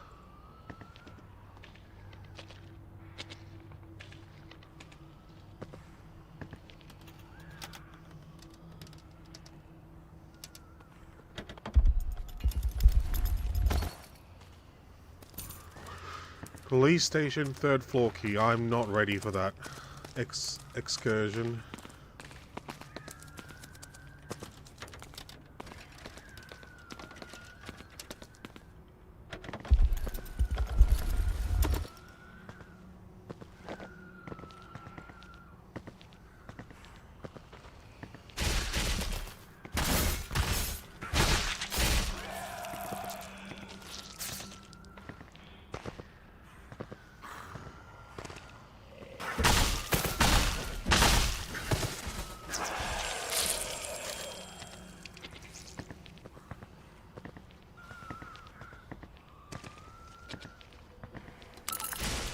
exit?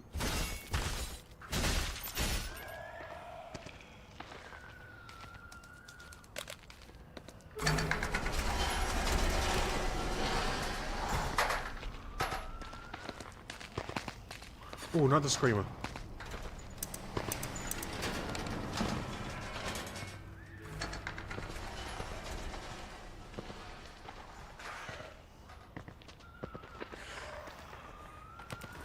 Yeah, I'm gonna wait for it to turn around again.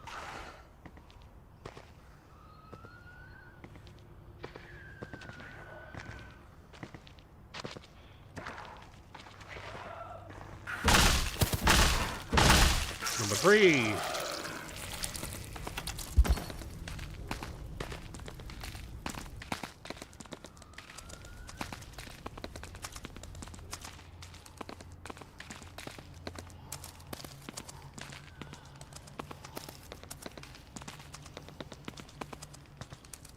I'll go to the left.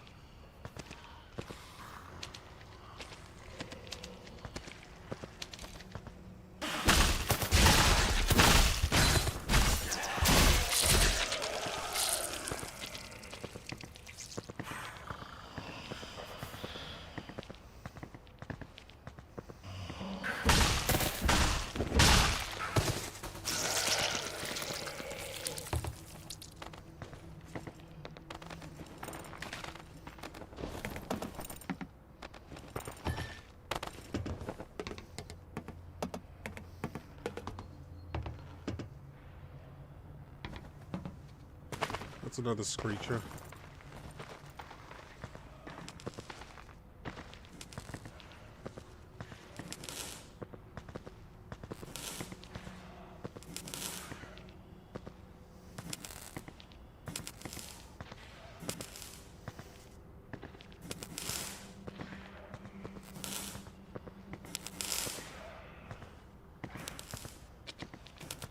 Surely this car is safe. Yeah.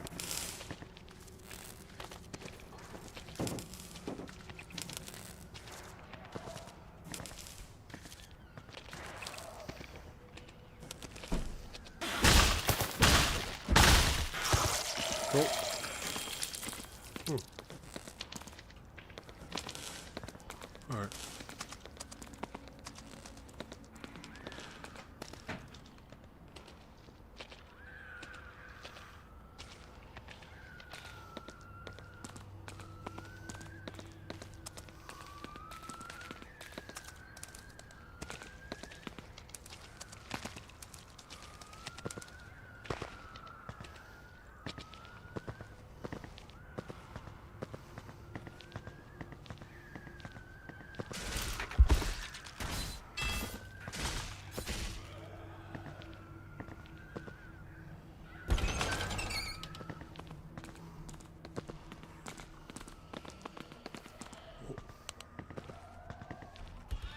I forgot what we need from here. Explosives.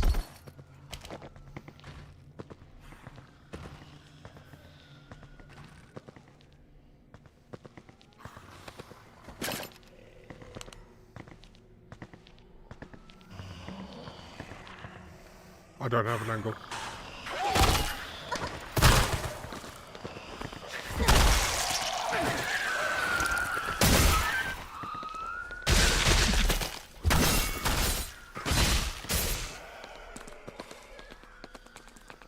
It's not up. It's not there. I'm gonna check upstairs. Oh, there's 3 here.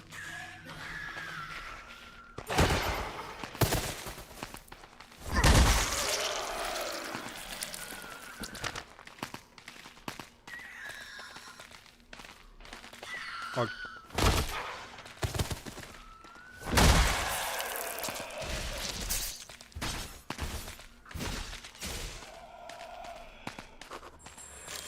Aha, here we go. Yep. We'll make it. A hard case.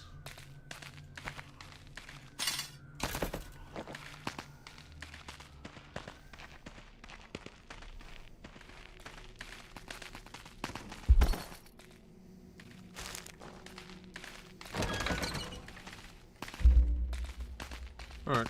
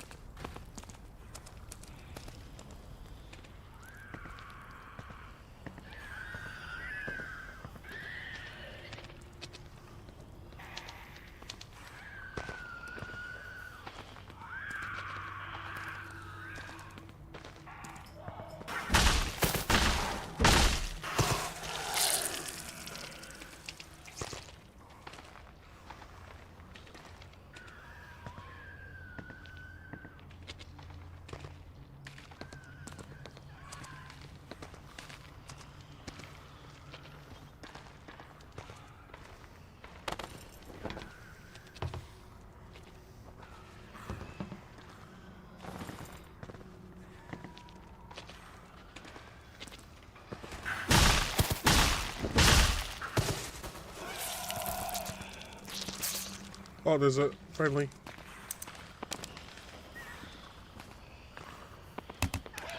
There's an enemy.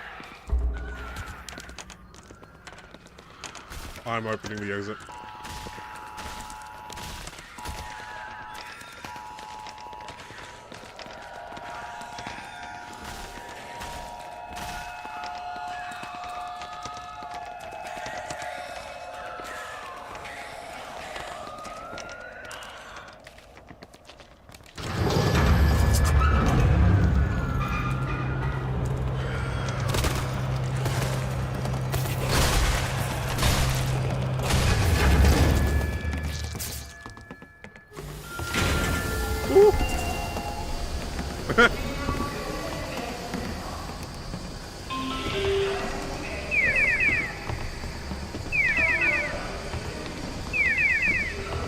Okay, I'm glad that they were friendly.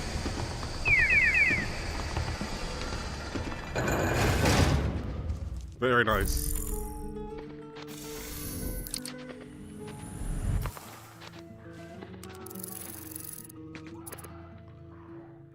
Very, very nice. Woo!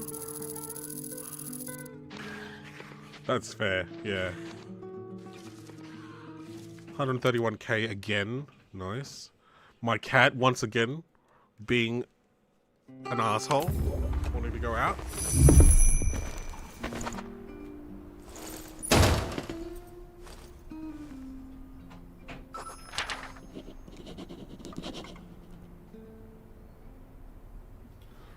Dude was literally just brought in by my brother. Like 2 minutes ago. Nice. Nice. Alright, alright, alright.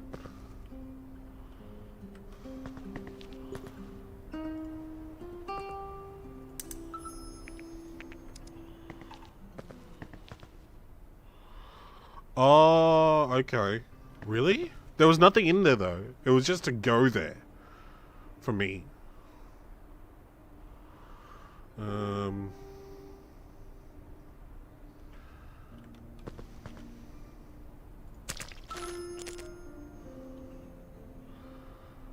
Huh. Yeah, that's alright. We'll go there again.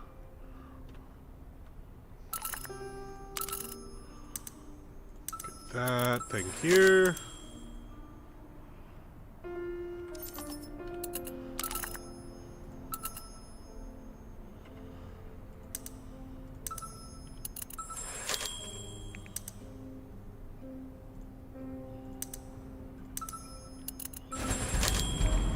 Level 22.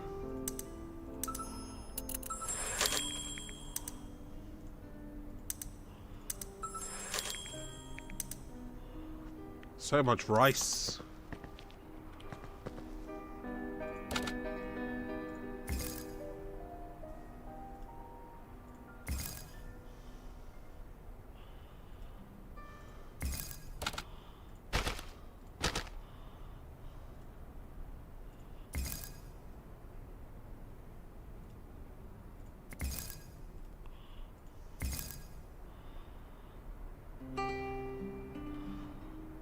Okay.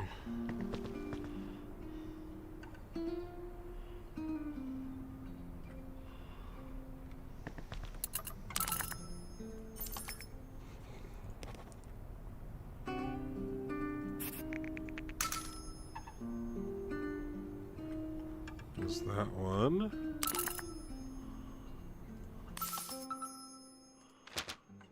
Another small processed ham. I don't mind this at all. It's giving XP.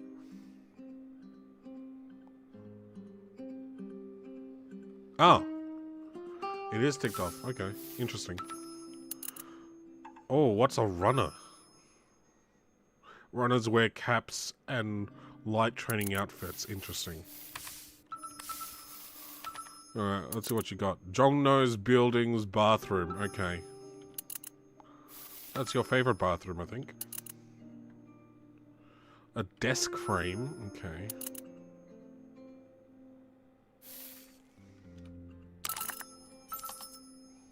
Oh, I didn't see you.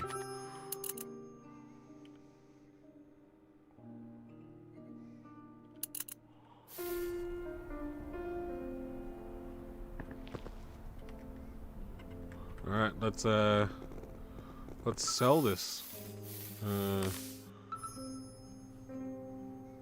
Oh, you have 127,000.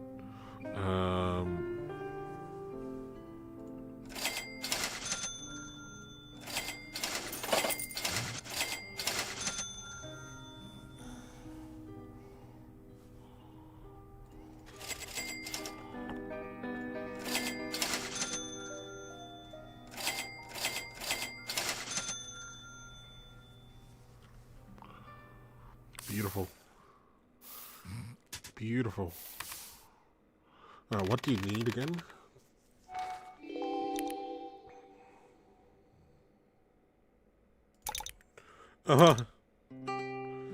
Armor raw material, yeah, that's the one that we're gonna struggle with, I think. Oh, I still need to sell the... Oh my goodness. I keep forgetting that I can just go to, like, different places and sell different stuff. Sell that. What do I sell from here? This one.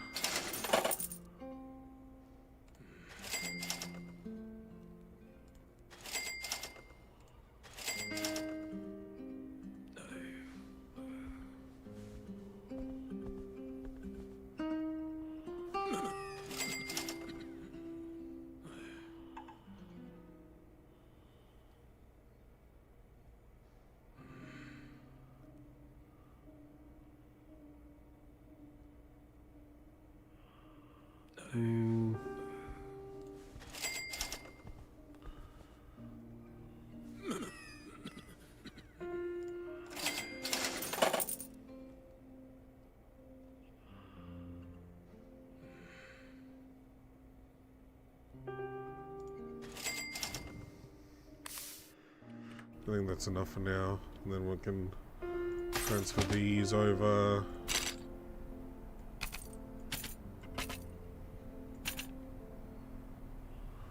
If we're going to the bottom of the map anyway.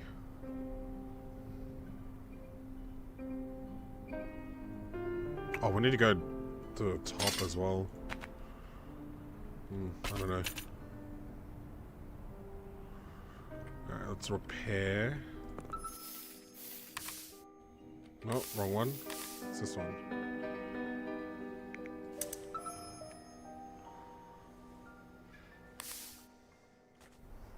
I love how cheap it is to repair.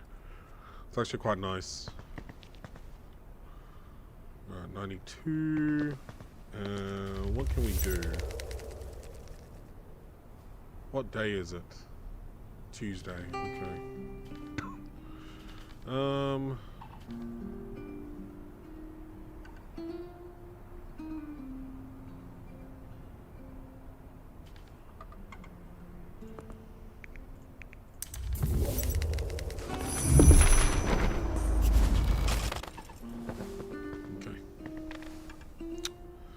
Time to eat.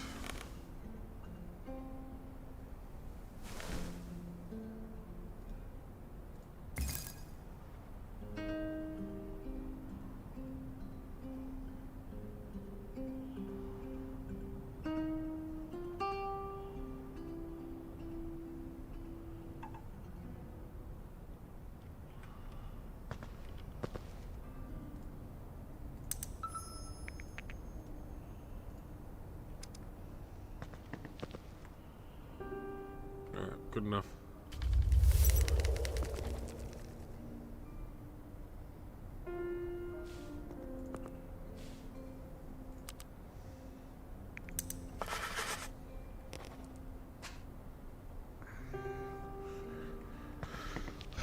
What?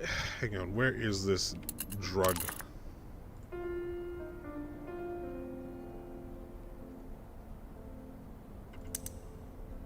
Where is this? The gas station?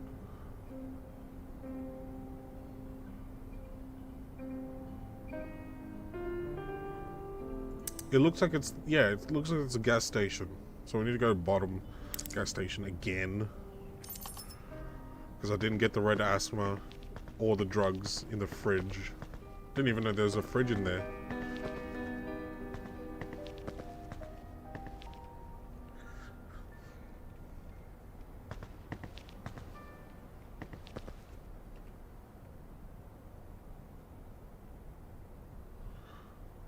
Why did I sell that?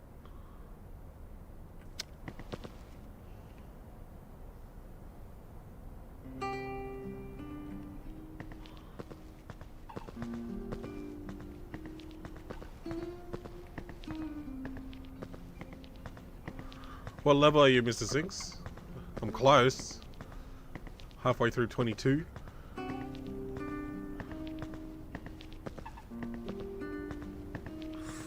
.24. 1.5 levels behind.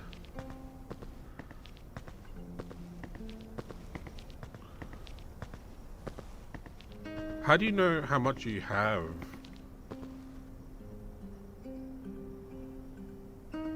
Was it just there? Oh, my bad. I thought... so you have 2.5 mil, 2.15 mil in liquid cash right now. Holy cow. I thought I was doing well with 700.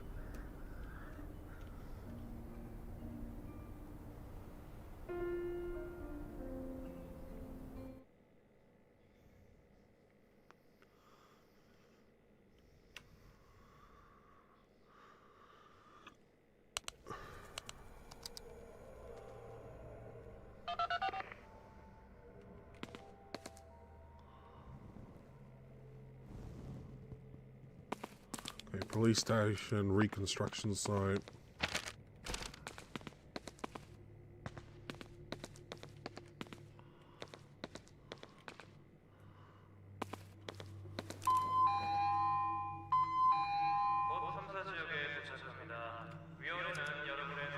Yeah, jewelry store would be good.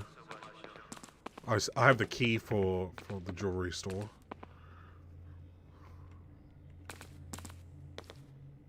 Yeah.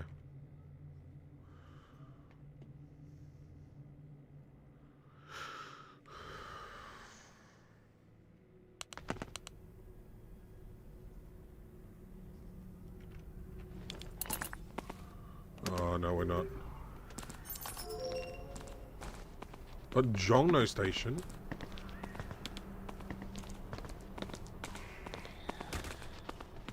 Hang on. Okay.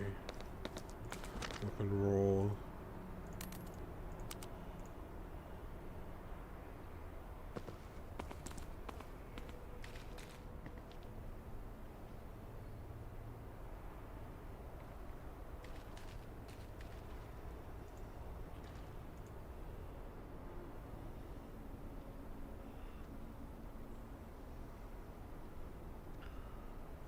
How? Desk frame, okay. And a runner. Safe in Jongno, okay. Oh yeah, the bathroom. That's what I was looking for.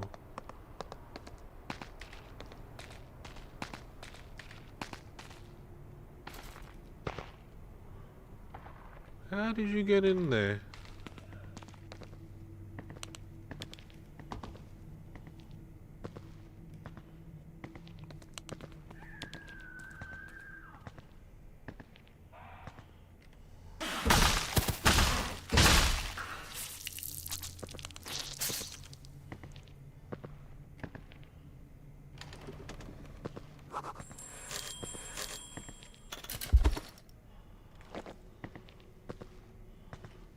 No, okay. Safe was opened. My bad. So that one's done. Ooh, camping charcoal.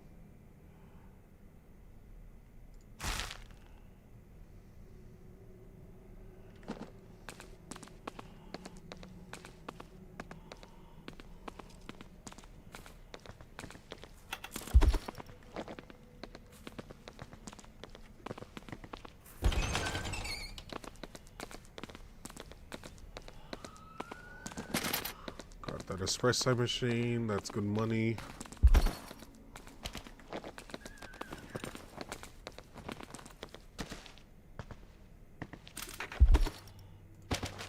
Oh, charcoal.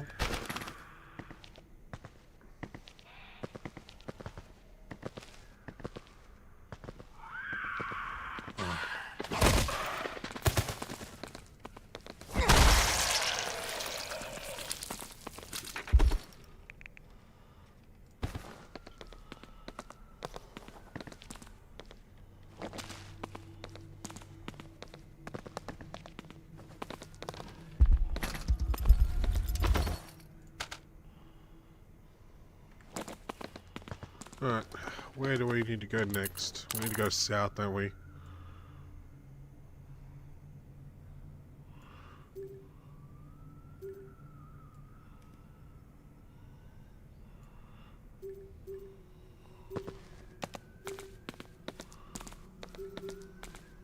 Let's go back to that cafe.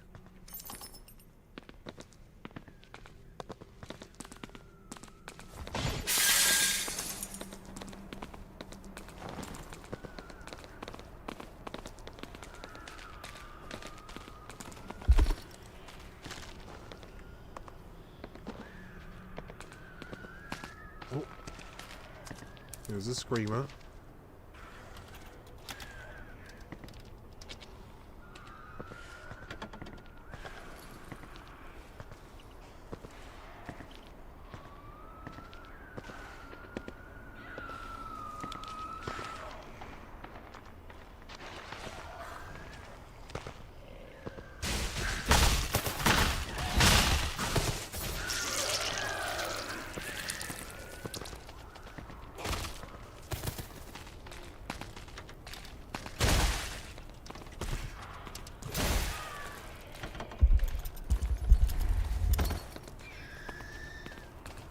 A traffic torch is a weapon. Interesting.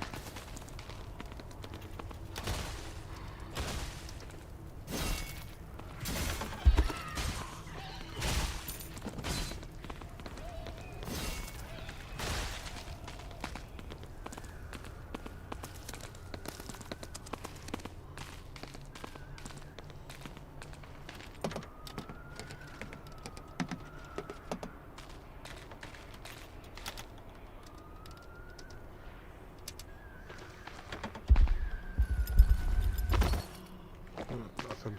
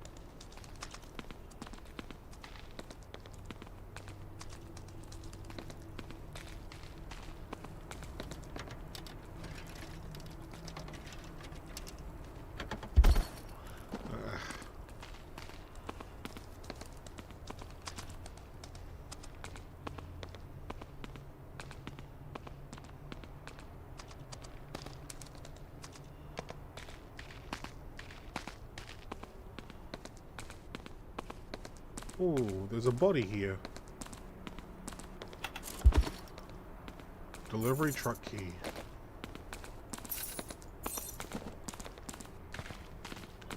That's gotta be a mission body, surely.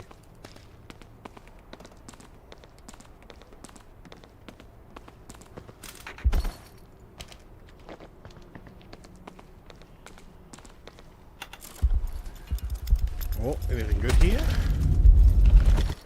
Ooh, Tap Gold Park Central Area Key.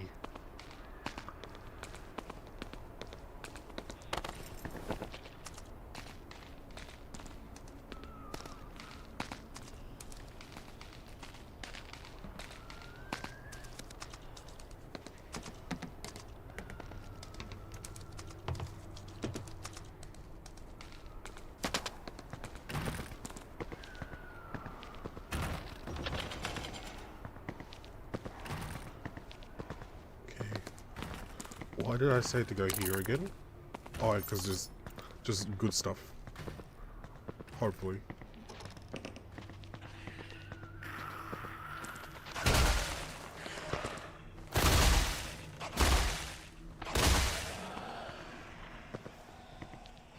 Okay, there's 4 up here.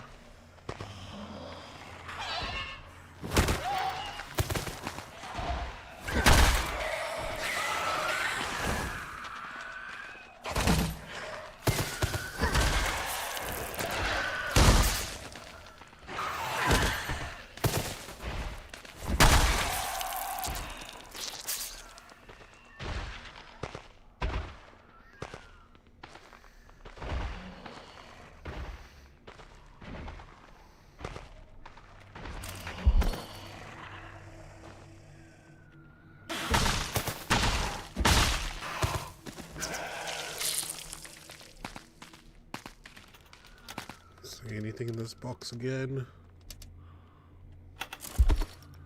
Nothing good, just a homie.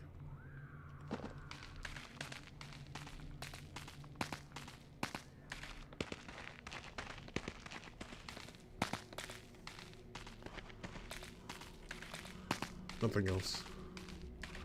That was a bit disappointing.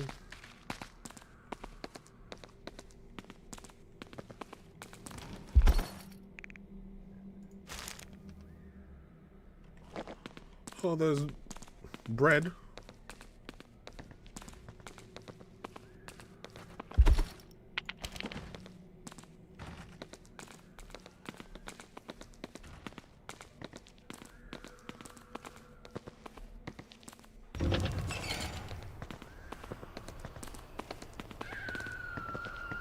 Come closer. What?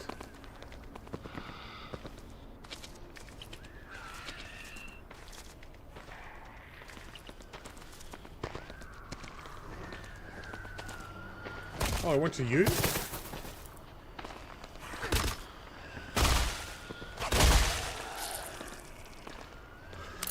Alright, we need... Let's go to Emma building.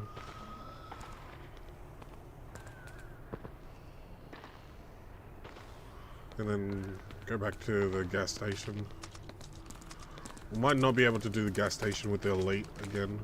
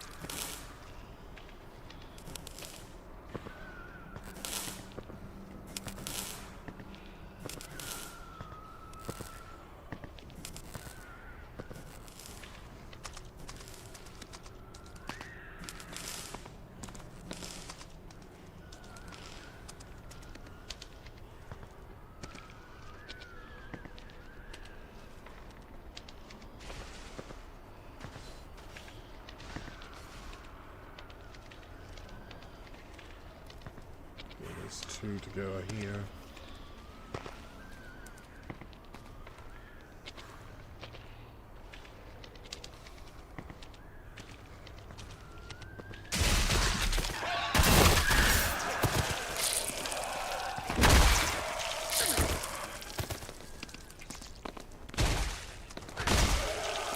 Nice, well done, well done. I have yet to see a runner.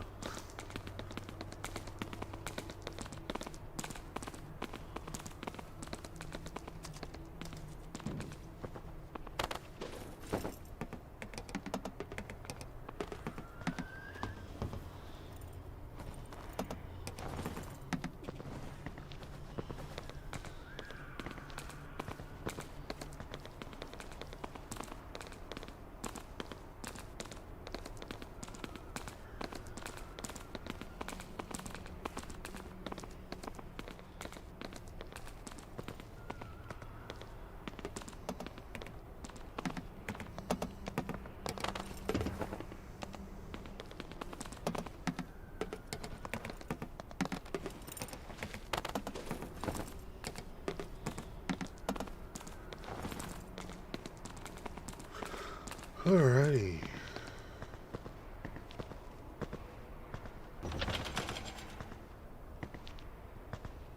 Oh no.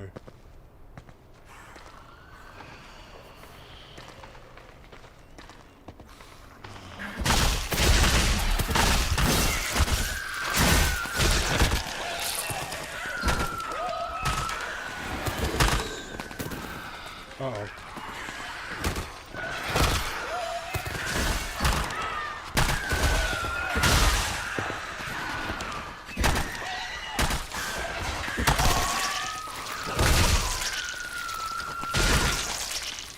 Ooh. Not bad, not bad. Oh. One of them died standing up for me. Oh, there's more.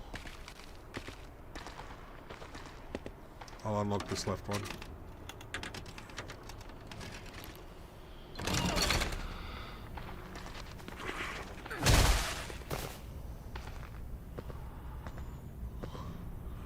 Nothing.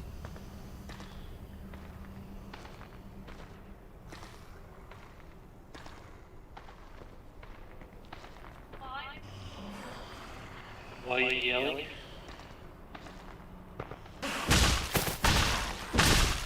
Doesn't mean you gotta yell. Doesn't mean you gotta yell. No, it doesn't.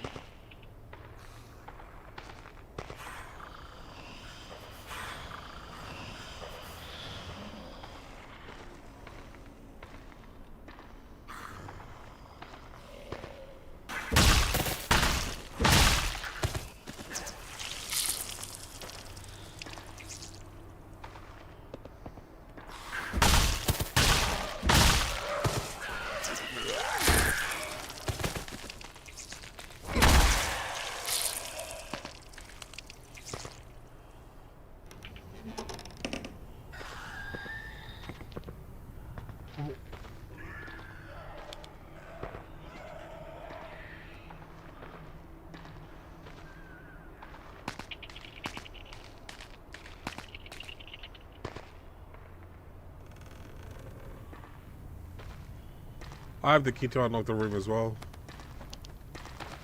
I don't want to fight the elite, to be honest.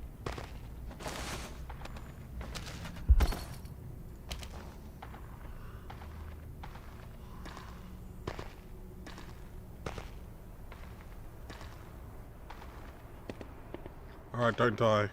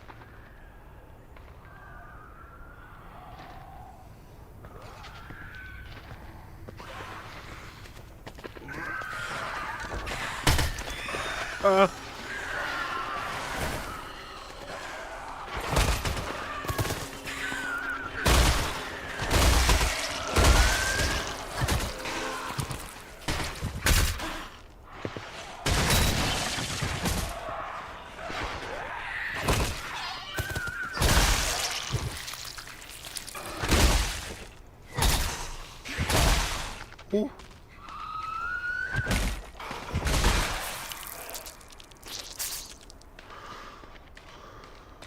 I also didn't die.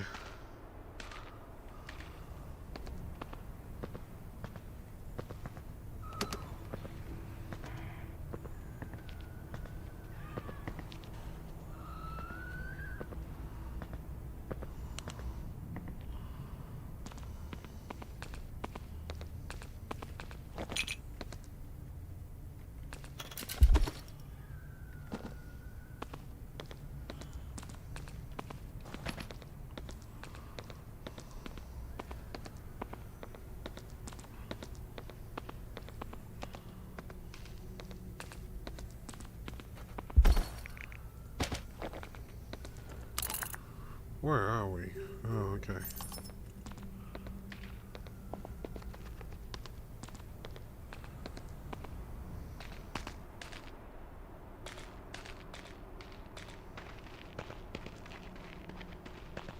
I'm coming by.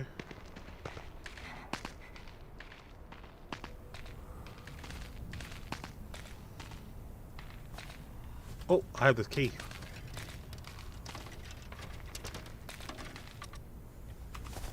Please be something good. Oh.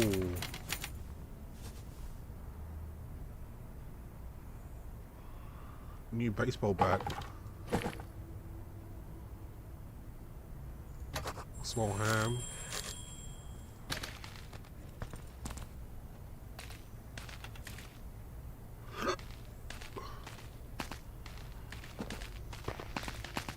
Are we good?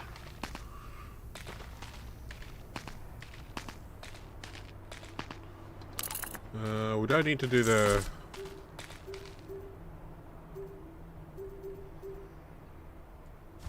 We don't need to... gas station is past. We can pass gas station.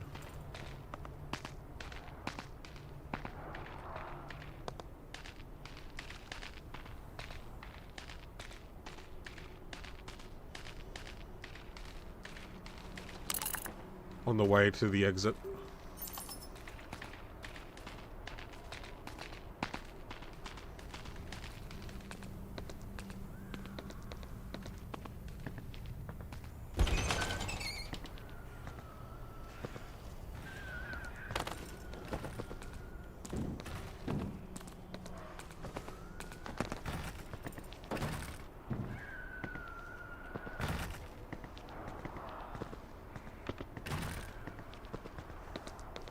I don't think we have time, actually.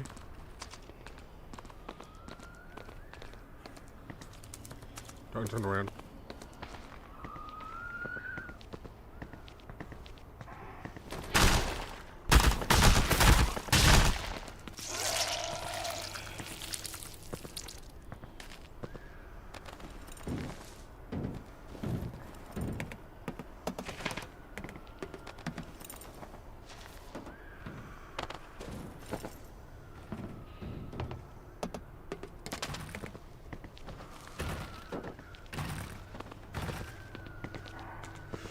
Yeah, we don't have enough time.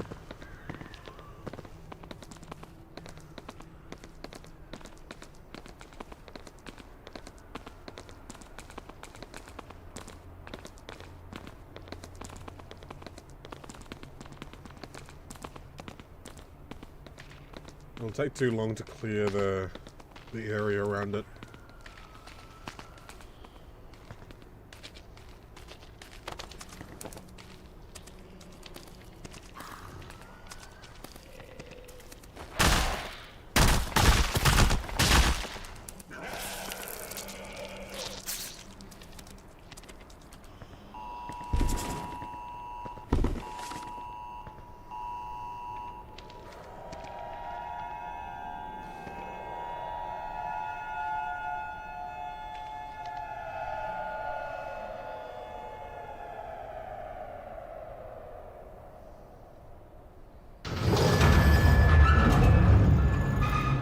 Oh, no zombies. Yeah, that's fair.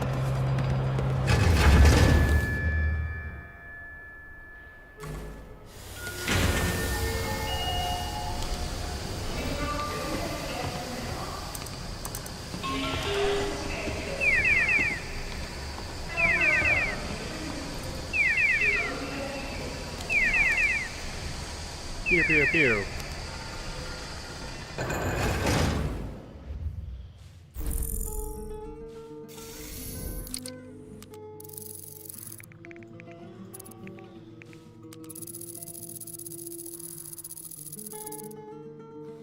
Nice.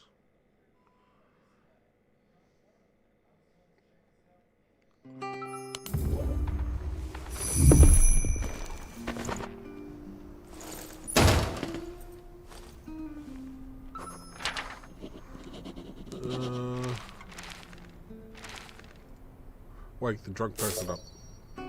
Thank you.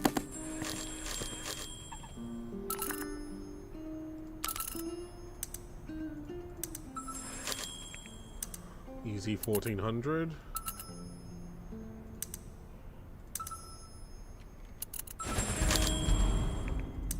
Level 23.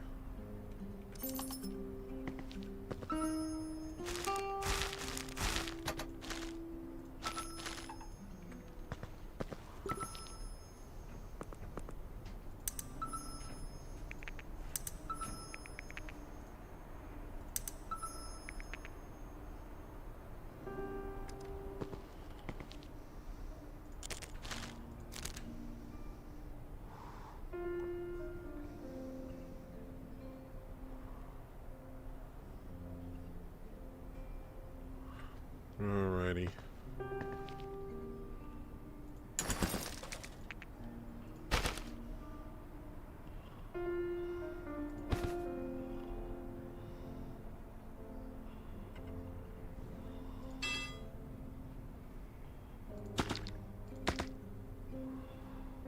Okay.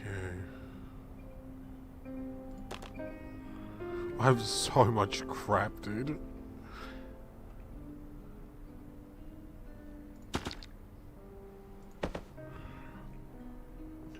Alright, let's sell these.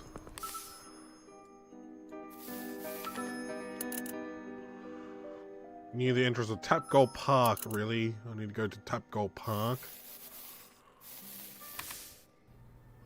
At 114k, nice. Give me your money.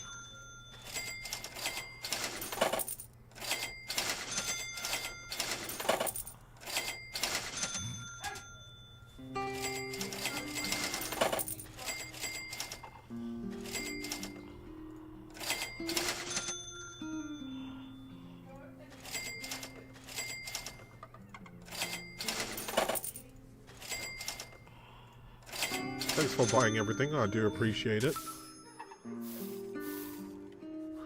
Yeah, those were very good runs.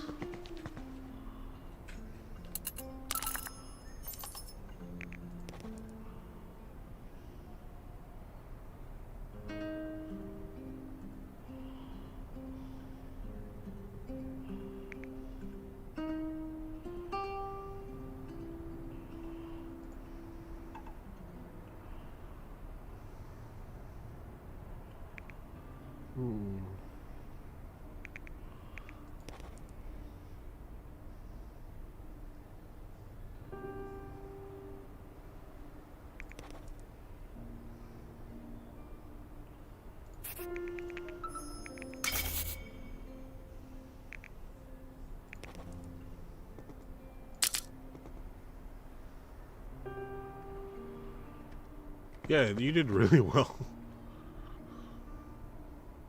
Alright.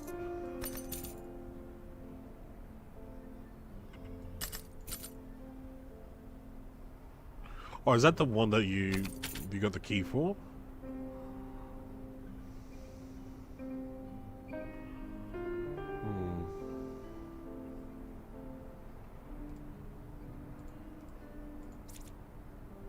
Oh, okay. Interesting.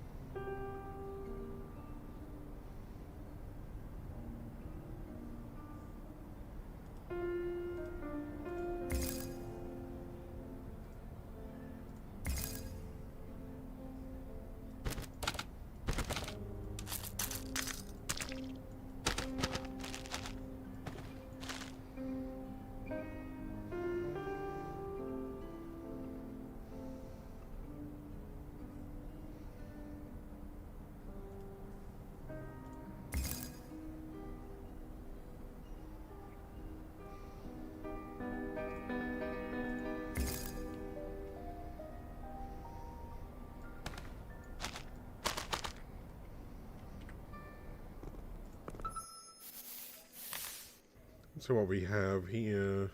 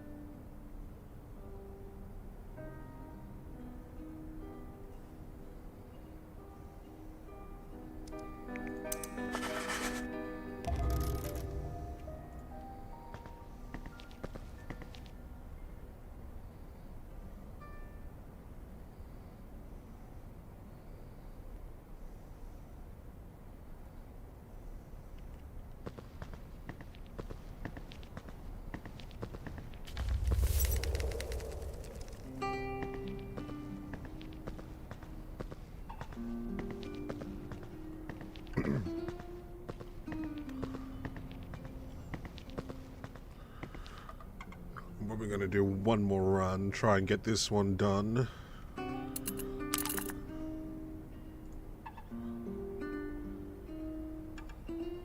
Oh, they spawn in North Jongno. Okay, no wonder.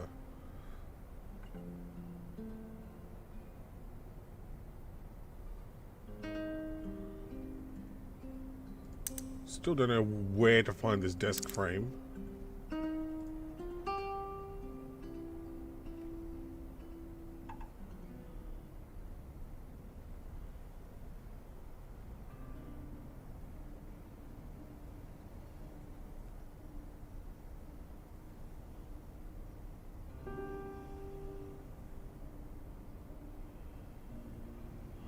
And then there's this one. Internet cafe and gas station in South Jongno.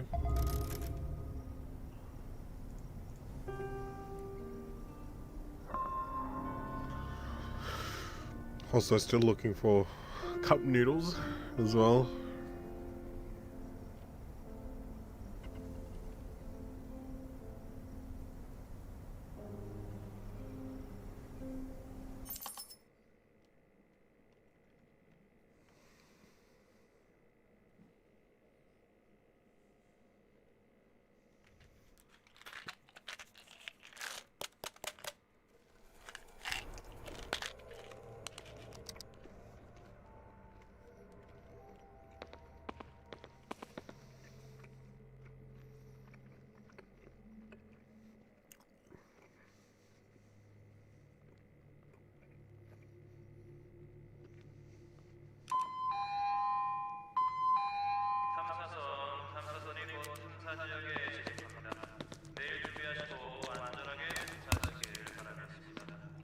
Alrighty.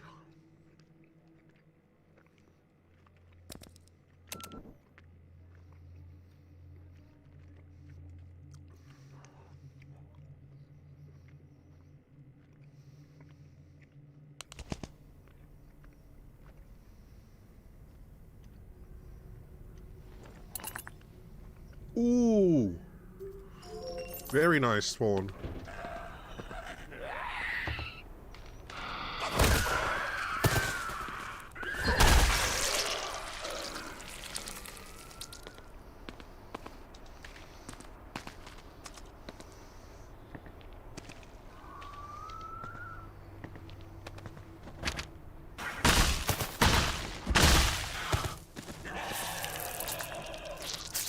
Where am I right now? Next to a pub? Let's go to the pub, check it out.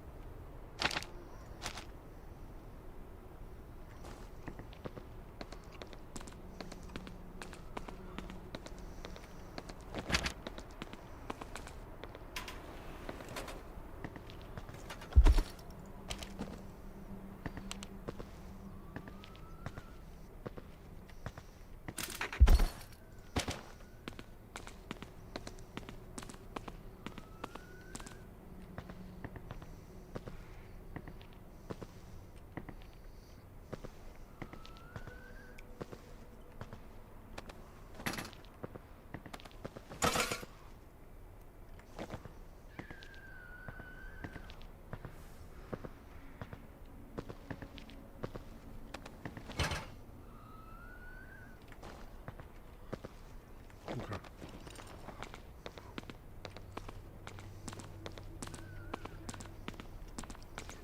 It's only 4K, not bad.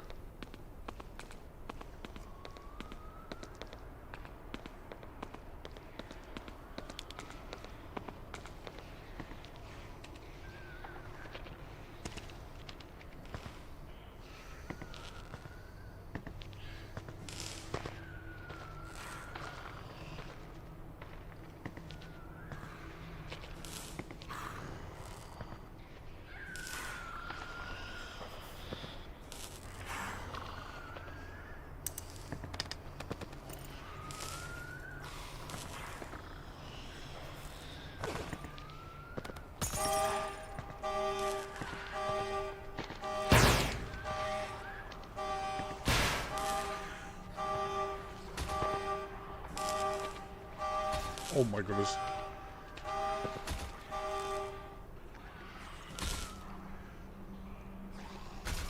That's way too many.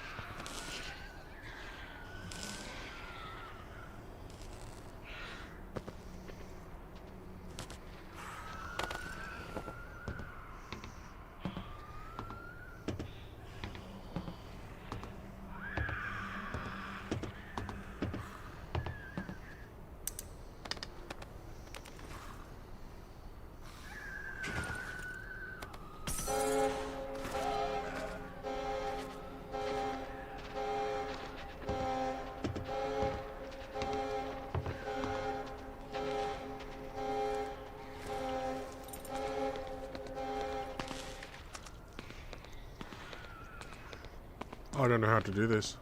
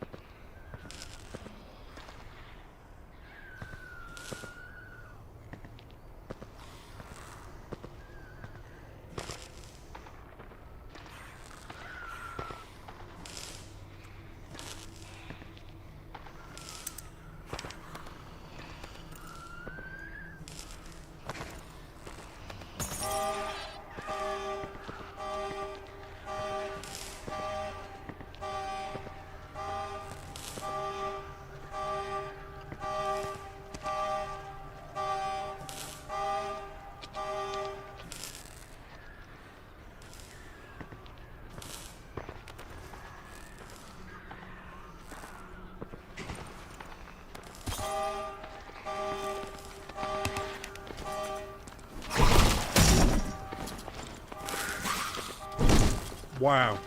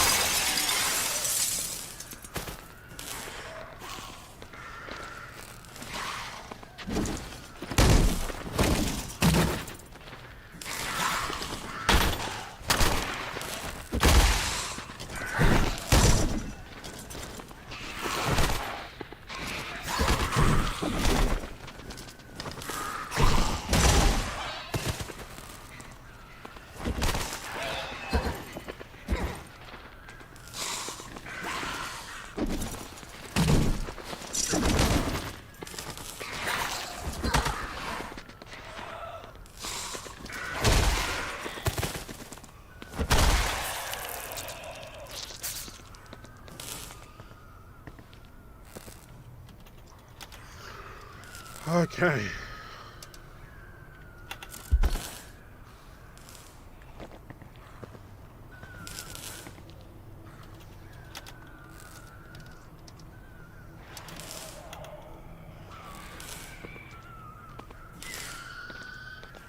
Really, my dude?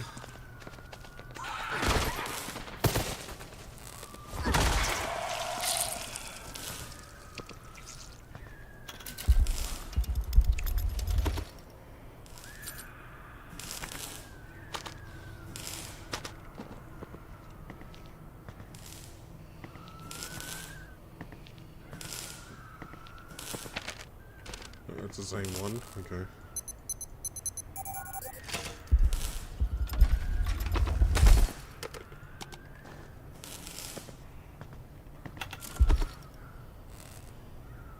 I need a wrench set.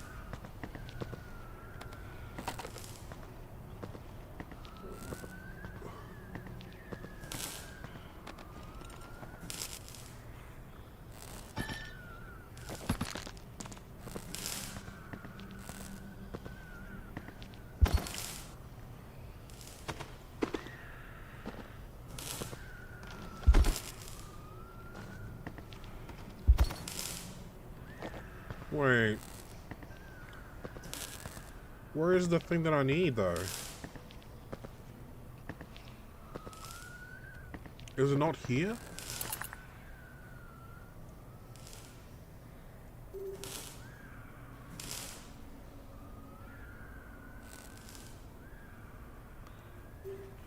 Is there any other gas station?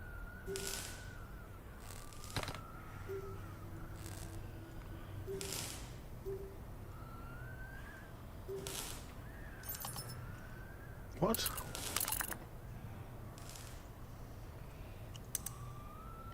Oh, it's on the outside. Oh my goodness.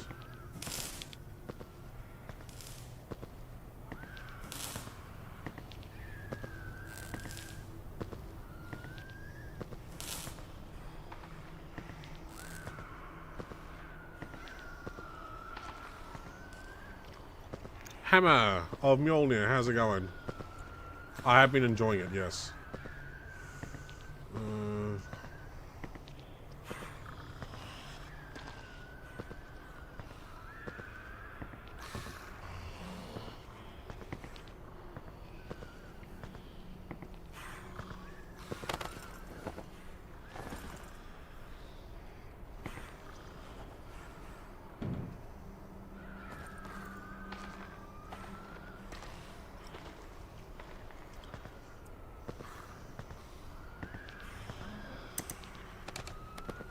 I need to throw this at a different van.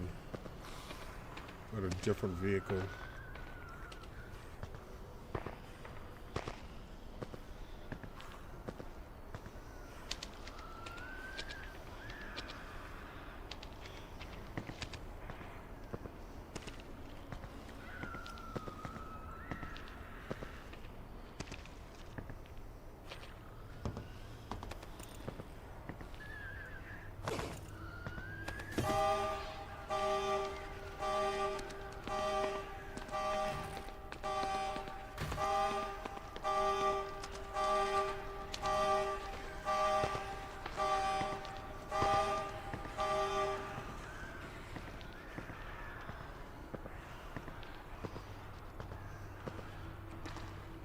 This is where it is. Oh my goodness.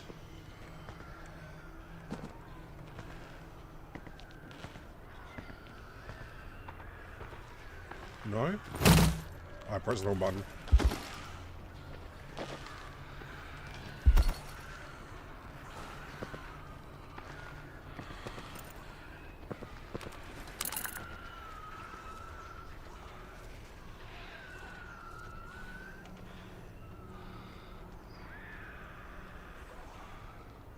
From the refrigerator in that photo. There's a refrigerator right here.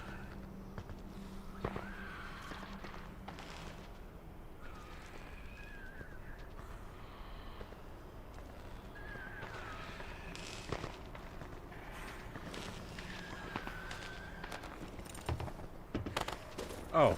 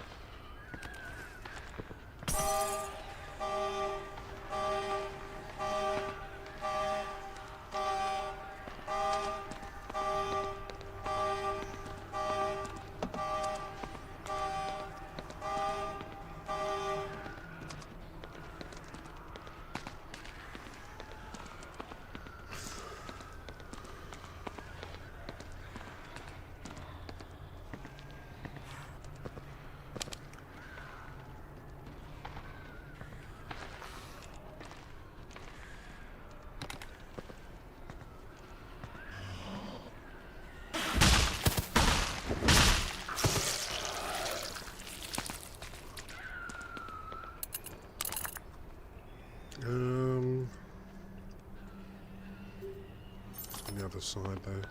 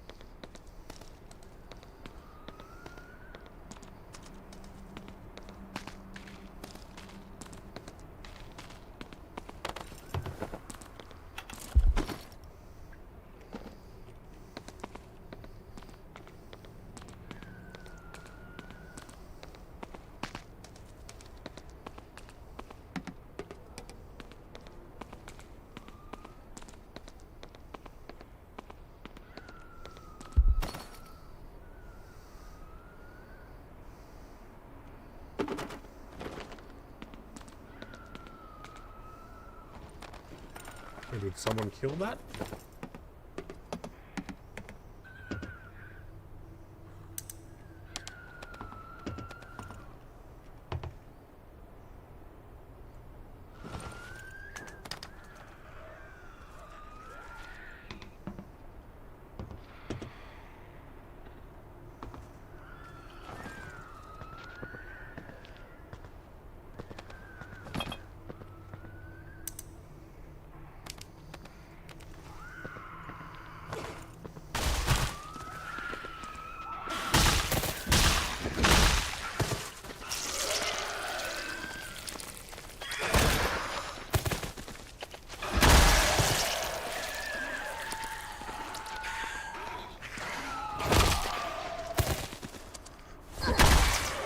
That was a twofer.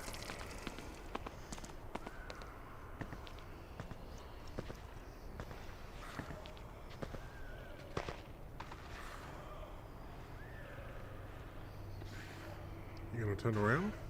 You are, okay.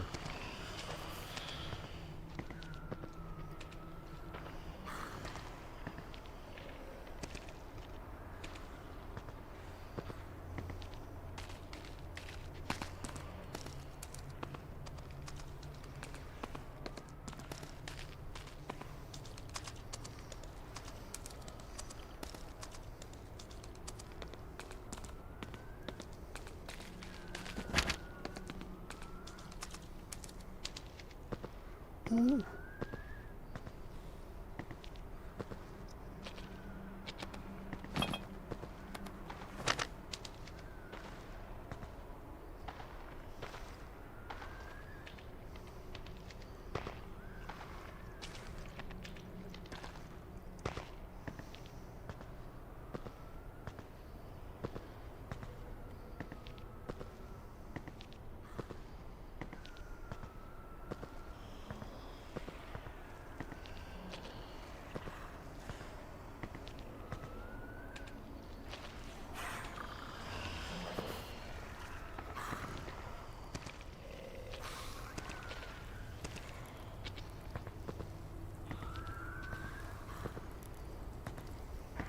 Don't turn.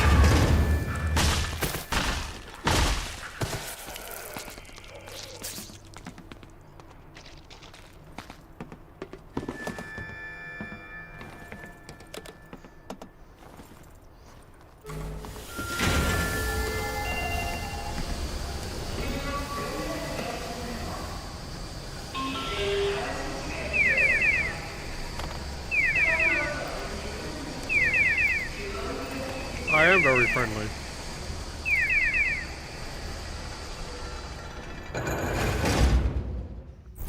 Nice.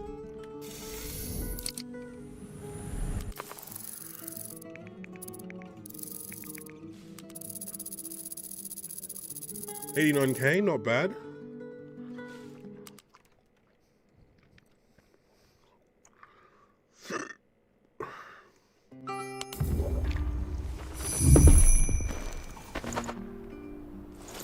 Oh, Thursday, we get free food on Thursdays.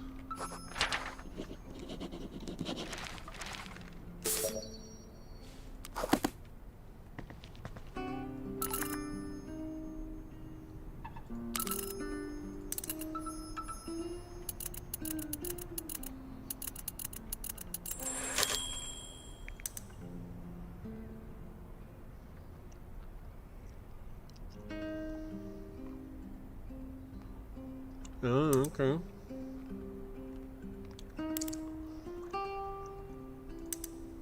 Have to go there, there, and there outside of that building. Ooh.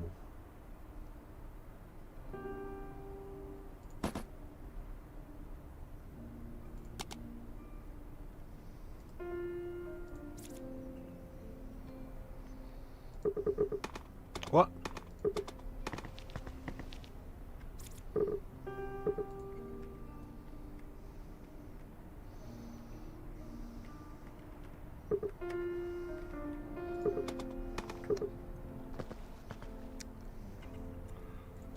Let's put that there.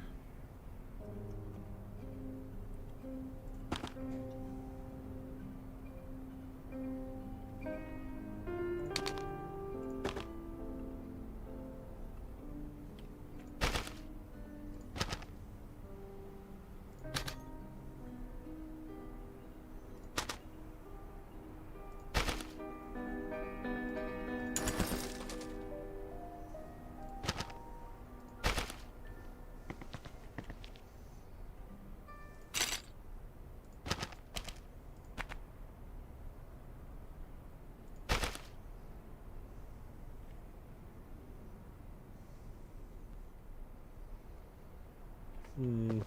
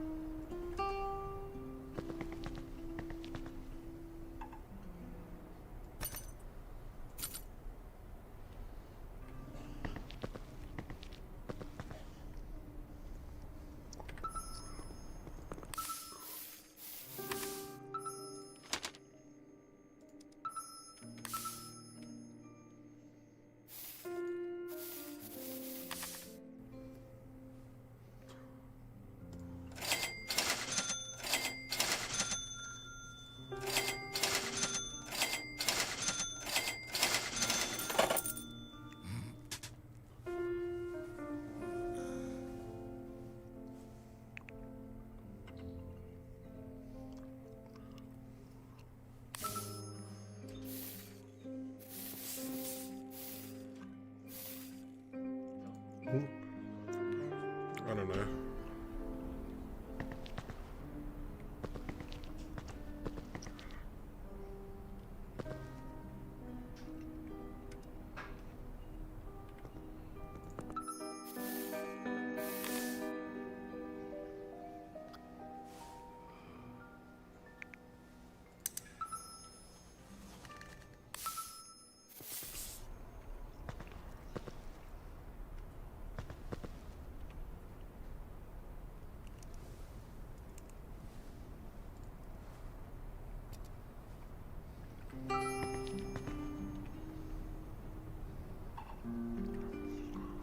24 Mart, that's where I'm going. Nuts and bolts.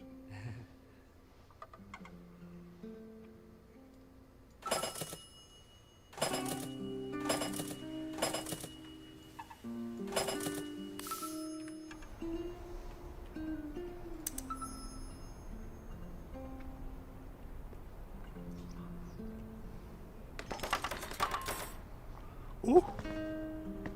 Okay.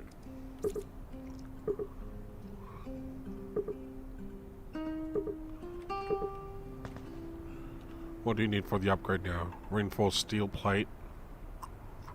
15 nuts and bolts, go.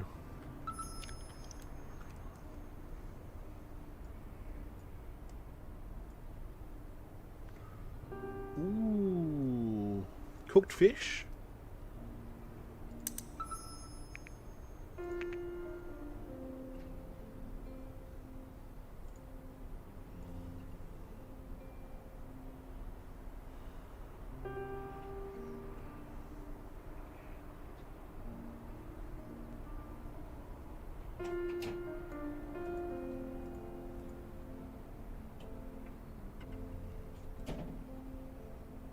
Oh, that's what cup noodles looks like. Okay.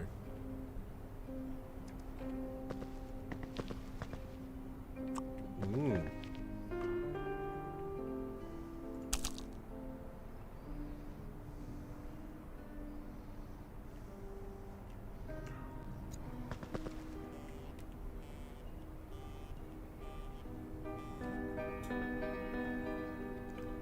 Hello. Yeah, for the whole week. But I'm a lot better now.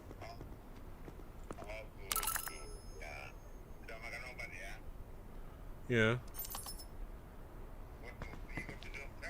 No, I didn't need to.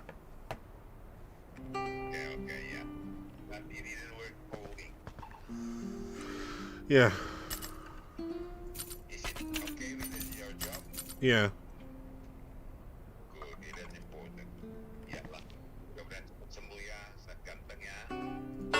Yeah.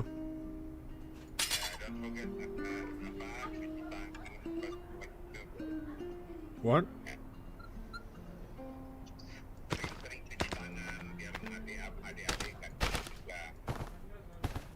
Hmm.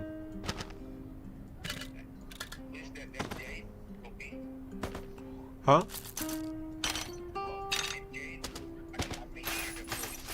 Yeah. I can, but I'll...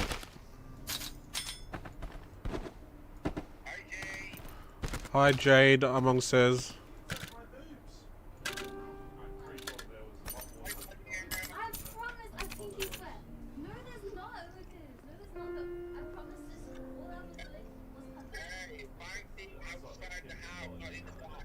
Yeah, they're fighting so much. Hey. Oh. Yeah, Among says fight outside the house, fisticuffs. No, but... My house, my rules.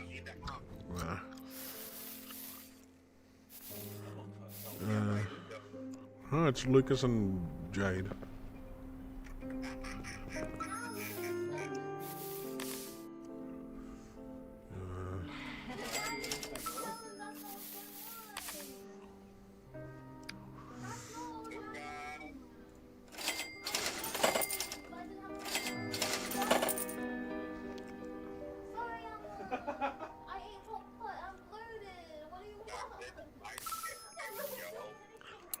Lucas is just being mean.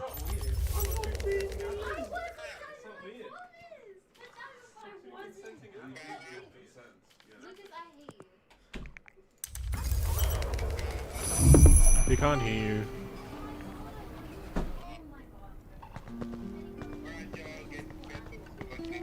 you. Me too. Bye.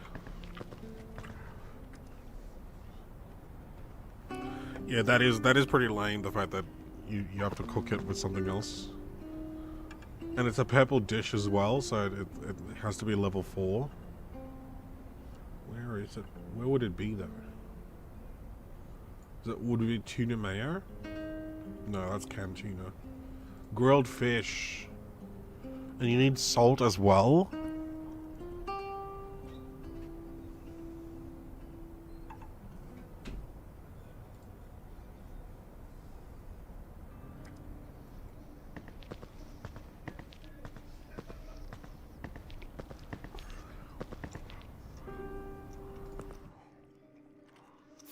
Salt is what you're missing. Where's the...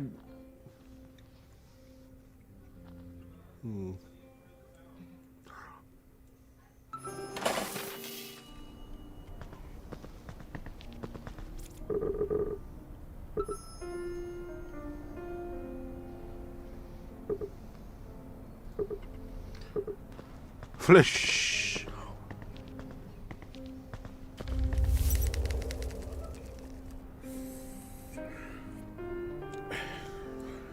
My phone is like 39% charged. It's been charging the whole night.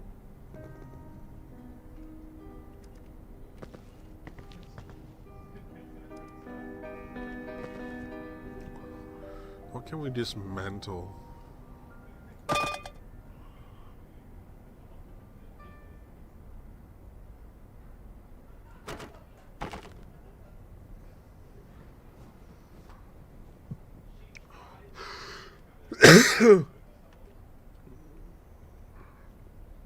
Oi, stop eating the food. It's the dog's food. True, true.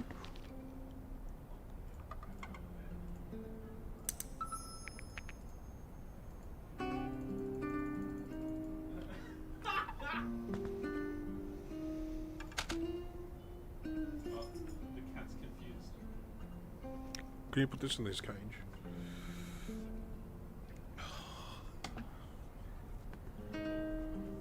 That would be good. I think that's something that people might leave for feedback. I'm sweating in this. That's cool because you can sweat in a different way. Come on, with me. Oh.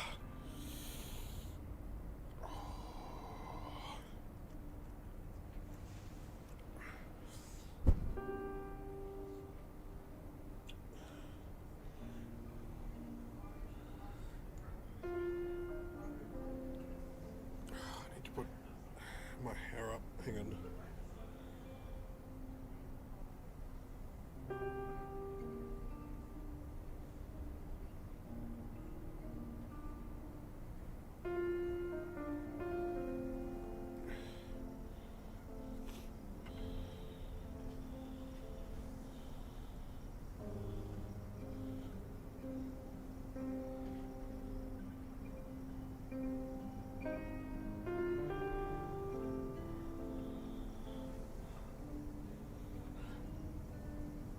To be fair though,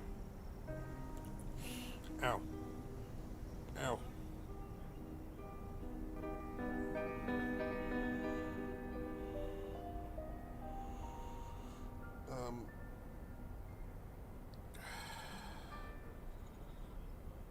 What am I saying? I got distracted because my hair is all tangled and hurts.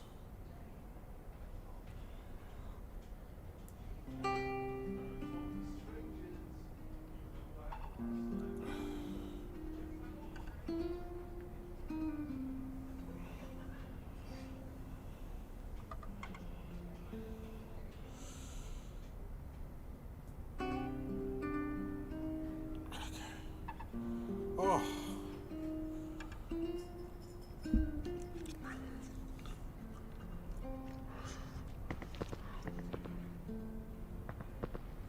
Yeah, probably.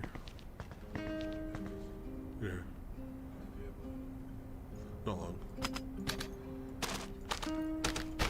You also need to have the organize button for everything. This is annoying me.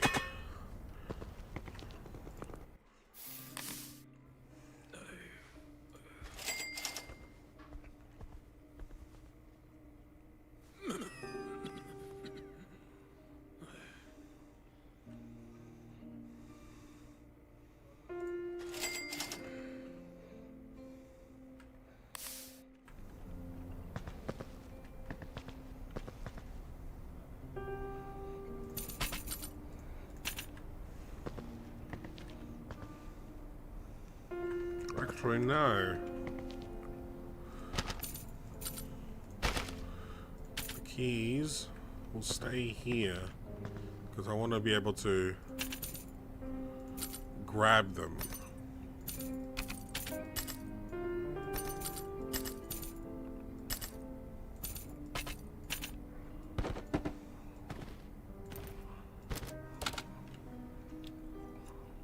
Look at that.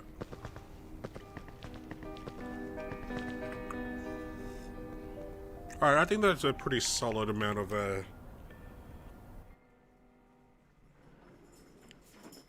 gameplay for the night, for the test. Lucas, do you want to try this? What? It's a closed alpha test for a zombie extraction brawler. No, I'm good. I've got 3 invites. I don't have anyone to give it to. So yeah, looking forward for tomorrow. See what the runs are like. Now that I have Arc Raiders as well. That's nice. Alright, thanks for the runs, Mr. Sinks. Not the runs as in diarrhea, but the expeditions. Yeah. It was very fun.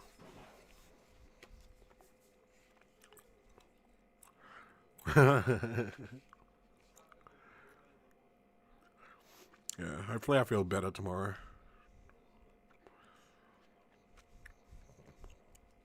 I just don't want to have this voice anymore. Or the coughs. Or anything. Have a good night.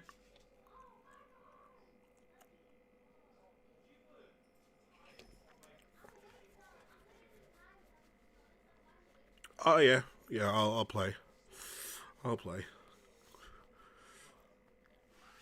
Gotta make the most of it. Until